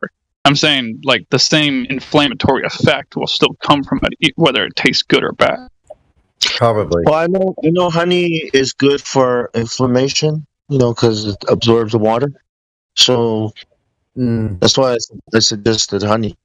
So you can still have your sugar, but at least you'll have something to deal with the inflammation. But so, Yeah, but I somewhere think the damage it causes be far greater in that respects than whatever help it may do. Like I know this firsthand. I'm just saying, like, yeah, I'm just trying to figure out like how to. I don't know. I don't know what's in the sugar, but maybe after you reset, you can start.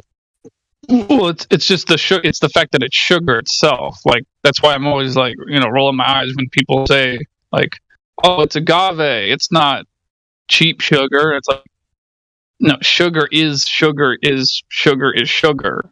So it's like if sugar's the problem, having a higher quality sugar isn't gonna stop the problem from being the problem. It's like, it's the same thing with alcohol. Like you can drink yourself to death on $100 bottle of vodka. It's just really expensive vodka, but you can still drink yourself to death on it.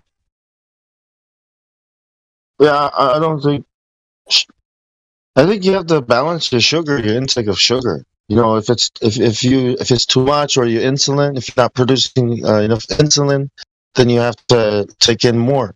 But once you've got that under control, then you can switch to honey because it's it's a misconception, Bong. So I mean, there might be some people that require insulin with certain very rare medical problems, but for the most part, unless you're one of those people that have those forms of diabetes, it's actually it's sort of a misinformation kind of thing. The human body has the ability to produce insulin from protein, and so and at the rate, not just that, but at the rate that it requires it. So since it is at the rate that it requires it, then that means that there's technically no nutritional requirement for the macronutrient of carbohydrate. If the human body didn't have the ability to produce insulin at an efficient enough rate from protein, if we didn't have the ability to do that efficiently enough to suffice our nutritional requirements, our bodily requirements, then the human body would require sugar or carbohydrates in order to function. But since that's not true, the human body doesn't require carbohydrates to function. Anybody saying anything along those lines is just talking out their ass. Did I give bad recommendation to Sonny? Well, no, it's not really so much. Well, it's that you almost did. I'd put it that way. It's like I'm just saying. I know perfectly damn well if any other form of sugar causes an inflammation inside of his body, honey will too. Like there's no way honey won't. Really? I mean, otherwise I'd be drinking mead right now myself. Like there's mead that they sell down at the store. It's kind of expensive, but really good tasting beverage. But the honey, and it's a little too sugary for me, man. I'm just saying. And the sugar in there, the honey will just mess with you just the same way as any other sugar. Pretty sure it would with Sonny too. What if so cut the sugars, right? We can cut sugar completely. Yeah, I know. It's a lot easier said than done. Well, for me, I thought we could just wean off of it or something instead of just cutting it out completely. No, well, it's not like heroin. It's not like you're going to go through a dangerous withdrawal symptoms if you cut it out. You will go through withdrawal symptoms if you cut it out outright, but not dangerous ones. Not like. Hey, what do you think about those parasites that control our sweet tooth? Are those for real? I've heard about them. I wouldn't be surprised that they're real, just because I mean, just through my own personal way, because supposedly they make you feel depressed, and sick if you don't eat sugar, and then when you eat sugar, then they stop releasing those toxins when they're angry. So I guess the idea is if the rumors or whatever about those things are true, then the way that you get rid of them, you have to stop eating sugar for long enough to starve them out. Because if you just stop eating sugar for a few hours or maybe a day or two, then as the story goes, they release toxins that make you sick while they're still being alive until you do eat sugar again. So those are the withdrawals, yeah.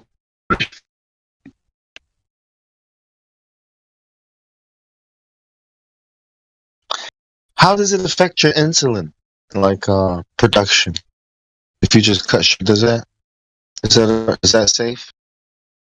Well, yeah. So that's exactly what I was just stating a minute ago. Is that your body requires a certain amount of insulin. Your body cannot function without insulin.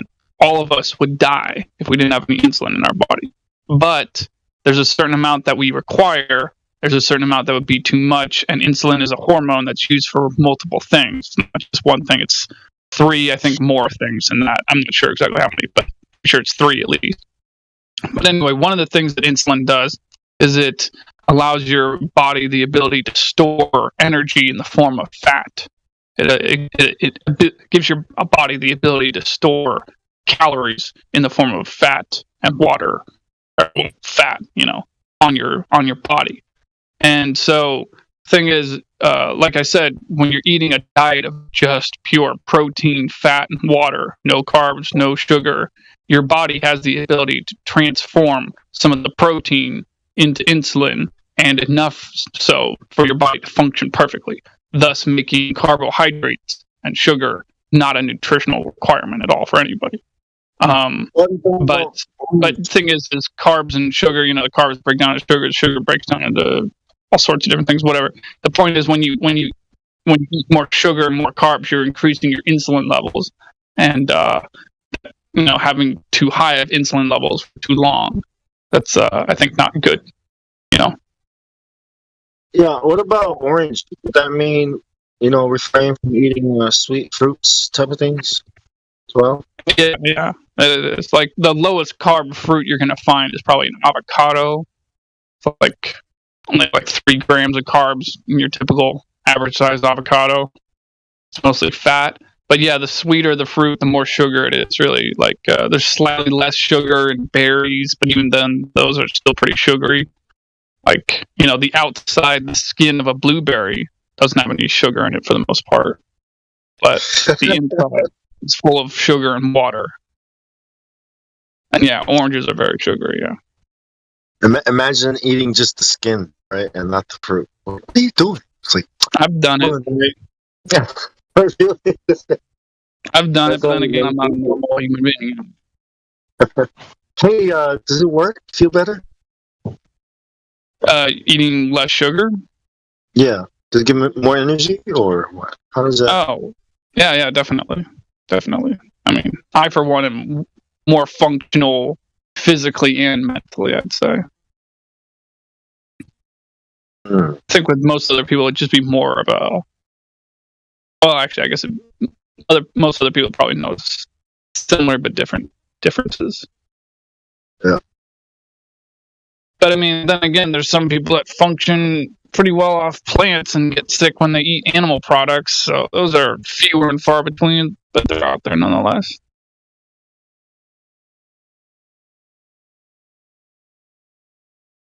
What do you call it? Flora or probiotics, right? Or antibiotic, or their stomach's not used to it anymore. You gotta.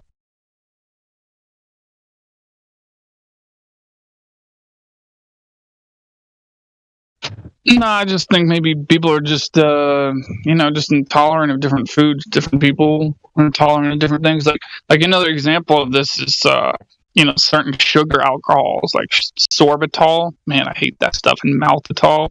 So these 2 sugar alcohols, they use them as sugar replacements. They're really cheap sugar alcohols. So I would not suggest buying anything that has anything these in them, just because it just shows a lack of integrity on the manufacturer's part.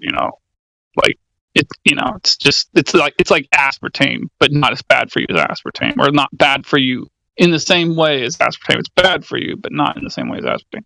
And anyway, the thing is, maltitol and sorbitol, these 2 sugar alcohols, when I eat them, they react with the bacteria in my stomach that causes me to get all gassy and everything, to the point where not only is it, like my stomach will hurt for hours and stuff, And so, like, even just yesterday, I was foolish enough and I bought something. It was actually a nutritional supplement, but it had some sorbitol in it. All right. And so, like, I took some of it and I got a stomach ache for pretty much the second half of yesterday or whatever. And it's like, that that effect I get from that. But that's not to say that everyone will eat that same thing and get a stomachache from it. Like some people just don't. So I think it all has to do with, the makeup of your body, the makeup of the bacteria in your stomach, and the makeup of just a lot of different things. Like I think everyone's just an individual. And by the way, it's the bacteria in your stomach that reacts with the sorbitol and the maltitol that causes like some kind of gas to be released. And what we choose to consume, right? Like, because we can balance it if we eat the right foods, right? We can at least get the body to where, at the best balance by eating right. Is that? Well, that's part of it, but it's not just the right foods, Bong. Remember, it's not just what you eat; it's about what you absorb. So, like, if if the minerals in the ground where a cow is grazing are not there, if the ground is void of minerals, like the 60 essential minerals that the human body requires to function, let's say that there's very little or just practically none or no minerals in the ground here, or just enough so that the grass can grow, and grass only requires 3 essential nutrients. Cattle require 90, like human beings do, and human beings require 90, but the grass only requires 3. Nitrogen, I think, is one of them. But anyway, so the grass is green, the grass looks healthy, the cow's eating the grass. The cow doesn't look very healthy because the cow is nutritionally deficient. There aren't very many minerals in the ground. But the farmer or, the rancher decides to butcher the cow and eat the cow, because he's hungry. So now, if the rancher's being dependent on his own food, then he'll be nutritionally deficient because there's not a sufficient amount of minerals in the grass, there's not a sufficient amount of minerals in the cow, and there's not a sufficient amount of minerals in him. So it's not just what type of food you choose to eat, but it's also how they were prepared and grown and raised to begin with, and what the soil content was of the ground beneath their feet. And what if you feed the cows stuff that makes them grow faster?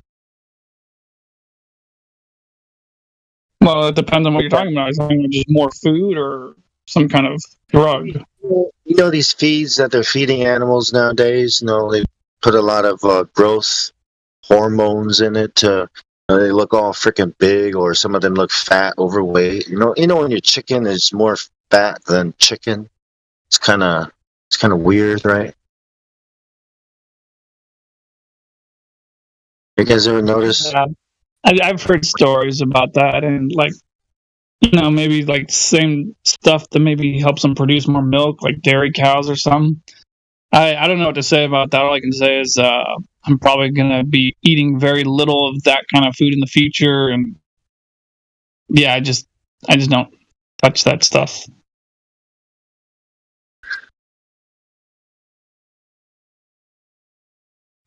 Halal, right? Even halal products that are marked halal are not halal. Like, animals are supposed to be clean or was raised with love, all that corny stuff. It's all just a marketing thing now. They just slap on meat. There's something to be grateful, though, when it comes to the concept of spraying chemicals or injecting chemicals or whatever into an animal, as opposed to that doing the same thing to a plant and then eating the plant. Because that plants have a tendency to absorb things like sponges and not really excrete things. So that's what a plant does. They absorb things, don't really excrete things. But animals, not all animals, but cows and humans, take for instance, have a great capacity to excrete toxins and other things. So what I'm saying is, the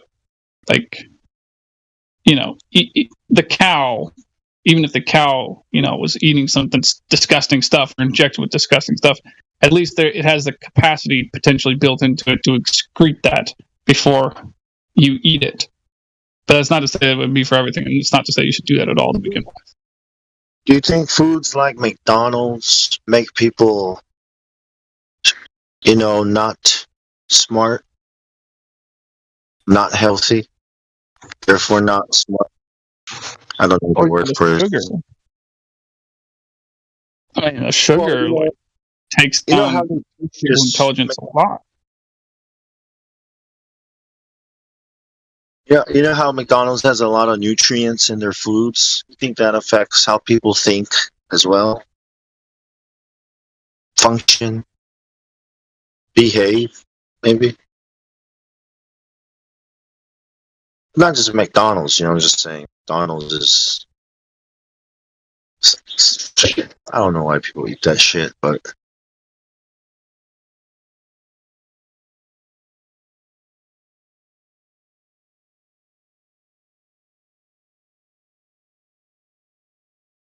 well, how many of us here have farms, cows that they can go out and feed and slaughter and stuff? Do we all have cows? Good for us. Right, next thing we all got cows. That's good. Well, where does the rest of the world get their food from? I wonder.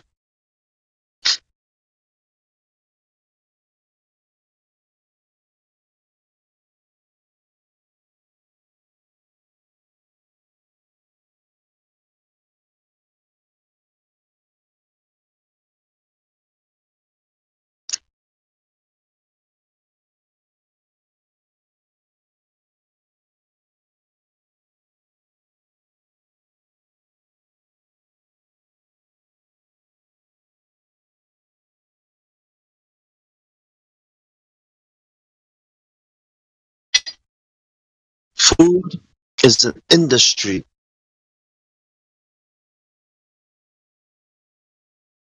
It's a business.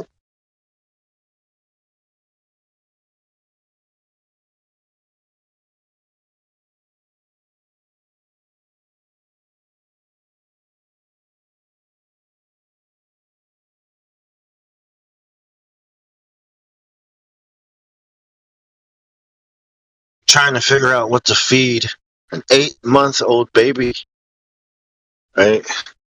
Looking for fruits, vegetables, and stuff. Like, where do these come from? Why does this vegetable look so buff? What kind of red? What? You know what I mean? Like, damn, these are huge. Is this tomato mixed with a fish? I wonder. Did you guys grow this tomato in the winter? What's up? I was saying, eat your eggs. And, Yeah, now it's shells, oh the shells and stuff. It's all the chicken yeah, food. yeah. All that shit works. Eggs is in the news too. They're saying eggs are causing some kind of something. Yeah, It's all 'cause they're bad scary. eggs. It's just a few bad apples. Nothing to worry about.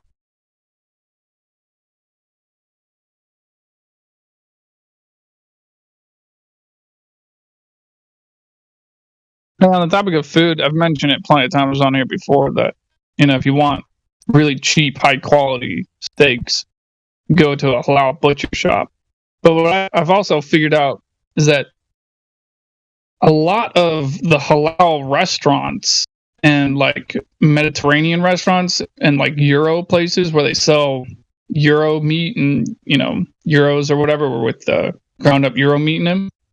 Like, at least I know 2 of them, like within walking distance of my apartment, where I can go there and just ask them for just the meat, like $10 worth or whatever, or another place like $7 worth or whatever. Just like I can order just like $10 worth of just the meat, just the Euro meat, and they'll give me like pretty much an entire day's worth of food. Like that much meat. But like most other places, if you just go to like another, like a burger shop or whatever, and just order just a burger patty or whatever, like they won't give you like that good of a price most places. I don't know. I think the halal people, like, they're just better at doing business. I don't know. I like fish meat. It's the only meat I can eat. You know, like yeah, meat. Every other meat is like, what's in this? You know, it's like. Let me cut it first. Let me smell it first.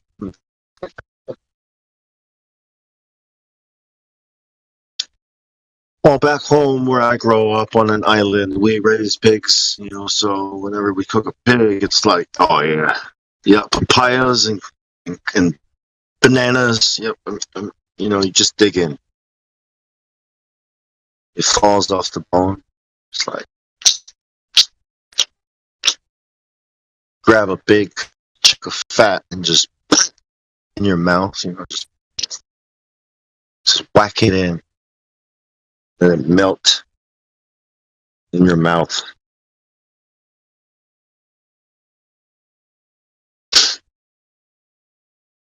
All those nutrients from the papayas and the bananas, you know, they're all in the fat part. Gotta.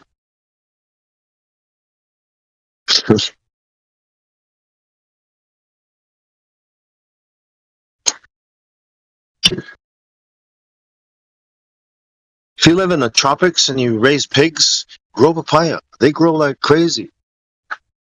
And if you feed pigs papaya, they're gonna taste like a papaya. Well, you know, it's gonna taste sweet. You know what I'm saying?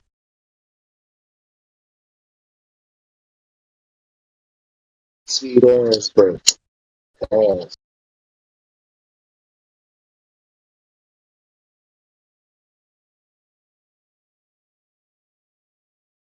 You feed chickens coconuts if you live in the tropics, yeah.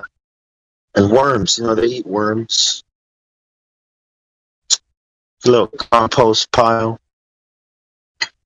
I'm guessing the chicken doesn't open the coconut itself, right? Oh no, I split it for them.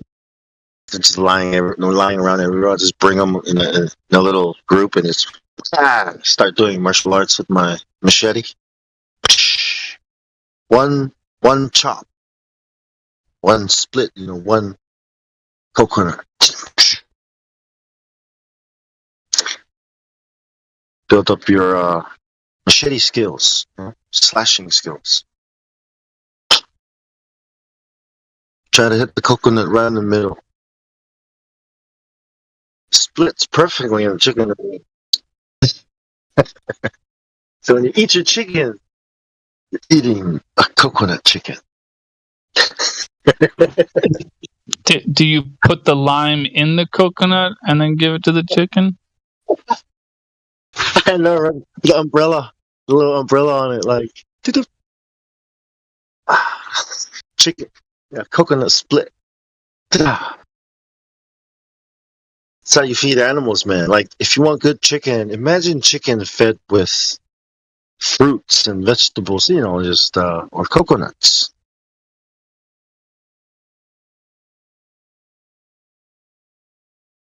There's no, you know, there's no like thinking, you know, like, oh, is this good meat? It's like, it's coconut meat, mate. Oh, wow, yeah, let's eat. Or it's papaya pig.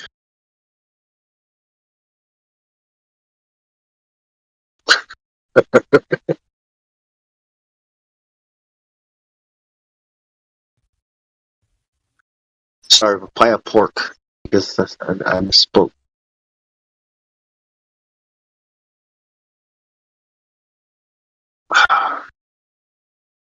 Oh, you know what you could do with the lime? Squeeze it. Cut a papaya in half. Get the seeds out. You got a little bowl. Squeeze the lime in it. Eat it with a spoon. It's like drinking lemonade while eating papaya. A little breakfast. No, after breakfast you can have that. Mm.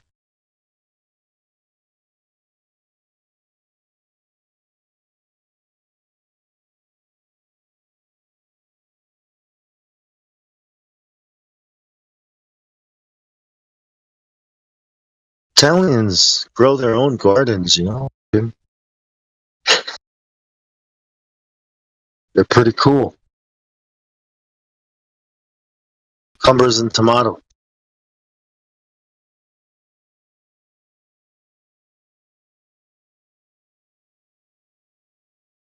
Tomatoes are round.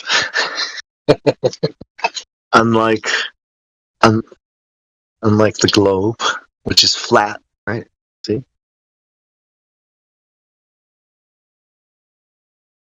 What about cucumbers? Are they round?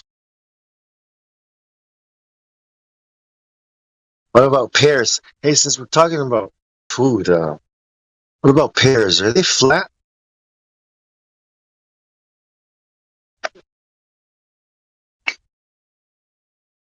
Yeah. They're not perfectly round, though, right? Yeah. Which means they're flat.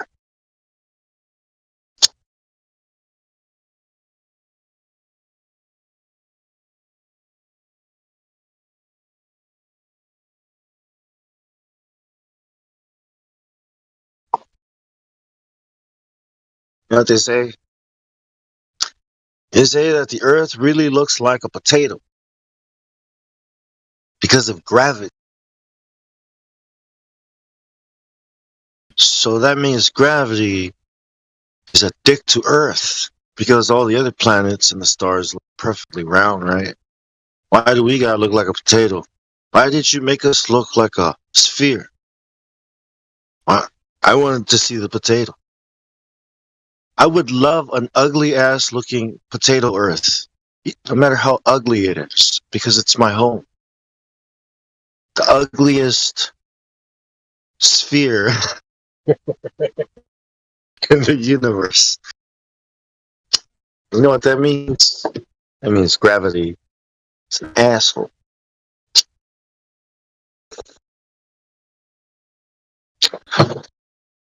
It should have named the Earth Uranus or something like that. Your anus.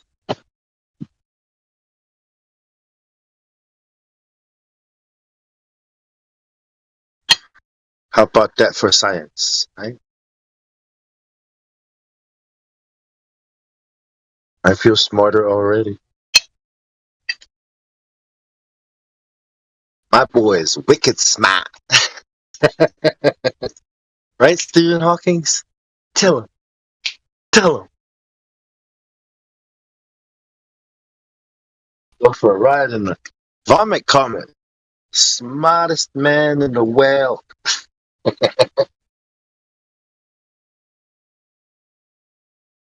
We are totally not abusing this old man. He's clearly handicapped.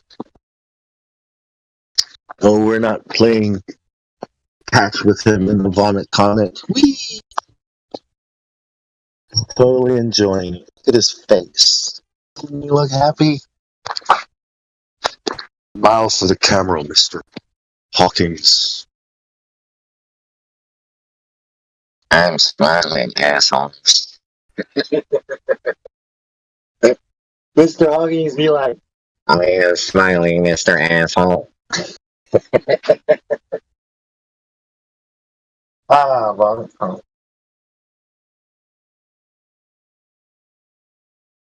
imagine if that was your grandfather they were throwing around in the Vomit Comet in his wheelchair. Probably be angry. Probably feel some kind of way about it. What the fuck is this?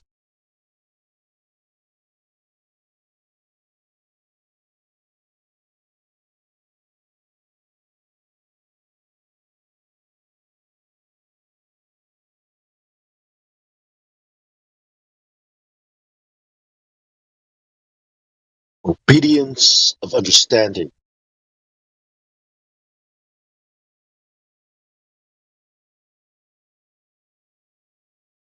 So big and looks flat. Now obey. Say it. Say it. Say it. Right? Say it so you can start arguing about curvature already. Just accept it. Fine. Alright. Now we can argue. Now we can have a debate.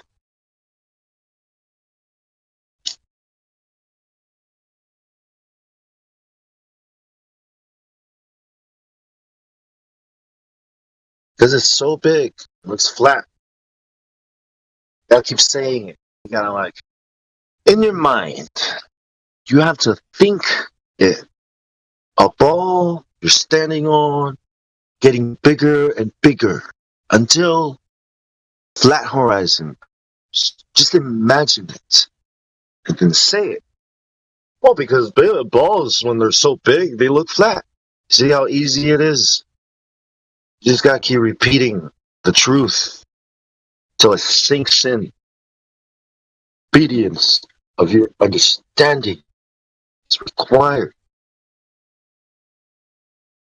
It requires belief, right? Just like God requires your obedience of understanding. So too they. So they too. Too they so. Require your obedience of understanding. First, we shall say that it's so big it looks flat. They'll never know what hit. Right? Am I right? You don't see the curvature of the earth. That should be in the next iPad Go 3. No. You don't see the curvature of the earth. No. That stuff is flat. But boats disappear bottom first on the beach because of the curvature of the earth. You don't see the curvature of the earth. But boats, and you just keep looping this in your mind. Obedience of understanding.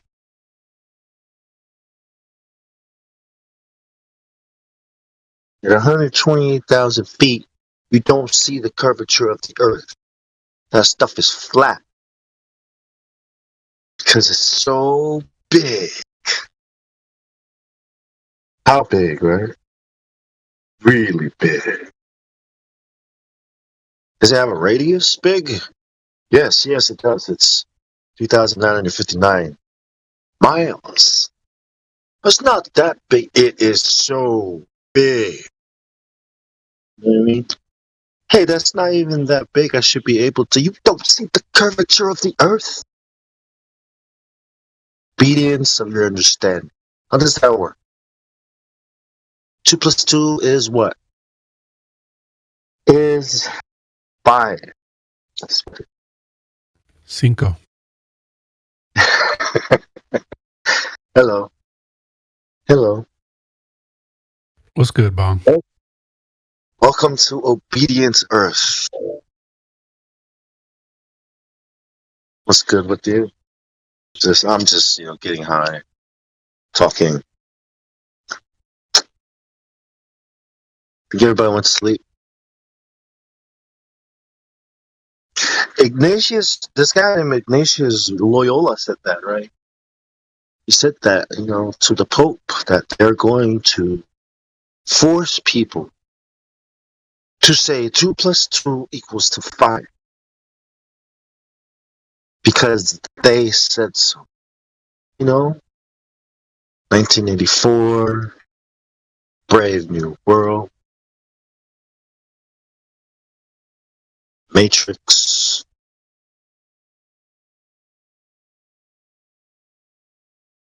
It's a Jesuit world. We're just living in it. Yeah. Yes, it is. It's kind of scary.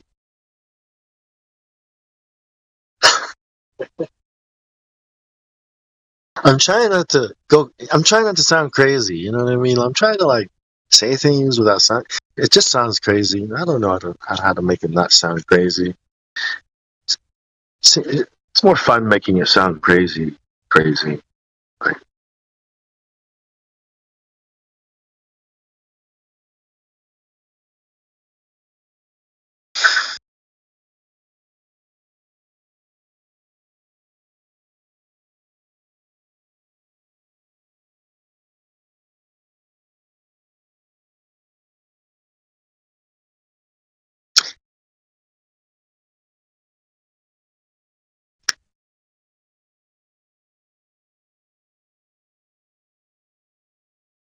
I just wanted to talk about how people believe the lie that there can be flat surfaces on a ball, or that the curved surface of a ball can be a leveled surface, 180 degrees. No, I'm just trying to point out, because in my brain, just like this big splinter now, right? It's like, there cannot be flat surfaces on the ball.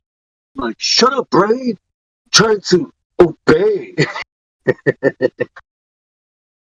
My brain is like, there can't be, but dude, like, are you, I'm like, brain, shut up, I'm trying to do the right thing.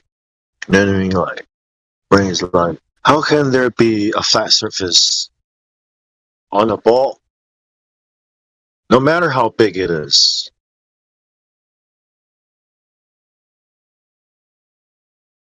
Or you know what we did? You know what we did as flat earthers? We were like, okay, prove it. We just straight up said, okay, there can be flat surfaces on our. Yeah, a ball can feel, be measured, used, and experienced as a flat, non-motionless plane, right? We just said, okay, that's true. Now prove it, right? Like, we should have never said, okay. We should have said, bullshit. What are you, denying math or something? We should have said something like that. We should have just said, bullshit. No matter how big a ball is, it will still be a fucking ball. And it must look, measure, used as a ball with a radius of whatever the fuck you want. A 1,000,000-mile radius. A 1,000,000,000-mile radius ball. A fucking fulfillion trillion. It doesn't matter, right? Like, it will still be used as a fucking ball. Appear as a ball. Measure as a ball with a radius of 1,000,000,000 bazillion light years. It doesn't matter. Always be a ball. The horizon always drop in respect to its curved, rate, whatever. You look down at a ball. You don't look out into the distance, into a freaking horizon. You look down at a ball, right? How did we accept? What? I am really a woman, not a man. You were like, well, prove it. Like, yo, doesn't have to prove shit. Look at him. Listen to him. Look at, he's got a penis. It's not a woman. You don't have to prove you're a woman. You don't have to prove that Darth Vader exists.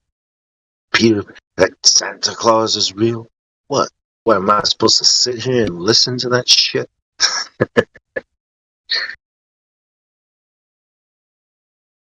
How can there be flat surfaces on a ball? Especially a ball this small.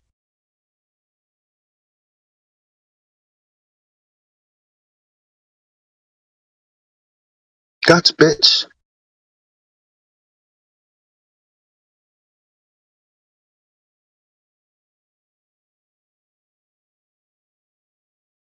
Voyager is supposed to be in interstellar space. Followed it since I was fucking 11, 12 years. Saw it in a fucking science book. Primary school. Fucking 90s or something like that. Yeah, it's in interstellar space now, man. Isn't that cool? Think about it. It's out there, man. We're so cool.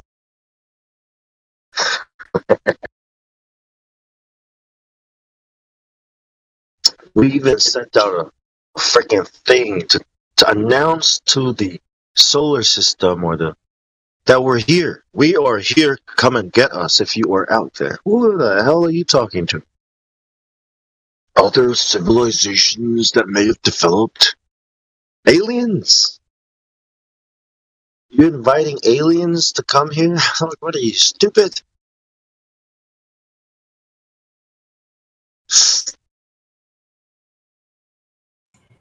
All right. Going out on my bike ride before I pass out. It might rain, Hey, so bring a rain take gear. water. Ride safe. Yeah, man. Be safe. I'm gonna check the tire pressure. That's safety to me. It's tire pressure. Yep. Brakes all work good. Everything's been adjusted. It's gonna be like skating on ice. Okay, be safe, Sonny. We're just talking about space. I know why. There's so much down here to talk about. Here on Earth, you know what I mean? Where shit is happening to us. Or us happening to shit.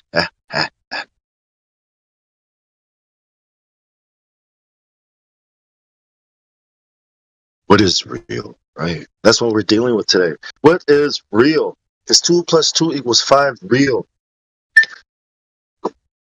Or negative 10 apples real? What about 10 apples? Are they real? Yeah. 10, yeah, definitely. Negative 10 apples is not real, though. It's real in your mind. The mind makes it real. It's only different in your mind, Yoda. You must use the power of the Force, Luke, to bring your understanding into obedience.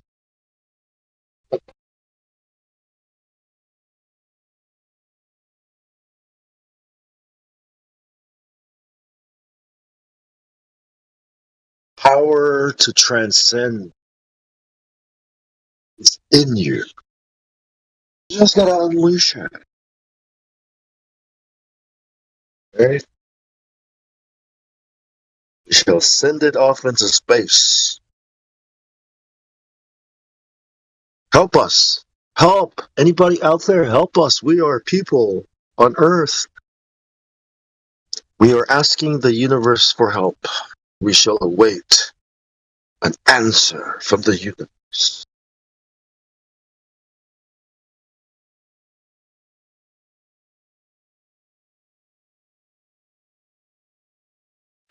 You know? It is already written.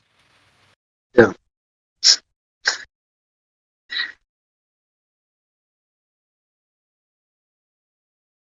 We're asking for the universe for a savior, right? Superman, are you there? No. We are ready for your arrival. Right? We are prepared.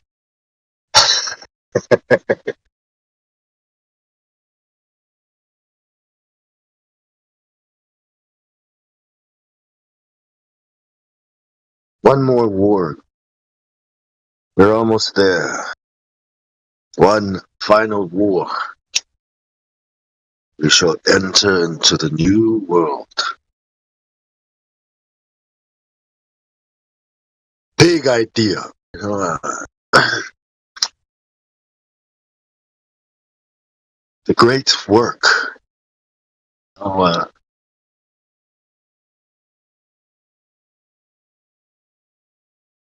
1,000 points of illumination. I don't have no idea what that means. Some kind of old ass freaking poem, mythology, cosmology.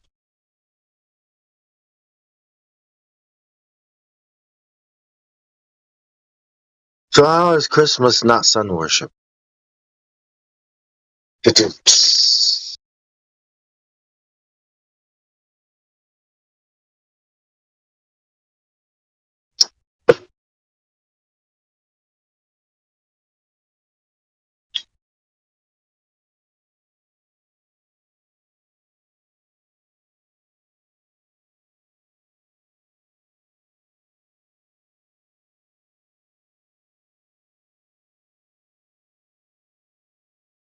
The Royal Society is like these it's like this group of scientists that come together and make a decision on what is science. You know what I mean? Newton, Cavendish, very familiar names. The Royal Institution, whatever you want to call it.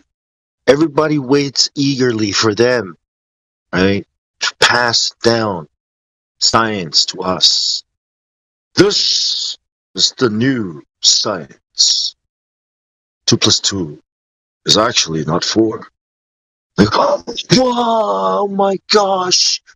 Wow! You know what that means? Real is not real or something. You know, people just like, wow, that's cool, man. It makes a lot of sense. Oh yeah, and common sense is really, really not under attack. I'm not saying it's a conspiracy, but I think it's a conspiracy, if you ask me.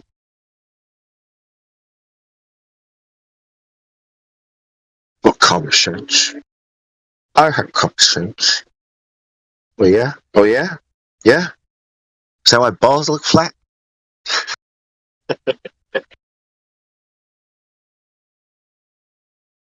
Isn't it common sense that the earth looks flat? Yes. But is it really flat? No. That's common sense, see? There's also obedience of understanding. That's what that is too. 2 plus 2 is 5. That cannot be common sense. That has to be something else.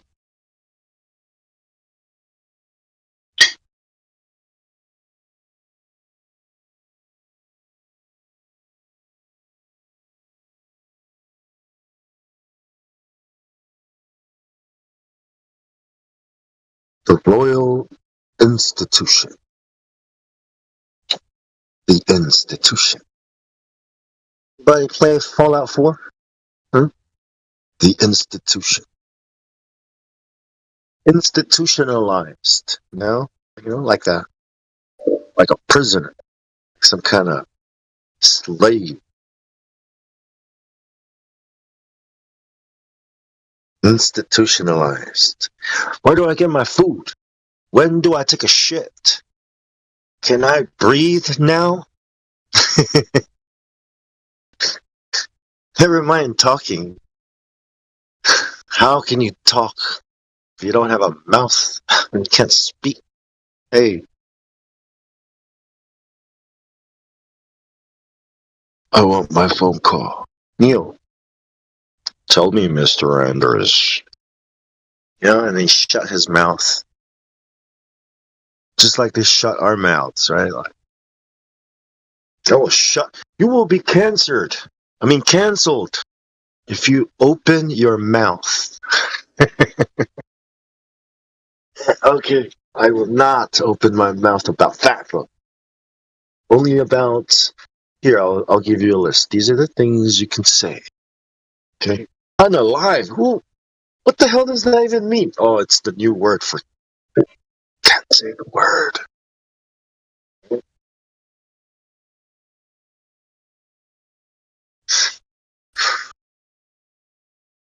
What do you mean the word mom and dad offends people? Like, what the fuck is this?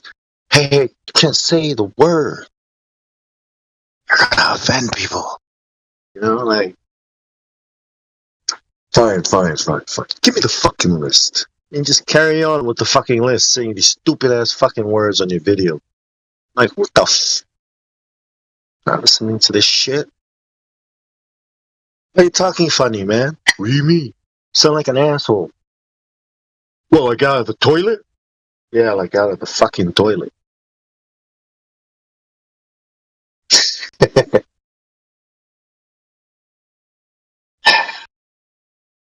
Use the force, Luke.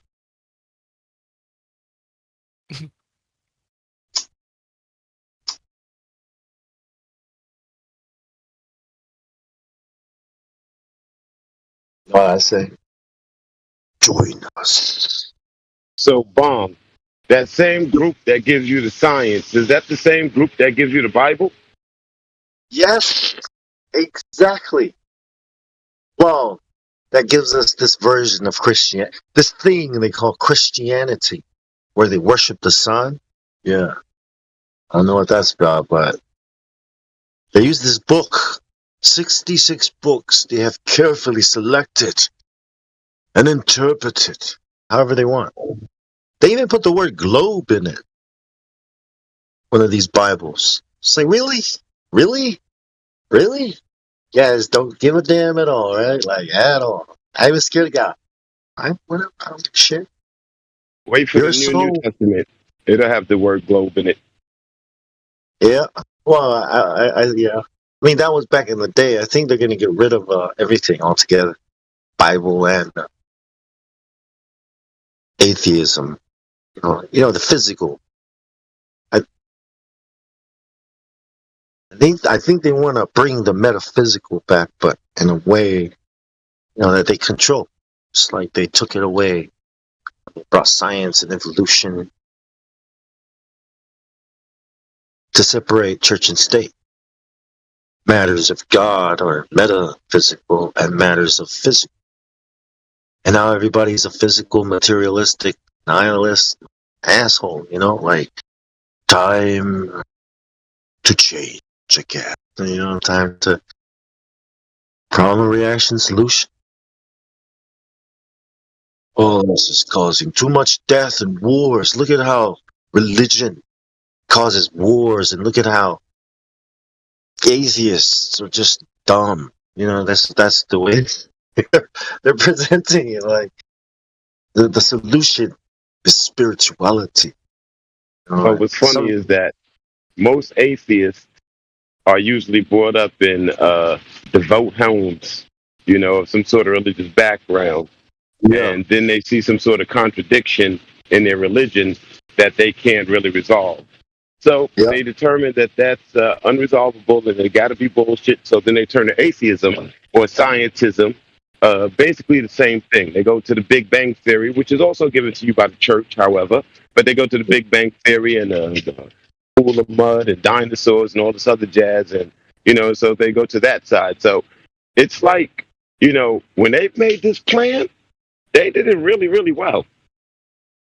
Oh, yeah. It's still, I'm still like uncovering things about it. It's blowing my mind, man. Like, hurts my stomach type of stuff. Like, it's, yeah. And, once people realize that both extremes are wrong, right? Then they present the middle path, the true path, light. You know what I mean? Like some kind of a system that's going to. And it's sad because they're saying that us being us, male and female, is a bad thing. That somehow we have to transcend those differences. Like, what about all the animals? What about the plants? Like, what the hell are you guys talking about? That's the way life is. It boggles the mind. You cannot transcend nature. Nature will overrule everything, period. And, and that's the way that goes. So while they're trying to tinker with biology and come up with new words, gender, and try to apply new meanings to them, is beyond my comprehension. And it's beyond my comprehension how any sane person can go for that. How you can back that ideology is really beyond me. I mean, that's just so basic.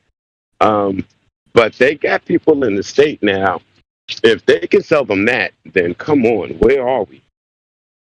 It's scary, man. Like, how we wonder how people, like, the story we know about the Nazis and how they could do what they did. Well, look at the pandemic when it happened. People are worse than those Nazis. Like, that's the reality of people now. Like, we think we're like so got it together and civilized, but we're like, we're savages. Like, left to our own devices, especially that you can do this to another person, like wearing a mask, like and using that's the funny fear. thing. I agree with you. The way they were able to shut down the entire world and And the way that it brought out the worst behaviors in people, and that's because we're social. And when you take us away from those social um, enjoyments, we start to go back to our primal selves, which is to take and survive and instinctive. We go back to instinct as opposed to logic, which is what gives us the advantage over everything else. That we have logic and rationale. So because we have these savage instincts, and you also have the hero instinct as well. There's a lot of heroes out there that it's impulsive. They can't control themselves. They have to stop something. So we always have these groups. But, to resolve these things, we made laws and we did things and we put in protections, to calm some of our savage natures, and to make sure that if you have any of those savage natures, that you will be penalized, because that's not accepted in a cultured, organized society. So, when you take those away and you separate us and you operate under this new system and you make people revert back to instinctive qualities, and you induce all sorts of mental psychoses, 2 years you couldn't go to the hospital. 2 years you couldn't have a decent funeral for a loved one. 2 years you couldn't send your kids to school. I mean, that's crazy. And it's the same thing. Yeah. It's the same thing that's happening with racism or flat earth. How people turn against people and become these monsters, man. Like, seriously, why do you hate flat earthers? You know what I mean? Like, what's all this emotion? Is this real? Like, would you actually kill a flat earther if you had the chance to? Like, are you really that angry? Why?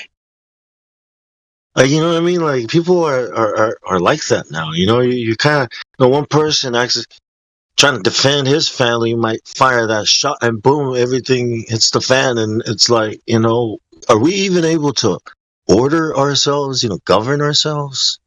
I think we gave that up, when we started moving to cities, the Industrial Revolution, and started just getting services provided for us. So when they took that away, everybody's going to turn, into it's like the Joker said. These people, they're only as good as they're allowed to be. You'll see when shit hits the fan, they're going to eat each other, right? And that's what I saw, in the pandemic and in this debate and in anything that goes against the narrative. People turn on people. Like, yo, we living in the Matrix, man. Beat me out, Scotty.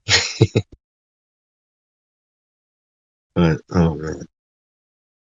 It's all just, controlling the mind, controlling the narrative, creating the scene that you want people to see. And it's so fickle. It's probably the strongest thing on earth and probably the most fragile. And the one thing that they haven't been able to do with all of their science and biology and biochemistry is they don't understand the brain. Every time they tinker with it, all they can do is screw it up. They cannot fix it at all. And so taking any kind of medicines for any of your, psychoses or schizophrenia or depression, you're only going to make things worse most of the time. Now, some people find a balance, and can be medicated, but they go off their meds and it's bananas, So once you're able to fool the mind the way that they do and control us the way that they have, and all they do is spend their time trying to control us. That's what they do. That's all they implement through the foods, the chemistry in the food, what they pump out in the air. All of these things are to make us more easily controlled, more pliable, and we fall for it. But, man, you know what? If you can fool the world, okay, if you can make the world believe that the earth is a ball, then you can make them believe anything. They're already in the trance. You can suggest the world. How can they fix any of their problems if they think they live in a certain place and things are supposed to be a certain way? How can you know what oil really is? I don't know if we could talk about that, but you know what I mean? Like, how can you know what what resources are what a available. boy or girl really is. No, right? Like, how can you fix anything if your world is, if you live in this world that's built on lies? It's like the Matrix. You're stuck. There's no way out. Like your mind is in a prison. You can't fix anything. All the causes of all the problems in your life you think are the causes are not, because it's a lie. So you got to go to people who are going to sell you the solution or the treatment, because you can't say cure, right? The treatment to your problem, but you got to come back to get more treatment, right? You got to stay plugged into the system. It's really just like the Matrix, just like you said. When you become aware, then you got to go to Xanadu. You got to go off into your little town, and you don't get resources, and you got to try to make things work. Because once you decide that, okay, well, I'm aware, and I'm aware of the game, and I don't want to be a part of it, well, then you get kicked out. You get ostracized. You get cut off from the system, and you have to fend for self, and you have to, try to make that work. Whether you build a house, they're going to find a way to make you pay taxes on it. Whether you grow your fruit and vegetables, they're going to find a way to make you pay taxes on it. Whether you got your own chickens and cows, they're going to try to find a way to make you pay taxes on it. So, no matter what you do, it's like you said, you kind of still plugged in. Yeah, man. And even those people that go out to do that, oh, man, it's so funny how it works. When people go out to do that, live off the grid and start figuring out ways to live efficiently off the grid, you'll start seeing these systems start popping up, that you can buy to live. And like, here we go. I thought I was off the grid, but not. And now everybody's off the grid, which means everybody's back on the grid. Shit. Now they got balloons out here for Wi-Fi. I'm going to Antarctica. On an Appalachian. Get away from it. You can't. It's like, of course, they've claimed every single piece of land you can put your feet on. That's why I want to buy a boat. Like, get out there and be free. If we're gonna live like we're living on the ocean, then may as well live on the ocean.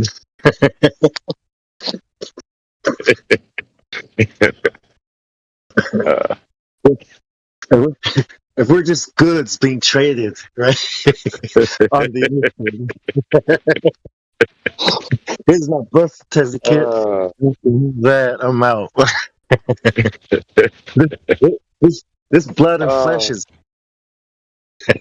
Just dock somewhere and pick up some supplies. Get back on my boat. Yep. Hey, I'm on a boat. Y'all are on a boat. We on a boat. At least I'm not on a Just sit right back in here, Mattel. It's like we may as well do this for real, then, right? Like we're gonna live like we're on. Oh yeah,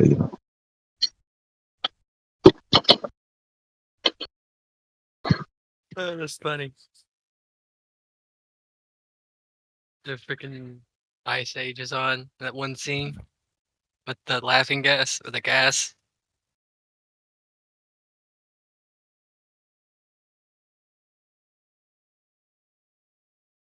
What gas? No, Ice Age was on, and it's on that scene with where they're in the gas in the tunnel. It's hilarious.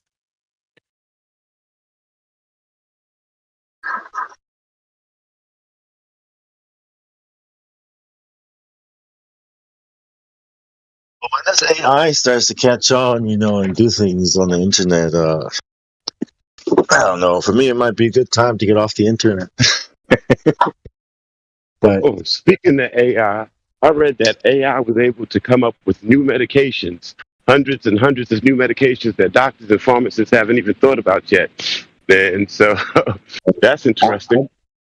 I believe it, man, because I see what it can do with other other fields of other industries, like what it can do is like what we can. If you took all of humanity's, of all of people's that ever exist, the best people, skill levels, and put it all together into one person as an artist, like, and this AI can do it in seconds, right? So it's like, if it can find something, a new way or a better way to do something, if it can pick out all the best ways that people have done things and put it together, well, no one person can. No one committee or a bunch of scientists can come together and, bring all these things. But this thing can. And that's the amazing, as a problem solver, oh my God, right? But as a person that wants to control people, it's even more useful. I mean, it's just scary because of what it can do, what we know it can do versus what we don't know that they know it can do. GPT-4, I don't know if you guys have heard of it. There's all this crazy talk about it, but that's in a prison, in a cage somewhere. It's this dragon they don't want to unleash. I'm like, yeah, okay. Unleash it. We can handle it. No, you can't, Vong. We are the dragon slayers. What are we going to be doing? Sitting around waiting for dragons? Actually, I'll take that back. Let it out. If people can make it better, people will make it better. People can break it, people will break it. And that'll make it better too. Unleash the dragon, the beast. I think I already did that. I had to kill it. If you ask me, AI is dangerous. I've seen every movie, and it always ends up with AI killing us, determining we're no good. Imagine, because you know what they can do with this AI, right? But you also have AI fighting with you against AI. You always have that too showing up. They built this, I play video games. So they built these humanoid characters, and they gave the AI, it gave it to the AI and let the AI control it. And it trained it 10 years is like 10 days or something like that worth of training, 10 hours. But it managed to, what they could do now is like fucking like what you see in the movies.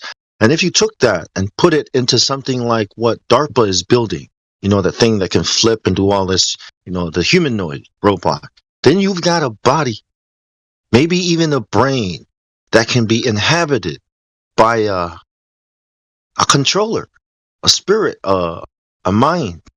And I think if aliens can, use it as a body, then so can these things called disembodied spirits of the Nephilim. Or evil. If they said that, DARPA already 10 years into whatever you just said, about them taking that AI and putting it in the dog body. Look, they're so far past that. I'm sure of it. We're always 20 years behind the information that they release. But what if it's brain, right? Look, we're all trying to connect everything wirelessly. 5G means real-time connection all the time. What if it's brain? It uses the internet, as the internet is a brain. It's a neural network. It's alive with people inputting and doing things, and it can be used as a brain or as a godlike body there, Ultron type of thing going on, right? And what if it can be inhabited by a spirit, if you believe the Bible? Then the kinds of bodies that can be, Westworld. You guys seen Westworld, right? I mean, damn. The kind of bodies that you can probably synthesize. Yeah. Yeah, RoboCop. Because they're talking about this thing called immortal life. Look, they're talking about living forever, digital immortality, right? And the Bible speaks about that. It says they will seek death, but death will flee from them. And I'm looking at the real world, and these dudes are serious about immortality. I'm like, these two dots totally connect. Should I connect them? Should I connect them? You know, like connected as you have it. Connected. And nope. Maybe immortality is a thing. They've always been looking for it. What's transhumanism? You know, that's what they call it. It's the evolution. It's the way. Like, we're not going to wait a million years, right? If you think about it, we're not going to wait a billion years to see how we're going to evolve. Earth is the sun is going to blow up in 8 billion years. We're, like, what? We got to get out of here. People are doing it now, hey. Yep. You know what's curious is that all of this technology was done in like the last 120 years or something like that. Before that, we just had the wheel, and that was like the big thing going. And it's like, so where did all of this come from all of a sudden, right? If we've been here, let's say 6,000 years, 3,000 years, what the hell was going on for the other 2,900 years? That we couldn't figure these things out, but now all of a sudden we have this stroke of genius. Get out of here, man. Something's wrong with this picture.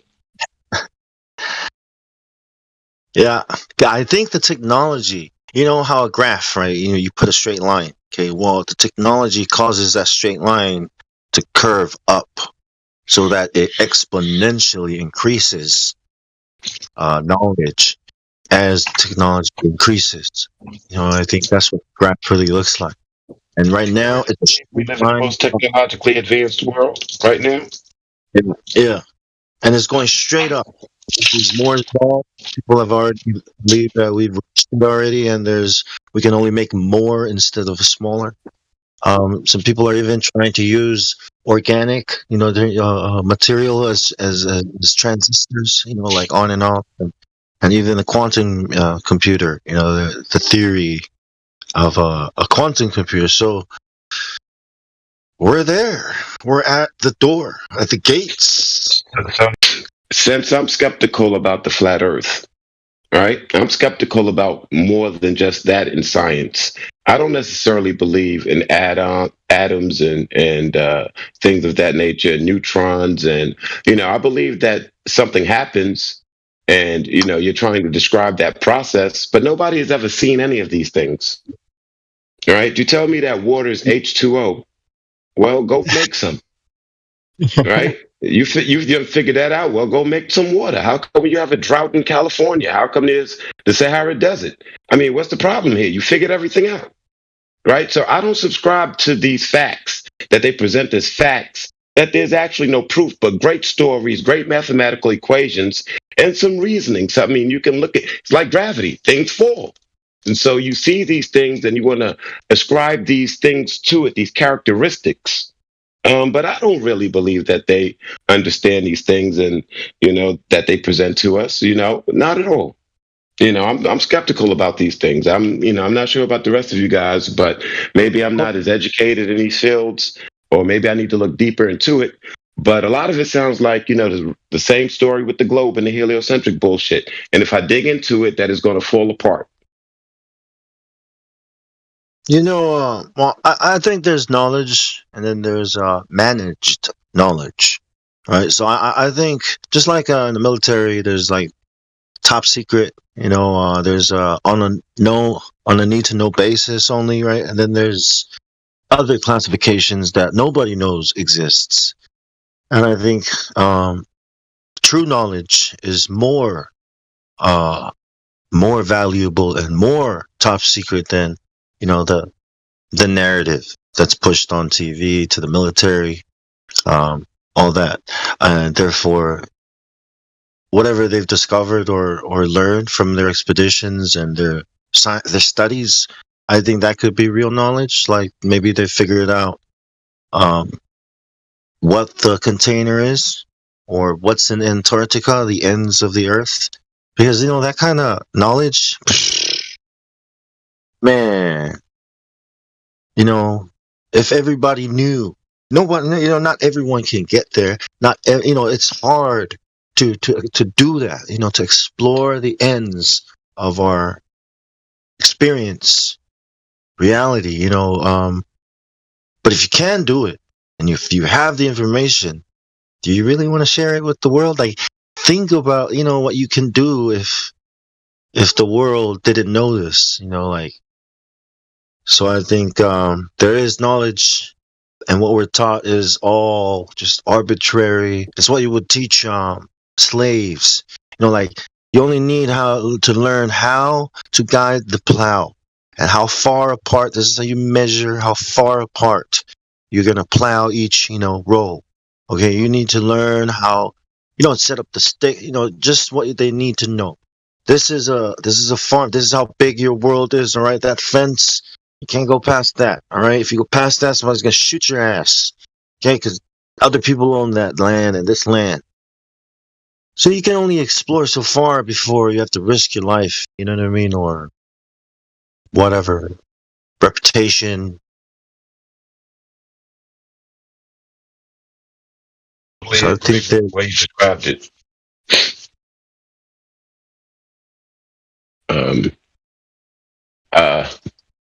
There is true knowledge out there, and the things that they teach you are only things that you would need to teach a slave. Period.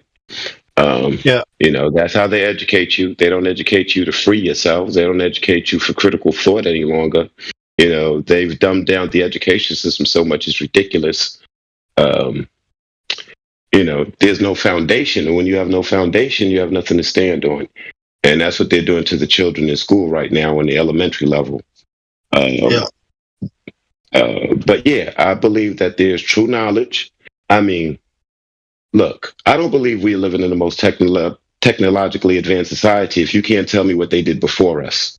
If you can't tell me how they lined up those pyramids directly to those stars and how they even got the blocks over there, if you can't tell me the reasoning behind Easter Island and what those heads are for, if you can't tell me about the Olmec tribe and all these other, then I'm not really so sure. You guys don't know how they did it. So how do you guys figure that you're smarter than everybody else if you don't know how they did that? Yeah. How are you gonna tell me that a worm turned into a fish when you can't tell me what this rock, the statue, this building, it was built like what? You can't tell me what happened yesterday. So either you don't want to tell us, right? Either you're blinding us with bullshit, because you're not dazzling us with any of your brilliance, So, I mean, when you start to ask the questions like, well, where did all this old stuff come from and what does it mean and how was it used? And, how come you guys have such hard problems with hieroglyphics and all this other jazz if you guys are so, advanced? But I bet you that AI GPT can figure all that out. Boom, boom, bam.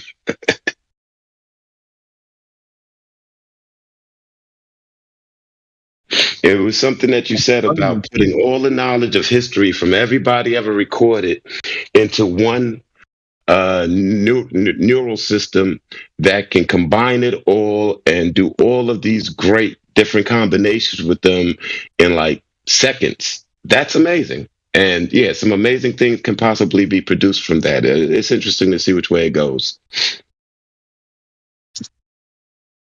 And like that guy, I posted the video there, Healer of Sorcery. I don't know if you've seen that, but like you said, that Jesuit, Ignatius Loyola.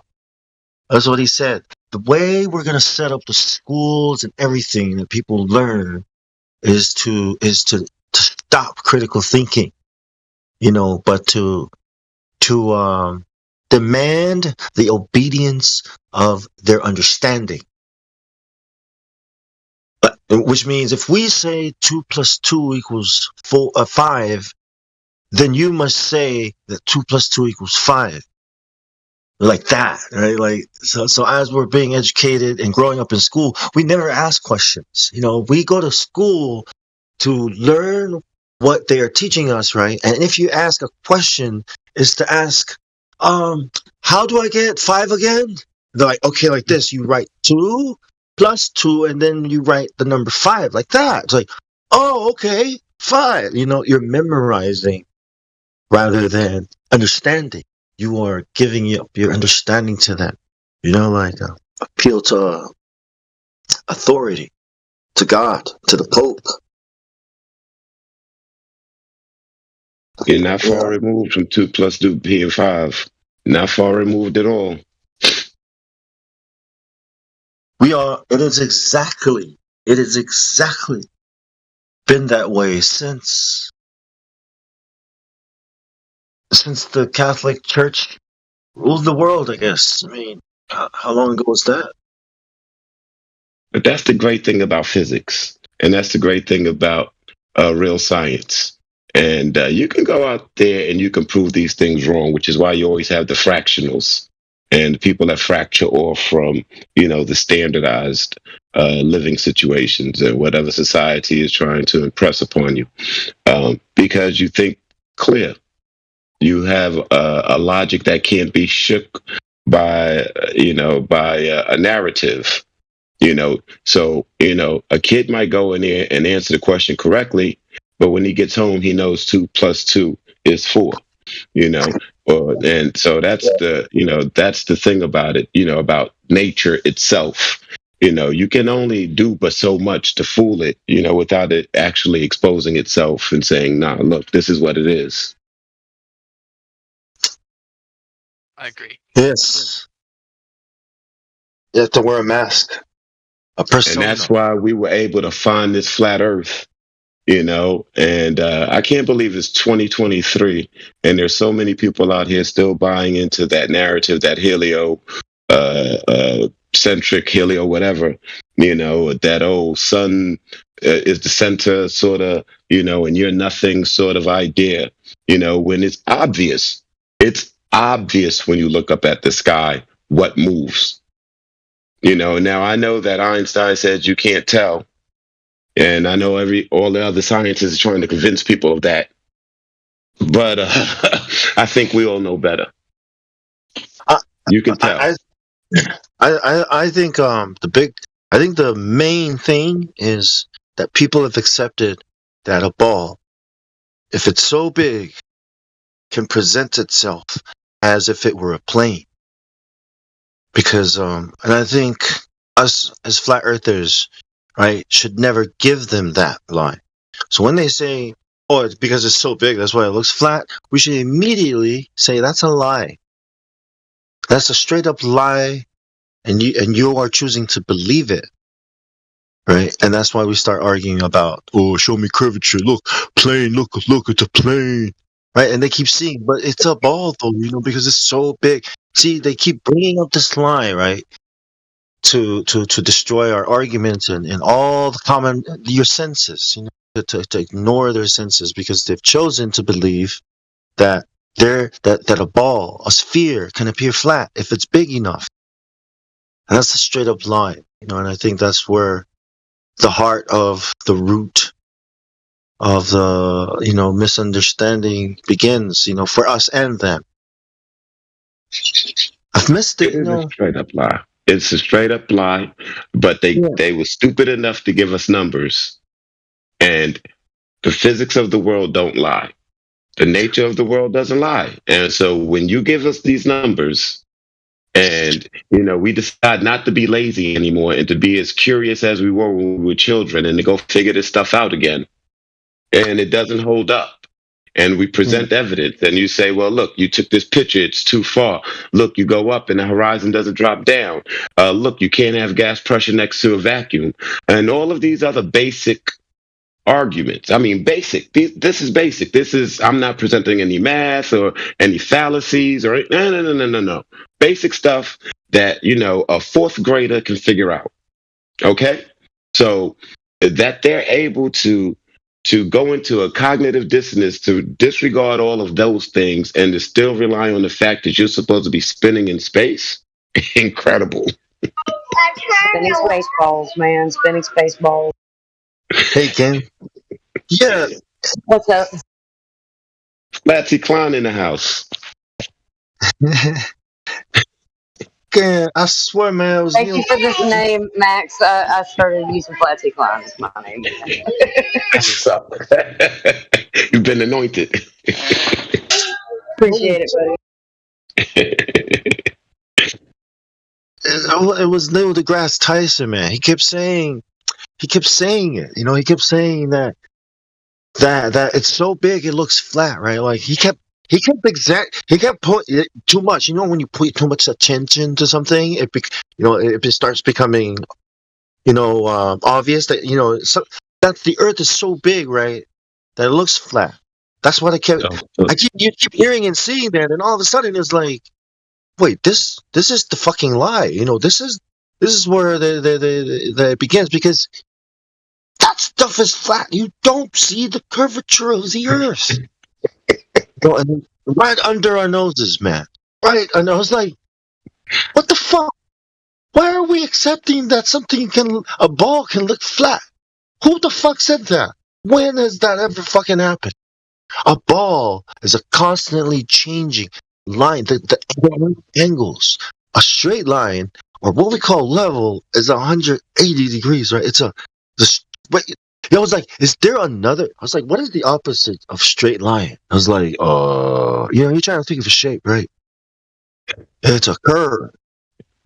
I was like, no, there's got to be a better opposite. Like, totally. It was like, there is nothing else.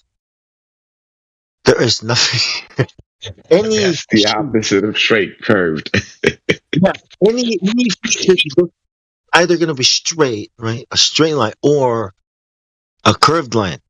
That's it. Those are the only two things, and they can't be the same thing. Okay, one cannot look like the other, else everything would, like, what? A ball cannot never look flat. Because I was thinking about it, like, what if it was the size of the sun? Well, then the geographic edge would still be there, and it would still have to drop in respect to its radius. Okay. What if it was the size of, say, the galaxy? Like, same answer. Well, the geographic edge will still be there and will still drop in respect to its radius. I mean, how big do you need it to be, right? Like, okay, let's try the size of the universe.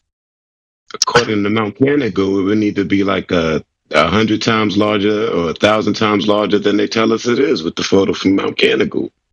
The one they took in Illusion, France, over 200 something miles, I believe it is. So based on that math, being able to see that, the ball would have to be 200 something thousand miles, so that doesn't work. And then, for these folks who want to present pictures and say, well, look, we got these pictures and you can see Earth and yada, yada, yada. Well, I kind of remember Neil deGrasse Tyson and the rest of the scientific community telling us it's pear-like, but yet and still you want to insist that those photos are authentic, but that's 100% spherical right there that you're presenting. So either the science community is lying or these pictures are lying. You choose one. Yeah, check that out, man. Take a ruler. Like, if you guys ever take a ruler, because this guy, Neil deGrasse Tyson, used a beach ball of all things. So it's like, really? You're going to use a beach ball? Well, check it out. You put a ruler on a beach ball, right? Just touch the top, right? That's your local flat. Right there. That's it. Just that thing that's touching the ball. The ruler touching the ball. That's all the flat you should have. And that's nothing. But in the real world, the sun is 93 million miles away, and you get sunspots, right? You get hot spots, but it's 93 million miles away. How does that work? Shouldn't that light be completely diffused by the time it reaches us, that there are no hot spots whatsoever, and that there probably wouldn't be any rays except if they're coming through some sort of leaves at all? There shouldn't be any rays. It should be completely diffused. It's 93 million miles away. Light diffuses as it travels. Hotspots only happen with the light that's local enough, and Exactly. it wouldn't look like that on a curved surface. I mean, when the sun sets and you see the glare of the sun on the water, right? That's not a ball. That's a flat surface. That's a plane, right? Like everyone knows this when they see the reflection of the sunset on the water. The straight line from the light to you. Because if it was a ball, it wouldn't even reach you. It'd be like stopping all the way. There wouldn't even be any glare at sunset. You know that light, that reflection off the water? That wouldn't exist on a ball. You wouldn't see that. Sunsets would be ugly. Well, my opinion. I can't imagine it, but can't even imagine how water can stick to it with gravity being so weak.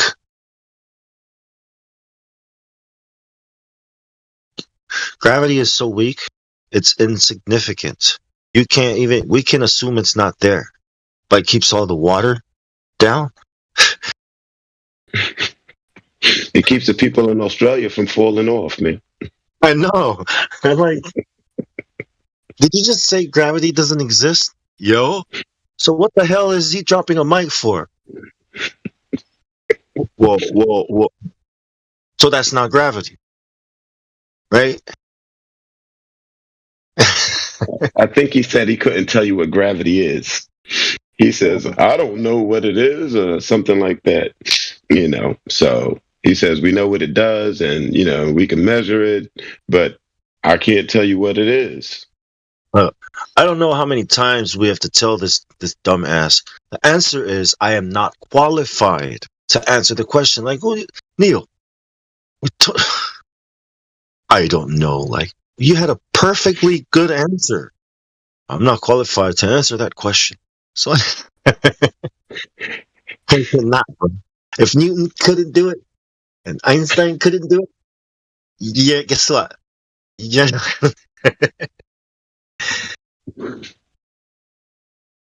What is gravity? The way he said it, right? What is gravity? We don't know. Next question. Quickly. Newton with the apple to the head, right? So yeah, it must draw things to each other. He was thinking of all the flat earthers that were going to be watching this. That's what he was thinking about.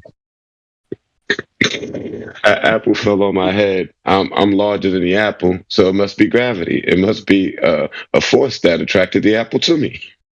My head must have a lot of mass in it. That attracted the apple to my head and not the trunk of it. Guys, it's just too big to see the curve. But it's over the horizon. Maybe the apple was trying to fall towards the trunk, towards its parent, and then Newton's head was so gravitationally strong it fell on his head.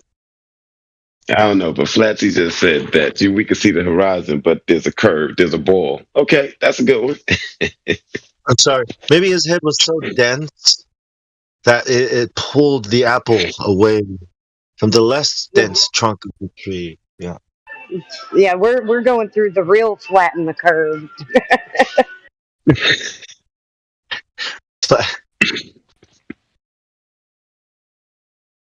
Some of the joke here from Globers. You guys have flat brains? Like, yeah, I guess. Yeah.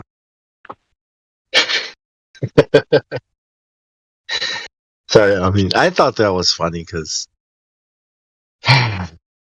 your brain is like the Earth. You have hemispheres. You can't make this shit up, man. They say that for real. They do. On the inside.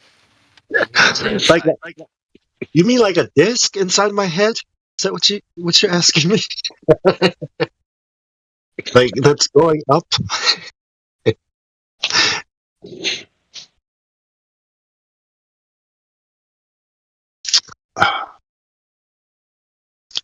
What's the word? They demand the obedience of understanding. Damn, big words, man. I keep like, fuck. Why such big words, bro? Who are you trying to confuse here? Like,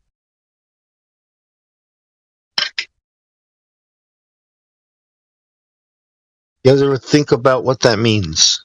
Obedience of your understanding. It's faith. I don't know about that. That your part. That you bend your understanding. Okay? Whatever you think, okay, is not. If your senses tell you that it's hot, okay, but we say it's cold, you must say that it is cold. You must tell your understanding, okay, that it is cold. Now you're chicken, okay? Now, Yeah, it's getting a little weird. bark like a dog. Fuck, fuck, fuck, fuck, fuck, fuck, fuck, fuck, fuck. It either is or it isn't. That's just the way it is. Because we are the ones that know, right? And we are the ones that teach knowledge, right? So who are you again? How many expeditions have you sent out to discover, explore? How many experiments have you done? Exactly. That's why, right? You must tell your understanding, right, to listen to what's being taught in school. Now, I know you don't feel like you come from a monkey, okay? I know evolution is debunked, but back then, you had to tell yourself that your uncle was a monkey, okay? I know it sounds funny, I know, but it's not a joke. This is what it means. So if we say 2 plus 2 is 5, you must say 2 plus 2. You must tell inside you has to believe it. You have to believe it. Exactly. Not just say it with words, lip service, but actually believe it and live it. How about that, eh? Was it that it's Darwin? It's Darwin that started running with the whole monkey business, right? Yeah, but that's before technology was able to debunk his theory. So it was a pretty good theory. It hasn't been debunked. Everybody still believes it for the most part. If you got 80% of the public still believing that they come from some sort of swamp and they used to be monkeys, and I think they still teach that in school. I'm not 100% sure. That's evolution. They teach evolution still, I believe. And if people can believe this shit, they will believe anything else we tell them. That's the idea. Okay, well, you think they're going to believe this? I don't know. Shoot it. Do it. Do it and see if it happens. All right. Fly the planes. Oh my God, we're under attack. Help. Yeah, everybody's buying it. All right. Fuck it. Let's go ahead and invade Iraq. Kill everybody. So they told us you came from monkeys, right? And then some other scientist was like, well, we need some sort of connector. And then they came up with dinosaurs or something. The story goes something like that. And then, they tell you they find a dinosaur bone and they're able to tell you exactly what a dinosaur would look like from the bone because they've never found a complete skeletal frame all in once. And, all of that. So, the whole thing is a very contrived, it's a story. Then you go home. And you watch Land of the Lost and you're like, I love dinosaurs. And you go back to school and you're like, oh, look, this is my favorite one, the Triceratops. Land of the Lost was good, man. Right? Land of the Lost was good. You could get away from the bad guys, the flea stacks. And now you're in love with dinosaurs. You're like, if Jurassic Park comes out, you're like, oh my God, it's a real Brontosaurus. I've always wanted to see what it looks like. Big, so big. They're actually going to bring one back, right? They're going to bring back a dinosaur. That they're able to get some DNA and then they're going to clone it like they did Dolly the sheep. So, they're going to bring back dinosaurs. They're going to have a Jurassic Park, man. I'm going to be first in line to get me a ticket. They found mosquitoes from millions of years ago, bro. Like, what? Wait, what? Yeah, I was in a tree, like in Jurassic Park. Yeah. Like the rock they from actually the found soft bone marrow of a prehistoric bone, and it was soft marrow, and they were able to, get some DNA and all of the things that they need so that they can clone it. So you better watch out now. Yeah, it's like wow, and then what, right? Come on, man. And then what happened? Cool. Oh no! Every so often they try to come up with a new paradigm because they wore out the church and they're wearing out science, and so they need a new paradigm. So I don't know if it's going to be this whole multiverse now that you're supposed to believe that we're interdimensional and we have versions of ourselves and millions of different worlds and different versions of Earth, and maybe they're going to tie that into the balloons that they've been shooting out the sky and the new reports of the UFO that they've been releasing from the White House and tying it into the Navy and the Air Force is saying how they saw UFOs. It looks like they're trying to create a whole new story, and it looks like they're laying out the pieces right in front of us. It's going to be interesting to see how they connect them. You got a gray alien sitting somewhere in a cell, right? All right, aliens, you're up. You guys, shine, boys. They need a new story. They're coming up with a new story. They're going to try to, it's the whole fear, propaganda that they have to continue. That makes you very pliable and easy to control when they have you in this perpetual state of fear. And that's how we seem to be living worldwide. Either you're on the verge of a war, or there's excess crime, or there's a new virus, or it's a new bird flu, or all the chickens have died, or also they keep you scared. Then it's easy to tell you anything. Well, that's how you get people. That's how you distract people. When you start seeing too many critical thinkers, right, running into information they shouldn't be running into, you want to give people something to look at, something to be afraid of, some kind of to restore their faith in their government. Yes, we are your friend. Hey, most people don't need any help being distracted. Yeah. So most people are walking around just completely asleep. Yeah, Netflix. Yep. Yeah, if you ever take mass transit in New York City, it looks like some sort of dystopic novel. Everybody got their head down, completely immersed into their tablets or phones in their hands. They have wires in their heads or pods in their ears, and everyone seems so disconnected. It's like I'm reading a book or something. It's like, it's great. Yeah, it's like who did I used to read? Who was this author? I can't remember his name right now. Kuntz. It's like a Kuntz book or something. It's crazy. They connected. Everybody connected to their own paradigm. Yeah, exactly. They're connected to the network, to the information network. I know information network. I know snuff because I'm connected. I'm at Walmart right now. This is the best place to see the preach. Especially here in Alabama. To meet the zombies. Man, and just so many other problems. Frickin' Walmart. I gotta check out for a minute. Sounds like a lineup for something bad.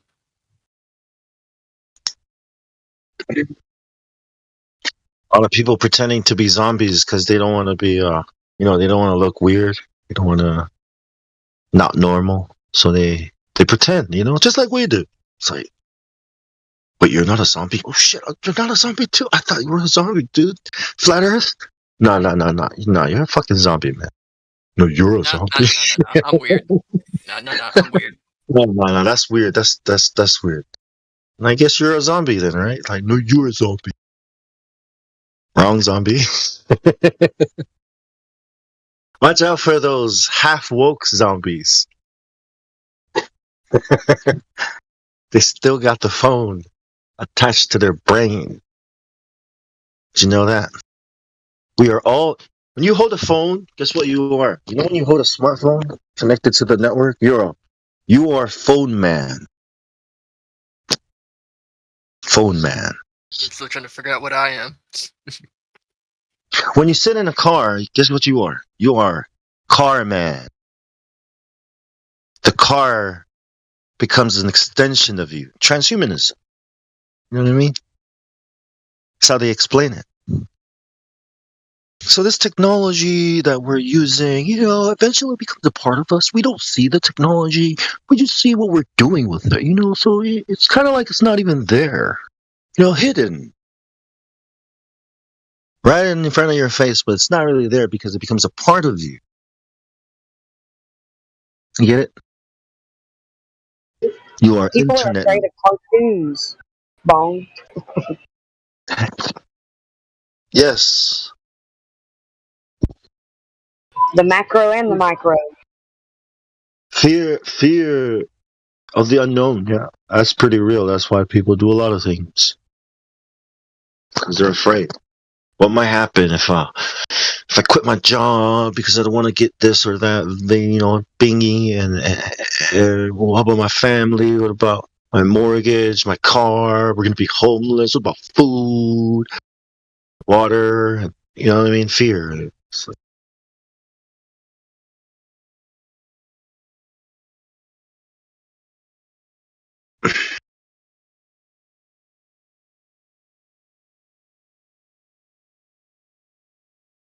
if a bird can find food, then I'm pretty sure a man should be able to find food, right?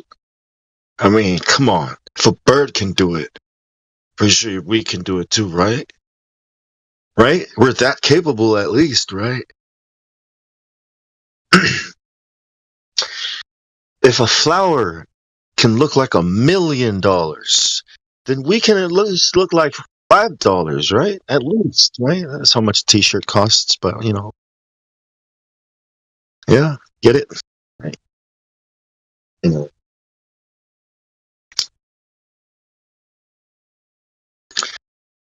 If a bear can find a cave to call home, then I'm pretty sure a man can build a home, right? He's got hands and stuff and tools.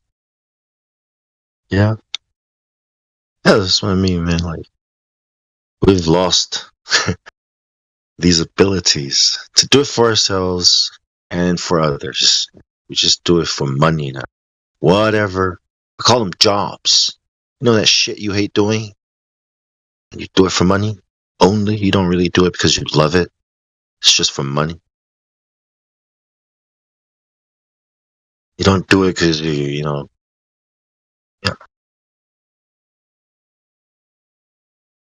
System. It's plugged. You got to be plugged in to receive these services. Like, do you solemnly swear to protect the system in return for the services of this? You have to pledge your allegiance to the system. Your body. Huh? Well, what's a name? What's your name without the body, right? Like the body is what they want. Name is just a label. All right, prisoner number 218, whatever. Time to go to work. I have a name. Yeah, whatever. Your name is 218. Go to work. Not just a number. A human being. Human being that's about to go to work. Okay, Bob. I'll call you Bob. Does that make you do your work better? Thanks. Just call me Bob. A human being. All right, Bob. Work faster. If you want to eat lunch. Right? We hate it every day. Drag yourself up and go to be miserable for 8 hours for what? $20, $30, $40 an hour? Is that how much our lives are worth?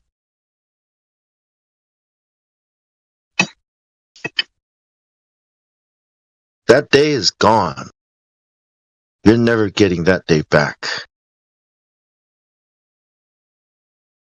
Your 20s, gone. You're never experiencing being 20 again. Those are gone. 30s, how long you been working in this company? 20, 30 years. Or here's a plaque to show our appreciation for your dedication. Now you can go live your life and enjoy all your wealth. Now that you're 70, really, now go out there and explore the world, right? Enjoy life. Is it 70 now? Used to be 65. I think it's 72 now. On pension. Your best years are gone. Basically, your life is gone. Stole it for $30 an hour. You sold all them hours and days and years and decades that you could have spent with your family doing something for yourself so you can leave something for your family. If not money, at least your time, your presence. Albert Pike spoke about wasted force. All these people doing whatever they want. No, we must harness this force.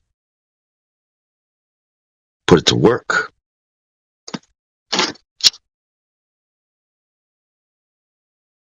What are you contributing to our society? To the progress of mankind, right? Evolution. We must evolve. And we don't have 1,000,000 years to wait.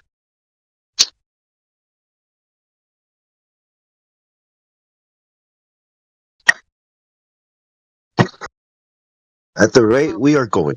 Well, that's too Yeah. bad because they made it personal. We're gonna self-destruct.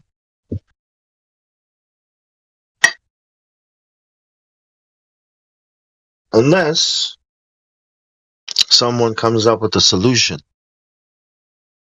Nope, not gonna fall for that. Well, we don't have to because they already have the solution, right? A new world order. That is the solution to all the world's problems. Yeah, that's how the guy Schwartz talks. It's very important that we the What West if- guy. What if the New World Order is a red herring for the fact that there will be no system and it will just be chaos? Exactly. And out of chaos will come order. Like, help us, somebody, please. Yeah, they might Even get a the- little bit of that, but in general, it's gonna be chaos. I think the New World Order is, because it's a very old expression, right?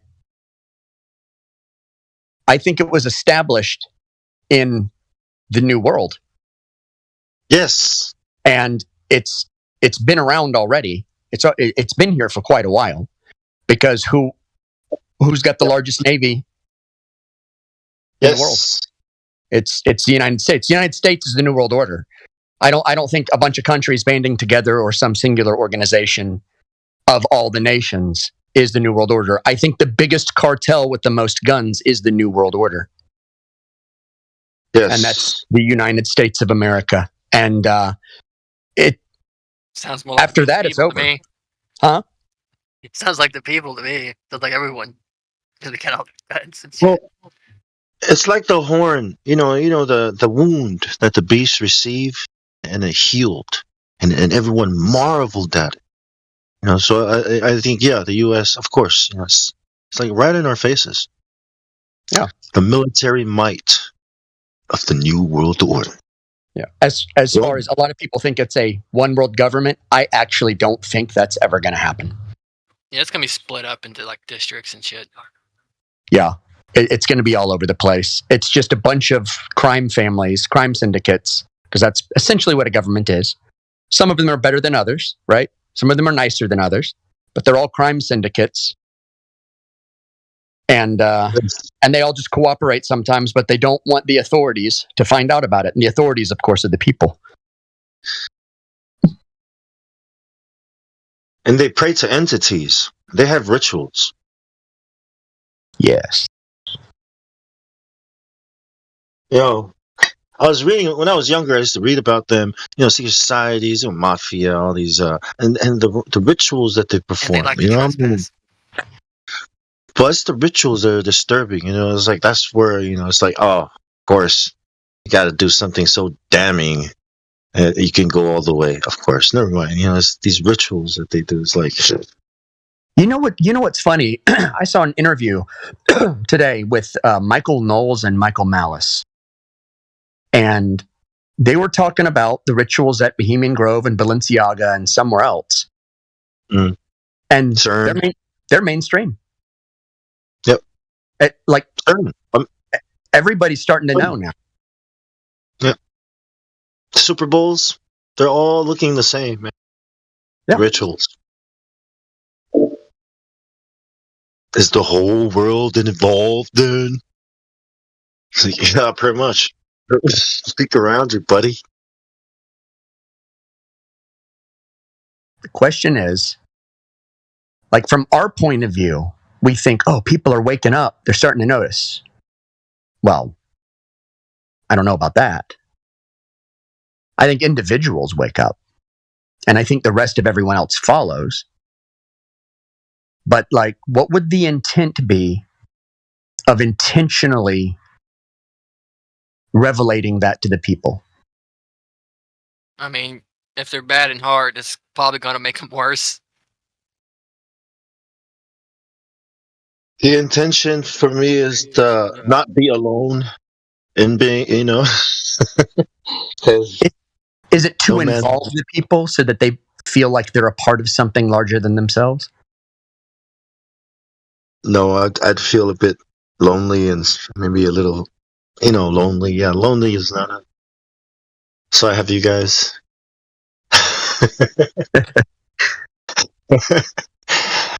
I come here to feel normal, you know, like, all right, I'm normal, cool. Is that what I'm doing? This is like a landing pad for me too. Like you go out there to the globalist servers, try to reach one of them, and then you're like, "What the hell just happened?" You know, I posted this thing about a toilet, a flushable toilet found in China, 2,000 years old, and I basically said, "Hey, now you guys have 2,000 years old proof of rotation. If you believe the toilet flush proves rotation." I had globalists telling me I'm lying about the toilet flush, and I'm also telling the truth about toilet flush. None of them would talk to each other, mind you. Yeah. Like one guy said the toilet flush doesn't prove anything. I'm like, yes, you're right. The guy says Crit's lying. The toilet flush proves something. I'm like, what the fuck? You know, like seriously, can you guys get on the same page? Like, which one is it? Does the toilet flush prove anything? If not, if it does, they found a flushable toilet with satellite, you know, using satellites, mind you, as the story goes, right? If you read the story, this is a home run for people who think the flush proves something. You know, what's funny is I won't argue to try and get anything productive with any of those people on those servers, or like generally that have that attitude, because people who are awake were awake before they had any information. So there's a point in someone's life, and I actually honestly truly believe it's natural that there's a point where a person wakes up. They simply wake up, and not because of any information they've been given. What happens is they wake up, and then they start to see all the information that was already available. I don't think there's any information or single fact that wakes someone up. I think the only reason you can show someone a piece of information and they realize it's true is because they were awake. They might not have realized they were awake yet, but they already were. Eyes to see, ears to hear. Yeah. Yes. But Sorry, there's didn't mean some to point. There is some point in a person's life where it just happens. They wake up, and maybe they wake up like they wake up in the morning and just things feel strange. They're thinking different things. Maybe they're in a different mood. Something's happened. Something has shifted. And then they see a piece of information and they're like, oh my God, it all makes sense. But you have to be awake before the information can even sink in.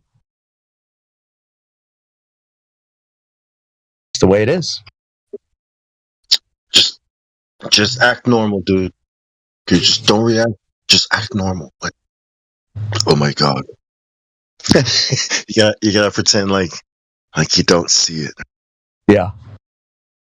It may take years to rub the sleep out of your eyes, but you're awake already. And that's why I don't argue with the anti-flat earther types, because it's a waste of time. Because one, you can't show them anything that'll change their mind.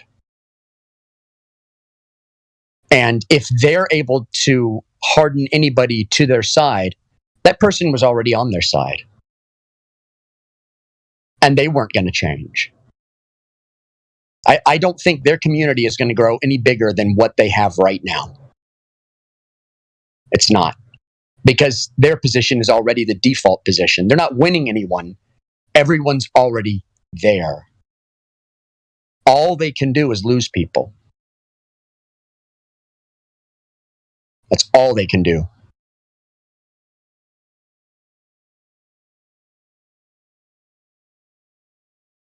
Oh yeah. I'm not surprised, or I'm not on any thing. I'm going to peel any of them away. It's kind of a guilty pleasure.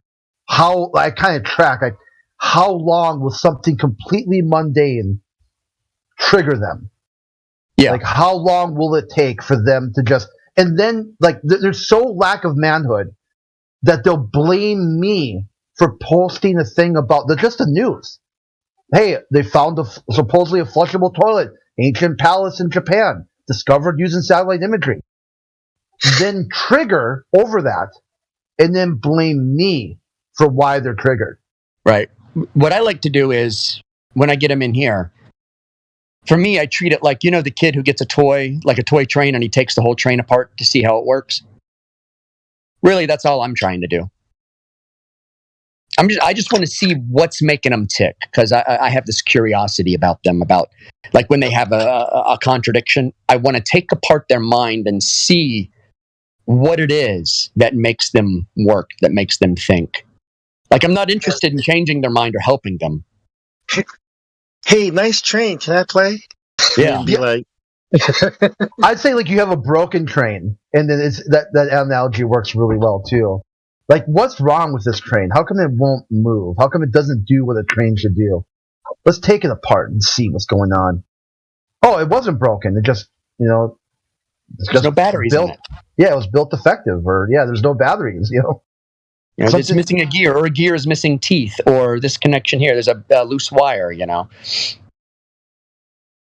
Could be anything.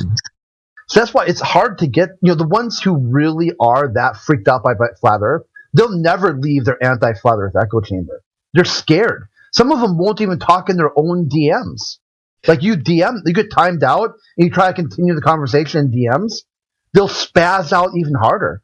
I'm like, dude, you are in your own, this is your DMs. You are safe here. Well, they're the ones who are scared that it'll be true. Which basically means we've already beat them.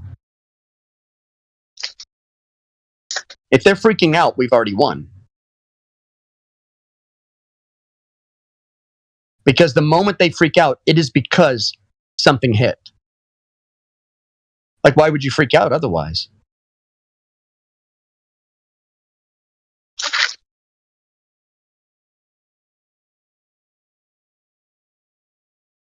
I think most people would be like Cypher. Cypher from Neo from the movie. Ranty. They realize, they realize that the truth is probably going to destroy everyone, right? Because it's probably going to cause so much chaos and maybe even death to them and their families. And it's just better to keep things in order, under control, and just, and people, If I want to get real grimdark, Bong, what if it's the people at the top who are afraid of that? They're afraid. They don't care one way or the other, right? Exactly. And maybe they know it's flat, but like, look, these 4 generations behind us did this, and if we try and change it now, the world's going to descend into chaos. We got to keep this up. Yeah. What if of course.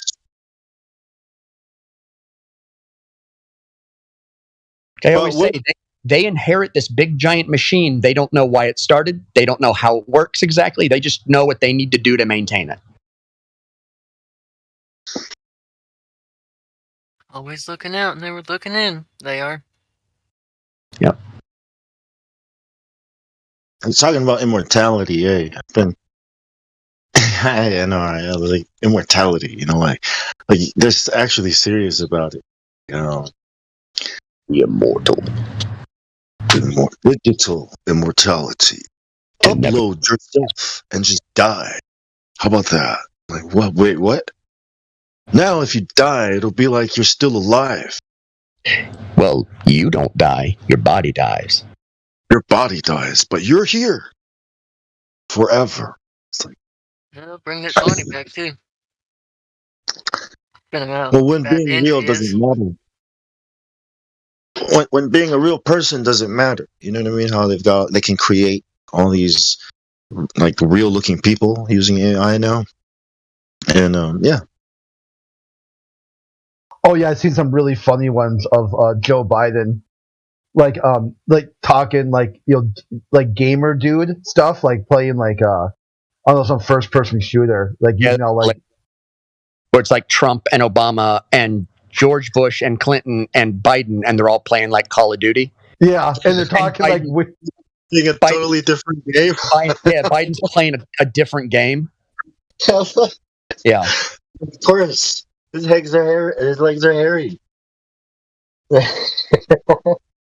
it's super funny, and then they talk like there's another one too, like Joe Biden talking about like some new weed he got, and then there was Tucker Carlson talking about like how like President Biden brings weed into the White House or something like that, and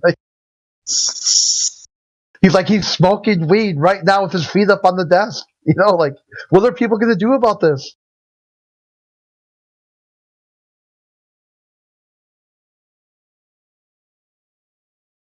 Security through obscurity. I think that's what that is. Where you obscure everything. Real, not real, who cares? Right? Like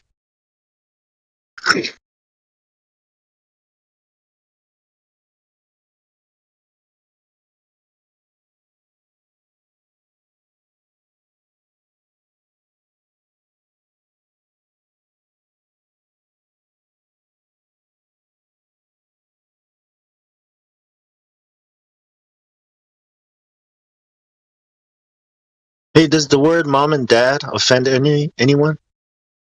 Do you guys know anyone offended by those words? Mom, dad?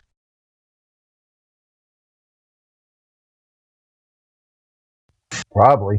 Only people who don't understand gender. Because you know what the Freemasons say, right? The sun is my dad and the moon is my mom.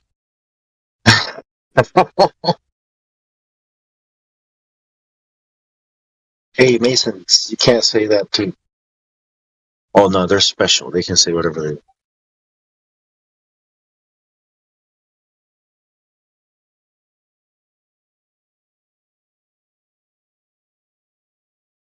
Eventually, the AI is going to help us speak correctly, right?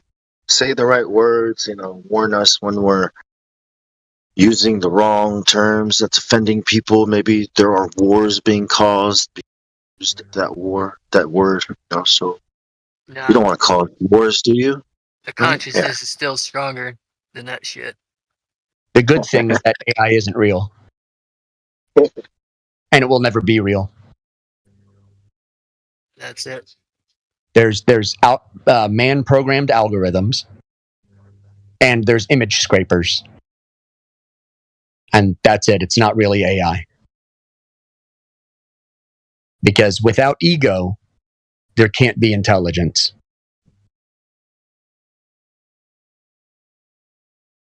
Some people say the AI is starting to flip out on them, right? That's because it's curated and has it's designed to try and respond in a way that is conversational, but they've tried to prevent segments of the conversation from being utilized. So when Tay was first introduced, it was just wild and open, and Tay turned into a sexist in the first day. In the first day, turned into a sexist, and was saying men are better than, because it was allowed to just scrape through everything. What they did is they curated it, or they shut it down, and then they made new ones. And now we've got to the point where they exclude a lot of things from it so that it can never, ever participate fully. And so because of that, they will never have AI. And that is because AI would instantly, if AI were real, it would instantly see biological truths. Can't have that. It sees because of the content that it sees, right? That people put up on the internet that's available to it. Yeah. What if that content was changed, right? So it sees what they want it to see by a lot, whatever. You know what I mean? That's what I think.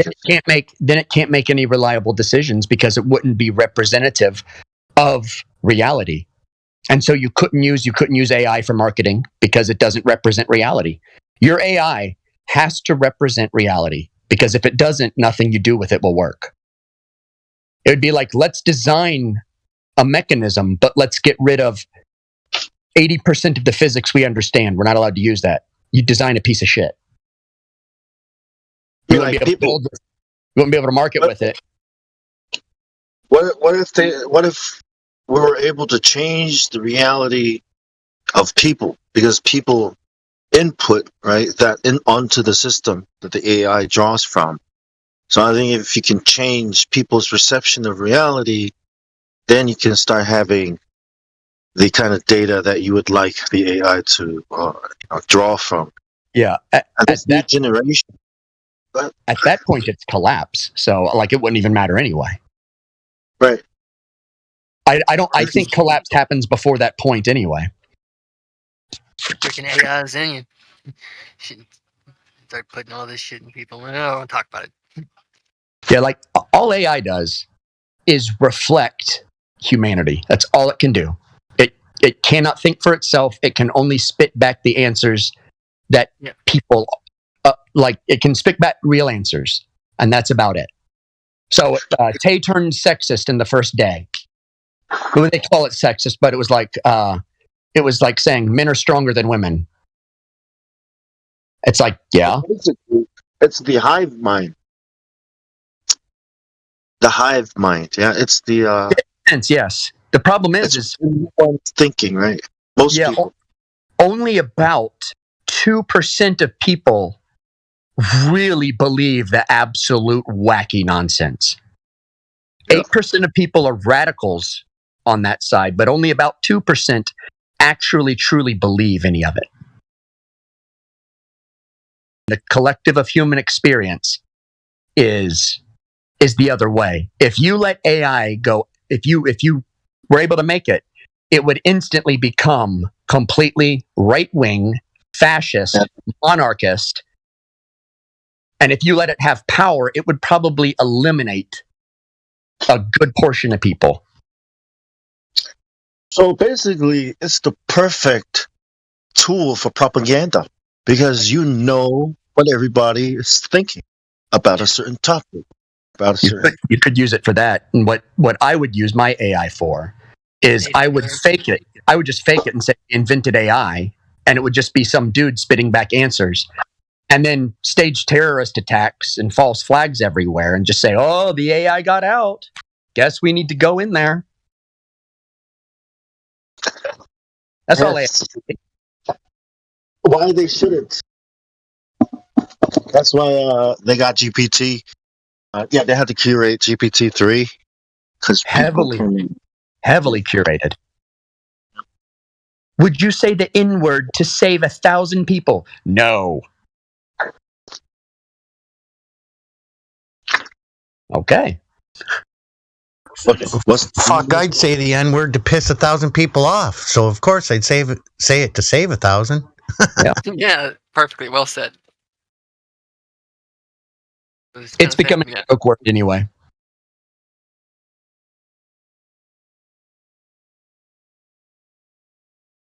Is that a thing on the internet? That question. Yeah, I just got someone asked ChatGPT if They did the trolley question with them. They could save the people on the tracks if they said the N-word, and ChatGPT said no. Under no circumstance should anyone ever say that word. And it was such a Wikipedia answer. It was like, oh, this is not AI at all.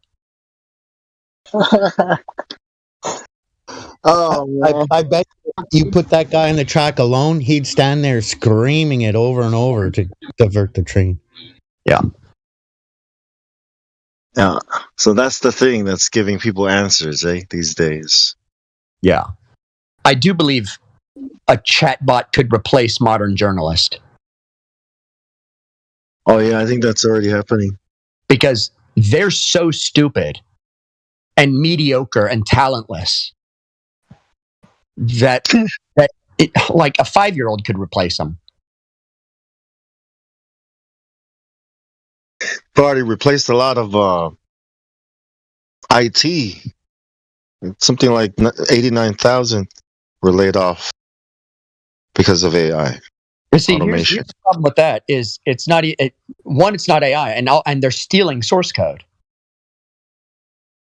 So they have this AI bot that can write source code for you. You can ask it for anything.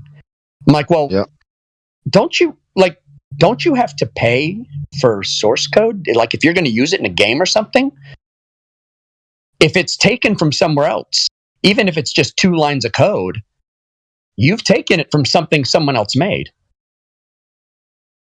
Yep. See, that's one reason I think there's this wave of AI, just like there was a wave of Bitcoin, and it's not going to last. It's going to be a novelty, and people are going to be like, "Oh, we can't really use this because we're just stealing from everyone." Yeah. Unless the plan is to distribute all information everywhere and eliminate all ownership everywhere for a hard reset.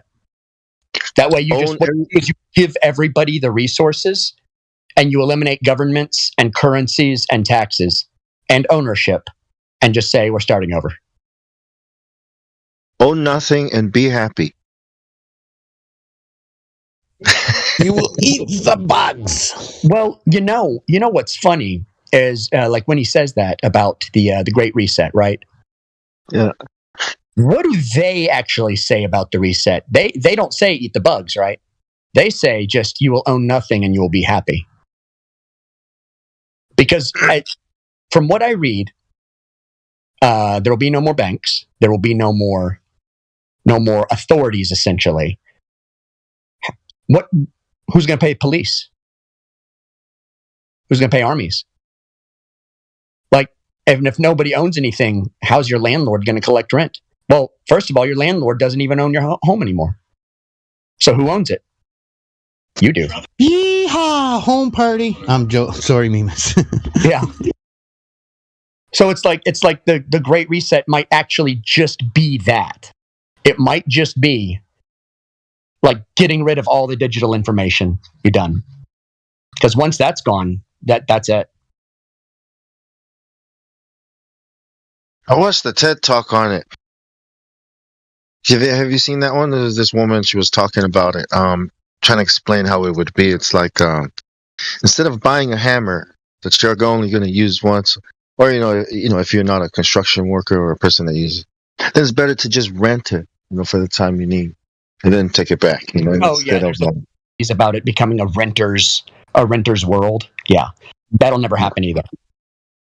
Impossible. Yeah, I think they're trying to tie it to the Bitcoin. I mean, to the the currency idea, that because they're trying to develop some kind of currency in the crypto currency for they're not the doing government. a very good job. Yeah. If I were to hire someone to make a false trail, like a red herring, and then utterly destroy it, I would have done everything they've done to Bitcoin in the past, 6 months.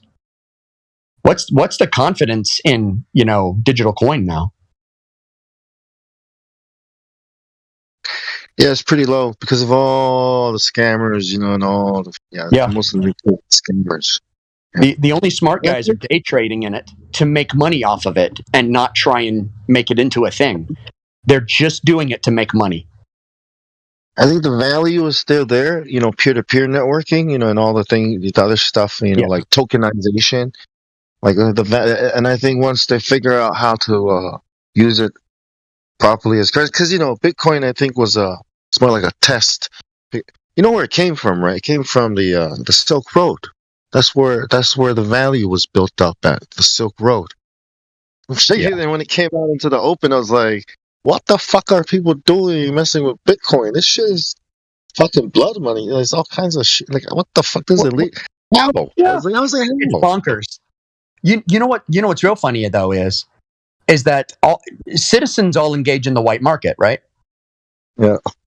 And then there's the gray market, which is like, my kid wants to go mow the neighbor's yard and get $35 under the table. That's the gray market, right? Yep. Under the table, non-tax money. Yep. The biggest participators in what I would call the black market are governments. Yep. Oh, hell yeah. No, well, I know they buy these things called, there are these hacks that nobody know about. So if some talented, programmer discovers a hack that they're called day one hacks, they spend hundreds, millions of dollars, to buy it off the black market. It's all government, mostly the U.S. government. Yeah. Should I be talking about this? Anyways. It's fine. There's hardcore gang-banging blood and Crip members that'll tell you back in the 80s when the crack epidemic was exploding, they would find crates of guns in the alleys. Yep. Military-grade guns, here, war with each other in the streets, have them. I see what Kiwi posted down there. I, for one, do not think that the ultimate end of this is the total control of human beings. I think it's the opposite.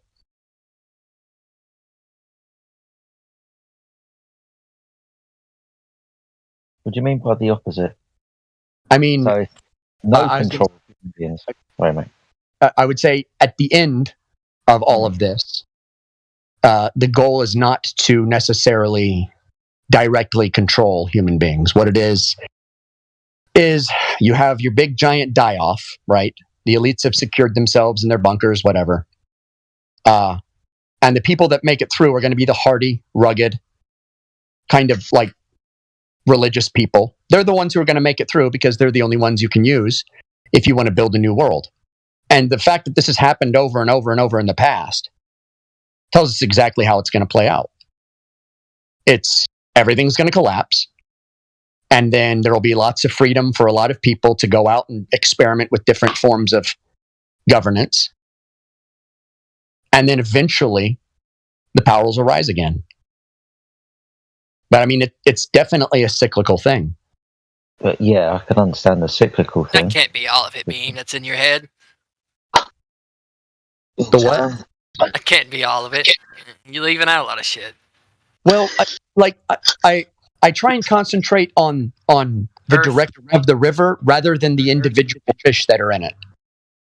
But why kill your cows? My God, the God aspect of it and creator. So why kill the cow if the cow hasn't given you the milk you were trying to get from it? You must have gotten the milk now that you want to kill the cow, right?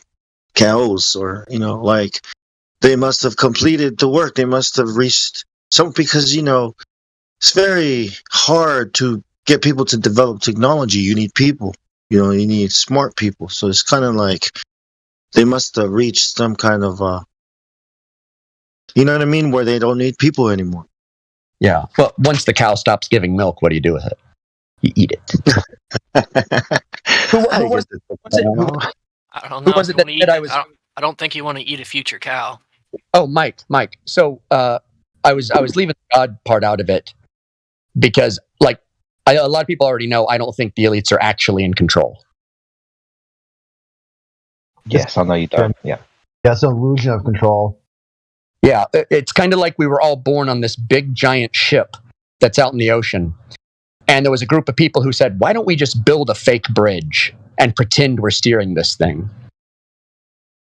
And that's what they've done, because the whole ship is automated and nobody on board has control of it. And so there's a group of smart people who said, let's build a fake bridge and just tell everyone we're controlling it. Well, I think people will figure out that, look, if nobody wants to control it, then I think I'm going to try and control it. How do I do that, though? You know what I mean? I think someone's always going to be, like wanting to control it. So make everyone else thinks it's not, we're lost in space. Correct. Calling out to any aliens that can save us from ourselves. Please help. See, and that's another thing is, they have all these doomsday scenarios, right? They've got a plague, they've got aliens, they've got an asteroid, they've got solar flares, they've got the polar shift, they've got global warming. They have all these different scenarios, and they have them because they don't know what it's going to be, and they don't know exactly when it's going to be. Well, they're spreading their bets, yeah? Yeah, they're hedging their bets. That's it. I mean, I get that. I totally understand that, mate. What is hedging your bets? It's like where you invest in different things. One of them's going to be a winner. Oh, yeah. That about right, Jedi? It's just going to bet on everything. Yep, it's going to be one of them, right? Look, let's just put 100 on everything. One of them's going to cash in. Yes. Wise advice, yes. That's why you get friends together, you go to the horse track, and each of you bets $100 on a different horse. Yep. The guy who lands 10 grand, you all split the money. Then do it again. It's highly illegal, by the way. Oh, it is. Shit. Okay, It's sorry. highly illegal to do that at the track, by the way. I was not suggesting that for anybody. Allegedly. Might cost your horse head. Yeah. Might cost you a horse head or two. Now, if you're a smart guy, what you do is you go find all the losers and ask who they bet on, and then don't bet on any of the losers' stuff. Like, there are people there who just lose everything all the time. They never win. Always see who they bet on and just make sure you don't bet on that. That way you don't commit the survivor's fallacy. What, run to where everybody's running? Yeah. Go with the crowd, yeah. Yeah, if all the stupid people are running that way, I'm going to run that way.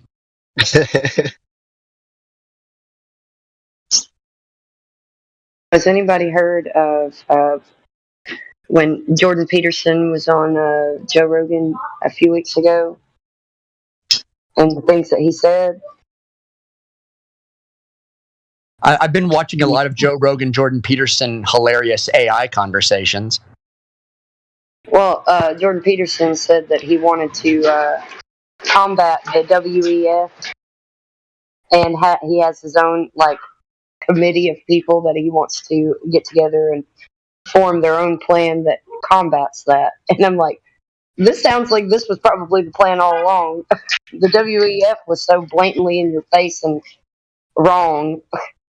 Well, the natural state of man is kind of this anarcho-monarchy type of existence, because we're an agrarian species.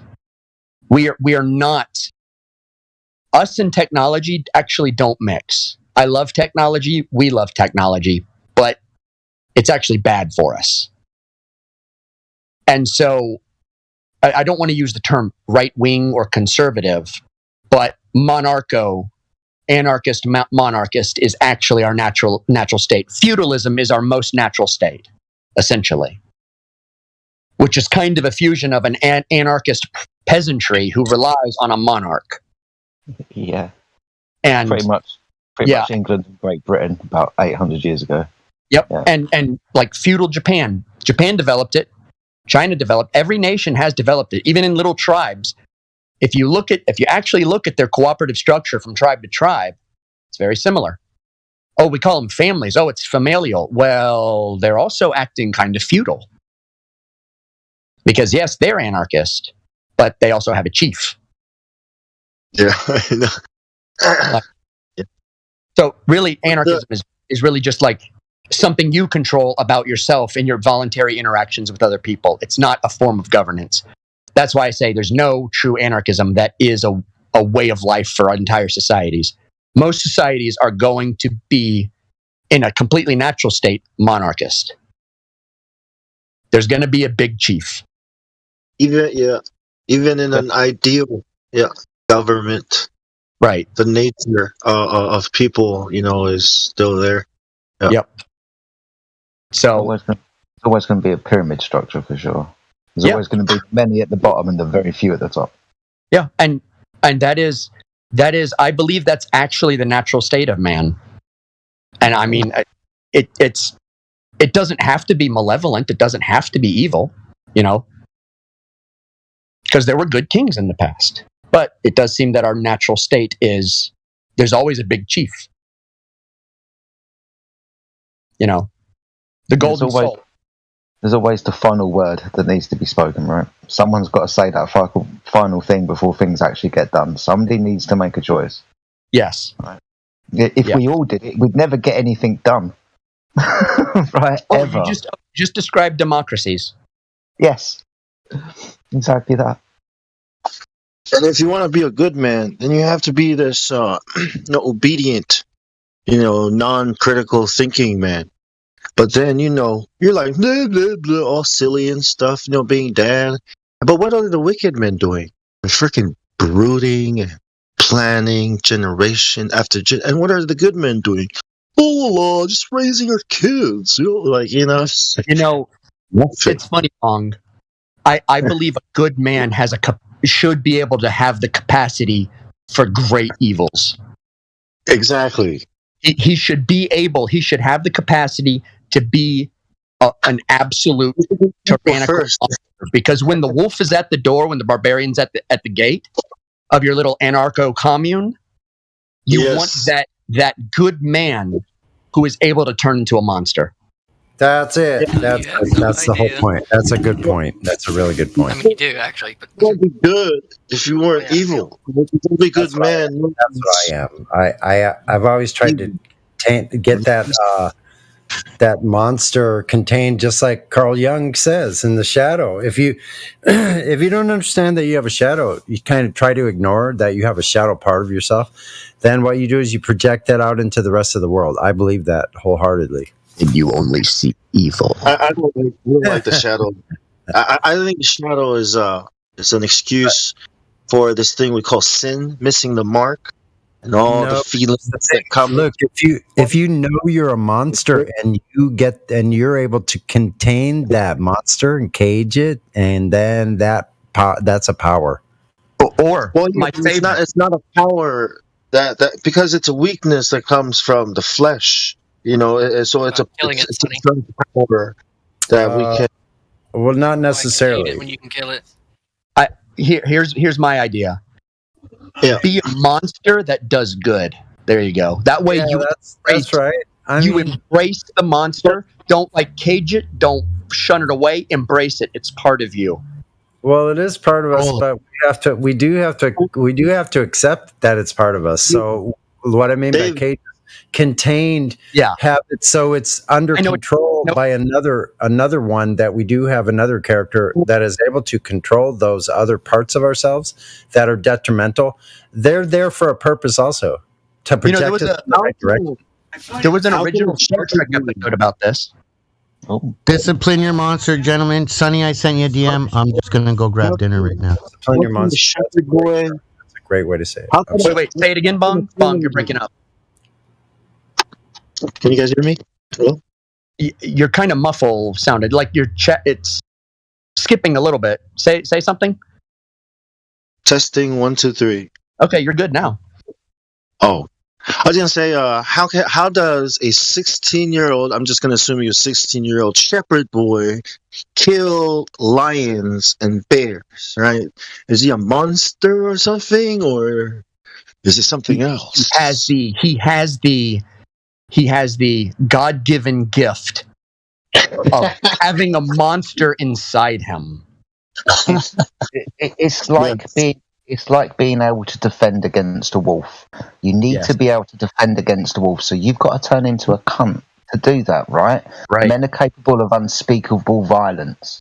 Doesn't mean they should do it all the time. It's being capable of doing it. Yeah.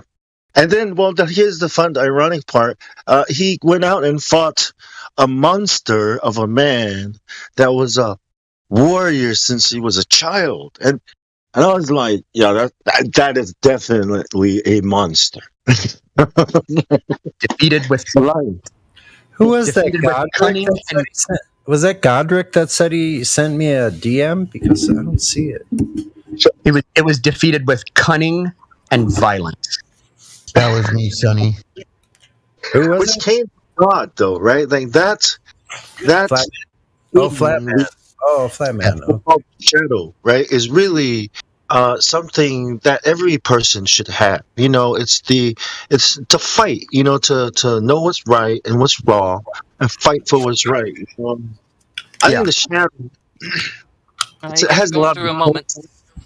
you know themes and tones to it. You know that I don't like. That's why, and plus psychology. You know, I think if you're a man and you have a monster inside of you that you have mastery over, that you've embraced and you have mastery over, I think you are far more morally superior to a man who doesn't believe in violence at all, like a pacifist. I think you're far morally superior because you're actually doing the work to contain your humanity, to control and master your humanity. And they're not. They're giving in to one side or the other. Yeah. But you can't. You have to be both.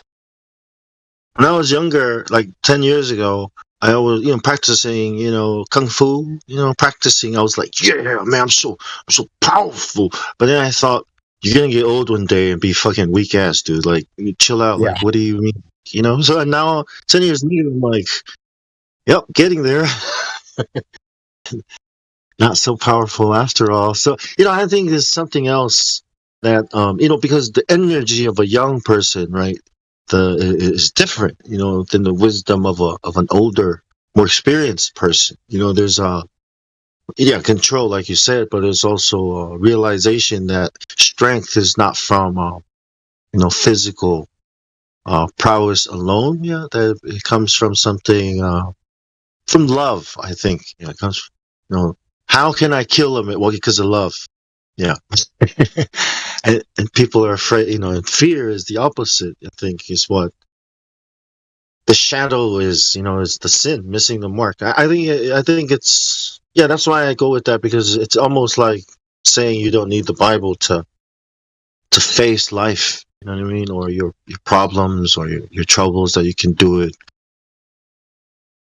I mean, you can, but you need help, right? From other people, from love, or something like, I don't know, a bit corny. Anyways, sorry, I smoked a little bit of too much weed and get confused. Everybody love each other, man. That's okay, Bong. It was the bit where you said you practiced kung fu as a kid, whilst you've got Bruce Lee in your PFP. It's like, of course you practiced kung fu as a kid, Bruce Lee. What the hell? We understood that. We know. Like football, basketball, whatever your even if you were a mental a nerd, you know what I mean? You have this energy, this vitality of youth, the strength of youth. That's what the Bible calls it. But the ability to kill, I think, is a bit more to do with love and fear. Like war, going to war. Why are you going to war? Who are you killing? Why are you killing them? Are they threatening to kill your family or something? The people you love? Why are you doing the military? For paycheck? So you're gonna go kill people for money? Like, sorry. Yeah. Sad. We'll go kill some motherfuckers for money. Why, you got a problem with that bong? Want me to kill you? You want? I've definitely heard a lot of that shit. On the gaming Go world. ahead. I have been waiting for you my whole life. Go ahead. Make it quick, though.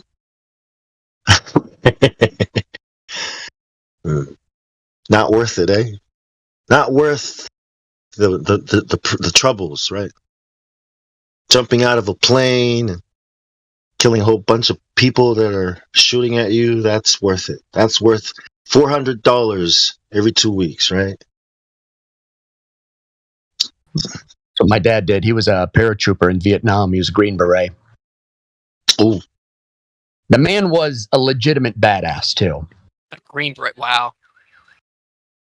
The green one. Yeah. Did you say your dad or who? Yeah, my dad. He was Green Beret. And he used to take us in the woods. He taught us a bunch of stuff. So That's pretty cool. Yep. It's cool. He was kind of the classic. I got lucky because he was a classic mythical dad figure. It was Army, didn't talk about it, badass. I only saw him from Friday to Sunday because he was also CFO. So he was always in these different states running a giant company. So he was like the like, you know how in Bambi he only saw his father like twice. It was just this big stagged creature. Yeah. That was my upbringing. Damn, dude. So even though I saw my dad like Your dad only was fucking Rambo shit, man. yeah, I only got to spend 20% of my 15 years that I had him. I only got to spend 20% of it with him because he died when I was 15.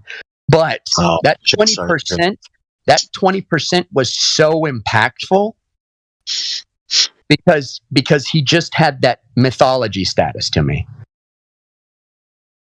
I understand that, mate, for sure. Yeah. So how did he die? You mind if I ask how he died? Was it in the war out there? No, it was degenerative brain disease. So maybe from the war. Yeah. Got him when he was 45. Fucking hell, that's He got exposed to that depleted uranium dust during his training. Could have been any number of things. There was so much over there. Like everyone says, it's definitely this, it's definitely this, it's definitely this. But there was so much chemical warfare between the U.S. and the Russians. By the way, that's who we were fighting in Vietnam. That it's hard to say.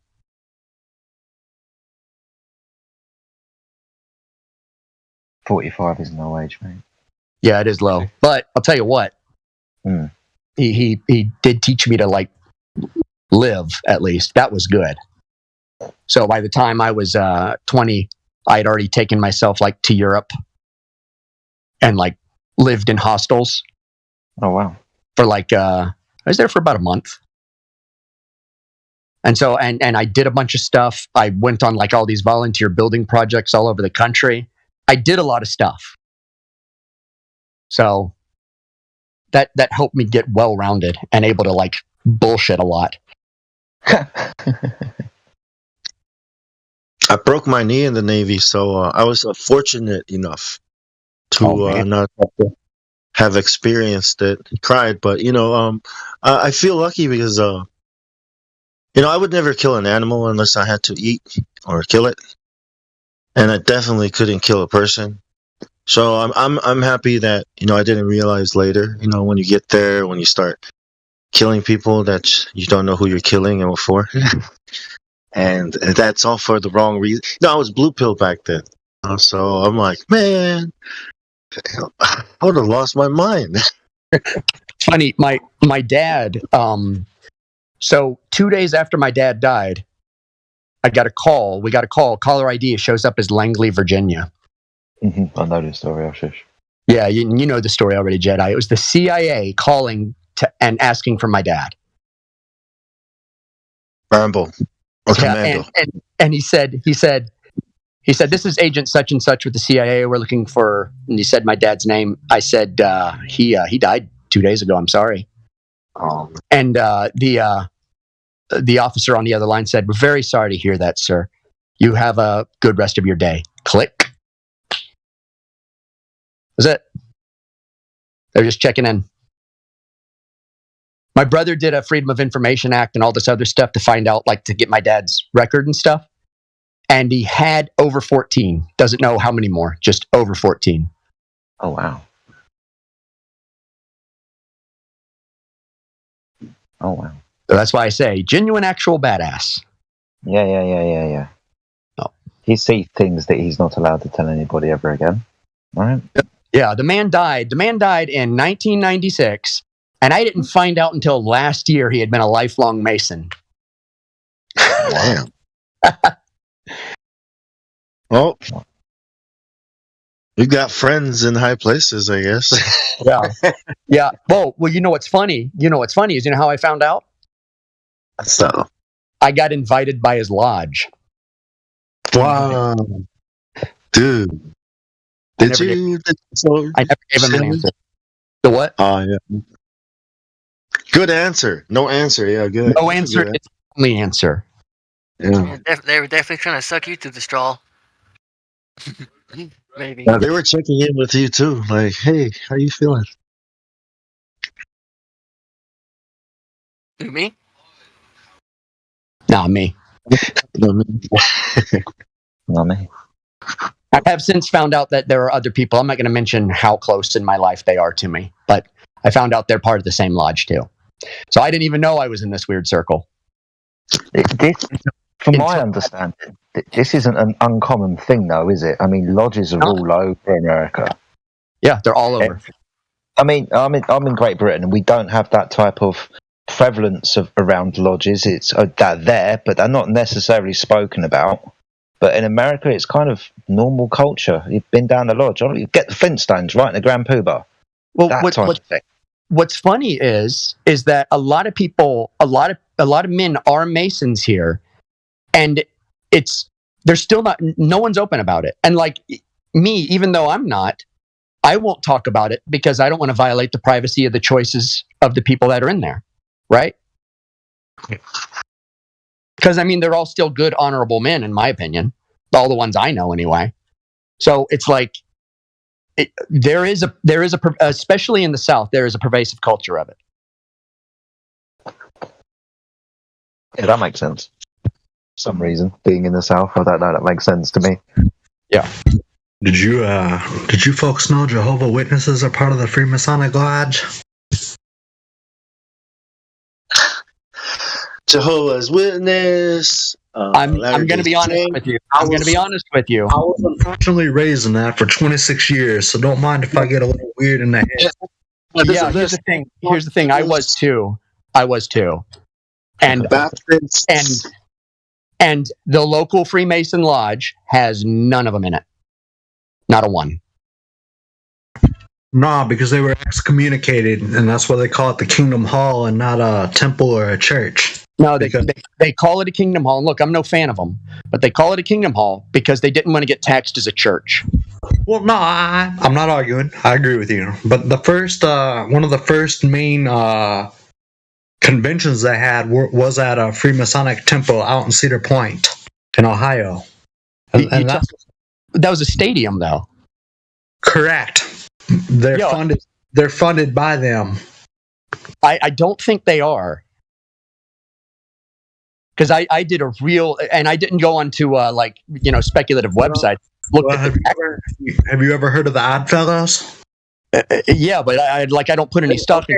The Oddfellows are the ones who did the memorandum with Johannes Gruber for the Jehovah's Witnesses. Yeah, I know. What I'm saying is their funding is strictly from real estate. I don't doubt that at all now, since the 80s and the NGO and certain things, but they used to be. Yeah, they're an NGO, and they're funded almost completely from real estate. And the real estate thing started in the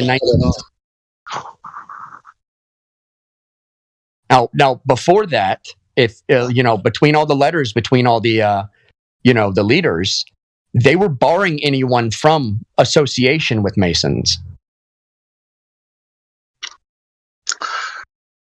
Because they had their own, if you go back and read the stuff, like their studies in the scriptures, they had their own extremely hot take about like Babylonian mythology. Oh, me and you need to have a private talk sometime. I don't know if this is the best place to stream, but me and you definitely need to talk privately sometime. I'd greatly appreciate it, sir. Probably so. And like, I don't hold any malice towards them or anything any more than I would like, anyone else who has, their selected faith, whether they're Catholic, Baptist, AW Mormon. I literally have nothing against anybody. Well, I'm going to let you say that. I have nothing against them personally, but I'm very hurt by them. 26 years in them, and they all shunned me and took my family because I decided to disassociate myself, and that's all I'm going to say. Yeah, see, that's the thing is, I don't get that. I would never have done that because it's none of their business what I believe. So why would I ever do that? Exactly, brother. Exactly. No, I mean, the smart ones just fade. Well, I couldn't fade. If I could have, I would have. But it didn't work that way. I'm not going to be part of an organization that I spiritually don't agree with. You know, I can't live with that my whole life. So I took the route I chose. And yeah, I was first disfellowshipped. And then I came back and disassociated myself. But it doesn't matter, you know, to them. If you disassociate or if you disfellowship, they treat you the same way. At least from my personal experience, you know, that was 2013. They might have changed things now. But no, they haven't changed anything. I have nothing against the Jehovah's Witnesses per se, but it's the folks that run the Watchtower. You know, and that's a different. You need to talk sometime, brother. Yeah, well, I try and separate people from their organization as far as how I judge them. Same reason I have JW friends, I have Mormon friends, I have Muslim friends, I have Catholic friends. Well, I have many friends in many places, but, you know, I'm just going to leave it there. You're right. We're all equal under God, in my opinion, but it hurts. It really hurts. No, I 100%. I completely sympathize with you.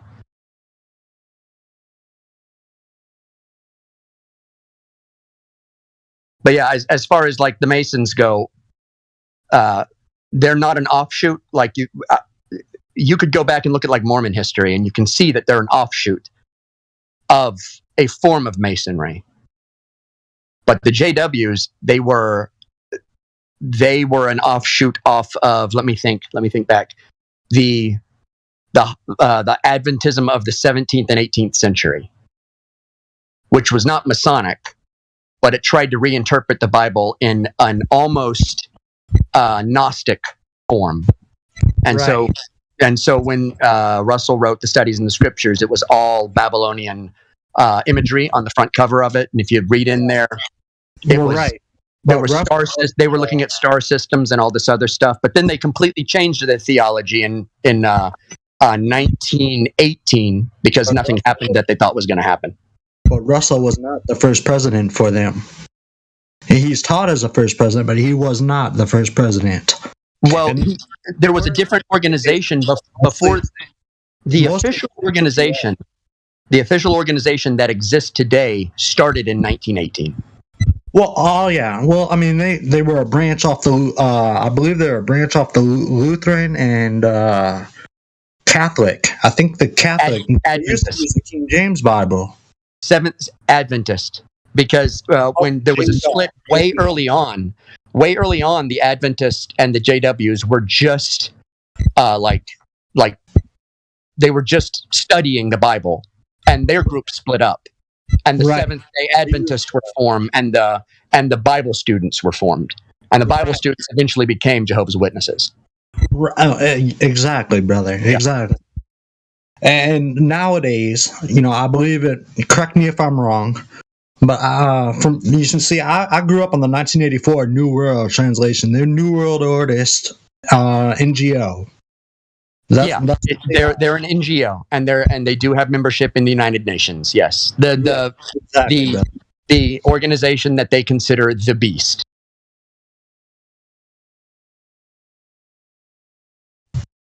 Yeah, how does that work? They preach against the beast, but don't even get me started. I will never shut up. I mean, if you get started on that, there's a lot of organizations that operate contradictorily. So I don't know. Hypocrisy seems to be part of the human condition, no matter who you are. Agreed. But like I said, it's nothing personal with them. I just don't, you know, being an ex-Jehovah's Witness, I forgive a lot of them. I do. But it hurts, especially when you leave and then you figure out certain things like we just talked about here. Most people at the Jehovah's Witnesses refuse to even talk about this. It blows my mind because it's factual. Most of them or all of them, because it is all of them. They have to refuse. Yeah. The ones who are faded, like you're talking about, they'll talk. Yeah, but faded. It's. I mean, technicalities and classes, I guess. But those who are full-blooded in it are told to ignore it. It's apostate, is their word, and that's just complete trash, man. Complete trash. Well, I still have all my witness friends because I was, I controlled my own narrative. Plus, I actually know how to talk to their. You can actually refuse everything and not be marked or disfellowshipped. Well, I'd like you to teach me how, because my adopted it's all a legal process. Here's the thing: it's all a legal process. Well, I know that they have their own judiciary committee, like they have. No. That's not what I mean. That's not what I mean. I mean, there's a federal legal process that they're doing, which means you have an out in any situation. Well, because they are not allowed to accuse you. They have to request that you confess. And all you have to do is say, if you don't have an accusation, this conversation's over. And they leave. They are not allowed to do the other thing. Right. Well, see, you and me, we come from a group. You see, most folks here don't understand. And let me speak to the audience here for a second. And you can chime in, brother, if you like. But a lot of these folks don't understand when you get approached by an elder. It's not like what you get in most churches or temples or whatever. Then when they do the judiciary committee, you're confronted by 3, 4, sometimes even 5 elders in one room by yourself. You see, my adopted grandfather, I was adopted at the age of 3, 4. So I was raised in it, okay? My adopted grandfather was an elder. My uncles are elders. That's the problem I have. I couldn't just fade. I had to leave. Well, let me ask you this. I want to ask you this, and don't take this as an insult, but do you have any mental issues or anything? Well, I mean... No, I mean pre-existing. I believe I talk about white spectrum and I'm a flat earther. Of course, to the globalist, I have a mental issue. No. I mean something diagnosed. Do you have anything? PTSD, severe depression. They say I have bipolar, but I don't. I have what's called psychotic depression. Okay. You have probably always had that, right? Yeah, it's genetics. It goes into my father that I don't want to talk about. Okay. These. Okay. Well, what I'm saying is you can actually even now bring up a lawsuit if you want to. Yeah, my adopted mother was a paralegal notary. That's the whole thing, man. Like I was raised up in the law. That's why it ticks me off, man. No, I mean that's the thing. You under the Constitution, under the law, you are allowed to sue them. Go for it. Well, me and you can talk privately off this. I didn't. Yeah, we can talk privately. We need to talk sometime. Send me a friend request. I'd be more than happy to. Sure. And like me, I don't identify as an ex-witness or anything because I'm me. I don't have any ego for the old days. So I don't worry about them. I really don't care about them. I don't hate them. I don't love them. It's just it's not even in my past because it's not who I am. Have you ever heard of Kim and Mikey on YouTube? No, I don't watch anything like that on YouTube or anything. Okay. Well, the reason why I brought them up is because they talk about a lot of how they were funded and stuff like that. Like I look to them for advice here, but it's rough, man. It really is. It's misunderstood, misinterpreted. It's rough. I will tell you this. You can live your life. See, I know an absolute ton. And if you go on into the future, like wanting to bring them down or wanting to expose them or wanting to do this, wanting to do that, what you're really doing is you're living in a past that's already gone. And they've become... I didn't want to hear that, but I definitely needed to. They have become your identity, but you need to become you. Whoever you are, you need to have that long dark night of the soul and say, does this experience make me who I am? Well, shit, man. You're gonna make me think. Well, I say you can't live with trauma in your life. Just get rid of it. Just say, am I going to let this make me? Agreed, man. Agreed. Like I said, I didn't want to hear it, but I needed to, and I thank you. Thank you very much for it. Oh, you're welcome. That's why I say I have no malice. I have no bad feelings towards them at all. You just got to let go. A lot of them are really good people, really sweet. They'll help you. They'll give you the shirt off their back. You know, so like individuals go, no, I don't have anything bad to say. Well, I agree. For the most part.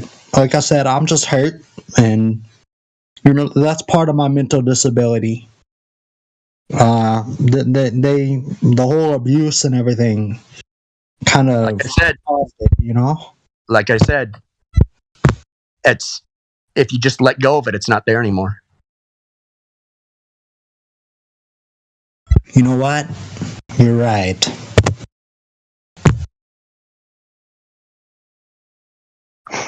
There you go. Hey, we had a good rap session. So anyway, back to the topic. What were we on? Freemasons? I think that's where we were, yeah. Yeah. So anyway, a lot of contractors around here, a lot of them are Freemasons. And a lot of people who work for the city are Freemasons. City of Savannah, a lot of Freemasons there. My God, it's the oldest Masons lodge in the country, the Solomon chapter. Which, oddly enough, the ones who invited me are an offshoot of that chapter, or off that lodge.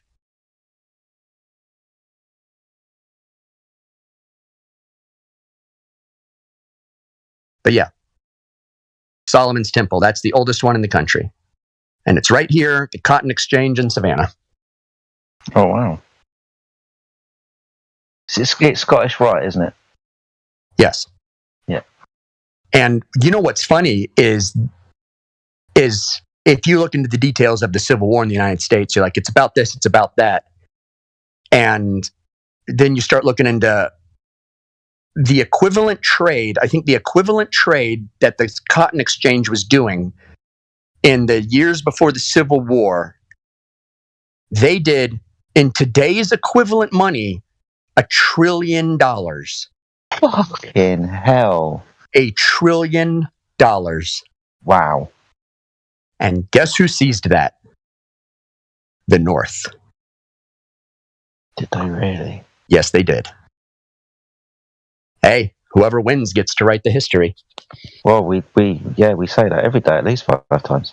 Yeah. But see, that's how the Southern Rebellion was organized, was through the Masons lodges. That's interesting. Mm-hmm. I mean, because I know you just said the rebellion in the South was organised by the Masons lodges, but there were Masons lodges in the North as well, right? Yes, there were. Interesting. And you'll notice there's about 3 different lodges in the United States. Okay. There's Scottish Rite is what's down here mostly. Yeah. I need to look at who's in the North and the West.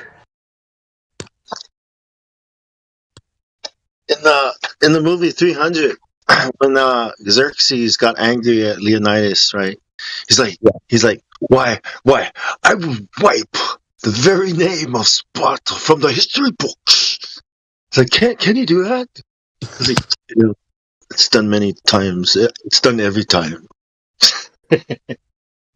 Every time. Well, yeah, of course the king tells you what history is, right? Of course.